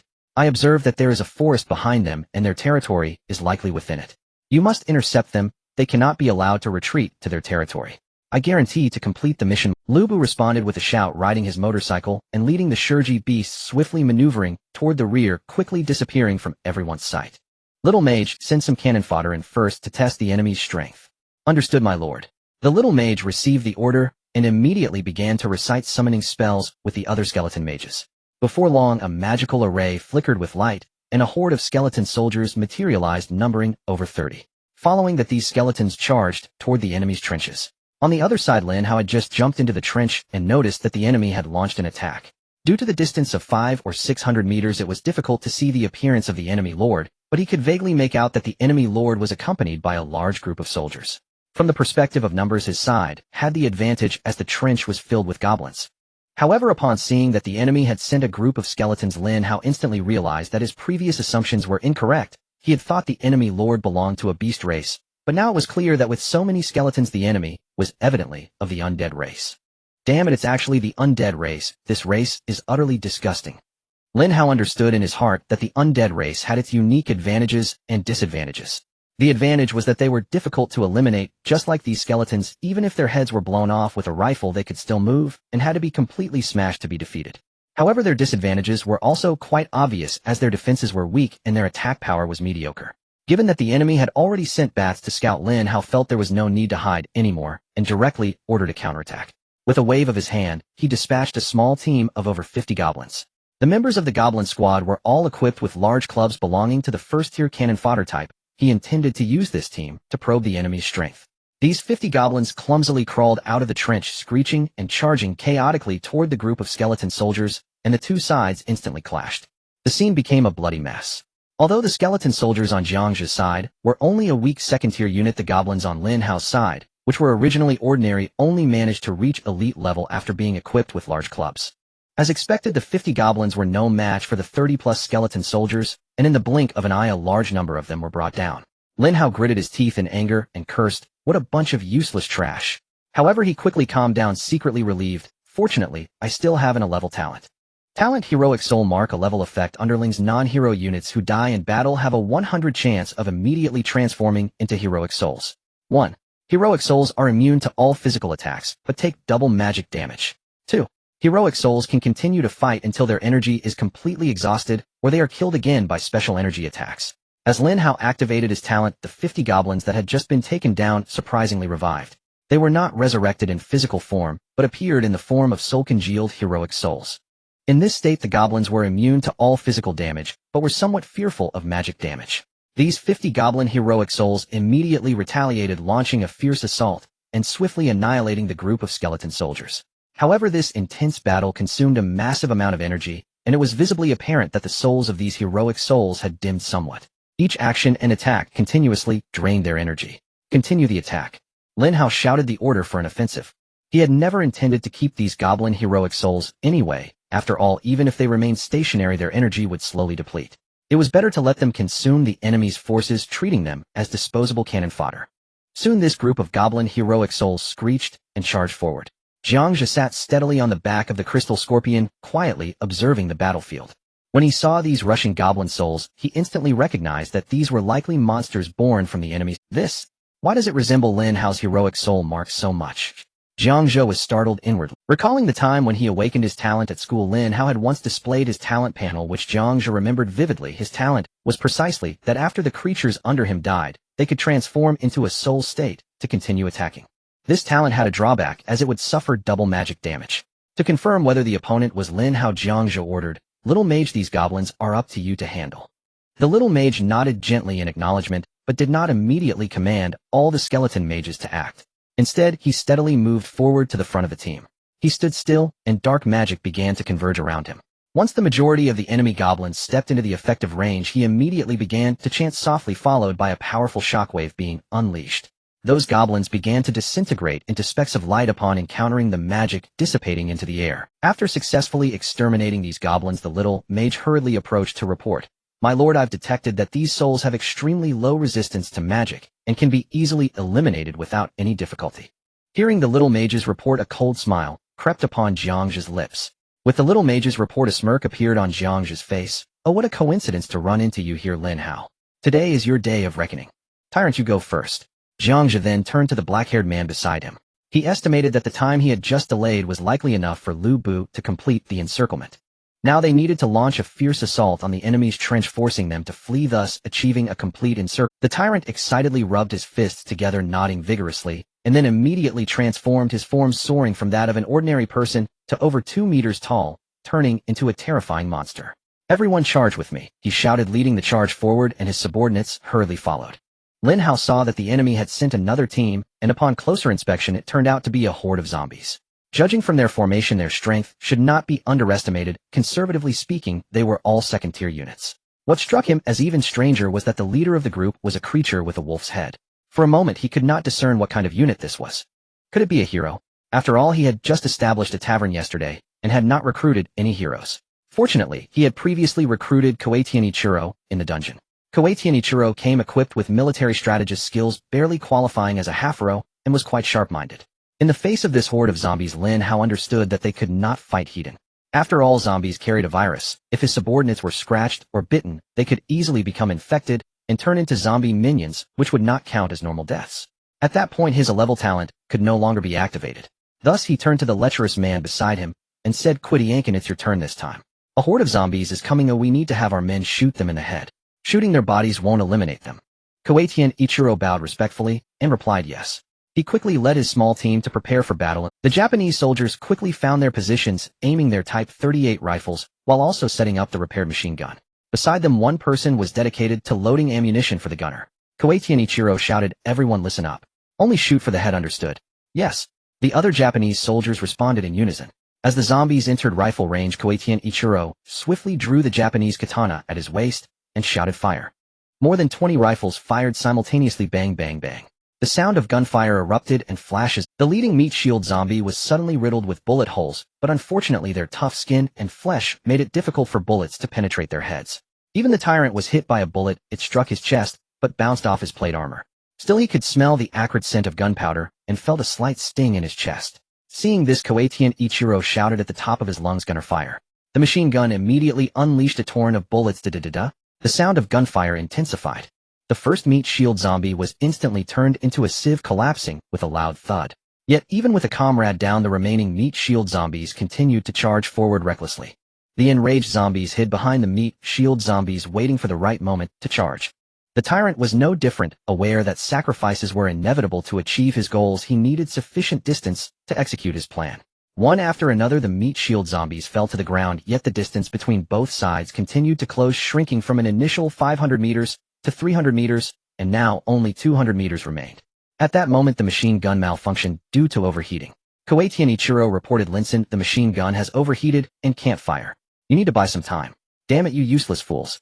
Lin Hao was anxious, deeply worried about the virus carried by these zombies. In a panic, he hurriedly called for his Tier 3 unit, the Goblin Sorcerer, and immediately sent a squad of goblins to charge forward in an attempt to delay the zombies. The Goblin Sorcerer stood at the back, mumbling incantations as strange syllables flowed from his mouth.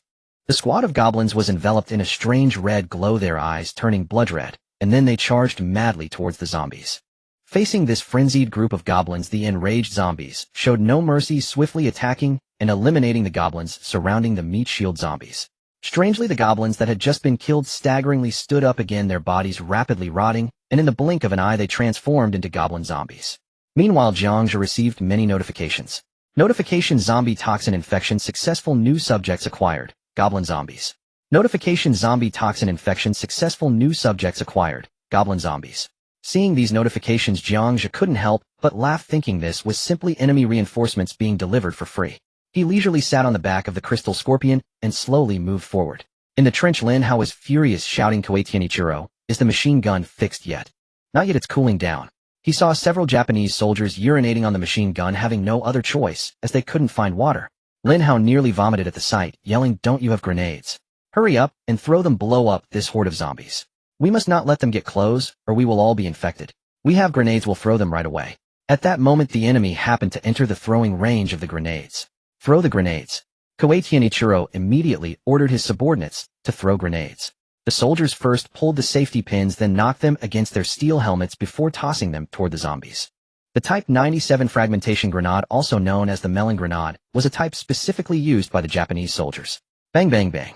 A series of explosions sounded. Although the fragmentation grenades did not have earth-shattering explosive power, their key purpose was to scatter shrapnel like fairies scattering flowers. The purpose of these grenades was not to kill the enemies outright, but to injure them, forcing the enemy to expend more resources to tend to the wounded.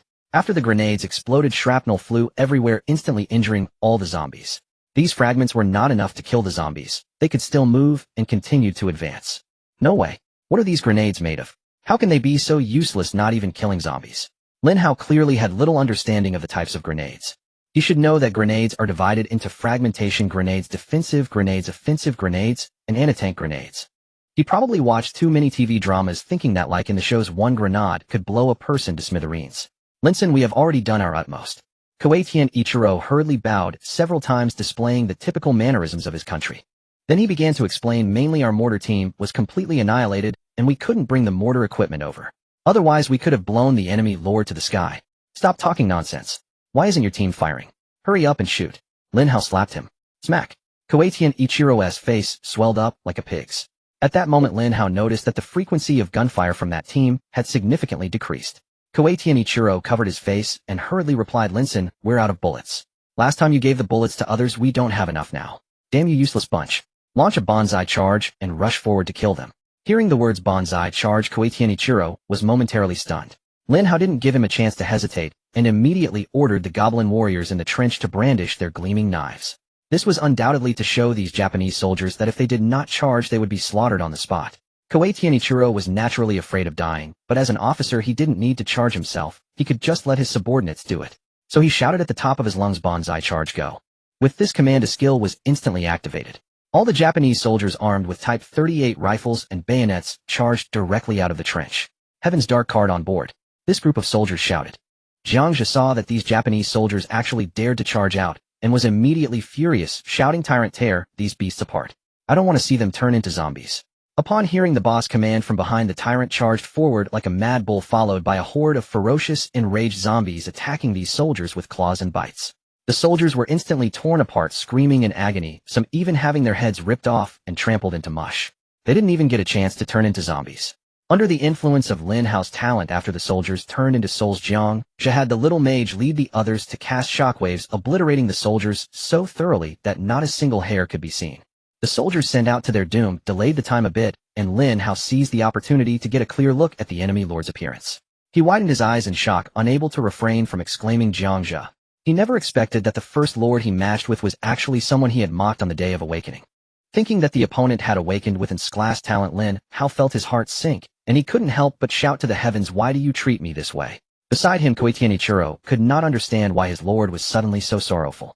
He quickly said, "Linson, the machine gun has cooled down, now we can attack again. We can definitely take them down." Hearing that the machine gun was ready, a glimmer of hope ignited in Lin Hao's heart. He knew that if he were captured by Jiang Zhe, his fate would be dire. He had to win this war. "Hand me the light machine gun," Lin Hao said, extending his palm. Koitianichiro hurriedly passed the light machine gun to him. Lin Hao, being athletic and strong, managed to drag the light machine gun without much effort. However, the light machine gun emitted a strong stench of urine, making him feel nauseous. But at this moment, such things were inconsequential. He was determined to win this war. Lin Hao glanced at the other goblins in the trench. These were most of his forces, consisting mainly of second-tier goblin warriors. Unlike the first-tier, the second-tier warriors wore simple iron armor, each equipped with a knife that he had purchased. Moreover, these goblin warriors were quite tall, standing at about 1.7 meters with robust physiques. "Everyone listen to my command. Charge! Take down the enemy lord!" Lin Hao roared, leading the charge out of the trench. Following him, over 100 goblin warriors scrambled out of the trench to initiate the assault. The goblin mages behind them immediately began to chant spells in low voices. They first cast enhancement buffs on the goblin warriors, and in the blink of an eye, the eyes of all goblin warriors turned crimson, with their attributes significantly increased, entering a state of frenzy. Then the goblin mages continued to chant curse spells relentlessly, while also casting healing spells, unleashing all the spells they could. Lin Hao raised the light machine gun and crazily shot at the enemy, the gunfire flashing as bullets poured out like raindrops. Such overwhelming force temporarily suppressed the zombie army, led by the tyrant. As both sides clashed in close combat, the battle became fierce, falling into a stalemate. At this moment, Lin Hao secretly arranged for a dozen goblin warriors to stealthily move toward Jiang Zhe's direction, attempting to launch a surprise attack. Seeing this, Jiang Zhe couldn't help but sneer, reaching down to stroke his crystal scorpion, saying, "Big Scorpion, these goblins are all yours to enjoy." The crystal scorpion excitedly waved its two large pincers, and then its crystalline tail began to gather energy. With a whoosh, a beam of magical light shot out, striking near the dozen goblin warriors. Bang! A loud explosion sent half of the goblin warriors flying. However, that was not the end. The crystal scorpion continued to fire lasers, blasting the remaining goblin warriors to smithereens. "Well done." Jiang Zhe gently patted the head of the crystal scorpion. This mount was truly formidable, not only fast and running, but also capable of launching attacks like a laser turret. With such weak troops, they could forget about getting close to him. Lin Hao saw that his ambush team was completely wiped out, and he gritted his teeth in anger. He simply couldn't understand how Jiang Zhe's troops could be so diverse with scorpions, zombies, and beasts. Could it be? This was all due to his class talent. According to the information stored in the Federation, the known class talents in territorial wars include Disaster Legion Creator Group Teleportation. This is due to the extremely low probability of drawing, and many other federations have hidden information about class talents that have not been shared with the Huaxia Federation. Most of this information is classified, and what can be known are just some ordinary class talents. Just the names of these displayed ordinary class talents sound incredibly powerful. At this moment, Lin Hao felt a bit desperate, as he simply could not figure out which class talent Jiang Zhe had drawn. In recent days, he had mocked and sought Jiang Zhe in the chat channel, yet Jiang Zhe had revealed none of his talent. This guy is too cunning. In just a few seconds, Lin Hao's army suffered heavy losses, all thanks to the zombie army, led by the tyrant, which carried the zombie virus. The goblin warriors on Lin Hao's side were mere mortals. Once they came into contact with the virus, they would quickly become infected and soon turn into zombies. As the enemy's numbers increased, Lin Hao found himself at a greater disadvantage. Thinking of this, he began to waver, feeling that it would be best to retreat to his territory and rely on its defenses.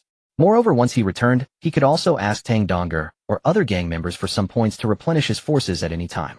Class 1 and Class 2 stay behind. The others follow me back to the territory. Lin Hao issued the command to the remaining goblin warriors. He had previously divided the goblin warriors into 4 classes. Upon hearing the order apart from 2 classes that stayed behind, the other 2 classes followed Lin Hao back, heading towards the forest. Koei and Ichiro ran the fastest, leading the way. As he just entered the forest, he collided head-on with a black and gray creature that looked extremely fierce.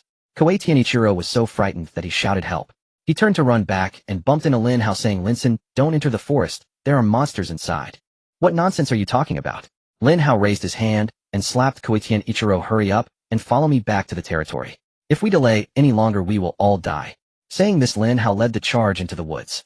But after running a few steps, he suddenly stopped. He saw trees continuously falling in the forest ahead. The goblin warriors that had rushed in quickly let out cries of agony, followed by some shattered corpses flying out and landing on the ground with a thud. What kind of monster is this? Lin Hao's eyes were filled with terror. As the monster drew closer, he finally got a clear look at it. It was a gray monster with 4 limbs on the ground, hairless, with skin that had a chilling sheen, dragging a tail that resembled a whip, hideously ugly. As these monsters roared, their viscous saliva dripped to the ground, and then they pounced on the remaining goblin army, engaging in a frenzied slaughter. The goblin army was torn to shreds like fragile dolls. Seeing this, Lin Hao in a frenzy raised his machine gun and shouted at the monsters, "Die, all of you." Then with a da-da-da, bullets flew out like raindrops. Just as he was shooting enthusiastically, an arrow whizzed through the air and struck his light machine gun, instantly reducing it to a pile of scrap, rendering the entire gun useless.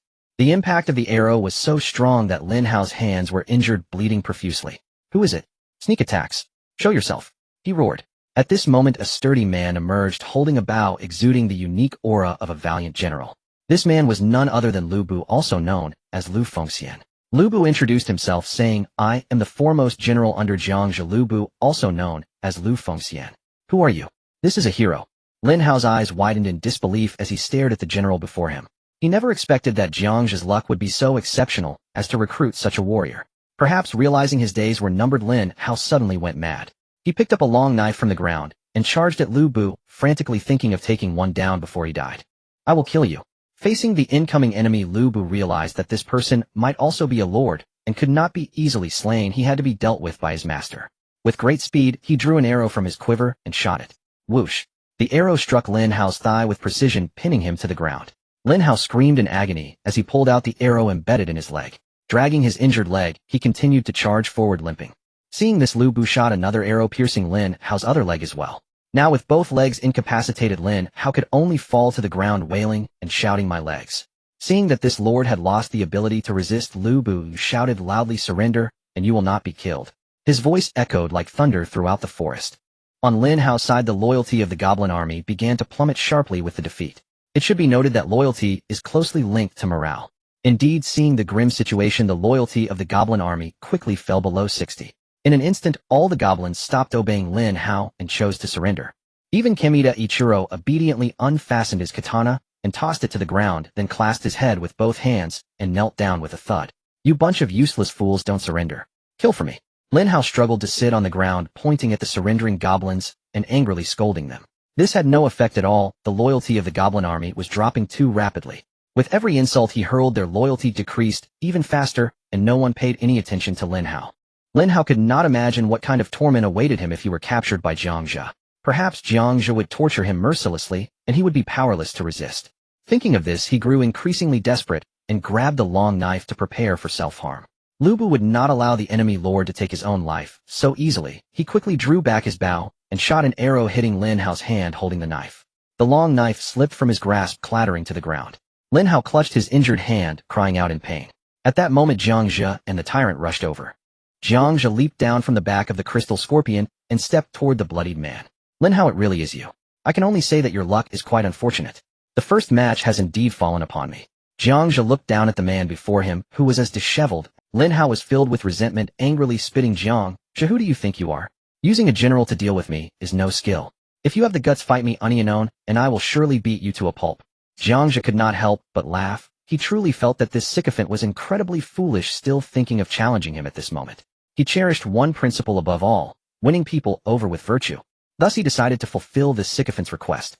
"Sure you want to fight me unknown, right? Then come on, I want to see just how capable you are." Lin Hao never expected Jiang Zhe would actually agree, and he immediately burst into laughter. "Good, you said it yourself. If you dare let anyone else interfere, you are a complete coward. You first heal your injuries. Once you are well, we will fight." Jiang Zhe knew that there were goblin shamans in the opposing camp with healing skills, so he ordered his subordinates to capture a goblin shaman to heal Lin Hao. He had other matters to attend to. Approaching the Japanese officer, he had some questions he wanted to extract from this officer's lips. Lift your head, oh, what is your name? Jiang Zhe looked at the man before him who was kneeling with his hands on his head, his knees on the ground, sporting a dirty mustache and a dogskin, had a truly nauseating sight. My lord, my name is Kamida Ichiro. Please spare me. I am willing to become your subordinate and serve you faithfully. Less nonsense, answer my questions. Jiang Zhe glared viciously at Kamida Ichiro. Yes, my lord, ask away. I will tell you everything. Kamida Ichiro, thinking he might survive, wore a lewd smile and nodded eagerly. When did you arrive in the Huaxia continent? Since 193. And when did you follow Lin Hao through the portal to get here? Jiang Zhe immediately threw out this question. Kamida Ichiro was taken aback for a moment, quickly realizing that this lord wanted to know the era he was in before coming to this world. He hurriedly replied, my lord, I arrived in Huaxia in 1937 and stayed there for a year before being brought here by Lin Hao. Understood, clear. Jiang Zhe's eyes filled with hatred as he drew his katana, discarding the scabbard, and said slowly, next you will pay with your life for the countless innocent civilians who died tragically in the Huaxia continent to atone for your heinous sins. With a flash of the blade, Kamida Ichiro's head rolled away, thud, landing on the ground. After executing Kamida Ichiro, Jiang Zhe returned to Lin Hao's side, throwing the katana down with a loud clatter. Here, your weapon. Lin Hao witnessed this scene clearly before his eyes. He was filled with confusion, unable to comprehend why Jiang Zhe had asked those questions and why he had to execute Kamida Ichiro. In his eyes, Kamida Ichiro was at least somewhat capable, qualifying as half a general. Killing him like this seemed a great waste. After all, in such a difficult environment, shouldn't one try every means to secure all available resources? Little did he know it was all due to the main god intervening in this world that schools rarely taught history, focusing instead on how to survive in a game world. Therefore, Lin Hao could never understand Jiang Zhe, the traveler, whose heart burned with furious anger upon witnessing a monster like Kamida Ichiro. Under the healing magic of the goblin shaman, Lin Hao's injuries gradually improved. The 3 wounds pierced by arrows were visibly regenerating flesh at a remarkable speed. This was Jiang Zhe's first time witnessing healing magic, and he couldn't help but exclaim, this magic is simply miraculous. To heal such severe injuries, if this were in reality, one would need months to recover from such wounds. Currently, most of the goblins under Lin Hao have surrendered.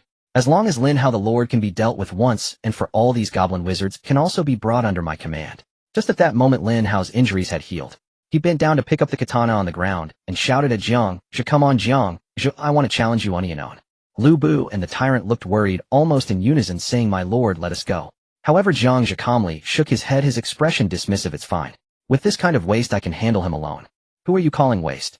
You bookworm. If you can't win, don't call your soldiers for help.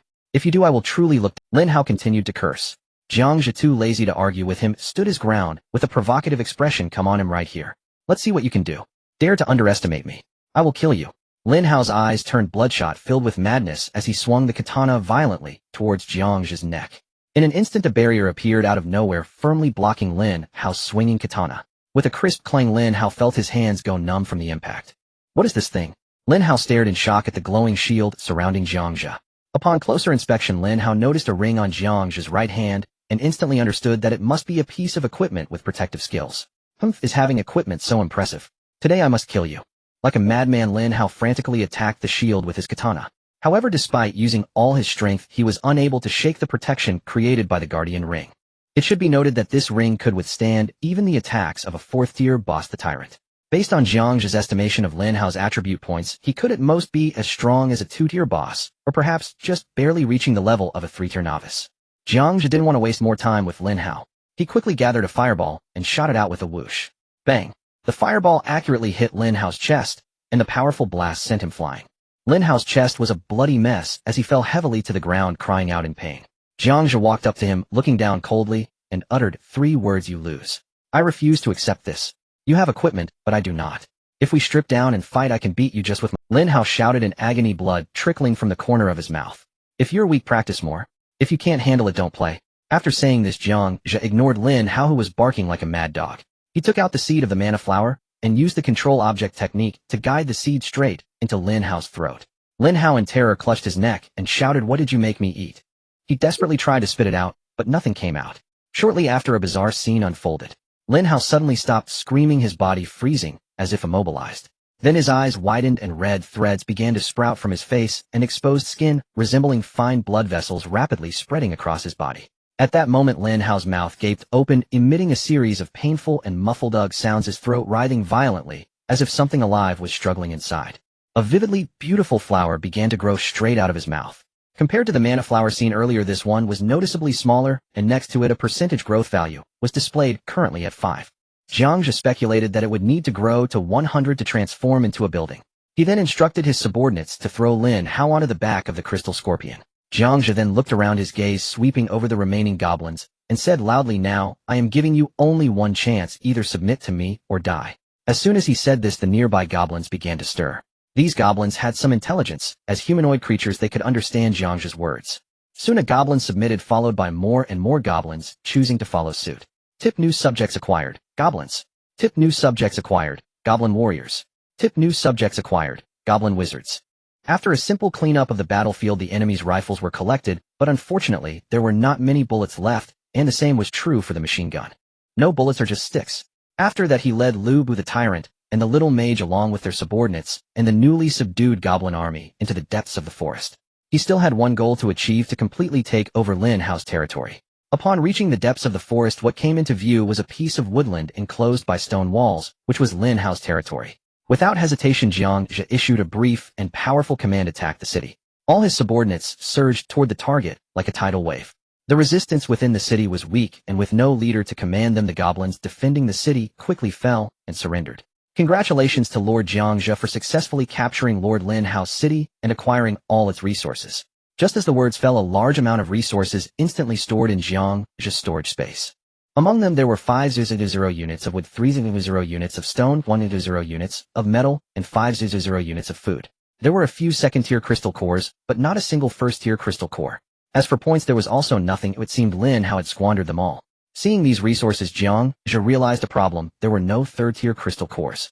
Logically, each initial island should have a third-tier boss. The lack of third-tier crystal cores could indicate two possibilities. Firstly, Lin Hao never killed that third-tier boss. Secondly, the crystal cores were sold off, but this possibility was relatively small. After all, upgrading the summoning gate requires a large number of third-tier crystal cores, and selling just one wouldn't be appealing to anyone. Lu Bu timely asked, "My lord, should we occupy this territory, or just pillage it and leave?" Faced with the two options proposed by Lu Bu, Jiang Zhe fell into thought. This area was located in a forest, and from a developmental perspective, occupying this place would have many benefits. However, occupying it also had drawbacks, namely that it would require assigning personnel to guard it. He glanced at the green-skinned goblins gathered around, and suddenly had an idea. If he chose to occupy, his original territory would remain as is. As for this new territory, he could let the goblins serve as guards, thereby not affecting the development of his original territory. Jiang Zhe began to check the panel information of these goblins. Name: Goblin Warrior. Race: Goblin. Loyalty: 50. Level: Tier 2. Elite. Strength: 20. Constitution: 25. Agility: 10. Spirit: 1. Intelligence: 1. Equipment slot: Longsword. Armor skills / flanking tactics / deals continuous slashing damage in a frontal cone area, causing a bleeding effect. Flanking tactics passive for each allied goblin unit nearby. Personal defense increases, and when cooperating with similar units will prioritize attacking injured targets to quickly reduce enemy combat power. Description: Elite warriors selected through brutal elimination in the goblin race, taller and stronger than ordinary goblins with dark green skin and adorned with the tusks of beasts they have hunted as decoration. Goblin warrior. The attributes of this goblin warrior are quite decent. If it were used against other lords, it would surely unleash considerable power. Unfortunately, it encountered Jiang Zhe. Before the numerous legions led by Jiang Zhe, this goblin warrior was like a fragile rag doll, posing no threat whatsoever. In addition to these goblin warriors, there was a group of small goblins, all mere level 1 cannon fodder trash soldiers, truly not worth paying attention to. The only somewhat valuable one was the goblin wizard. Jiang Zhe began to examine the stats of these wizards. Name: Goblin Wizard. Race: Goblin. Loyalty: 50. Level: Tier 3 normal. Strength: 15. Vitality: 20. Agility: 15. Mentality: 35. Intelligence: 2.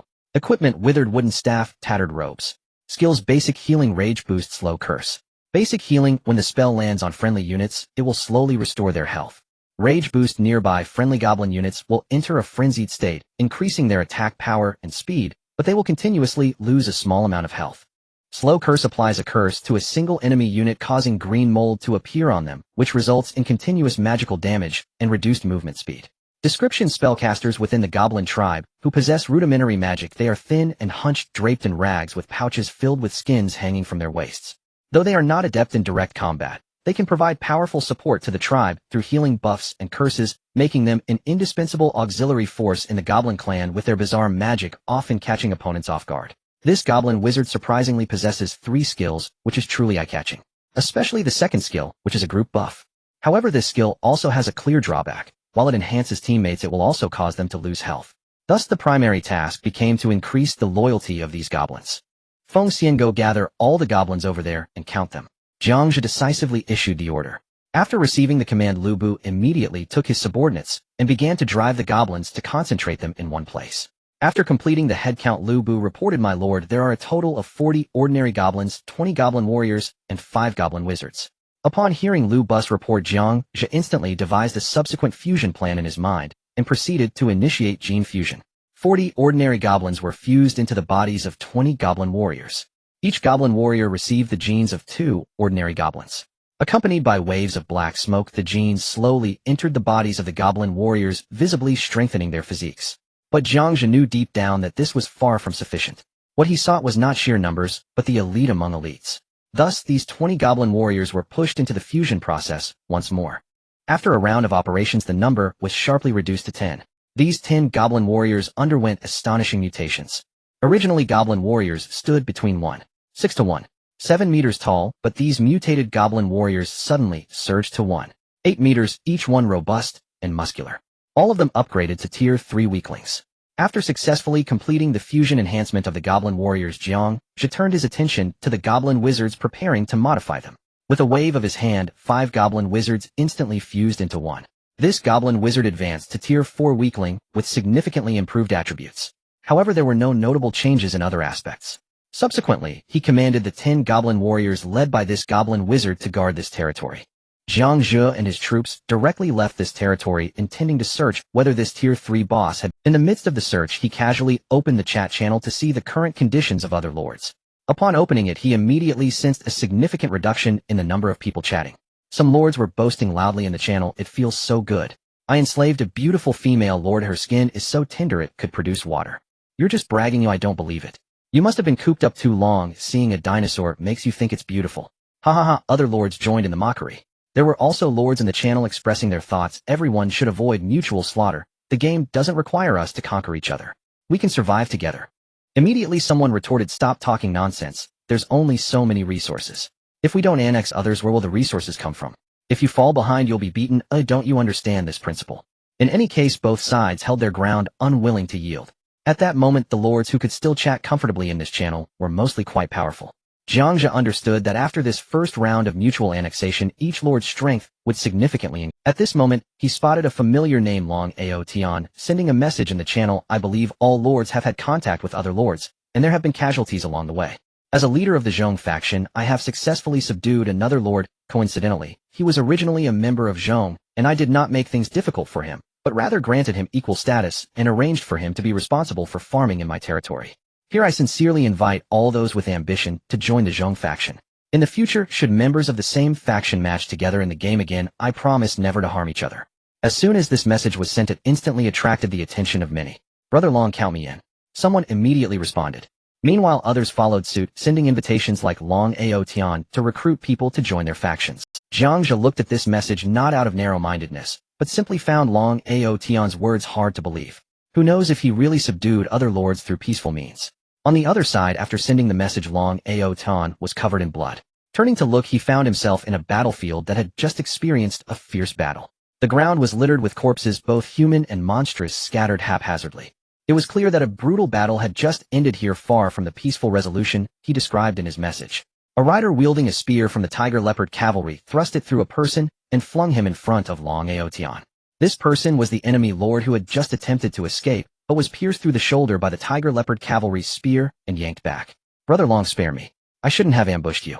The lord was weeping and pleading in pain, gritting his teeth. Long Ao Tian had always despised traitors. His eyes were cold, and his tone void of warmth. "I despise traitors the most." He took a firearm from the tiger leopard cavalry, slowly raised it, and aimed the barrel precisely at the man's head before pulling the trigger. Not long after, Jiang Zhe saw a familiar ID and name of 3 characters, Zhao Yiming. He also sent out an invitation, but his wording was entirely different from others, filled with fierce malice. "I am Zhao Yiming, the leader of the 2nd Middle School Gang. From now on, anyone who is not the leader of the second middle school gang, if encountered, can be killed, without mercy, absolutely no chance for pleading. This message instantly provoked furious denunciations from many leaders. What do you Zhao Yiming think you are? Why do you get to dictate such tyrannical rules? Do you really think you can cover the sky? You are not fit to be a leader. You are simply a malignant tumor, using slaughter to satisfy your perverse desire for control. You think you can just kill with a word? Do you think the other leaders are pushovers? If you have the guts, don't just talk tough here. Let's see the real deal on the battlefield. Do you think such bloody means can intimidate us? We refuse to be intimidated, and will go against you. Let's see what you can do. Jiang Zhe was filled with suspicion. This, Zhao Yiming's previous style of doing things was not like this. Why did he suddenly resort to such a provocative act? Moreover, Zhao Yiming and Tang Dong'er were in cahoots. With Tang Dong'er's mindset, she would never allow such an act that would provoke the wrath of everyone. This truly left people puzzled. Jiang Zhe thought long and hard, unable to understand what had changed in between. At this moment, Tang Dong'er was conversing with a female leader. This female leader appeared to be 17 or 18 years old, and her appearance was not particularly outstanding. She looked at Tang Dong'er with admiration, took out her leader's heart, a crystal, and handed it over, saying, "Sister Dong'er, thank you so much for taking me in. My awakened talent is related to animal husbandry, and I have no combat power whatsoever. From now on, I will focus on helping you with the breeding industry, ensuring that you will have food beyond measure." "Great, little sister. With your help, I have one more layer of assurance." Tang Dong'er smiled brightly, reaching out to take the crystal, instantly absorbing it, successfully incorporating this leader's territory, troops, and resources. She felt secretly delighted, thinking she was exceptionally lucky. To her surprise, the first match leader was actually from her own gang, and was a soft target. Without losing a single soldier, she had managed to secure the other party. The territory, resources, troops, and points of that leader all went directly into her pocket. This harvest was simply bountiful. Her mood was incredibly joyful. She opened the chat channel, just about to flaunt her achievements, when she suddenly caught sight of the message sent by Zhao Yiming, and was instantly stunned, as if struck by lightning. Coming to her senses, her face instantly turned pale, and she couldn't help but curse inwardly. Has Zhao Yiming lost his mind? Sending such a message clearly declares war on the other leaders. She was anxious and hurriedly clicked on Zhao Yiming's private message, typing urgently, "Brother Zhao, what's going on? Such a big issue. Why didn't you discuss it with me in advance before sending out the message? This will have such a bad impact." Soon Zhao Yiming replied to her private message, "Don't worry with me here. Anyone who dares to touch the second middle school gang will not be left alive." His brief words were filled with domineering arrogance. Tang Dong'er was filled with confusion, as Zhao Yiming had never been this arrogant before. How did he suddenly change into a completely different person in less than a day? She simply couldn't comprehend. However, since the message had been sent, she could only play the peacemaker, soothing everyone in the chat channel. "Everyone, please don't be angry. Zhao Yiming is just a bit impulsive, who our second middle school gang doesn't intend to offend anyone. For the leaders who join now, I will offer some small benefits." Her attempts to mediate were quite ineffective, as the other leaders remained furious, shouting that if they matched with Zhao Yiming later, they would definitely take his head and display it on a flag for all to see. Tang Dong'er found herself in a difficult position, deeply anxious, yet feeling helpless. Watching the raging fury of the other leaders on the screen, she knew that this issue would likely not be easy to quell, and all of this stemmed from Zhao Yiming's impulsive remarks. "Zhao Yiming is unreliable. Oh, I need to discuss this with Lin Hao." She sent a private message to Lin Hao, only to receive a failure notice. A red exclamation mark. Her heart sank. Lin Hao was either dead or captured, thereby losing his leader's heart. Without it, he would lose his powers as a leader. What a waste.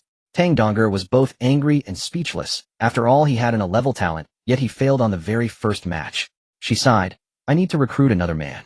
In other territories, various extraordinary events were also unfolding. The leader of the Salty Fish Gang, Su Xiaoxiao, found that the leader she matched with this time was actually a girl she had been in the same class with at school. This girl had often bullied her in the past, such as taking her breakfast money, throwing her books into the toilet, and even leading others to bully her. The girl could not have imagined that the leader in front of her would be Su Xiaoxiao. Recalling the bullying she had endured, she wept profusely, pleading, "Xiaoxiao, I truly did not mean it. I was blinded before. Please have mercy, and let me go. I really don't want to die." Su Xiaoxiao watched as the other party cried like a river filled with remorse, and her inner compassion began to surface. She thought that her current situation was vastly different from the past. Perhaps reconciliation was the best policy. So she sighed lightly and said, "All right, I forgive you. From now on, let's coexist peacefully. I definitely won't bully you." As soon as she finished speaking, Su Xiaoxiao instructed Groot to untie the bindings. The girl, regaining her freedom, immediately broke into a smile. "Thank you, Xiaoxiao. You are truly a great person."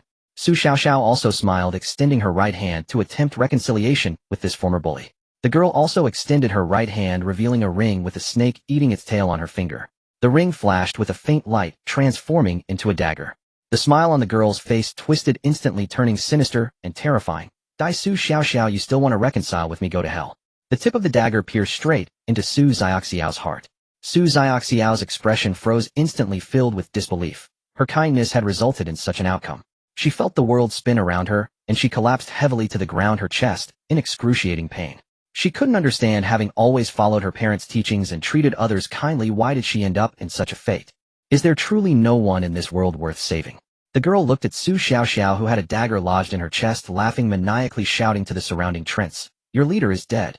Now everyone must submit to me." Groot, acting as the guardian, glared at this scene in anger. He did not choose to yield, but instead instantly cast magic, causing vines to surge from the ground, tightly binding the girl. Following that, he cast healing magic, and a small sapling wrapped around Su Xiaoxiao, emitting a faint green light, miraculously healing her. The dagger that had pierced her heart slowly moved outward, ultimately being forcefully expelled. The once near lifeless Su Xiaoxiao gradually regained consciousness. She struggled to sit up, first looking at Groot weakly, saying, "Thank you for saving me, Groot. Honored leader, this is, you are the savior of our Treant clan, and we will forever follow you." Groot slowly lowered his head, and the surrounding Treants all knelt on one knee, reverently bowing to their leader. Su Xiaoxiao nodded at them, bending down to pick up the dagger on the ground. Her gaze turned cold as she slowly approached the leader who had just stabbed her. Seeing Su Xiaoxiao coming with the sharp blade, the girl began to plead again. "Su Xiaoxiao, I truly did not mean it. Please give me another chance. I promise I won't dare again, and will serve you well." Su Xiaoxiao slowly extended the dagger, pressing it against the girl's neck, her voice chillingly cold. "From today onwards, I will no longer trust others." As she spoke, her right hand moved slightly, the blade gliding across the girl's neck, a motion as decisive as when this girl had torn up her homework. Blood splattered onto her hand, but she felt no fear. Another long-suppressed persona within her awakened, lifting her hand to lick her mouth. "This taste is a bit sweet." Observing the idle chatter in the chat channel, Jiang Zhe felt that there was nothing worthy of attention. He opened his storage space and took out a Type 38 rifle, which he had previously confiscated, and was his first encounter with a firearm. Beside him, LV Bu, riding a small motorcycle, noticed this scene and instantly became interested, asking, "My lord, what is this object?" He was unaware of what a Type 38 rifle was, since he hadn't participated in the direct combat. However, the tyrant recognized the significance of this item and quickly said, "Brother LV Bu, this thing is extraordinary. Don't be fooled by its long and slender appearance. The bullets it fires hurt like nothing else." Jiang Zhe then displayed the properties panel of the firearm for LV Bu to see. Name: Type 38 rifle. Grade: excellent blue. Effect: stable trajectory with a long effective range, significantly increasing hit rate at medium to long distances. It can quickly attach a bayonet, and when switched to melee mode, the advantage of its length provides a slightly larger attack range than typical melee weapons. Durability: 60. Description: a manually operated rifle standardized in the 38th year, commonly known as the Type 38.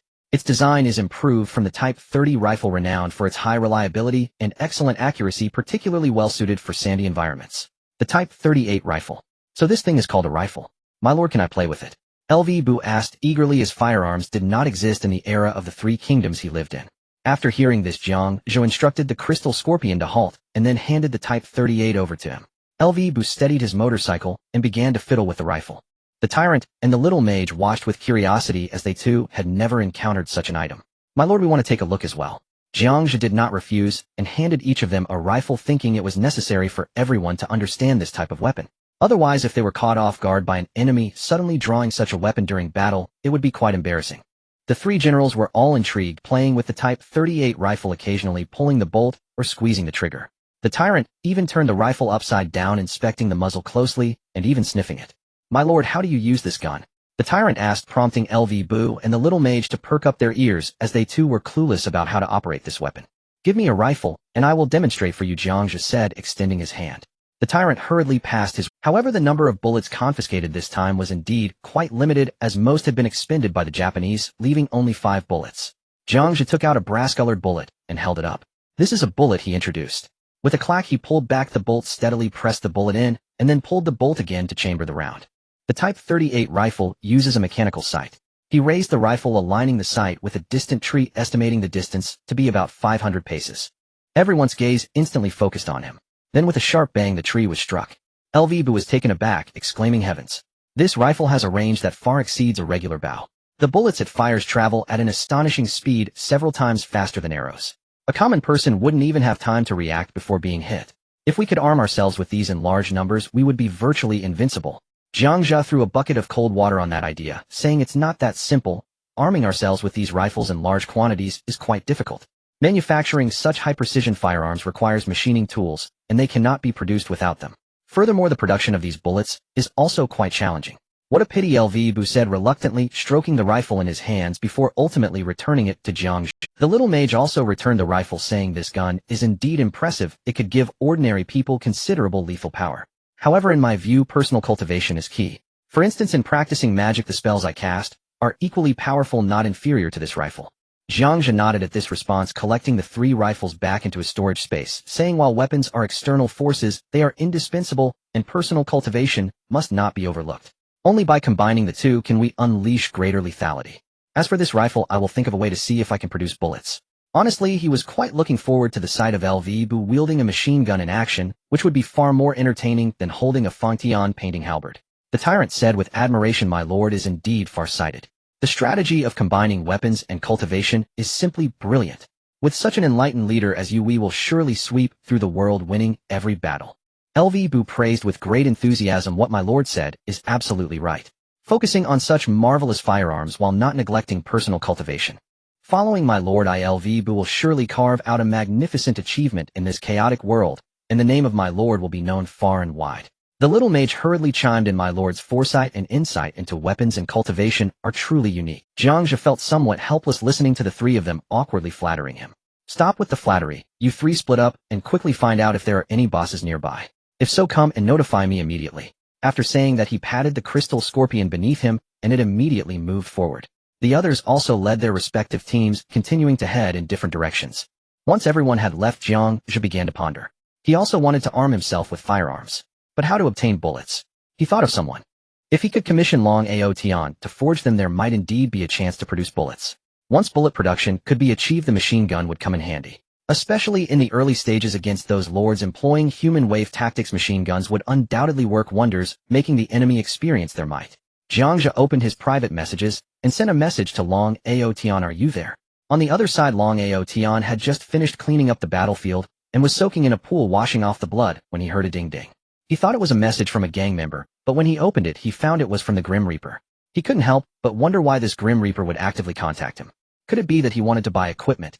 He recalled how he had previously gifted some armor to the Grim Reaper, intending for him to try it out for free and see how it performed. If he liked it, he might just pay to buy it, making it a business deal, while also building rapport. Long Ao Tian replied with a simple I am.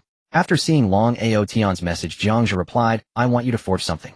I wonder if you are interested in taking this order.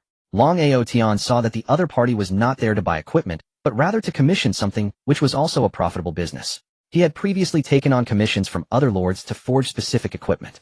What do you want to forge?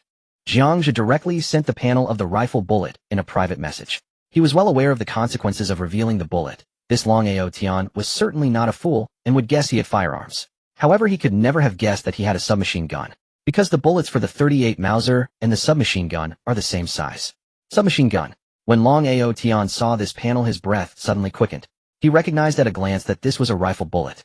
The weapons currently used by their gang were still repeating firearms, which compared to this rifle were like ancient repeating firearms use projectiles, not these brass bullets, and the difference between the two is significant.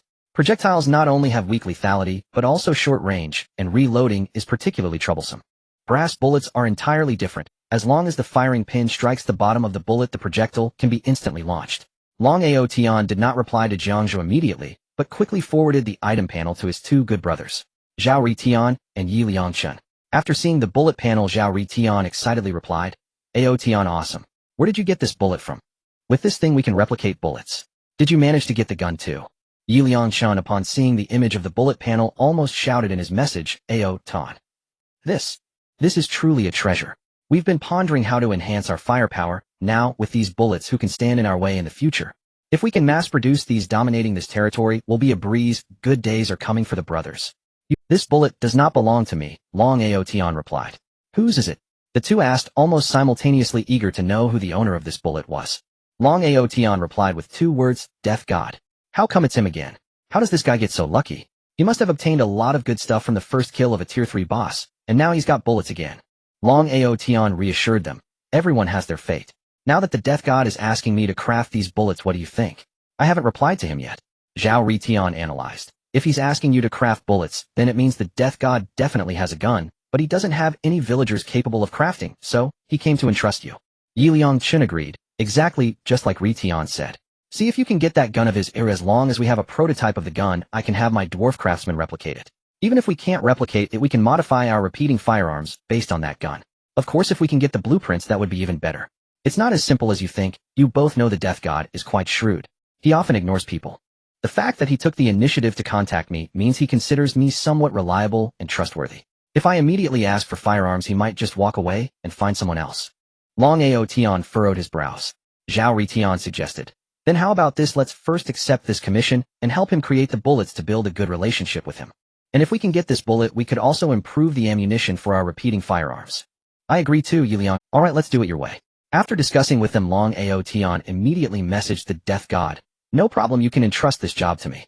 Jiang Zhe watched as the other party took so long to reply, guessing that he was probably discussing with his gang, and it seemed they had reached a conclusion before agreeing. At the same time, Jiang Zhe realized something. Yiliang Chen seemed to be able to procure gunpowder. After all, making bullets requires gunpowder, which is a core material. In comparison, metals are not as scarce now. It can only be said that in this Lord War it is simply impossible to possess all resources by oneself. Resource trading is essential. This is clearly intentional by the main god, just as people often say, when God opens a window for you, he will. In this war, each lord has their strengths and weaknesses. Only through trading can they complement each other and seek development in this brutal competition. What price for a bullet? Jiang Zhe inquired. Long Ao Tian, upon seeing this pricing question, was momentarily unsure and quickly started a private chat with his two good brothers. After some discussion, the three agreed on a price: 500 rounds of ammunition for 500 points. After all, at present general resources are of little value unless they are magical resources or special materials like gunpowder. Of course, various equipment blueprints, building blueprints, job change scrolls, or skill books are also highly valued. Upon seeing this price, Jiang Zhe felt it was somewhat expensive. He was left with only 100 points now and had hardly gained any extra points from battling Lin Hao. It's all Lin Hao's fault, and for the sake of this battle he had squandered points recklessly and might have given Tang Donger quite a few things. As a result, when Jiang Zhe checked Lin Hao's resources, he found nothing of value. Can you lower the price a bit? Jiang Zhe directly used his bargaining skills. How about this? He'll drop it by 100 points, 400 points for making 500 rounds. But you have to give me a few more samples. You know this bullet is not easy to make, and I can't guarantee a 100 success. Long Ao Tian did not want to let this opportunity slip away, so he directly lowered the price, willing to take a loss to secure the bullet samples. Alright, I'll give you 2 bullet samples. Contact me when you make them, and he'll give you the points. After Jiang Zhe finished speaking, he sent Long Ao Tian 2 bullets. Long Ao Tian received the 2 bullets, unable to put them down, repeatedly fondling these 2 brass items for quite a while, before reluctantly handing them over to Yiliang Chen. Upon receiving the bullets, Yiliang Chen jumped up in excitement and shouted, "Thor, come here quickly." Many dwarves nearby were attentively forging iron in the blacksmith shop. The Lord is calling for Thor. Hearing Yiliang Chen shout, the dwarves all stopped their work, one after another relaying the message. "Thor, the Lord is looking for you." Before long, a stout dwarf with a black beard wearing armor came running over. His bare arms were a bronze color and incredibly muscular. "Thor," the dwarf said in a rough voice, "Lord, what do you need me for?" Yiliang Chen looked at the dwarf named Thor. He was the hero he had recruited. A hero of the dwarf clan with master-level forging skills, he was also a combat type with decent strength and attributes, reaching a weak tier 4 level, making him a great hero. Yiliang Chen displayed the 2 bullets in his hand, opening his palm, and saying, "Thor, take a look, and see if you can figure out how to make these bullets." Thor took the 2 brass bullets, examining them closely, feeling them with his hands, and even putting them in his mouth. Then Thor patted his chest and assured, "Don't worry, Lord, I will definitely replicate them. But I need some time." "No problem, time is ample. As long as you can successfully replicate them, it'll get you 10 jars of fine wine." Upon hearing there was wine, Thor was extremely excited, repeatedly saying, "Good, good, good." As he spoke, he hurriedly ran into the blacksmith shop with his short legs. After completing the bullet commission, Jiang Zhe crossed his legs and sat astride the crystal scorpion. He glanced back to see Lin Hao, whose mouth bore a vivid, blooming flower. Jiang Zhe checked the flower's growth progress. It had reached 30%. Lin Hao's body had visibly shrunk, much of his vitality siphoned away by the parasitic bloom. Excellent, excellent. Lin Hao must be a varsity athlete. Robust physique, ideal for nurturing this flower, Jiang Zhe murmured, nodding with evident satisfaction. He then gave a light pat to the crystal scorpion beneath him. The creature, intelligent and attuned, instantly accelerated, surging forward like a living arrow. Before them stretched an endless forest, but dwarfed by the crystal scorpion's colossal form, the towering trees appeared diminutive, like toys clutched in a child's hand.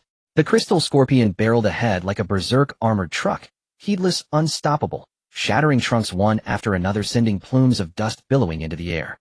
Thus they roared onward unimpeded, until a strange silhouette sliced across the sky above, hovering briefly before descending into the woods ahead. Suddenly the crystal scorpion halted mid-stride. Jiang Zhe frowned. Why has it stopped so abruptly? Normally at his command alone the beast obeyed without hesitation, like a soldier receiving a charge order. Such autonomous halting was unprecedented. The scorpion emitted sharp, hissing cries, clearly conveying urgency, yet Jiang Zhe understood not a word of its tongue, utterly baffled. Sensing his incomprehension, the scorpion grew frantic, and abruptly raised its tail. It aimed its stinger toward the grove ahead. With a rapid shushishu, searing laser bolts erupted, boom, boom, boom, and an entire swath of forest collapsed in thunderous ruin. Enemies concealed within the woods. Jiang Zhe stared at the devastation. Suddenly countless luminous specks shot forth from the wreckage, blazing fast. Though the scorpion twisted violently to evade, several struck true. Green ichor splattered across Jiang Zhe's face, jolting him with visceral shock. What are these things? Their projectiles struck with artillery force, devastating beyond belief. Each no larger than a clenched fist, yet one blast alone sheared off the crystal scorpion's right pincer. Recall, this was a Tier 3 sovereign-class monster. Yet under that assault it crumbled as easily as paper. Clearly the foe wielded unfathomable power, yet remained unseen, hidden somewhere beyond the shattered timber. More luminous projectiles streaked forth from the ruins. Fallen trunks lay haphazardly strewn, unintentionally forming a natural barricade. Sensing incoming fire, the scorpion recoiled in primal fear and instinctively counterattacked. It swung its left forelimb, unleashing crystal sweep. The crystalline appendage detonated with a thunderous crack, shattering into thousands of glittering shards. A tempest of crystal fury hurtling toward the oncoming projectiles. Bang, bang, bang. The two forces collided midair, deafening concussions rippling outward, heat waves surging like tidal surges scorching the air. Fire your tail cannon. Jiang Zhe barked. The scorpion arched its tail and unleashed a searing beam, obliterating the ruined grove. Timber exploded skyward, splinters and leaves whirled in chaotic spirals. The blast drew attention. Lubu, patrolling eastward on motorcycle, heard the roar and instantly deduced the scorpion's tail cannon. The Lord is in peril. He roared, "Follow me. Rescue the Lord." Then wrenched the handlebars, pinned the throttle, and carved through the forest, wheeling, weaving, mastering the terrain as if gliding on solid ground. Other predators surged alongside the motorcycles. Meanwhile, Tyrant, leading his zombie legion on routine patrol, caught the sound. He sniffed sharply. The Lord's scent lingered in the air. Without delay, he turned his horde and charged back. Elsewhere, the young mage also sensed the disturbance and rushed toward Jiang Zhe with his entourage. All three commanders converged from separate directions, racing with desperate urgency toward Jiang Zhe. When they arrived, the sight stunned them silent. The crystal scorpion lay grievously wounded. Both forelimbs severed, its tail the sole weapon, still trading volleys with the unseen enemy. And there, behind a massive tree, Jiang Zhe crouched, gripping Lin Hao's lifeless body, surveying the chaos. Fortunately, he appeared unharmed. Seeing their lord intact, the trio surged forward. Lubu cried urgently, "My lord, what enemy assails us?" Jiang Zhe, seeing them arrive, flushed with indignation. "Yes, an enemy lurks unseen, hiding somewhere in that direction. Let us advance immediately. It hasn't fled yet. We must flush it out and eliminate it on the spot." "Yes," they chorused in unison, then commanded their legions forward, storming the ruins. By now the crystal scorpion had dwindled to utter exhaustion, collapsing with a hollow thud, spent as sludge. Its once luminous crystals dimmed completely, lifeless, drained, leaving only faint ragged hisses, plaintive and broken. Jiang Zhe swiftly summoned the Gate of Invocation. A flash of light, and two blood servants materialized, but before they could even stir they dissolved into twin plumes of black smoke, whoosh, and vanished into the scorpion's body. A miracle unfolded. Damaged limbs regenerated before their eyes. Dull, desiccated crystals reignited, glowing anew as if recharged by divine current. Owing to its dominant arthropod genetics, no mutation occurred. Moments later the scorpion shook itself vigorously and rose again, radiant and revitalized. Jiang Zhe watched awestruck, realizing he'd inadvertently pioneered a novel application of genetic fusion, a spontaneous biological healing art. He seized Lin Hao's corpse and tossed it carelessly onto the scorpion's back, then vaulted aboard himself, voice edged with lethal resolve, "Forward, crystal scorpion. Let us confront whoever dared strike against us." The scorpion replied with two sharp hisses, then advanced steadily, legs clicking against the earth. Jiang Zhe lifted his gaze toward the distant battlefield. There his three generals and their forces engaged the enemy, flesh-tearing explosions erupting in relentless succession. A hulking tank zombie, once broad-shouldered and dense, had its upper torso vaporized in an instant. Its severed head tumbled in davern, landing precisely at the scorpion's feet. Startled, the scorpion stepped squarely upon it. Crunch, pulverizing the skull. Then as if repulsed it scraped its foot vigorously against a nearby trunk. Its disdain unmistakable. Jiang Zhe scrutinized the maelstrom. His troops swarmed thick and dense, obscuring the enemy entirely. No glimpse of their form, no hint of their nature. Only flashes of detonations lit the smoke-choked air. Only ceaseless booms echoed. Only gore rained from the sky. A question flickered in his mind. Is this truly a Tier 3 boss? Then why does it explode? The sheer ferocity of the clash spoke volumes. Battle had reached fever pitch. Before long, the cacophony of explosions gradually ceased. The crowd parted to the sides as Lu Bu emerged holding something in his right hand and walked straight up to Jiang Zhe, slamming the object onto the ground with a thud.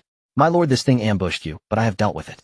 Jiang Zhe looked down to find it was an eagle, but this eagle was entirely made of mechanical parts, not a living creature. Mechanical eagle. Is this a Tier 3 boss from Lin Hao's territory? It turns out to be a mechanical creature capable of flight. No wonder Lin Hao couldn't kill this Tier 3 boss. He examined the panel of the mechanical eagle. Name: reconnaissance robot. Race: mechanical. Level: Tier 3 leader. Strength: 35. Vitality: 25. Agility: 50. Mentality: 0. Intelligence: 3. Skills: beak, cannon, blast, radar, scan, transforming gear.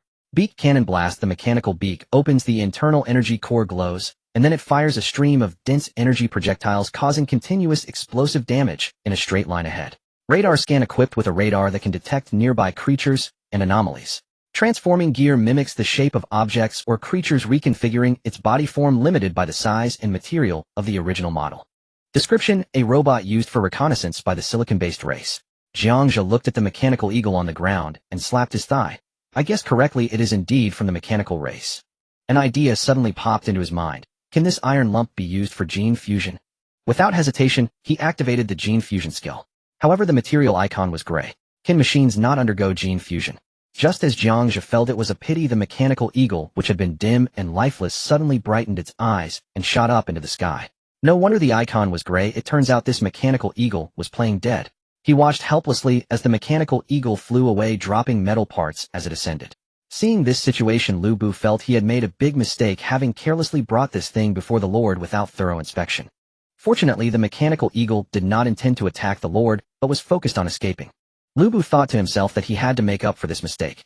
Without saying a word, he grabbed his bow and aimed at the mechanical eagle flapping in the sky. He knocked an arrow, exerted force with his arm, pulling it back into a full moon, squinting his eyes to aim carefully. This distance is a bit far. Can you hit it, brother Lu Bu? The tyrant stroked his chin and visually estimated the distance. Although it was indeed a ridiculous distance, Jiang Zhe had complete confidence in Lu Bu, shouting, "Fengxian, you can do it."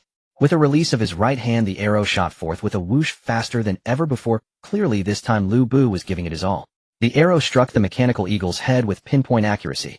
With a loud bang, sparks flew, and the mechanical eagle plummeted from the sky, crashing down and creating a large crater. Seeing this, Lu Bu immediately hopped onto his motorcycle and rushed over, shouting, "My lord, wait for me, I'll bring it back." Jiang Zhe nodded and began to deal with the aftermath. This encounter with the mechanical eagle resulted in significant losses. All the zombies were blown apart, scattered everywhere. Jiang Zhe used gene fusion to reassemble the zombies. After 2 battles, only 15 enraged zombies remained, with only 8 meat shield zombies left. After fusion, the zombies became stronger, but their numbers had diminished considerably. "So I guess I'll have to focus on the elite route." Jiang Zhe said this, but felt a bit pained inside, having to console himself. Before long, the roar of a motorcycle engine approached from a distance. Upon closer inspection, Lu Bu had... However, it was strange that Lu Bu came back empty-handed, without the corpse of the mechanical eagle riding the motorcycle as is. What was even more astonishing was that the motorcycle had transformed dramatically. Originally, Lu Bu rode a blue motorcycle, but now it had turned silver-white, with a new streamlined design exuding a strong sense of sci-fi. Silver motorcycle. Could it be that the eagle... Lu Bu jumped off the motorcycle in a rush and hurriedly reported to Jiang Zhe, "My lord, that mechanical eagle is now my mount. What should we do about this?" As soon as he finished speaking, the motorcycle started on its own, circling around Lu Bu lazily, looking just like a... Jiang Zhe was taken aback, feeling that this was truly absurd. "You need to tell me everything that happened in detail." Jiang Zhe did not rush to make a decision, but continued to inquire, wanting to understand what had transpired. Lu Bu hurriedly recounted the events. "My lord, I rode my motorcycle over, intending to bring back that eagle. To my surprise, as soon as I got close, the eagle fired a shot that completely destroyed my motorcycle. I was furious at that moment and gave that mechanical eagle a thorough beating. Perhaps subdued by my assault, the eagle suddenly devoured my broken motorcycle, transforming into a new motorcycle that circled around me. Without attacking, I just rode it back. Upon hearing this, Jiang Zhe instantly understood that Lu Bu's beating had effectively won the mechanical eagle over with virtue completely subduing it. Presumably after being convinced, the mechanical eagle activated its built-in transforming gears and morphed into the form of a motorcycle. After finishing, Lu Bu scratched the back of his head wearing a silly grin as he looked eagerly at Jiang Zhe. "My lord, do you think this thing can be rewarded to me?" Although he liked this new ride in his heart, he felt it inappropriate to take it for himself. According to military rules, all spoils of war must be decided by the lord on how to reward or distribute. Jiang Zhe knew that to unleash Lu Bu's potential, a good mount was essential. A good general deserves a good steed. With a wave of his hand, he declared, "All right, it's a reward for you." "Thank you, my lord." Lu Bu grinned widely, tenderly stroking the silver motorcycle, treating it more gently than he would a woman. "Stop touching, it's disgusting. Let's continue our patrol," Jiang Zhe shouted. "All right, my lord." Lu Bu mounted his new motorcycle, leading the way while the others followed suit. In the following half hour, they encountered a few monsters and effortlessly earned 200 points. This amount of points was hardly worth mentioning. Upon returning to the territory in the forest, the entire area had been patrolled without finding anything of value. After some contemplation, Jiang Zhe decisively ordered everyone except the goblins retreat with me. With that, the group set off on their way back, returning to the oasis territory. Once back, Jiang Zhe immediately gave his subordinates a day off to rest well. Then he took the crystal scorpion and found a vacant area, instructing the scorpion to dig a large pit in the ground. Subsequently, Jiang Zhe ruthlessly threw Lin Hao into the pit, leaving only his head exposed.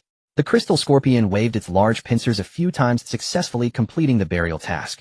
The progress bar on the mana flower showed 80, and it had grown considerably, now nearly a meter tall. While the flower had yet to fully bloom, Jiang Zhe decided to find Jack and check on the situation there. "Scorpion, stay here and guard this flower. Don't let anyone touch it, understand?" The crystal scorpion nodded. Jiang Zhe left, walking along the rows of residences until he came to a large open space. Here, many residents were busy sorting the supplies they had brought back last time. Jack, holding a whip, was patrolling the area. "You lot stop slacking off," Jack shouted while he suddenly swung the whip in the air, producing a sharp crack that echoed. The few people slacking off shuddered in fright and hurriedly sped up their actions, continuing to sort through the pile of... Jack caught sight of Jiang Zhe returning and quickly stowed away the whip, his face instantly brightening with a smile as he jogged over, saying, "My lord, you're finally back." Jiang Zhe asked sternly, "How's the sorting of supplies going?" As he spoke, his gaze swept over the supplies. The pile that had once looked like a small mountain had diminished considerably. Different categories of items were placed in separate areas. Jack hurriedly replied, "My lord, just give me one more day and I guarantee that all these items will be sorted and neatly organized by area. However, there is a problem. We don't have a warehouse to store these supplies. If we just leave them out in the open, some items may either spoil or deteriorate quickly." Jiang Zhe nodded thoughtfully upon hearing this. Jack was right, but he didn't have any blueprints for constructing a warehouse, which truly troubled him. Jiang Zhe waved his hand helplessly, saying, "We'll talk about this later. They'll think of a way to build a warehouse." Although he had storage space, he never intended to store all these supplies inside. Firstly, that storage space does not have infinite capacity. Not everything can just be thrown in. Plus, once stored, everything would inevitably become a chaotic mess, as it lacks any automatic sorting function. Seeing this, Jack quickly suggested, "My lord, how about this? You could sell some supplies. To be honest, we have too many of some items that we don't need at all, like tables, chairs, and some daily necessities. Perhaps someone would be willing to buy them." Upon hearing this, Jiang Zhe's eyes lit up. "Hey, that's a great idea." But then he showed a troubled expression. "However, there's a problem. To sell these items, I need to price them individually. I am so busy right now, I hardly have the leisure to do that." Jack said with a face full of regret, "I truly wish to help you, my lord, but unfortunately, I just don't have the capability." Jack's words suddenly reminded Jiang Zhe of something. In this Lord's War game, it was possible to recruit administrators. These administrators are quite extraordinary. They can wield some of the Lord's powers. For instance, they can handle auction transactions or check on the territory conditions with ease. They can help the Lord with many trivial affairs of the territory, allowing the Lord to focus more on warfare. However, there are only two ways to recruit such administrators. The first is to use an administrator transfer scroll, which allows one resident to directly change their occupation to an administrator with just one scroll. The second is to appoint a hero as an administrator. Currently, there is only Lu Bu, a hero under his command, and his combat capabilities far exceed those in internal affairs. If he were to make Lu Bu an administrator, it would certainly be foolish. He could only think of a way to recruit another one. He decided to check the tavern to see if any new heroes had appeared. He bid farewell to Jack and headed toward the tavern. Before long, he spotted an exuding an ancient charm. Jiang Zhe stepped inside and immediately saw a girl. She was staring blankly at the dishes on the table, not touching her chopsticks, seemingly lost in thought. Just one glance at her appearance and attire left Jiang Zhe stunned in place. Her silver hair gradually turned blue, adorned with uniquely styled mechanical earrings that shimmered with a metallic cold light. Her orange pupils exuded a chilling aloofness. Dressed in a sleek black bodysuit that perfectly outlined her figure, she had mechanical prosthetics at her shoulders and arms radiating a unique futuristic technological vibe of cyberpunk. Mechanical girl, is this a robot? Jiang Zhe's first reaction was indeed so, as he had encountered a mechanical eagle attack not long ago. At that moment, the mechanical girl noticed someone had entered the shop slowly, turning her head, her gaze fixed directly on Jiang Zhe, yet she remained silent. Under her stare, Jiang Zhe felt a chill running down his spine. The shopkeeper, who was busy at the counter, instantly beamed with a smile upon seeing the lord enter, hurriedly coming forward and warmly saying, "Oh my lord, please come in. What would you like to eat or drink today? Just say the word, and I will prepare it for you immediately." Jiang Zhe waved his hand, saying, "No need, I'll just sit at this table." As he spoke, his gaze turned towards the mechanical girl, and he said, "Hello, my name is Jiang Zhe, and I am the lord of this territory." She coldly replied with 2 words, "Hello. My name is Xinglan." Her face showed no expression, and upon closer contact, Jiang Zhe felt she was less than human. He secretly worried that recruiting her would likely be no small challenge. After a brief pause, Jiang Zhe continued, asking, "May I sit at your table?" "Yes." The mechanical girl still spoke in that icy tone. Jiang Zhe took a seat, and the perceptive shopkeeper hurriedly added an extra set of chopsticks. Jiang Zhe looked at the mechanical girl. The dishes on the table were still steaming, clearly just served. He couldn't help but ask, "Why aren't you eating? Is the food not to your taste?" Given the situation, this mechanical girl seemed to have just arrived not long ago. The mechanical girl slowly turned her head, calmly looking at Jiang Zhe, her tone flat but clear as she said, "I consume energy as food and cannot obtain nutrients from ordinary food like humans." Upon hearing this, Jiang Zhe immediately thought of a movie where a female robot seemed to need charging or relied on batteries for power, indeed unable to digest human food. If he could recruit this robot, it would definitely be beneficial for the territory, so he planned to ask further to see if he could trigger a recruitment task. "Are you hungry now?" "Hungry." The mechanical girl opened her mouth and a panel appeared in front of Jiang Zhe. Recruitment task description: Xinglan is low on energy. She wants to gain energy, and you need to prepare some special food for her. If satisfactory food is not prepared, she will leave the tavern. Will you accept? So direct. Jiang Zhe thought to himself in surprise. He had merely asked a question, yet it immediately triggered a recruitment task.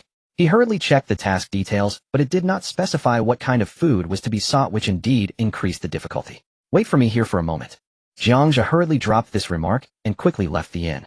Xinglan gazed at the man's departing figure, her eyes blinking slightly, appearing thoughtful. On the other side, Jiang Zhe was in a rush, making his way back to the sorting area without a moment's pause. There, Jack was still meticulously supervising everyone at work. "Jack!" Jiang Zhe shouted from a distance. Hearing his voice, Jack quickly turned around and asked respectfully, "What can I do for you, my lord?" "Quickly bring me everything that can store electrical power. I need it urgently, so be swift." Jiang Zhe was burning with anxiety. He was desperate to recruit Xinglan, fearing that if he missed this opportunity, it would be gone forever. Upon hearing this, Jack did not dare to delay and immediately shouted, "Everyone listen up, bring everything that can store electrical power here, my lord needs it, so make it quick, hurry up." He also cracked his whip in the air a few times. The villagers were all human and naturally knew which items could store electrical power. Soon they began to bring various items over. The ground was soon filled with all kinds of batteries, large and small, of various models, along with several battery packs, and quite a few power banks as well. Jiang Zhe quickly glanced over. This quantity should be sufficient, right? No matter what, he decided to take it and try. In the blink of an eye, he waved his hand, as if casting a spell, instantly storing these items into his storage space. He then hurriedly made his way back to the inn. Jiang Zhe rushed into the inn, his gaze immediately locking onto Xinglan. She was still as before, staring blankly at the food on the table, expressionless, as if time had frozen in that moment. Noticing Jiang Zhe's return, Xinglan slowly shifted her gaze to him. Jiang Zhe quickly stepped to the table, plopped down, and then with a bang pulled out a non-fu battery from his storage space, anxiously asking, "Can you eat this?" Xinglan's gaze fell on the battery on the table. She reached out to pick it up. A strange light flashed in her eyes, as if she were scanning the battery. Then she began to speak to herself. "This is a no. 1 alkaline battery LR202B from the 21st century, with a single capacity of 12,000 milliamperes. Hearing Xinglan's words, Jiang Zhe suddenly realized that this must be her unique skill. Precise scanning. After all, she was a robot, so possessing such a skill was quite reasonable. However, the accuracy of her scanning truly astonished Jiang Zhe. Not only did she report the battery's parameters correctly, but she even labeled its era clearly. Then the mechanical girl, named Xinglan, held the battery in her hand. A faint blue light rose from her palm, mysterious and ethereal. Jiang Zhe observed closely as the energy flowed along her mechanical arm, resembling a small blue snake winding its way to her chest, then disappearing without a trace behind her clothing. Jiang Zhe found himself staring at her chest uncontrollably for a moment. But the next second he realized it, and scolded himself for being so unseemly, quickly averting his gaze, as if nothing had happened. After absorbing the battery, Xinglan casually placed it back on the table and said in her calm voice, "I'm still very hungry. Do I need more batteries like this?"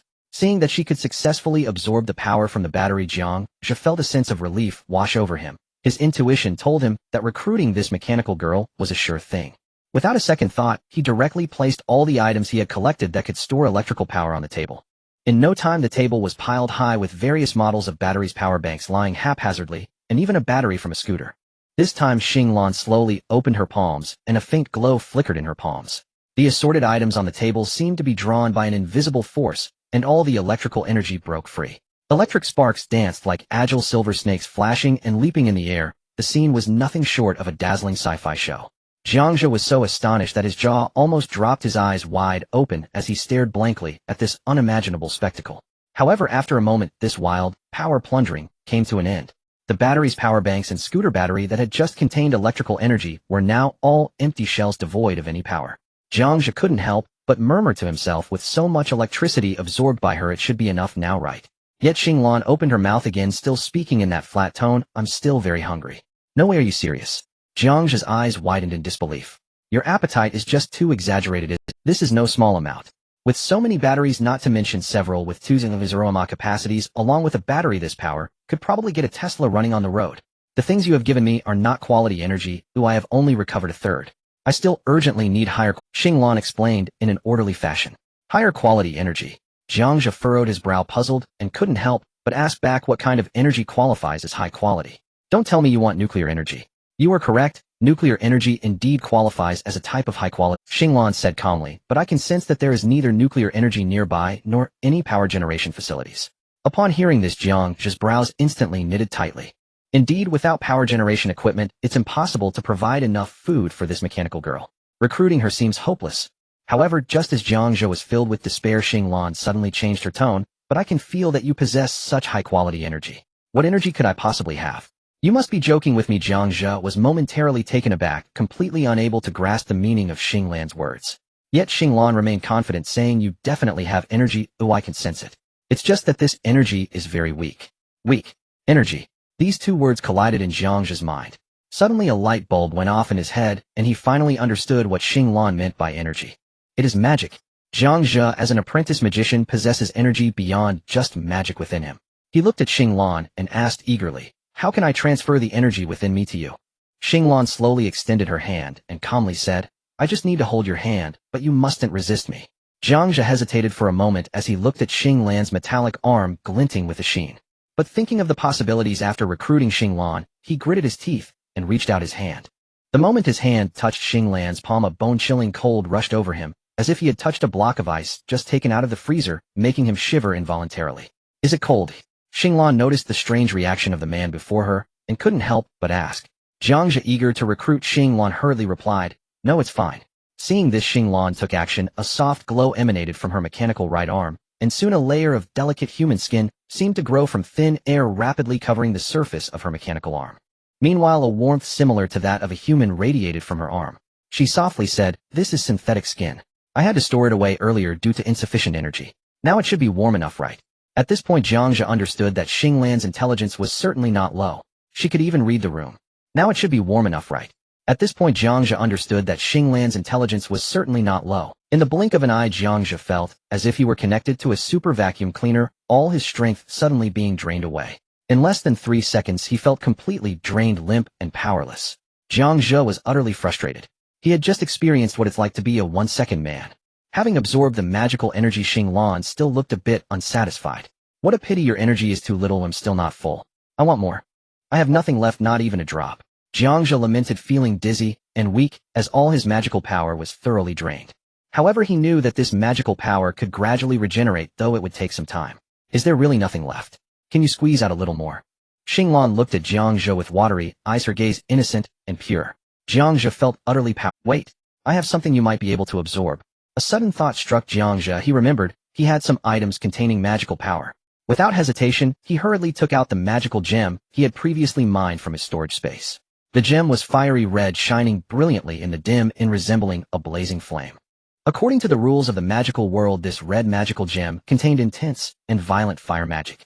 The moment Jiang Zhe revealed it, Xinglan's gaze was firmly captured by the gem. However, Xinglan was principled as she looked intently at Jiang Zhe and asked, "Can you give it to me?" "Sure." Jiang Zhe readily handed over the magical gem.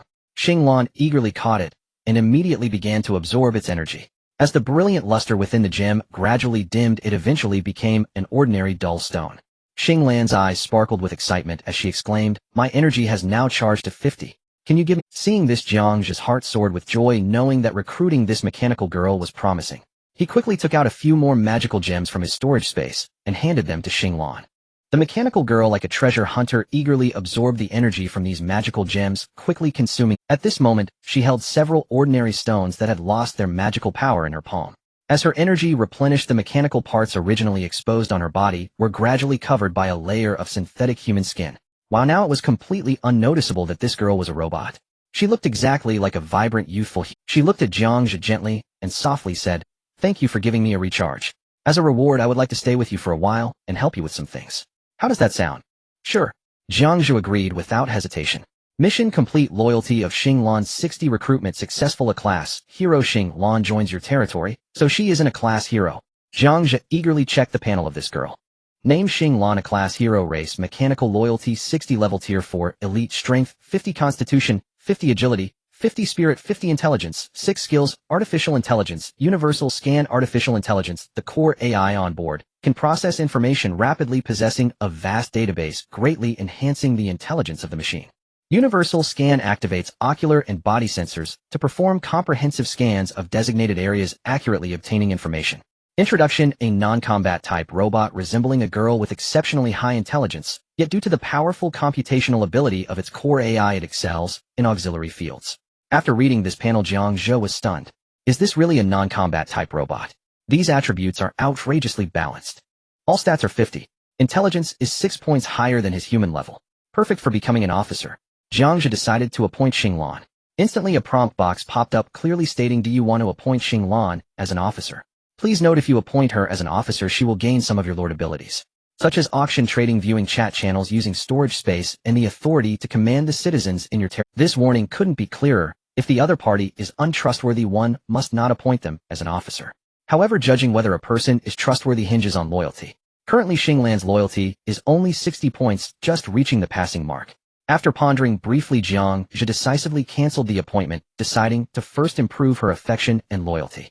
"Xinglan, come with me, I'll show you around my territory," Jiang Zhe said as he stood up. As a non-combat type robot, Xinglan's core mission is to assist humans. However, humans are indeed rather complex beings. On one hand, they rely on robots for assistance. On the other hand, they inevitably harbor prejudices against them. This is reflected in many details, such as the hierarchy during walks. Non-combat type robots like Xinglan cannot walk side by side with humans. Thus, she always maintained a step behind Jiang Zhe, quietly following him without overstepping. Jiang Zhe quickly noticed that Xinglan was trailing behind him and promptly stopped, turning to say, "Why are you always behind me? Come up here, I want to talk to you about something." Xinglan blinked, finding this human quite strange, unlike those she had interacted with before. However, since she received the command as a robot, she could only comply, stepping forward to walk alongside Jiang Zhe. Along the way, Jiang Zhe enthusiastically introduced various aspects of the territory to Xinglan. Xinglan merely listened, quietly nodding silently without uttering a word. Whenever she encountered something she couldn't comprehend, she activated her scanning function to analyze and recorded her actions, flowing seamlessly like a gentle stream. As they walked, Jiang Zhe suddenly recalled the knowledge he had learned about robots, the most famous being the 3 laws of robotics. A wave of curiosity surged within him, and he couldn't help but turn his head to look at Xinglan, asking, "Do you know the 3 laws of robotics?" "Yes," Xinglan replied, then began reciting the detailed rules of the 3 laws. First law: a robot may not harm a human being or through inaction allow a human being to come to harm. This is to ensure the safety of humans and to prevent robots from causing direct or indirect harm to them.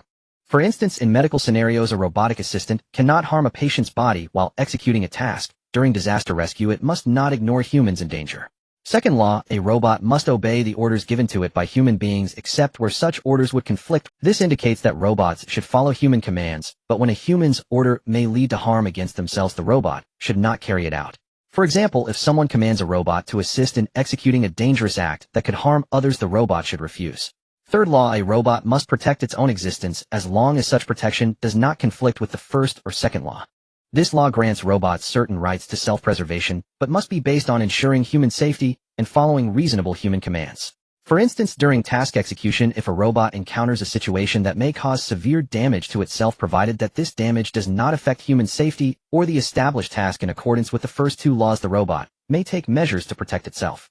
After hearing Xinglan's response about the 3 laws, Jiang Zhe nodded in satisfaction. He asked, will you abide by the 3 laws of robotics? It's all ancient history, I don't need to follow them. Hearing this response, Jiang Zhe almost stumbled. A robot that doesn't follow the 3 laws is very dangerous. He must raise her loyalty. There are several ways to do this. One method is to paint a grand picture, but applying this to a robot like Xinglan probably wouldn't be effective. After all, what allure could there be in depicting an ethereal future to a robot? After much thought, it seemed best to directly offer some tangible rewards like equipment or items. Just like last time, when he gifted that legendary bow to Lu Bu's loyalty soared to a state of unwavering loyalty and wouldn't drop. At this moment, what Xinglan needed most was energy. His territory was just starting out, and was still in an agricultural stage lacking any power generation facilities.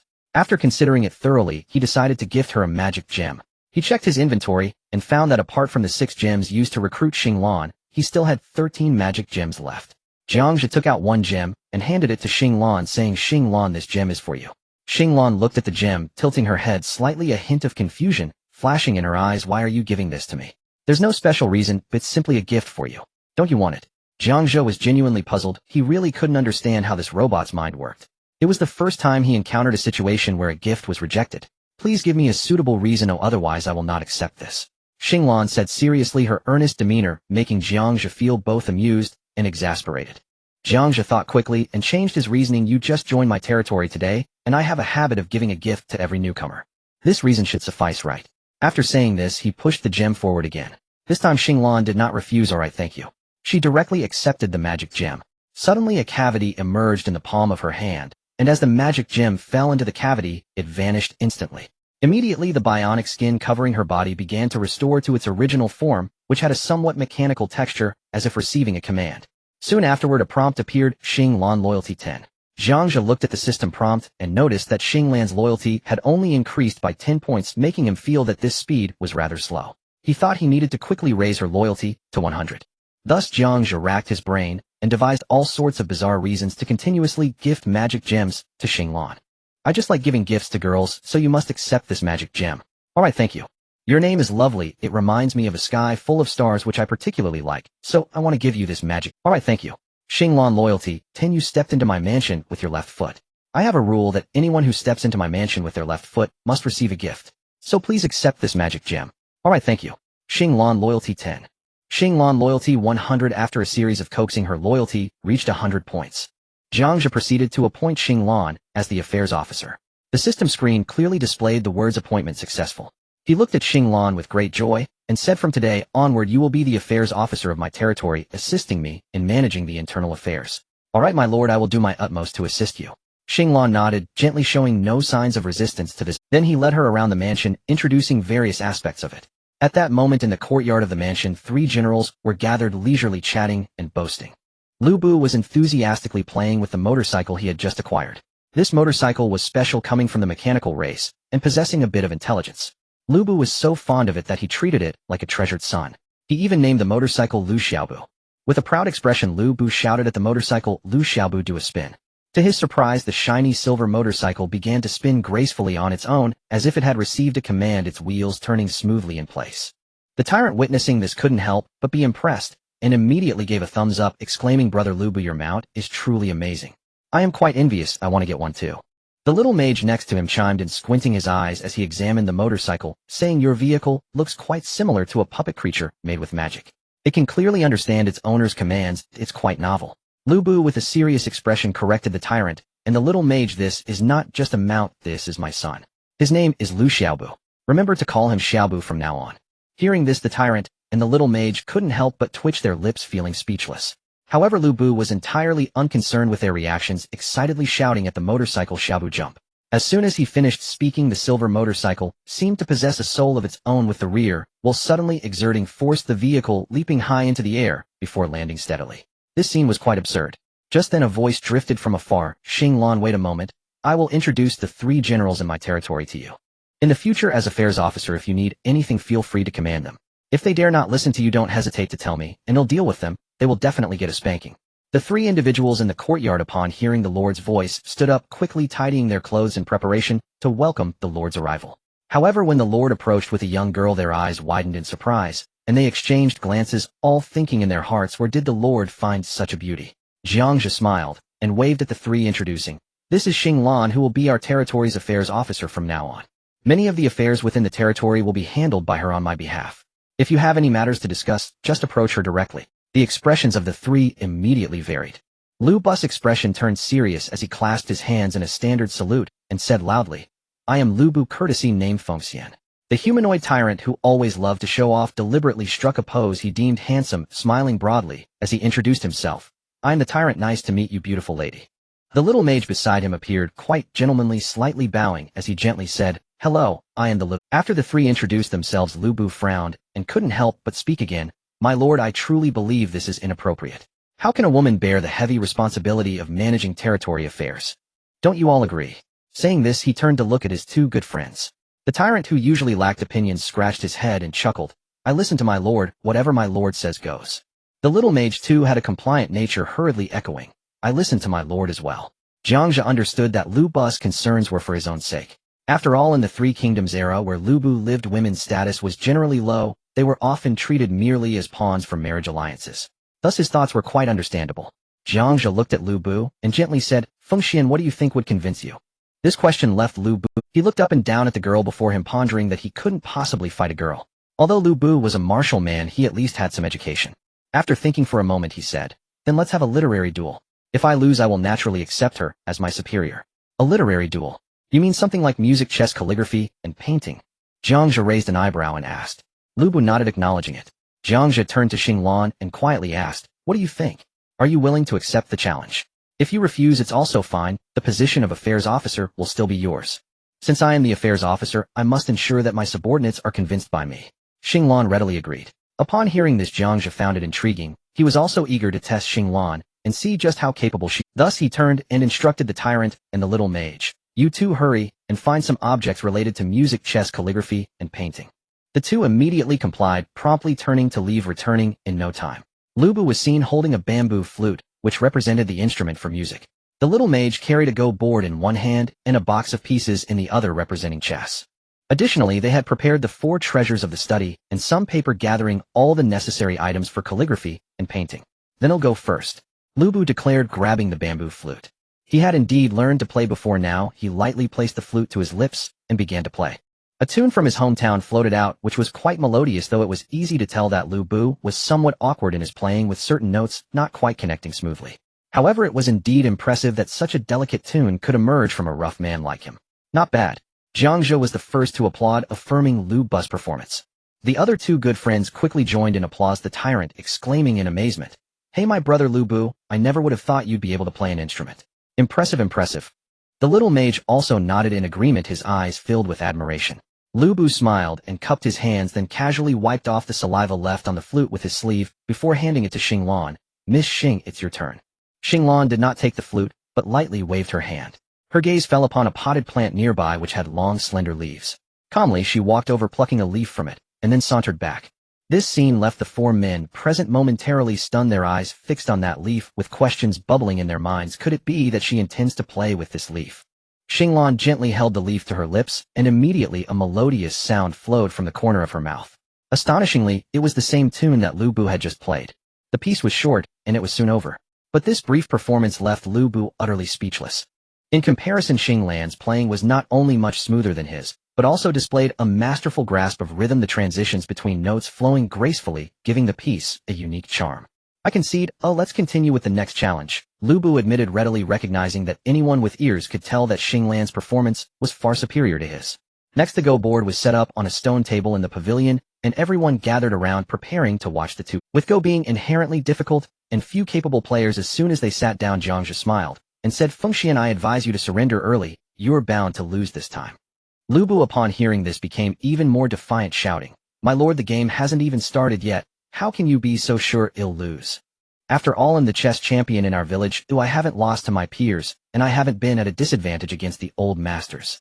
"All right, then I'll watch your performance." Jiang Zhe sighed with a smile, not wanting to say more.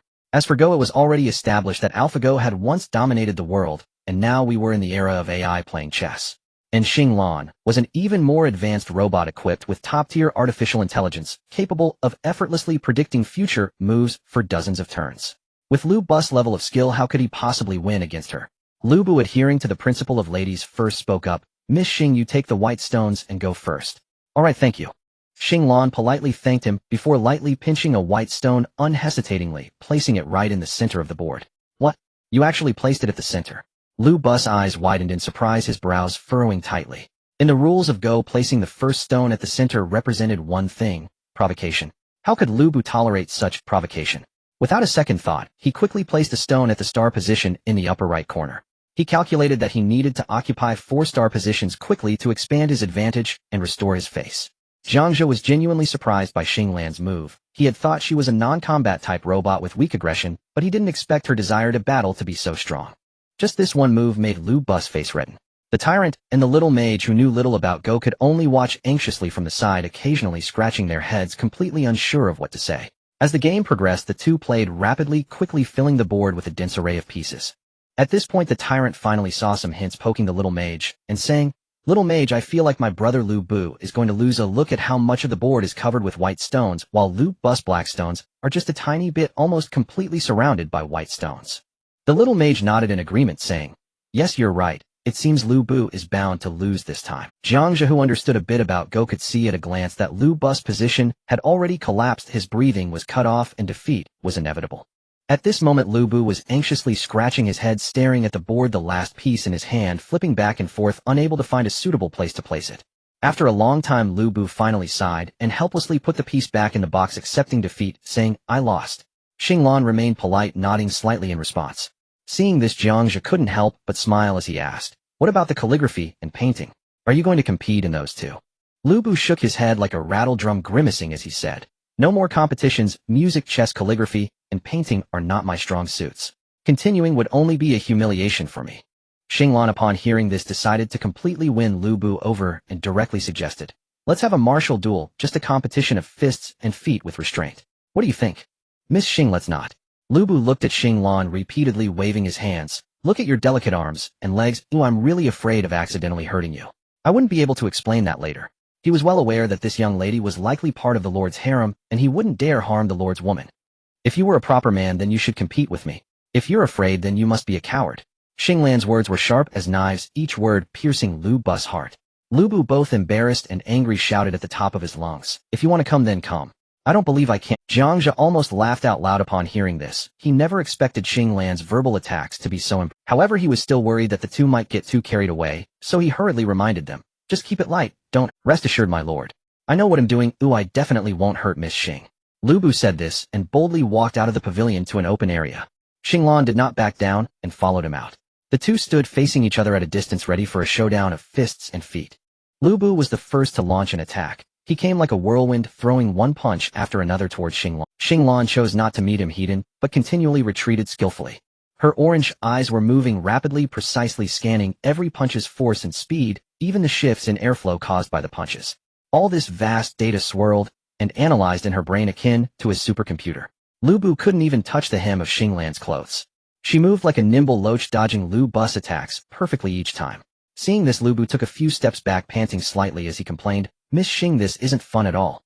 You're just dodging. I can't hit you, and you can't win against me. Are we competing to see whose stamina runs out first?"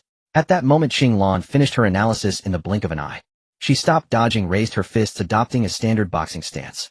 With a push from her front foot, she lunged straight at Lu Bu, launching a fierce attack. Lu Bu grinned when he saw her finally take the initiative, shouting loudly, "Come on, I want to see you." He had only spoken half of his sentence when Xinglan's fist came crashing in. The speed of this punch was simply too fast. Lu Bu had no time to react. With a loud bang, it landed solidly on his chin.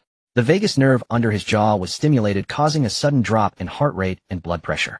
Lu Bu felt dizzy, his head buzzing and his body swayed, but he endured and threw a punch. That punch was powerful, and even though Xinglan crossed her arms to protect her chest, she was still knocked back by it sliding across the ground. One could see that her bionic skin on her arms had been damaged, revealing some metallic sheen. "All right, let's stop here." Jiang Zhe observed this and intervened to halt the duel. Lu Bu's gaze toward Xinglan had completely changed, filled with respect. The two were effectively even. In reality, Lu Bu had held back, otherwise Xinglan wouldn't have been able to withstand it. Miss Xing, you truly are a heroine among women. This position of affairs officer is meant for you. Thank you. But I'm not that impressive, I just excel at analysis. Xing Lan politely nodded in response to Lu Bu's acknowledgement. After this small episode, Jiang Zhe turned to Xing Lan and instructed, go find Jack and have him follow you to deal with the resources we brought back. Furthermore, at the trading post hang some listings and sell off some materials for points.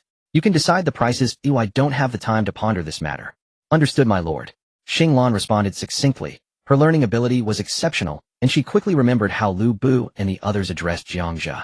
Upon hearing her call him my lord, Jiang Zhe felt a bit awkward, and with a hint of pride said, don't call me my lord. Call me Brother Jiang. All right, Brother Jiang.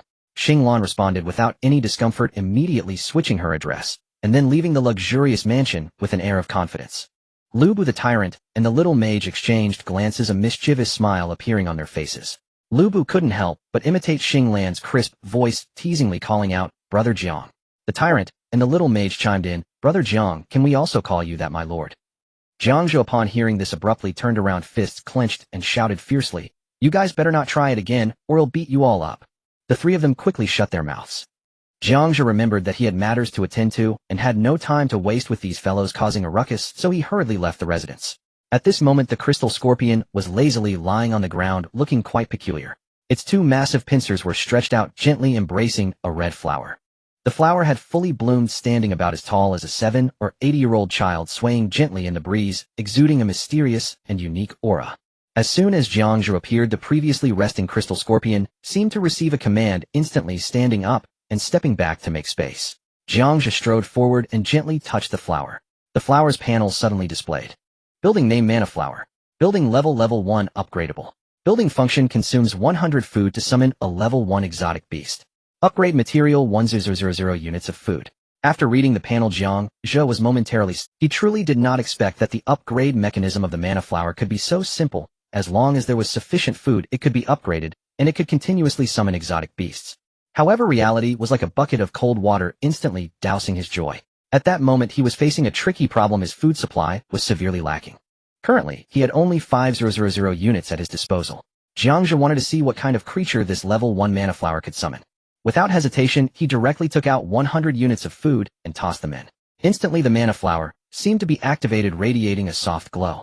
Next, the flower's core slowly ejected a transparent egg. As soon as the egg touched the ground, it rapidly inflated like a balloon. Crack! The eggshell split open, and a worm wriggled its way out. This worm was covered in a mass of tiny legs, and upon closer inspection was the spine worm Jiang Zhe had encountered when he first entered the dungeon. The spine worm shook its body, shedding the slime covering it, and raised its head to look at its master. A panel popped up named Spine Worm. Race exotic. Loyalty 100. Level 1 normal. Strength 8. Constitution 2. Agility 4. Mentality 0. 1. Intelligence 0. 1. Skill parasitism. Jiang Zhe observed the spine worm. This spine worm's combat power seems quite weak. The only skill I know it possesses is parasitism, but I have yet to see what effect this skill has once activated. He stroked his chin, a hint of hesitation flashing in his eyes. Should I capture someone to test what this parasitism skill is like? He was a practical person, and as soon as the thought crossed his mind, he immediately acted. A summoning gate emanating a faint glow appeared beside him. He then casually invested 10 points of experience, and with a slight ripple, a zombie staggered out from the gate. Yes, use parasitism on it. Jiang Zhe fixed his gaze on the spine worm and issued the command without room. The spine worm seemed to understand its master's words. In an instant, it kicked off with its hind legs, leaping onto the zombie's abdomen, then like a nimble little crawler quickly made its way to the zombie's spinal column. The spine worm's dense legs were sharp like fine needles. It found the right spot and suddenly plunged its sharp legs deep into the zombie's spine. Then it twisted its body, slowly pushing aside the zombie's back flesh, as if it had found the most comfortable resting place, thoroughly parasitizing behind the zombie. Jiang Zhe closely watched this scene, his brow furrowed tightly the whole time. The feeling was incredibly strange. After the parasitism was completed, the two seemed to merge seamlessly. From the outside, Jiang Zhe could only see that the zombie's back appeared to have an additional layer of bone, and at first glance it seemed there was not much change. Take a few steps and see. Jiang Zhe commanded the zombie, and it immediately complied. This zombie walked without the usual limp and awkwardness, instead moving steadily like a normal person. Seeing this, Jiang Zhe instantly realized. The spine worm must have augmented the zombie's capabilities to such an extent that the originally level 1 zombie now moved at the pace of a normal person. He eagerly opened the attribute panel of the parasitized zombie, concentrating intently on it. Name zombie. Race undead. Loyalty 100. Level 1 weak. Strength 2-5, Constitution 3-3, Agility 0-2, Mentality 0-0-1, Intelligence 0-1, Equipment torn cloth. Skills zombie toxic infection parasitic state. Zombie toxic infection passive creatures bitten and wounded by it have a high probability of being infected with deadly zombie toxins, gradually transforming into new companions. The conversion speed and success rate depend on the target's constitution and strength. Parasitic state passive being parasitized by certain creatures enhances various attributes, but due to the host's weakness, it loses control over itself and becomes a puppet of the spine worm. Jiang Zhe gazed at the attribute panel, his eyes gleaming with contemplation. The level had not increased, but in terms of attributes there was now an additional parenthesis indicating the attribute points enhanced by the spine worm. Strength 7, Constitution 6. This spine worm upon completing parasitism could actually provide such significant enhancement effects to the host.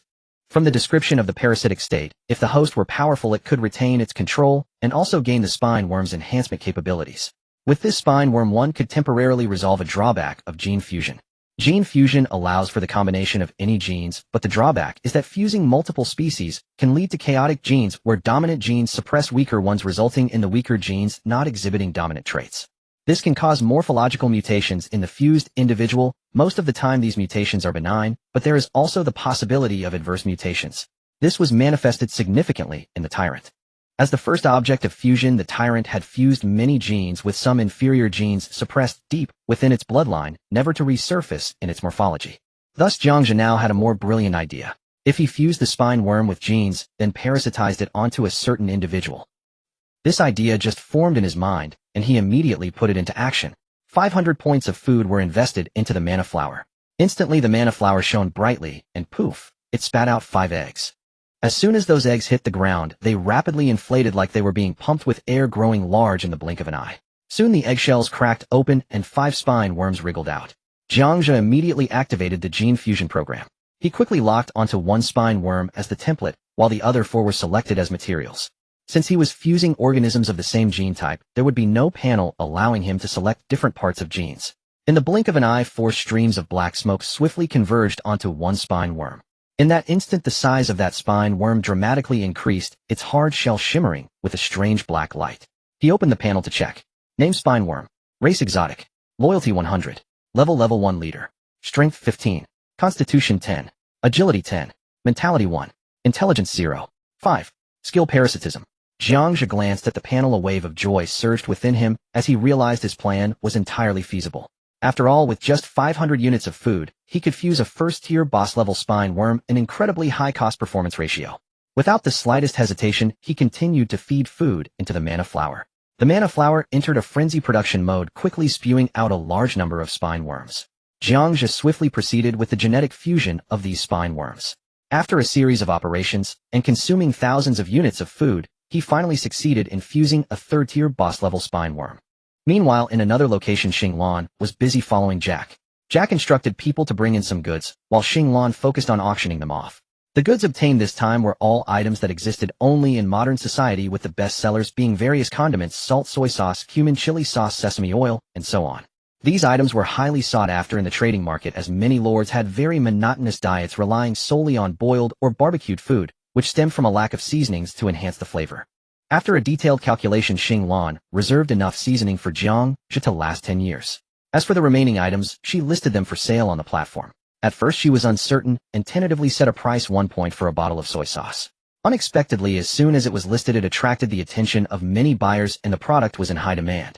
Seeing this situation, Xinglan decisively raised the price. Even when it increased to 5 points per bottle, people were still eager to buy. After careful calculations, she eventually set relatively reasonable prices for all items. A bottle of soy sauce was priced just over 20 points, a bag of salt was set at around 10 points. It must be said that this price was indeed not cheap, only those affluent lords could afford it. Even so, they were still willing to endure the pain of spending points to purchase. After all, even as lords, no matter how powerful, they still needed to eat, didn't they? Facing boiled meat every day along with barbecued food devoid of chili and cumin, anyone would find the taste bland to the point of being tasteless. Moreover, with condiments available, a variety of delicious dishes could be made. As Xinglan watched the points tally rise rapidly, a radiant smile blossomed on her face. She enjoyed the feeling of making money. Suddenly her smile froze. She abruptly sensed something was amiss. The food units in the storage space were decreasing at an alarming rate. Due to her unique role as an officer, she had obtained certain powers of the lords except for herself, and the lord no one else could access the items in the storage space. It was clear that the lord was consuming food in large quantities. However, there was not much food stored in the territory, and seeing the food count sharply decline, left Xinglan puzzled. Tilting her head, she murmured, "What is Jiang Zhe doing?" With some free time on her hands, she planned to take a look. She turned to Jack and said, "You continue to have the team stack some supplies here. I'll come back to handle the auction in a while, understood?" Jack looked up at the newly appointed official and nodded eagerly, saying, "Rest assured, officer." Promised to complete the task. Using her unique sensory abilities, Xinglan quickly locked onto Jiang Zhe's location by detecting subtle scent molecules in the territory's air. She made her way over. Rushing forward, she asked with a puzzled expression, "Jiang Zhe, what are you doing? Why are you consuming so much food? Our territory's food reserves are running low." Jiang Zhe replied, "I'm conducting a scientific experiment. Come and see my results." As he spoke, he excitedly showed Xinglan the spine worm. A glint of light flashed in her eyes as she scanned the large spine worm on the ground. Soon she accessed the attribute panel of the spine worm. Name: spine worm. Race: exotic. Loyalty: 100. Level: tier 3 boss. Strength: 30. Constitution: 30. Agility: 20. Spirit: 1. Intelligence: 1. Skill: parasitism. Upon seeing the panel, Xinglan instantly understood Jiang Zhe's intentions. "Jiang Zhe, are you planning to have this spine worm parasitize someone, right?" Jiang Zhe nodded affirmatively, and then shouted at the nearby crystal scorpion, "Go call Lu Bu and the others over." The crystal scorpion scuttled away quickly, and before long it returned with the people.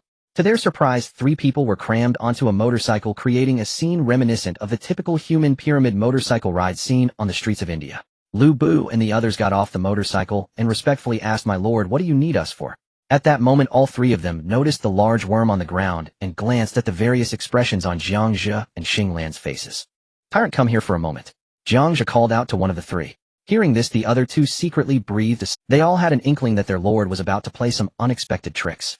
The tyrant approached with a troubled expression, dragging his feet, as he asked, "My lord, what do you want me to do?" "You first switch forms. I have something good for you," Jiang Zhe said while patting the tyrant's shoulder with a mischievous smile. The tyrant, looking helpless, could only comply and immediately switched forms. In a flash of light, he transformed into a terrifying figure. With a gruesome wolf head covered in hard armor, he appeared as a massive monster exuding a chilling aura just by standing there.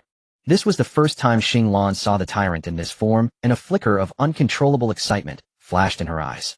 Without hesitation, she activated the scanning function and began to scan the tyrant from all angles, quickly recording the detailed data of this form into the database. "Remove your armor," Jiang Zhe commanded decisively. The tyrant complied, skillfully removing the heavy plates of armor one by one, revealing a broad back adorned with crocodile-like hard scales. "Turn around and sit down," Jiang Zhe issued another command. The tyrant obediently turned around and slowly sat down. This scene piqued the curiosity of the other 2, who leaned closer to Jiang Zhe, their eyes filled with intrigue, eager to see what their lord was up to.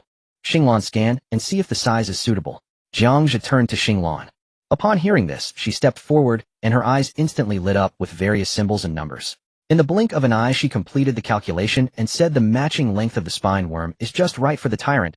Based on my simulation calculations, the success rate is 90. Hearing Xinglan say this, the others had a rough idea. The lord was likely planning to place the large worm on the tyrant. Jiang Zhe looked at the tyrant and gently reassured him, "It might hurt a bit, but don't be afraid, bear with it." The tyrant firmly nodded and said, "All right, my lord, I can endure it." He was utterly loyal to Jiang Zhe, and even if Jiang Zhe wanted to conduct any experiment on him, he would not utter a word of complaint. Then, with a command from Jiang Zhe, the spine worm leaped onto the tyrant's back. Its feet pierced into the tyrant's back like sharp steel needles, beginning to slowly grind open the flesh covering the spine. The scene was bloody and gruesome, captivating everyone's attention. The tyrant could distinctly feel a foreign object forcefully piercing into his back, a sensation intertwining with both numbness and painful itch, as if countless small insects were crawling wildly within him, akin to sharp needles stabbing into his marrow. This complex and uncomfortable feeling persisted for a while, only to suddenly recede like a tide. However, immediately after, his heart began to beat uncontrollably, pounding violently. The palpitations came fiercely, continuing for quite some time, before gradually calming down. Following that, a surge of power erupted from the tyrant's limbs. Simultaneously, his sensory perception became like a precision instrument that had been instantaneously activated, greatly enhanced. The world before his eyes became incredibly clear, every subtle texture vividly apparent. The scent molecules permeating the air rushed into his nostrils, various intricate odors were keenly captured by him. His ears became extraordinarily sensitive, clearly hearing the heartbeats of several people around him. In a moment of surprise, the tyrant quickly turned around and excitedly said to the onlookers who were focused on observing, "Master, I seem to have become stronger. My experiment cannot fail. It is certain that you will grow stronger." Jiang Zhe exclaimed with wild joy, staring intently at the tyrant's panel. Name Tyrant. Race Mutant. Loyalty 100. Level Tier 4 Leader. Strength 65, 30. Constitution 65, 30. Agility 30, 20. Spirit 10.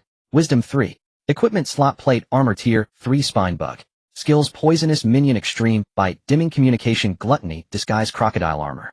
Since the tyrant's level exceeded that of the spine bug as the host, he not only would not be controlled by the spine bug, but could also amplify his own abilities using its power. Moreover, there was one aspect that differentiated him from previous zombie experiments. The equipment formed from the spine bug was not under the parasitic state skill. Isn't this just an external biological armor? Lu Bu immediately sensed the tangible pressure emanating from the tyrant, and at present the tyrant's strength had likely left him far behind. He looked towards Jiang Zhe eagerly, shouting, "Master, I want to go through this as well." Jiang Zhe never expected Lu Bu would proactively come forward requesting to allow the spine bug to parasitize. He was a bit incredulous and asked again, "Are you sure?" Upon hearing this, Lu Bu exclaimed loudly, "Of course I'm sure. I want that bug to parasitize me." Lu Bu had always been obsessed with power. Now seeing the tyrant's strength surge after the spine bug's parasitism, he could no longer contain himself. This opportunity to grow stronger was akin to a piece of meat delivered right to his mouth. How could he resist taking a bite? "Don't be hasty, let the tyrant move around first, and see if there are any side effects. We'll only proceed with your parasitism once we're sure there are no issues." Jiang Zhe remained somewhat concerned. After all, Lu Bu was a pure human, unlike the tyrant, a special product born from the fusion of various chaotic genes. Lu Bu obediently nodded without a word. Shortly after, Jiang Zhe began assigning tasks to the tyrant, instructing him to perform various exercises. He had him do push-ups, then shouted for him to sprint with all his might, even having him spar with Lu Bu using punches and kicks. After this ordeal, the tyrant was utterly exhausted, his stamina nearly depleted. But Jiang Zhe did not intend to let him off easily, continuing to order, "Do 10,000 squats, and another 10,000 push-ups." The tyrant gritted his teeth, pushing through despite the exhaustion. After completing these tasks, the tyrant collapsed onto the ground, completely drained, resembling a puddle of mud, too tired to even move a finger. Jiang Zhe closely watched the tyrant sprawled on the ground. Seeing that he was not controlled by the spine bug, he finally felt relieved, confirming that the tyrant would indeed not suffer any adverse effects from the parasite.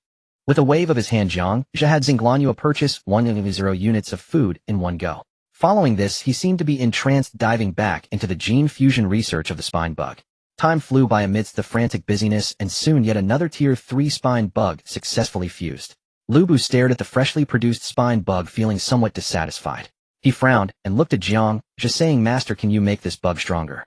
My abilities are greater than the—" Jiang Zhe did not respond immediately, but instinctively directed his gaze towards Xinglan.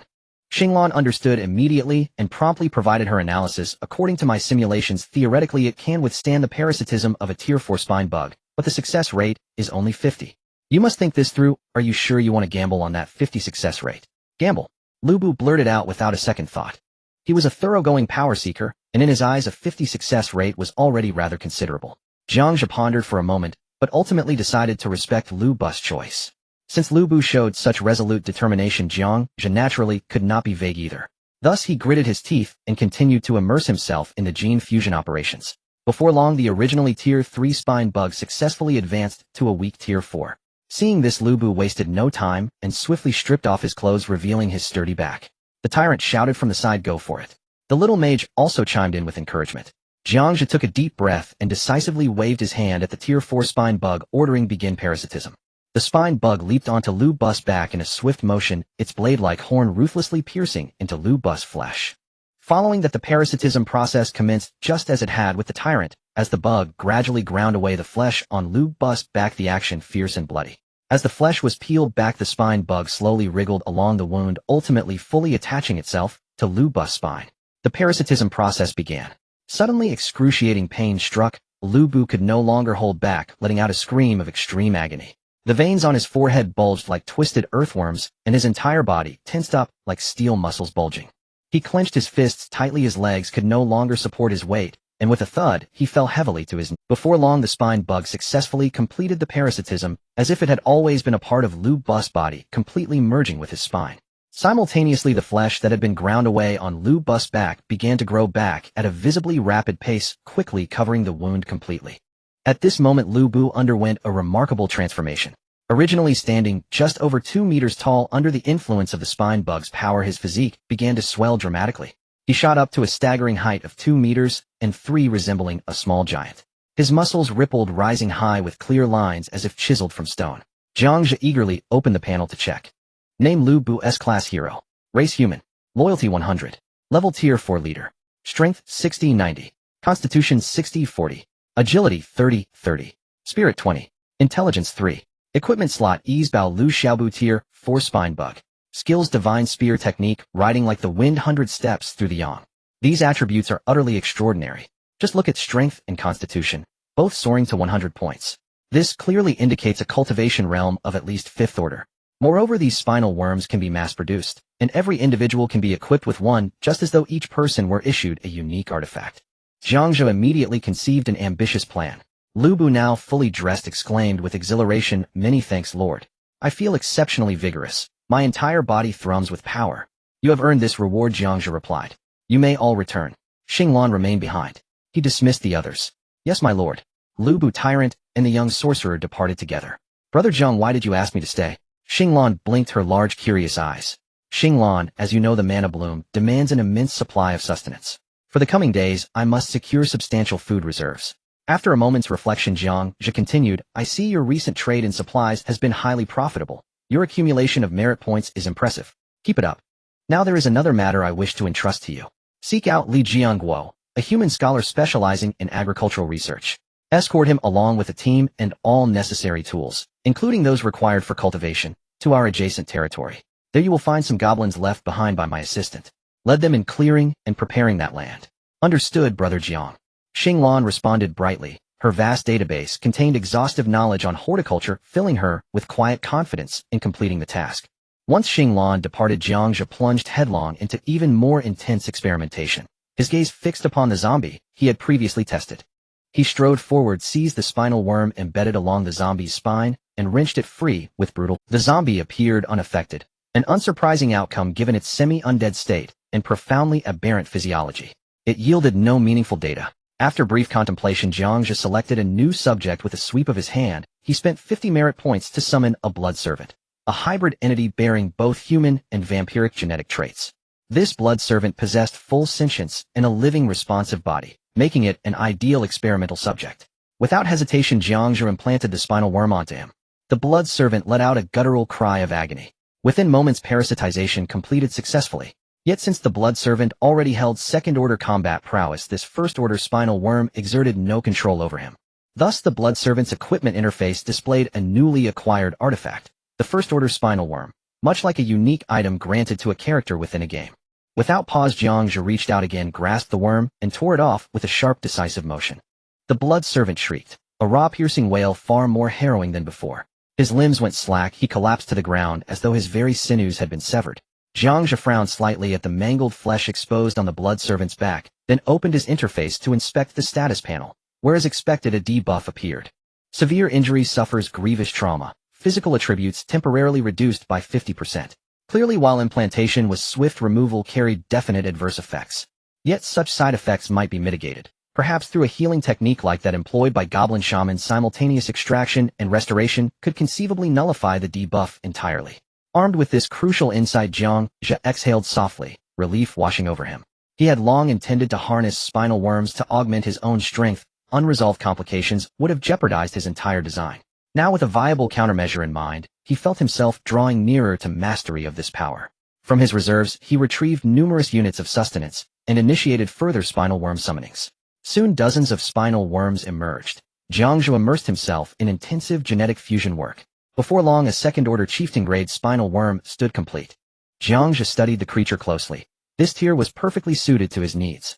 Taking a deep breath, he stripped bare and bent low, picking up the chieftain-grade spinal worm from the floor and placing it firmly against his own spine. Parasitization commenced. Searing pain and unbearable itching surged through him like a tidal wave, overwhelming his entire being. In that instant, he truly understood the torment Lu Bu had endured. The wet, tearing sound of flesh parting echoed sharply in his ears. Yet Jiang Zhe clenched his jaw, enduring the agony in absolute silence. Beads of sweat cascading down his temples, his body rigid with restraint. Within less than a minute, parasitization concluded. A surge of raw vitality flooded his frame, as if a coiled spring long compressed had suddenly released. His senses sharpened, dramatically ambient sounds and scents amplified his mind, clarified thoughts accelerating with crystalline lucidity. Puzzles once insoluble now resolved effortlessly. The sensation was nothing short of transcendent. Jiang Zhe's gaze drifted toward the nearby mana bloom, and inwardly marveled, truly this was an unparalleled treasure. Earlier he had expended a significant portion of his merit points acquiring sustenance for fusion, his reserves now perilously depleted. Advancing the mana bloom to level 2 would require patience. No choice but to proceed step by step. Unnoticed dusk descended. The sun like a weary child slipped slowly beneath the horizon. Jiang Zhe stood motionless, gazing into the distance. Above, floating islands drifted serenely across the sky. The first day of lordly combat had drawn to a close, and he awaited tomorrow with eager anticipation, hoping for unexpected fortune. He left a crystal scorpion to guard the mana bloom, then turned and returned to his manor. After a simple evening meal, he entered his chamber intending to rest deeply, replenishing strength for the challenges ahead. The moment he sat upon the bed, he noticed an unfamiliar object atop the nightstand, a walkie-talkie. He recalled retrieving it during a prior dungeon raid, likely sorted and delivered by Jack's team. Currently, battlefield coordination relied entirely on shouted commands. This device enabled mid-range communication. But who had placed it here? As he pondered, a sharp electronic beep pierced the silence. Then a voice crackled through. Brother Jiang, are you there? Please respond if received. Jiang Zhe snatched up the device and pressed the transmit button. Received. Instantly the voice returned. Brother Jiang, I placed the walkie-talkie beside you. I've already arrived at the adjacent territory and am directing land reclamation with my team. Should anything arise, contact me via this device. Understood. I'll keep that in mind. Tell me, how many units were recovered? Jiang Zhe pressed the transmit button as he spoke. A prompt reply came through. Brother Jiang, 5 units were recovered in total. 1 remains with you, the remaining 4 are stored in my inventory. Jiang Zhe was genuinely astonished. Xinglan's technological sophistication surpassed expectation. Even without the walkie-talkie, she could communicate with him directly. Presumably, she housed some specialized internal apparatus capable of receiving and decoding the device's radio frequency carrier signal. Understood. Good night. I'm retiring now. A soft good night echoed back. Upon concluding the exchange, Jiang Zhe set the walkie-talkie aside and sank into slumber. How long he slept he could not tell, until a deafening earth-shaking impact shattered the stillness, jolting him awake as if struck by lightning. That sound. He knew it instantly. Another floating island had collided with his own, merging their territories. Jiang Zhe woke and glanced at the time. It was about 5 o'clock. The sky was still dim and the chill of an overcast morning seeped through in thin threads. He was fully awake and hurriedly swung his legs out of bed. Stepping into the courtyard, he found Lu Bu, Baojun, and the little mage already assembled. Lord, how shall we proceed? Lu Bu stepped forward and asked with urgency. Go and fetch Jieko. We must form a scouting squad. We cannot act recklessly like the first time, Jiang Zhe ordered swiftly. Lu Bu received the command, and immediately sent his men to find Jieko. Jiang Zhe did not idle either. He summoned the summoning gate, and called forth the day's 5 free third-tier units, the skeleton mages. The 5 skeleton mages materialized and were folded into the little mage's contingent. Before long, Jieko arrived in haste. Lord, what do you require of me? I intend to form a reconnaissance team and have you lead it, Jiang Zhe said, injecting 200 points into the summoning system. For blood thralls appeared. Convert them into vampires, then take them to probe the shores of the adjacent island. Be sure to return before dawn. Jieko nodded. His gaze fell on the 4 blood thralls. His tongue instinctively licked his lips, and he revealed a row of sharp fangs. He moved like lightning, sinking his teeth into each thrall's neck. In the blink of an eye, he had transformed them into true vampires. Vampiric traits blossomed across the former thralls' razor fangs first, then an uncanny radiance suffused their bodies, and they gained the ability to take the form of bats. Very well, they are under your command now. Go and return swiftly, Jiang Zhe commanded. Yes. Jieko complied, transforming with the 4 new vampires into bats. 5 small bats beat their wings and streaked toward the unknown island. Jiang Zhe and the other 3 commanders lingered to make their final pre-battle preparations. On the march, Jiang Zhe distributed the walkie-talkies Xinglan had gathered to the 3 and briefly taught them how to use. Lu Bu held the radio with rapt curiosity and exclaimed, with this thing we can communicate over distance. It's practically a marvel. He tucked the radio into his mechanical motorcycle. The machine seemed to absorb it, as if alive, and indeed it gained a functioning communication link. Baojun saw this and found a zombie to hold a radio for him. He would be at the very forefront. If he carried it himself, it would be too easy to break. The little mage simply slipped his radio into his robe, patted his sleeve, and looked as if everything was in order. On another island, Long Out Yin was likewise wrenched from sleep by a violent rumble. He yawned lazily and muttered, "They won't even let me sleep in peace." Always merging islands in the dead of grumbling, he slowly got out of bed and began donning his armor. At that moment, a private message notification chimed. Someone had sent him a message. Long Out Yin opened it and found a note from his good brother Yilianshan. Out Yin, I've had the bullets replicated. This is a sample. Have a look. A trade prompt then appeared. Long Outyin accepted, and in an instant a bullet materialized in his palm. The very model the Reaper had requested be copied. He examined the bullet closely. Compared to the earlier sample, there was no discrepancy. The workmanship was so refined it revealed no flaw. His eyes brightened, and he hurriedly replied, "Good work, Liangshan. Replicate 500 rounds quickly. Sell them to the Reaper and squeeze 400 points out of him." Yi Liangshan answered, 500 is nothing, easy to replicate. But with islands touching now, I must first deal with that reckless lord before anything else. I should have the 500 to you by noon, Yi Liangshan sent. Long Outyin saw the message but had no time to respond. He was about to march out himself. He silently prayed he would not run into the Reaper this time. That figure's strength was unfathomable, and Long Outyin was not confident he could prevail. He also had another man on his mind, Zhao Yiming, the leader of the 2nd District. That fellow had been arrogantly strutting about in the chat channels.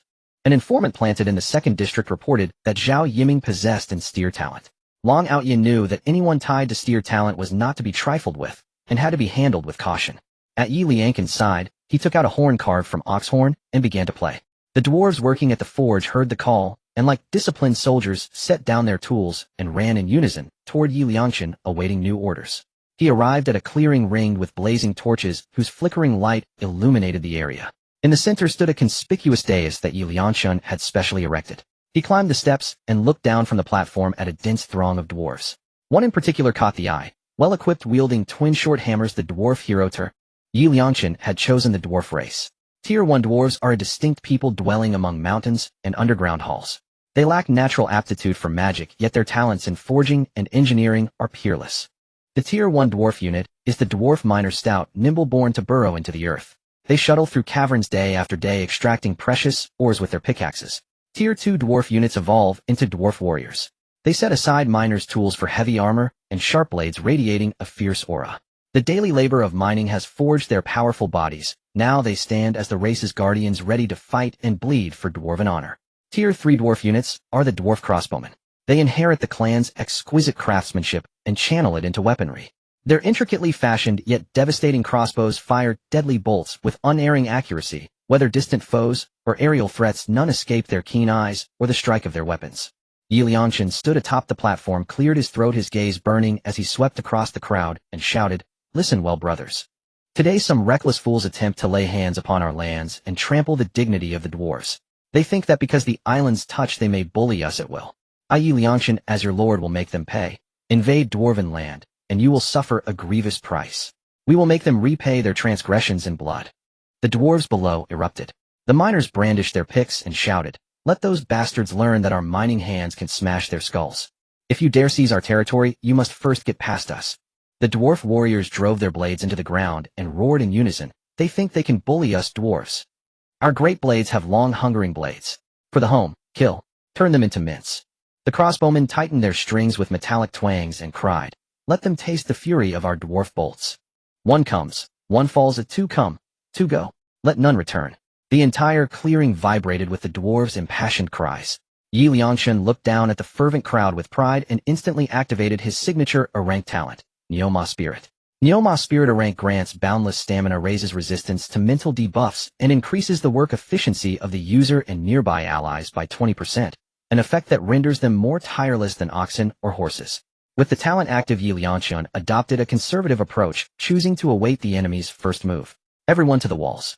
At his command, the dwarves marched toward the battlements. A few small bats perched atop the wall watching their movements. When the dwarves reached the wall, the bats took flight into the trees to continue their observation. These bats are indeed the reconnaissance team, led by Jack. Standing on a forked branch, Jack's gaze was fixed intently on the city wall. He noticed a young human male about 1.75 meters tall, standing out among the crowd above. The young man had an upright appearance and was wearing a finely made breastplate, methodically directing a group of dwarves. The young man shouted loudly, "Get all the rapid-fire cannons from the inventory ready for action. Also bring out the newly forged red cannons and set them up on the city wall. Listen up. If there's even the slightest sign of movement, or if any enemy dares to approach without wasting any words, fire upon them. Let them know our might." This subtle noise instantly alerted Yi Liangshan, causing him to turn sharply towards the source of the sound. He saw a branch on a tree violently shaking as if disturbed by some unseen force. At the same time, a shadow seemed to flash across the sky at incredible speed. Was that a bird? Yi Liangshan mused to himself, But at this critical moment, he had no time to ponder further and chose not to. He then raised his voice shouting at the dwarfs, "You lot, can you move any faster? The fire is about to burn our eyebrows off, and you're still dawdling. Hurry up and prepare the weapons." The reconnaissance team swiftly returned to Jiang Zhe's side like a gust of wind. At that moment, Jiang Zhe was standing before the mana flower, making final preparations. He wore a serious expression, but his actions were decisive. First, he invested a significant amount of resources to acquire a large quantity of food, putting it into the mana flower, then summoned a swarm of spine worms. These spine worms were small and wriggled energetically. Jiang Zhe then signaled to the tyrant. The tyrant understood immediately and stepped in front of his zombie army, accurately installing the first-level spine worms onto the zombies. Jiang Zhe knew that these first-level spine worms were not enough to pose a threat to the zombies' control, and that the zombies would not be recontrolled by the spine worms. This arrangement was merely to increase their odds in the upcoming battle. "My lord!" Jack transformed back from a bat to human form, rushing to Jiang Zhe's side and shouting loud. Jiang Zhe was busy tinkering with the mana flower when he heard Jack shout and turned to look at him. Jack explained the situation he had just witnessed to Jiang Zhe. After listening, Jiang Zhe stroked his chin. "So it's the Dwarven clan. This race is known for its tough skin and strong flesh. I hear they have plenty of firearms, which means they must have taken their ancestral forging skills to the extreme. This opponent is not simple." However, this situation was not a huge problem for Jiang Zhe. Since the enemy had ample firearms, he planned to employ a strategy of overwhelming numbers to exhaust their ammunition. Jiang Zhe glanced at his points, which had increased considerably after Starry Sky the official had been selling his goods on the trading platform for a whole day and night. He had already accumulated over 1,000 points, and the number was still climbing. It's worth noting that the items he had brought from modern society were rare treasures to the people here. After all, these lords were akin to the lower class, dust people, in this world having no opportunity to access anything valuable in their daily lives. Summoning a first-level zombie required 10 points. Jiang Zhe calculated in his heart, and without hesitation, he waved his hand and invested 1,000 points. In an instant, the mysterious summoning gate shone brightly, and 100 zombies surged forth like a tide from within the gate, their bodies twisted, emanating a nauseating stench of decay, their hollow eyes reflecting endless death. Next, Jiang Zhe poured a large amount of food into the delicate flower center of the mana flower. The magical flower seemed to be infused with boundless vitality, instantly shaking violently and continuously spitting out batches of worm eggs. These spine worms wriggled their petite bodies and quickly leapt onto the zombies' backs, instantly completing their parasitism. The zombies' bodies seemed to be reshaped, significantly enhancing their attributes. Once the food was completely consumed, some of the zombies were left eagerly waiting for their spine worms to be implanted. Jiang Zhe frowned, quickly taking out his walkie-talkie, pressing the call button hard with his thumb, and said rapidly, "Starry Sky, listen up. Sell all the basic resources like metal, stone, and wood for food. The more the better." After a beep, a crisp reply quickly came from the other end of the walkie-talkie received. Starry Sky hurriedly opened the chat channel and rapidly edited and sent a message: "Metal, stone, wood, and other resources exchanged for food. Interested parties, please private message me." Due to her status as an official, although she could not independently create a chat channel account, she could inherit some of the Lord's privileges, thus using Jiang Zhe's account. When the others saw this message, they were surprised to find it was published by the Grim Reaper. In the Lord's circle, who didn't know the name of the Grim Reaper? He was the first Lord to successfully complete the kill of a Tier 3 boss, and typically kept a low profile, rarely. However, recently, the various modern items he sold on the trading platform became extremely popular, attracting a multitude of lords. Seeing that the Grim Reaper personally posted a message about exchanging resources for food, many lords pondered that this was a great opportunity to curry favor with the deity, and thus sent private messages to the Grim Reaper. On Yi Liangqin's side, all personnel were properly deployed and the cannons and firearms were in place, but he waited and waited, yet the opposing lord did not initiate an attack. It was likely that it wasn't bright enough yet. They probably had to wait until around 7 or 8 o'clock, when it was fully lighted, before the enemy could take action. Taking advantage of this idle time, he wanted to produce more ammunition. While thinking this, he opened the chat channel to take a look, and found that this lord named Grim Reaper was planning to sell metal. What a coincidence, he was in need of metal. Yi Liangqin's eyes lit up, and he immediately sent a message to this Grim Reaper. "Grim Reaper, I've long admired your great name. I, your little brother, am currently very short on metal. Could you possibly exchange some for food?" In front of Starry Sky, private messages flooded in like a tide, with hundreds of messages coming in rapidly. Her eyes moved like a high-speed scanner, quickly scanning every message, her hands moving so fast they left only after images, as she processed the information at an extreme speed.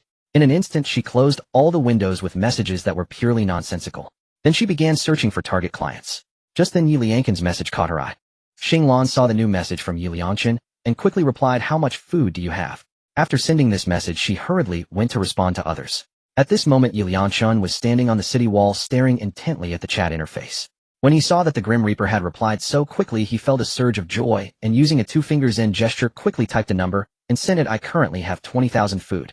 As soon as he sent the message, almost instantly a reply popped up. According to the market price, 20,000 food can only be exchanged for 10,000 units of metal. Yi Lianchun was genuinely taken aback and muttered to himself, goodness, this Grim Reaper's speed is astonishing. Could it be that he often engages in such transactions? After reading the message he exclaimed, wow, the prices have become outrageous. How can food prices rise? I remember that yesterday 10,000 units of metal could buy 25,000 food. Yi Lianchun pondered for a moment and felt that the price seemed not entirely unreasonable. Yesterday there had been a round of population elimination and many lords were either dead or captured. The victors naturally took over all the assets of the losers, including their armies. It is known that those armies depend on food for survival. If there is no food, their loyalty will plummet like a slide. With so many people competing for food, it is understandable that prices would rise. Yesterday he had killed a lord and seized some assets, but the enemy's army had been mostly wiped out by his artillery and firearms. The remaining assets were food and metal, and he had exhausted the metal, which is why he wanted to exchange excess food for metal.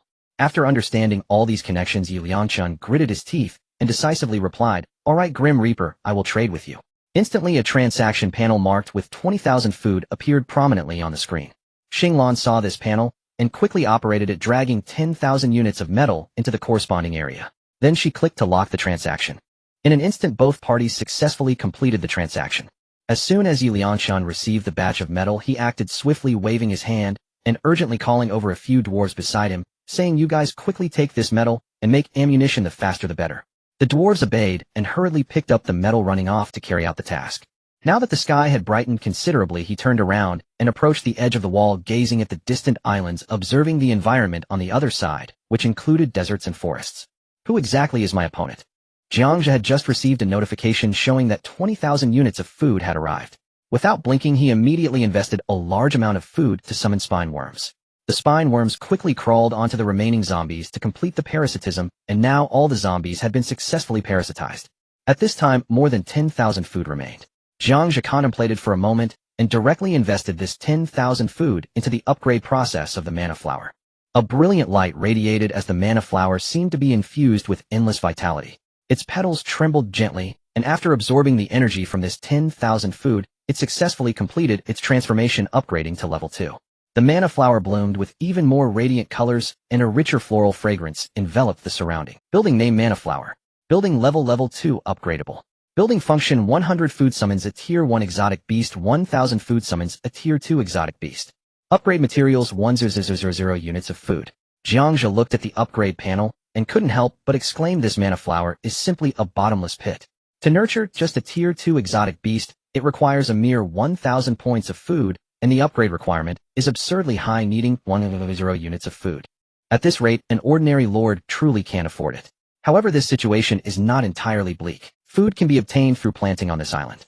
Moreover, the growth cycle of any crop on this island is incredibly short, maturing in just a day or two. The problem lies in the fact that Jiang Zhe is currently lacking manpower for farming. Looking at the vast expanse of land that can be cultivated, he felt troubled. If I had more hands to manage this, the food production would surely soar, and upgrading the mana flower would no longer be a concern for resources. Jiang Zhe shook his head. Forget it, thinking more won't help.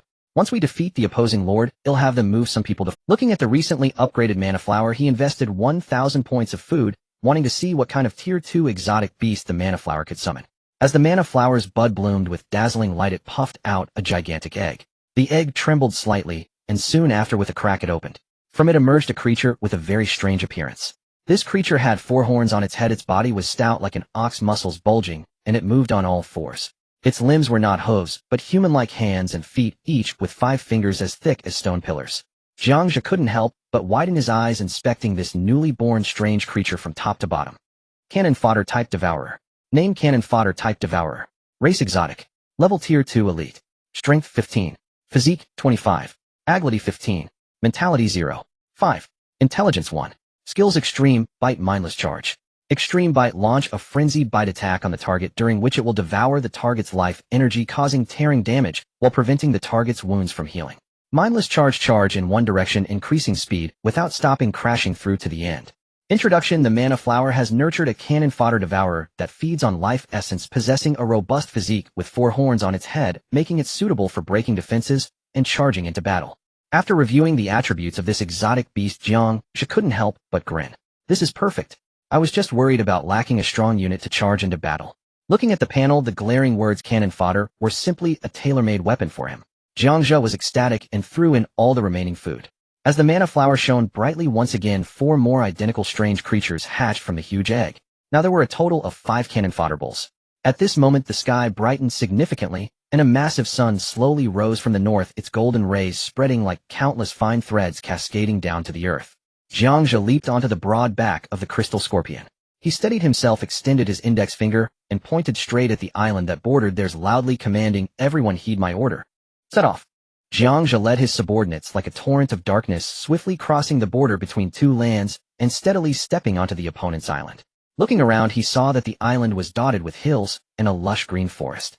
That forest seemed to be a territory occupied by the opposing lord, appearing to be at a similar level of development as Jiang Zhe's own domain, still not extensively built upon. The hills were undoubtedly the main feature of the island. Atop the hills, a circle of city walls came into view. The walls were built from thick, heavy bricks, each piece tightly connected to the next. Looking beneath the city walls, a broad moat encircled them, the water shimmering in the morning light, like a giant python flashing cold light, tightly guarding the entire city. Considering the current city defenses, if he were to attack Heaton, the difficulty would indeed be considerable. He roughly estimated the distance. At this moment, he was at least 1 kilometer away from the enemy's city. This distance seemed short, yet it was like a massive chasm lying before him. Crossing it would undoubtedly require a significant cost. Jiang Zhe continued to lead his army forward. Previously, he learned from Jack's reconnaissance team that the enemy had deployed cannons. Therefore, at the forefront were the Tyrant's zombie legion. Even the cannon fodder bulls summoned earlier by mana had been incorporated under the Tyrant's command. Many zombies in the Tyrant's legion were directly riding on the backs of the bulls. Suddenly, there was a loud thud from atop the enemy's city wall as a black cannonball flew straight towards the Tyrant's zombie legion. The Tyrant at the front row watched the cannonball approach. He roared and suddenly leaped high into the air, following up with a powerful slap. Bang! The cannonball was actually knocked away by him. After landing, the Tyrant's right hand couldn't help but tremble slightly as he muttered, "That hurt." At that moment, Lu Bu hurried over and asked with concern, "Brother Tyrant, are you alright?" To appear cool, the Tyrant pretended to be aloof, shaking his head and saying, "I'm fine." As the army continued to advance, Liangchen, who was watching from the city wall, was stunned, his eyes almost popping out. "What the hell? What kind of troops are these? They actually knocked my cannonball away with 1 punch." Unfortunately, he didn't have binoculars and could only squint for a while, barely making out that it was a figure that looked like a wolf, but wasn't standing upright, clad in heavy armor, extremely tall and bizarre in appearance. Could it be a hero? This thought flashed through his mind. If it were an ordinary troop, it would be impossible to knock away. The power of his cannonball was no small feat. Hitting a first-tier soldier would directly shatter them. Second tier would be left on the brink of death, and third tier would end up crippled. Seeing the enemy's army advancing, Liangchen immediately issued an order: "Bring all the cannons over here and fire at them." On the city wall, the dwarves hurriedly pushed the cannons towards this side. Soon after, another round of firing operations commenced, this time with a significant increase in cannonballs, over 20 shells raining down towards the target. This time the Tyrant could not withstand so many cannonballs and could only watch helplessly as his zombie legion endured a round of bombardment. Fortunately, the cannon fodder bulls were at the forefront. These creatures were tough and thick-skinned, absorbing a fair number of cannonballs. However, some unfortunate zombies were directly blown to bits. Overall, the losses were not too great and remained within acceptable limits. Seeing this situation, Jiang Zhe immediately commanded everyone stop. From the previous round of cannon fire, Jiang Zhe analyzed several key pieces of information. First, the enemy had a limited number of cannons, firing fewer than 30 shells in 1 round, and the shells were solid, made of iron. Moreover, he had not scattered his forces during the march. It was likely that this was the entirety of the enemy's cannon power. Secondly, his current position was just at the extreme limit of the enemy's cannon range, roughly 600 meters away. Thus, Jiang Zhe hurriedly ordered everyone retreat 100 meters. The army immediately complied and began to withdraw. Liangchen, seeing this scene, was overjoyed, laughing loudly. "This guy must have been scared out of his wits by my cannonballs. As long as I stay holed up in the city like an iron turtle, no one can do anything to me. If by nightfall they still don't attack, he'll have the dwarves dig a tunnel to the other side and steal from their home." He had already formulated a tactic which was his favorite tactic: tunnel warfare. Just as Liangchen was feeling proud, he suddenly noticed that the enemy army had split in 2. One group remained stationary while the other unexpectedly circled around to the rear. Liangchen widened his eyes, straining to see the running troop for a long time. They looked truly bizarre, entirely gray with limbs on the ground, and a long tail that kept whipping around resembling an alien. He scratched his head, utterly unable to discern what race this belonged to, feeling regret for not studying harder. However, he thought to himself that it didn't matter, his city walls were tall and sturdy, and it would not be easy for the enemy to breach them. But he couldn't allow the enemy's army to circle around to the rear, so he reluctantly allocated half of his limited cannons and ordered keep an eye on them, fire as soon as they stop. The dwarves complied, slowly moving the cannons along the city wall. Jiang Zhe had a plan in mind. He had just instructed Lu Bu to lead a portion of the forces to circle around, planning to find an opportunity for a sneak attack. The reason was that the genus Devourer possessed climbing abilities. Their claws were sharp enough to grip gaps and climb up, making it no difficulty to scale the city walls before him. The immediate task was to draw the enemy's attention on the battlefield. Thus Jiang Zhe decisively issued a command to the little mage, act. The little mage turned around and ordered the 20+ skeleton mages under him summon skeleton soldiers. The skeleton mages immediately began chanting spells, and a magic circle rose up.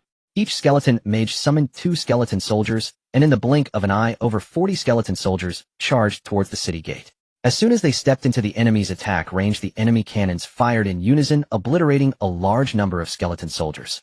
However, this did not disrupt their rhythm. The skeleton mages immediately cast the summoning spell again, birthing another batch of skeleton soldiers. Meanwhile, the tyrant led his zombie legion to launch an attack from the other side, both sides advancing simultaneously. Liangshan, seeing this, was extremely anxious, frantically directing attack over there. No, we can't let this side go either. Blow them all up, blast them hard. The cannon and firearm bullets whizzed down wildly. The sounds of bang bang and clang clang created a chaotic symphony, filling the air with the acrid scent of gunpowder. The little mage cast a summoning spell again, and hurried to Jiang Zhe's side, saying, "My lord, our brothers have little magic left. We can only summon one more skeleton soldier." Jiang Zhe waved his hand calmly. "Don't worry, I have a plan." As he spoke, his eyes fell on the shattered remains of the skeleton soldiers on the ground. He activated gene fusion. Although these skeleton soldiers had a limited existence, they were still usable materials. Jiang Zhe selected a main material from the remains and used the others as auxiliary materials. The fragmented bones on the ground began to gather together, merging into a particularly tall, giant skeleton warrior. This skeleton stood 3 meters tall. The giant skeleton warrior appeared quite intimidating, but it was merely a powerful disposable fighter with a time limit. It rushed to the front and launched an attack on the building resembling a city wall. Yi Liangshan on the city wall was taken aback at the sight. What kind of skill is this? It can be blown apart and still resurrect and even become stronger. He had no time to ponder further and quickly commanded his subordinates to aim their cannons at the giant skeleton soldier. With a command, the cannonball flew out, directly blowing off one of the skeleton's arms and scattering bones everywhere. Yi Liangshan breathed a sigh of relief, muttering, "It looks impressive, but it turns out it has no real ability." Jiang Zhe, however, remained unhurried, continuing to use gene fusion to incorporate other skeleton soldiers. The giant skeleton grew even taller, reaching over 4 meters, able to grasp the city wall. Its hands clung to the wall like a makeshift ladder. Upon seeing this, the tyrant quickly climbed up along its legs with his subordinates. Yi Liangshan was astonished, not expecting the enemy to devise such a tactic, using their own as a ladder. As he saw someone breach the defense line, he anxiously shouted, "Everyone attack with all your might." Many first-tier dwarven miners gripped their pickaxes in one hand and raised their iron shields with the other, steadily advancing while pressing their shields firmly forward. Behind them, dwarven warriors wielded long weapons, fiercely attacking the zombies. Meanwhile, from a distance, dwarven crossbowmen were shooting at the zombies climbing the makeshift ladder. The frontline frenzied zombies were directly pierced by the long weapons. However, this posed little problem for the zombies. The strength of zombies lay in their lack of pain perception, and as long as their heads were not destroyed, they would not die. These frenzied zombies still jumped into the crowd, crazily biting at the dwarves. Yi Liangshan could tell that his dwarven subordinates clearly had little experience dealing with zombies. He hurriedly directed aim for their heads. The head is their weak point. Upon receiving the command, the dwarves finally understood some countermeasures and began attacking the zombies' heads with their weapons. In an instant, many zombies' heads were blown apart and blood splattered everywhere. Many dwarves were splattered with blood on their faces. One dwarf instinctively licked the blood off the corner of his mouth, instantly engulfed by a strong foul odor in his mouth. He hurriedly spit it out, cursing, "Ugh, disgusting. What is this flavor?" Some dwarves frantically wiped the blood from their faces onto their clothes. Yi Liangshan, well aware of zombies, could not help but scold, "Don't touch that blood. Never let it touch your wounds, mouth, nose, or eyes, or you'll get infected." Unfortunately, his warnings came too late, and some dwarves were already on the ground convulsing. Soon they transformed into zombies with grayish-white eyes, beginning to attack their surrounding companions, causing the originally orderly formation to collapse in an instant. The tyrant, still at the base of the ladder, saw that the attack was beginning to yield results. He grabbed a meat shield zombie with all his strength, lifted it above his head, and then hurled it, sending the meat shield zombie flying like a cannonball onto the city wall. This meat shield zombie stood over 2 meters tall and was robust. Upon landing, it crushed a large number of dwarves. The tyrant showed no signs of stopping, continuing to throw zombie after zombie from below the city wall, entirely disregarding the lives of his subordinates. Yi Liangqin's dwarven army suffered significant losses. Left with no choice, he could only dispatch his capable subordinate, Thor. It's up to you, Thor. Quickly kill all these zombies. Remember, you must not get bitten by the zombies. You must smash their heads and eliminate those infected dwarves as well. Thor nodded. Standing taller than the average dwarf at about 1.65 meters, he wielded a large iron hammer in each hand. He shouted, "Get out of the way." The dwarves blocking the city wall panicked and cleared a path.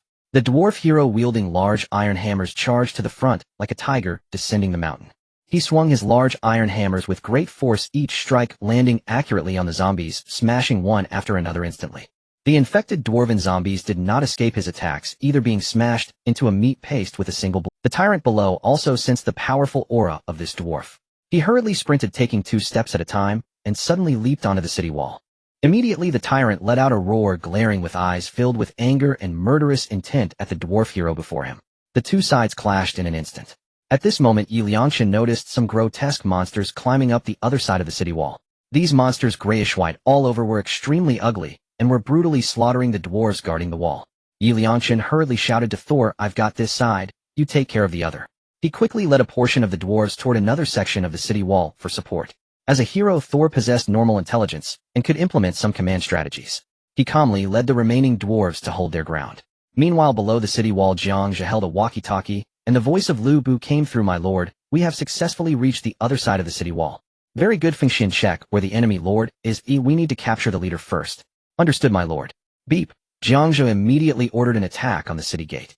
The cannon Fodder ox received the order, lowered its head, and charged fiercely at the heavy city gate with its sturdy horns. With each impact, the air buzzed, and wooden fragments from the city gate flew everywhere.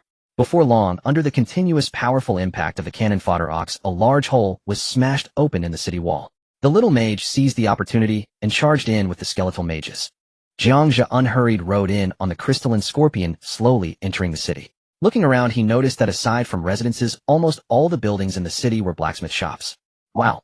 Jiang Zhe couldn't help but exclaim, the Dwarven clan's forging ability is simply extraordinary. If we can capture their lord, we won't need to recruit other soldiers for forging in the future. With that in mind, he quickly picked up the walkie-talkie to call Lu Bu. "Fengxian, make sure to leave the enemy lord alive. You don't kill him." At this moment, Lu Bu on the city wall had locked onto the enemy lord. He swiftly knocked his arrow, preparing to take his life with a single shot. Just then the voice of his lord came through the walkie-talkie, causing Lu Bu to instantly change the direction of his arrow, which was originally aimed at the head, and instead shot towards the leg. With a whoosh, the arrow was released. Yi Liangqin, who was directing the battle, was caught off guard and felt a sharp pain in his thigh as the arrow pierced through, pinning him to the ground. "Oh, my leg! Protect me!" Yi Liangqin screamed in agony. Hearing his shout, some dwarves quickly raised their shields, surrounding Yi Liangqin to guard against the next wave of arrows. Seeing this, Lu Bu smirked coldly and then pulled back his bow to shoot again. One arrow was released, and even the iron shield held by the dwarves could not stop Lu Bu's shot, which accurately passed through a gap and pierced through Yi Liangqin's other uninjured thigh, pinning him down once more. Yi Liangqin shouted desperately, "Don't kill me, I surrender." As Yi Liangqin's voice echoed, pleading, "Don't kill me, I surrender," the morale on his side plummeted like a stone into an abyss, and the soldiers' loyalty swiftly waned. Standing high above, Lu Bu bellowed with full vigor, "Your lord has surrendered. Lay down your weapons, and you may avoid death." Shortly after, many dwarves dropped their weapons and chose to surrender. Meanwhile, the hero Thor engaged in a fierce battle with the tyrant, ultimately succumbed to the latter's might, receiving a heavy blow to the head that knocked him unconscious. Upon hearing the news of the enemy's surrender, Jiang Zhe was elated and quickly picked up the walkie-talkie, stating, "Gather these people in the open area here. I want to conduct an inspection." A large number of dwarves were driven down from the city walls, and Jiang Zhe's legion moved in grandly to occupy the city. In the open area within the city, rows of dwarves were herded together, obediently sitting. The hero Thor hung his head low, a face filled with despair. The most unfortunate was Lord Yi Liangqin, who lay helplessly on the ground, arrows lodged in both legs, his face as pale as paper. Jiang Zhe summoned Xinglan, who as his affairs officer needed to be present to assist in such an occasion. A girl rushed in at high speed, stopping in front of Jiang Zhe. "Brother Jiang, I'm here." Jiang Zhe looked at the cute Xinglan and gently patted her head. "Xinglan, I will need your help to compile the report later." "No problem." Xinglan nodded. Jiang Zhe then strolled over to the enemy lord. Looking down at the Lord from his elevated position, he realized he had no recollection of this person's appearance, and deduced he was likely not a student from his school. Coldly he spoke to the Lord, hand over your Lord's heart. Yi Liangshun raised his eyes to look at the man before him, gasping for breath, and with a hint of pleading said, please don't kill me. I am willing to hand over the Lord's heart, and pledge my allegiance to you. He truly feared for his life, being so young, he did not wish to lose it so easily. Are you trying to negotiate with me? Jiang Zhe's gaze turned cold. No, I wouldn't dare to negotiate. I meant to say I have value, I possess a great talent. Yi Liangshun hurriedly defended himself, showcasing his talent as he spoke. Jiang Zhe focused intently, discovering that this grade talent beast of burden spirit was not combat-oriented, but rather a developmental type, for farming. This talent was indeed quite useful, possessing infinite stamina, allowing him to use his subjects like beasts of burden for labor. Hurry up and hand over the Lord's heart. Jiang Zhe's expression remained devoid of emotion, his tone still. Yi Liangshun was completely at a loss regarding the other's intentions, but he truly did not want to die. After hesitating for a moment, he could only retrieve his Lord's heart. It was an object that resembled crystal clear and translucent, but for Yi Liangshun, handing it over meant abandoning his identity as a lord entirely. Jiang Zhe directly reached out to take the Lord's heart, casually playing with it in his hand. Once stripped of the Lord's heart, a person ceases to be a lord, losing all their lordly powers, and can only become an ordinary subject. This was the first time he acquired a Lord's heart. Previously Lin Hao had given it to Mana Flower as nourishment. Would you like to absorb the Lord's heart? Yes. As the Lord's heart dissipated in his hand, a series of prompts immediately followed. Congratulations, you have successfully absorbed the Lord's heart, gaining complete control over this territory and the ability to summon the dwarf race. Resource information within the territory has been updated. You may check it at any time. Some building functions within the territory will be adjusted. A large number of new subjects have joined your territory. Jiang Zhe paid no attention to these notifications, leaving Xinglan to compile a summarized report to present to him. Continuing to gaze down at Yi Liangshun, he realized that although he had consumed the Lord's heart, he could not strip away this man's talents. It must be understood that talent akin to a person's unique skill can only be detached through special tools or abilities. With these thoughts in mind, Jiang Zhe opened the man's panel to take a look. Name: Yi Liangshun. Race: human. Strength: 3 constitution, 4 agility, 3 spirit, 5 intelligence, 4 skills. Beast of burden spirit. Seeing the displayed name on the panel, Jiang Zhe was instantly taken aback. It was actually Yi Liangshun. This was a person from his school, the lord known for crafting equipment for his peers. Jiang Zhe recalled the gear gifted by Long Out Yin back, then all clearly marked with crafted by Yi Liangshun. Never did he expect that he would end up capturing Yi Liangshun today. Yi Liangshun sensed the man before him analyzing him with an oddly intense gaze, causing an uneasy feeling to arise within him. He couldn't help but think this lord can't possibly be a homosexual, right? The more he thought about it, the more anxious he became, and his face fell, wearing an expression of despair, as if the sky were about to collapse. Jiang Zhe noticed the fear etched on Yi Liangshun's face, and from the looks of it, Yi Liangshun did not recognize him, and was utterly unaware that he was the Grim Reaper. He slowly crouched down, gently patting Yi Liangshun's shoulder, his face displaying a seemingly kind smile, as he softly reassured, don't be afraid, my name is Jiang Zhe. I'm a good person, I don't enjoy killing or tormenting others. Of course all of this comes with a condition: if you disobey, I have quite a few methods at my disposal. Yi Liangshun gazed at the Lord's smile, which felt like a sharp blade piercing into his heart, terrifying beyond measure. Nervously swallowing a gulp, he spoke with a hint of obsequiousness, rest assured, brother Jiang, as long as you spare my life, I will be willing to go through fire and water for you, without a second thought. Very well. You just wait here for a moment, I will have someone come to tend to your injuries. As Jiang Zhe spoke, he stood up, and then commanded loudly, Fengxian, tell Xiao Hui to bring the devouring beast to carry the goblin wizard over. Upon receiving the order, Lu Bu immediately arranged it. The group of devouring beasts quickly scaled the city wall and leaped out. Witnessing this scene, Yi Liangshun was left agape, stunned, and unable to regain his composure. He could not comprehend what manner of creature these were. They appeared hideously unattractive, yet their strength was incredibly formidable, easily scaling the defenses he had meticulously arranged, and ordinary bullets bounced off them harmlessly. Xinglan soon completed the statistical report of the new territory and approached Jiang Zhe, cheerfully announcing, Brother Jiang, the report is ready. There are a total of 40 weapon workshops, 20 armor workshops, and 30 residences. Wood reserves stand at 54050 units, stone reserves at 42313 units, and food reserves at 11150 units. The surviving subjects include 62 first-tier dwarf miners, 30 second-tier dwarf warriors, and 14 third-tier dwarf crossbowmen. Xinglan detailed the report meticulously, listing numerous data points with precision. Jiang Zhe listened intently, nodding frequently. As Xinglan paused briefly, Jiang Zhe eagerly inquired, what about the points and crystal core situation? Xinglan quickly replied, the points are running low, only 500 points remain. Regarding crystal cores, we currently have 0 first-tier, second-tier, and third-tier cores. 0. Hearing Xinglan's response, Jiang Zhe's gaze shifted to the ground, where Yi Liangchen lay.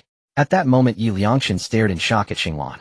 He could confirm that Brother Jiang's sexual orientation was normal, and he had no reason to fear for his own well-being. He just never expected that Brother Jiang would be eating so well. Just then a piercing gaze swept over him, prompting Yi Liangchen to quickly avert his eyes, looking at Jiang Zhe. Brother, is something the matter? Is there something you want me to do? Jiang Zhe directly inquired Yi Liangchen, where have the crystal cores in your warehouse gone? Yi Liangchen's eyes darted, and he replied, of course I've used them up, so there are none left. Jiang Zhe felt that Yi Liangchen was being a bit dishonest, his gaze falling on the arrow lodged in Yes' leg. He reached out and pulled it out directly. My dear mother, that hurt like hell. Yi Liangchen immediately cried out in pain. Clarify the situation for me, or I will pull out the other one too. No. I've made a mistake, let me tell you the truth. I've handed all those crystal cores over to my brother Long. You should know him, right? He is the leader of our first group, named Long Outyin. Upon hearing this, Jiang Zhe pondered for a moment, and then said, so you're saying that the other members of your first group also have to hand their crystal cores over to Long Outyin? Not all of them, but a portion must be given to him as a sort of interest. Otherwise there wouldn't be much point in forming this group, wouldn't you agree? Jiang Zhe nodded, now understanding the situation. Long Outyin had the idea of gathering the third-tier crystal cores from others, so he could upgrade the summoning gate to the fourth tier ahead of everyone else. Currently what was most lacking were third-tier crystal cores, as there weren't enough third-tier monsters for the Lord to kill and obtain. Soon Xiao Hui and the others came carrying the Goblin Wizard. The Goblin Wizard immediately began healing the injured dwarves. Seeing the Goblin Wizard waving his staff and easily healing the injured dwarves, Yi Liangchen felt a surge of joy, thinking that his injuries would soon heal as well.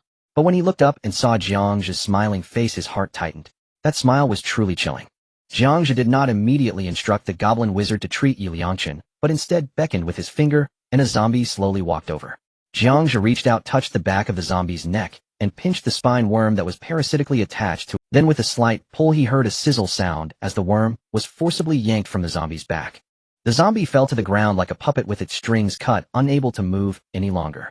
The spine worm, however, remained lively, its countless tiny legs writhing incessantly. Witnessing this scene, Yi Liangchen's throat felt dry, and he swallowed hard, fear surging in him like a tidal wave, inwardly lamenting, damn, this guy is simply a twisted scientist.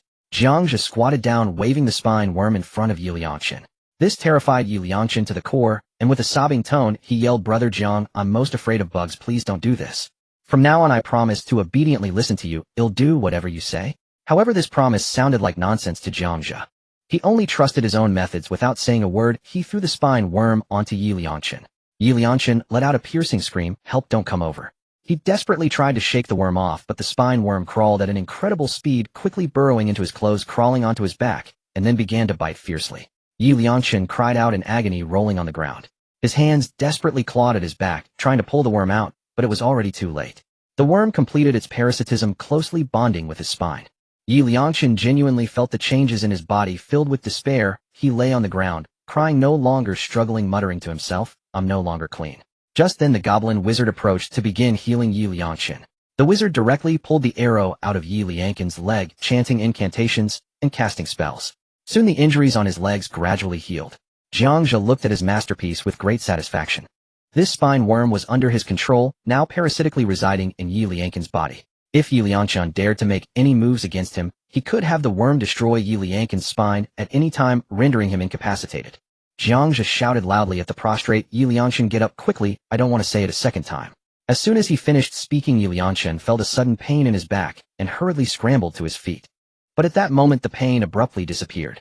Yi Liangchen understood that he had completely fallen under the control of this Lord Jiang Zhe with no power to resist. Brother Jiang, do you have any orders? Yi Liangchen asked with a nervous expression. Jiang Zhe took out a few bullets. You should recognize these, right? Yi Liangchen immediately recognized them as the bullets he had instructed the dwarves to replicate. He nodded eagerly. Yes, these are the order placed by the Reaper for our group to customize 500 of these bullets priced at 400 points of contribution. Let me tell you, Brother Jiang, this time, we really screwed over that Reaper. With this bullet sample, I can modify my rapid. That Reaper has simply lost everything. At this moment, Yi Liangchen had no idea that the Jiang Zhe in front of him was precisely the Reaper he had mentioned. Jiang Zhe did not respond to Yi Liangchen's comment, but instead took out a Type 38 rifle from his storage space. He wanted to test whether the bullets replicated by Yi Liangchen could be used.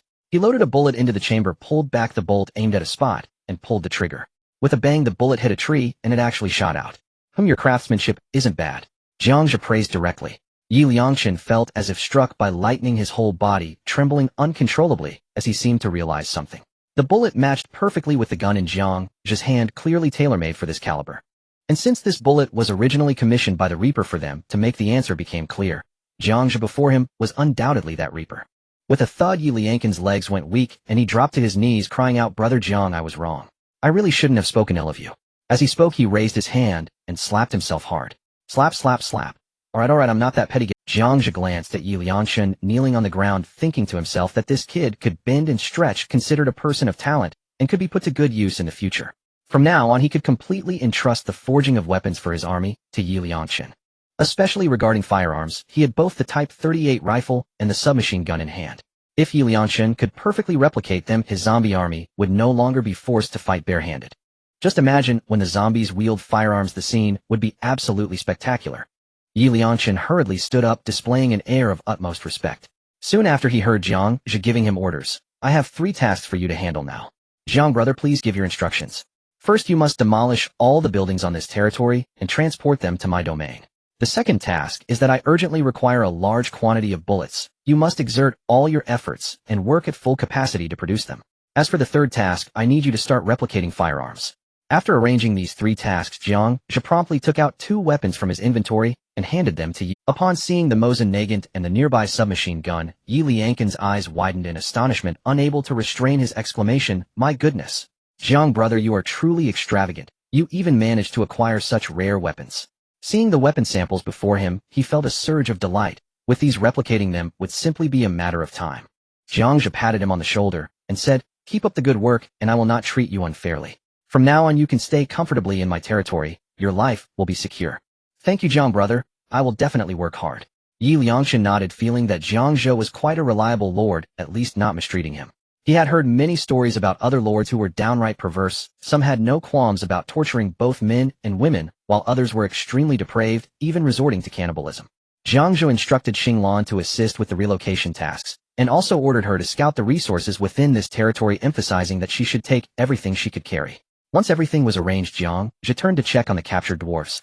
There were indeed quite a number of them overall. During the siege, many dwarfs perished. However, those who died had turned into zombies and were still able to move. At that moment, Jiang Zhe noticed a particularly distinct dwarf. This dwarf was noticeably more robust and was adorned with exceptionally fine equipment. Especially notable was his distinctive brown beard, which starkly contrasted with the black and gray beards of the other dwarfs. He opened this dwarf's panel to take a look. Name: Thor, A-class hero, race dwarf, loyalty 50, level tier 4, elite, strength 60, constitution 50, agility 30, spirit 30, intelligence 2, equipment: one-handed hammer, dwarven armor skills, giant hammer, smash, dwarven forging secrets, giant hammer smash, swinging a 2-handed hammer taller than himself, and slamming it into the ground, causing shockwave damage in a surrounding circular area. Targets hit will be briefly stunned. Dwarven forging secrets: mastery of the advanced forging techniques passed down from the dwarf clan, capable of creating equipment of 12 levels higher quality using ordinary materials, e.g. forging regular iron into fine grade, and the forged weapons armors will gain this sturdy feature. Durability cap increased by 20, where resistance enhanced, and can repair severely damaged rare equipment, can still restore to usable state when durability is below 30. Description: a dwarven craftsman and warrior from the deep mountains, sturdy and robust, in build, with muscular arms developed from years of forging and combat. Not very bright, speaks directly, but possesses an almost instinctive dedication to forging and close combat. Yi Liangchen approached holding the 2 weapons and pointed at the dwarf, saying, "Jiang, brother, this is the hero I recruited. He's quite capable. If you want to improve his loyalty, just give him some drinks." He took the initiative to share how to enhance this hero's loyalty. Every hero has their unique preferences, and during recruitment tasks, these preferences will reveal some of their characteristics. For example, Lu Bu is fond of fighting and drinking. As for Xinglan, being an auxiliary robot, her requirement is to have her needs met. Jiang Zhe nodded upon hearing this. To be honest, if one wants to enhance loyalty, gene fusion could also achieve that. However, for this dwarf, merging with a zombie is not a good idea. Once a dwarf turns into a zombie, their movements become notably stiffer, and they lose their sanity. It would be best to merge with a similar kind. This would not only increase loyalty, but also ensure Thor's genetic quality. He opened the gene fusion panel. Add the main material, Thor. This is also his first time using a hero for gene fusion. Then he selected the secondary material. On the secondary material page, Yi Liangchen was displayed, meaning he could transform Yi Liangchen into a dwarf. But that is unnecessary if the risk is too great. If he loses the spirit of a strong horse, that would be quite a loss. So he checked a robust Tier 3 dwarf crossbowman as the secondary material. Select fusion. The dwarf crossbowman instantly transformed into a puff of black smoke rushing towards the dwarf named Thor and entering his body. Thor, seeing a cloud of black smoke rushing towards him, quickly extended his hand to swat at it, while shouting in a rough voice, "What is this strange thing? Get away from me." As the black smoke completely invaded, Thor seemed a bit dazed, shook his head, and regained calm. Then he looked at Jiang Zhe, and with his short legs scurrying, he quickly ran over and knelt on one knee before Jiang Zhe, saying, "My lord, my name is Thor. Please give your orders, I am at your service." Jiang Zhe nodded in satisfaction, saying, "Good, get up. From now on you will command those dwarves, and you will work." As he spoke, he pointed to the girl beside him. Thor hastily got up, nodded in agreement, and committed the tasks assigned by the lord to memory. What kind of operation is this? Yi Liangchen was completely dumbfounded. He could not understand what Jiang Zhe had conjured with that cloud of black smoke. However, he could clearly feel that Thor's loyalty had seemingly increased significantly, otherwise Thor would never have knelt before Jiang Zhe so submissively. At this moment, Xing Lan, acting as the steward, spoke up. "Yi Liangchen, Thor, stop dawdling there, come here. I have something to assign to you." Her icy tone was like a sharp blade, piercing directly into the hearts of both Thor and Yi Liangchen, causing them to shiver in unison. "All right, steward." The two quickly followed Xing Lan, who began to outline some subsequent tasks for them. Jiang Zhe looked around and felt that there was no need for him to worry about this place anymore. So he left 3 generals to guard the city in case of any emergencies. He mounted the back of the crystal scorpion and said, "Let's go, Scorpion, we are heading home. It's time to engage in something interesting." The crystal scorpion let out a hissing sound and began to run, kicking up a cloud of dust. As the saying goes, 2 flowers bloom on their own branches. In this ever-changing realm, the fates of the various lords differ significantly. Some lords conquered others through their own strength, while others unfortunately fell to the hands of others, causing a dramatic shift in the entire landscape. Many gang members noticed that the number of people they usually chatted with had significantly decreased. Those lords who had their lordly powers stripped away in battle could no longer use the unique functions of a lord, such as chatting within the gang or trading with other lords. Long Outyin led his cavalry once again to successfully conquer a lord. He elegantly dismounted only to see a dirt-covered man humbly presenting his lord's heart with both hands, kneeling on the ground, and pleading, "Please spare my life, this lord's heart is yours."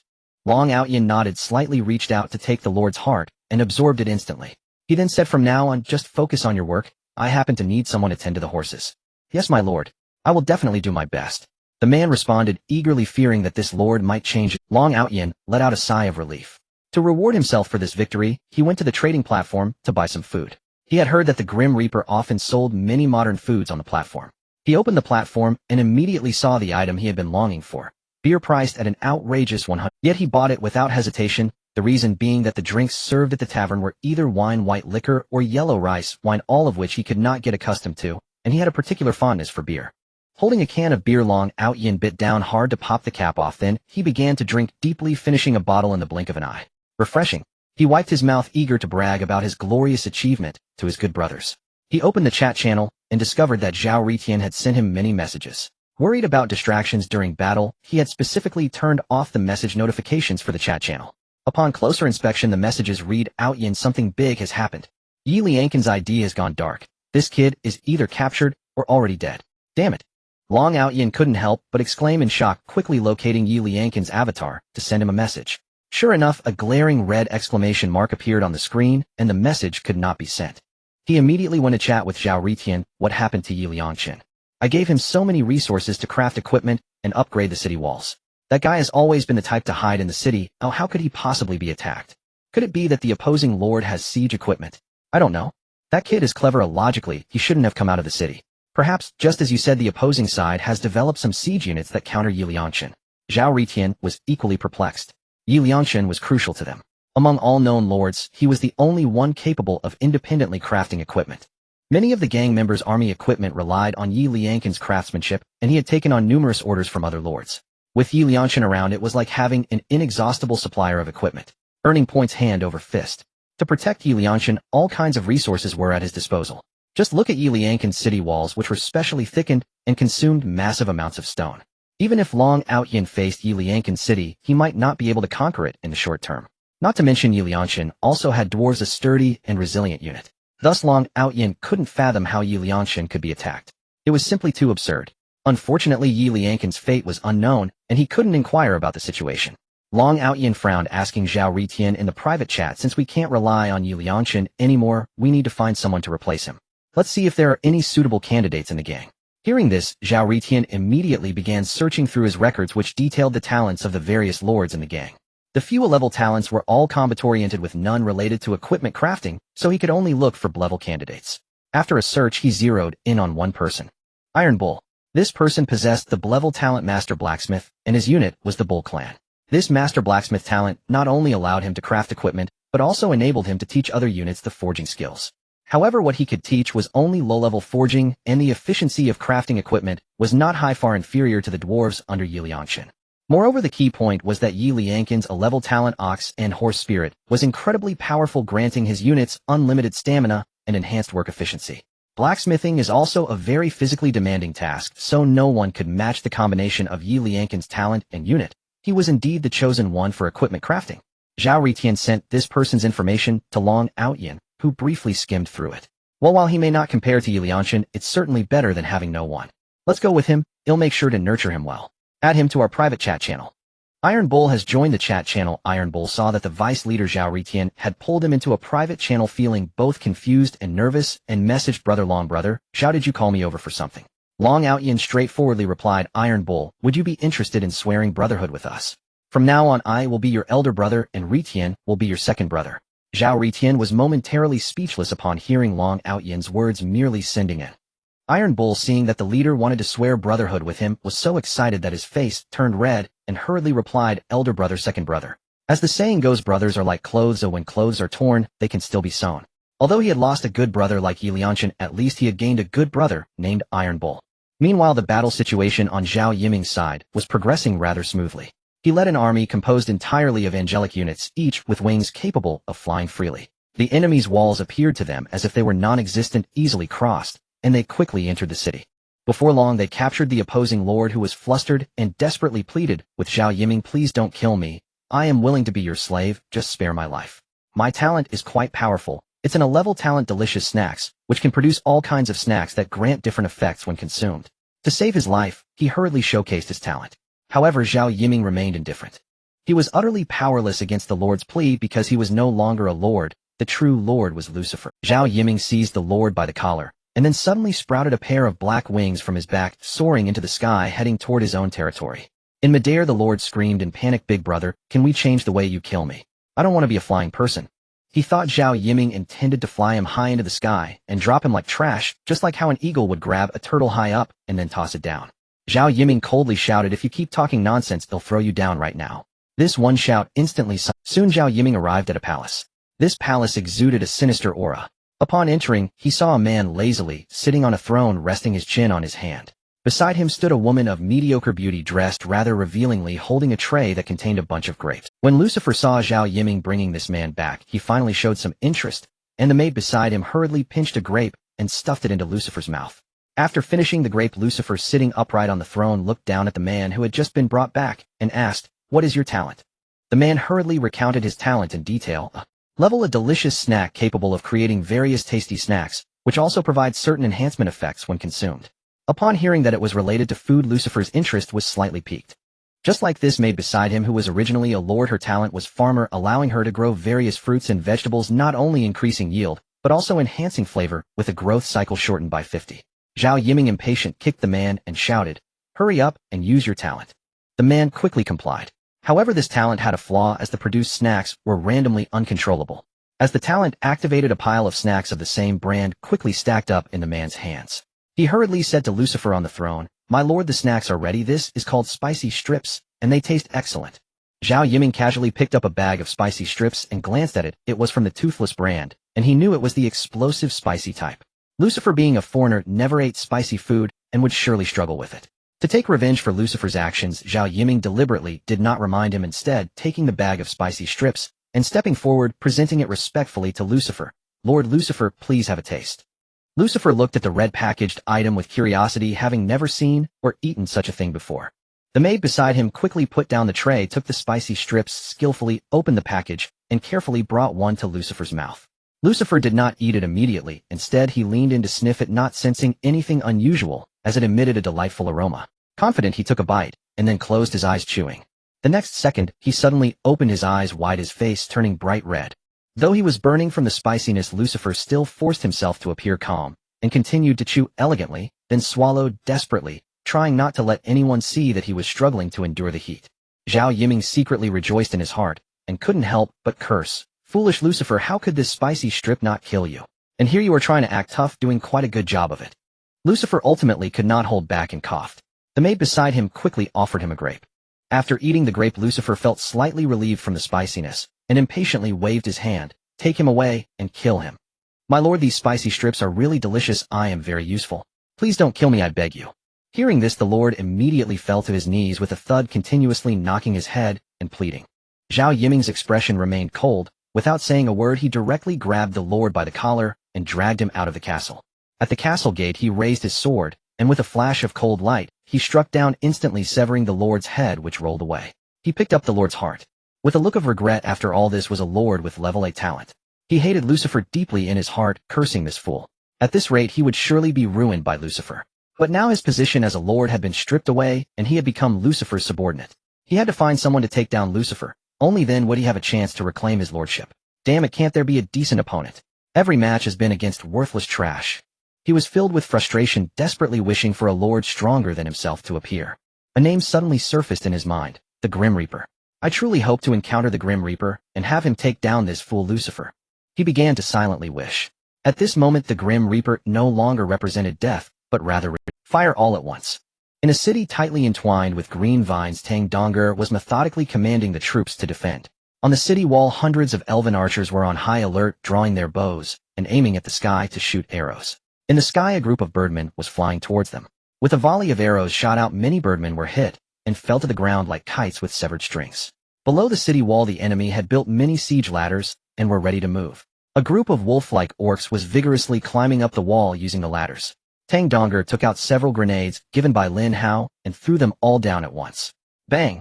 With a loud explosion, the immense force of the grenades instantly killed many attacking wolf-like orcs. Seeing this scene, the enemy's female lord suffered heavy losses and shouted, "Retreat! Open the city gates and rush out to kill them." However, Tang Dong'er decisively blew the horn of attack. With a creak, the city gates slowly opened, and she took the initiative to engage. A small squad of third-tier elven sentinels charged out like black lightning, wielding weapons shaped like crescent moons that emitted a faint purple glow, riding on black panthers, exuding a majestic aura. One of the elven sentinels threw the crescent weapon in her hand, which ricocheted among the enemy's wolf-like orcs, wounding many orcs in its path, causing screams to erupt. This fierce attack instantly claimed many enemy lives. The enemy's female lord was not spared either, as the spinning crescent weapon cut her ankle, causing her to stumble and fall to the ground. At that moment, a black panther leaped over her head and landed steadily, blocking her escape route. The black panther opened its massive jaws and let out a thunderous roar, its sharp fangs glinting coldly. The female lord's face turned pale with fear, her body trembling uncontrollably, not daring to move an inch. "I surrender, please don't kill me," the female lord begged in terror. Soon she was taken back to the city. Tang Dong'er fixed her gaze on this female lord and instantly recognized her. It turned out this woman was a student in the same grade as her, but from a different class, known as the pure girl in school, and was undoubtedly one of the campus beauties. Her appearance was comparable. They have had a long-standing animosity since school. "Oh, it's you," Tang Dong'er revealed, a playful expression. Recognizing Tang Dong'er, the female lord's eyes flashed with fear, and she hurriedly begged, "Sister Tang, please spare me. I can be your subordinate, help you lead troops in battle, and share some of the pressure with you." "Share the pressure, huh? Just in time. I need a female slave to relieve my stress. Let's see how you perform." Saying this, Tang Dong'er stepped forward, then swiftly moved her right leg to the side, striking a pose. She wore a water blue dress that reached mid-thigh. From the female lord's perspective, she could catch a glimpse of her underwear. She instantly understood what Tang Dong'er wanted her to do. It was clearly an intention to humiliate her. But she had no choice. Surrounded by elven archers with fierce gazes, if she disobeyed the order, she could easily be shot dead. Even if she was lucky enough to survive, her fate would be grim, tortured by Tang Dong'er. She could only comply and crawl under Tang Dong'er's skirt. Tang Dong'er looked content when someone sent her a private message. Upon opening it, it was from an ID called Xiao Chuanan, a man she had newly flirted with, meant to replace the useless Lin Hao, a new sycophant. "Xiao Chuanan, Dong'er, I've finished smoothly over here. How's it going on your end? Is there any danger? Do you need any?" She replied, "Yes, brother Xiao, it's very dangerous here. The enemy is attacking the city and climbing up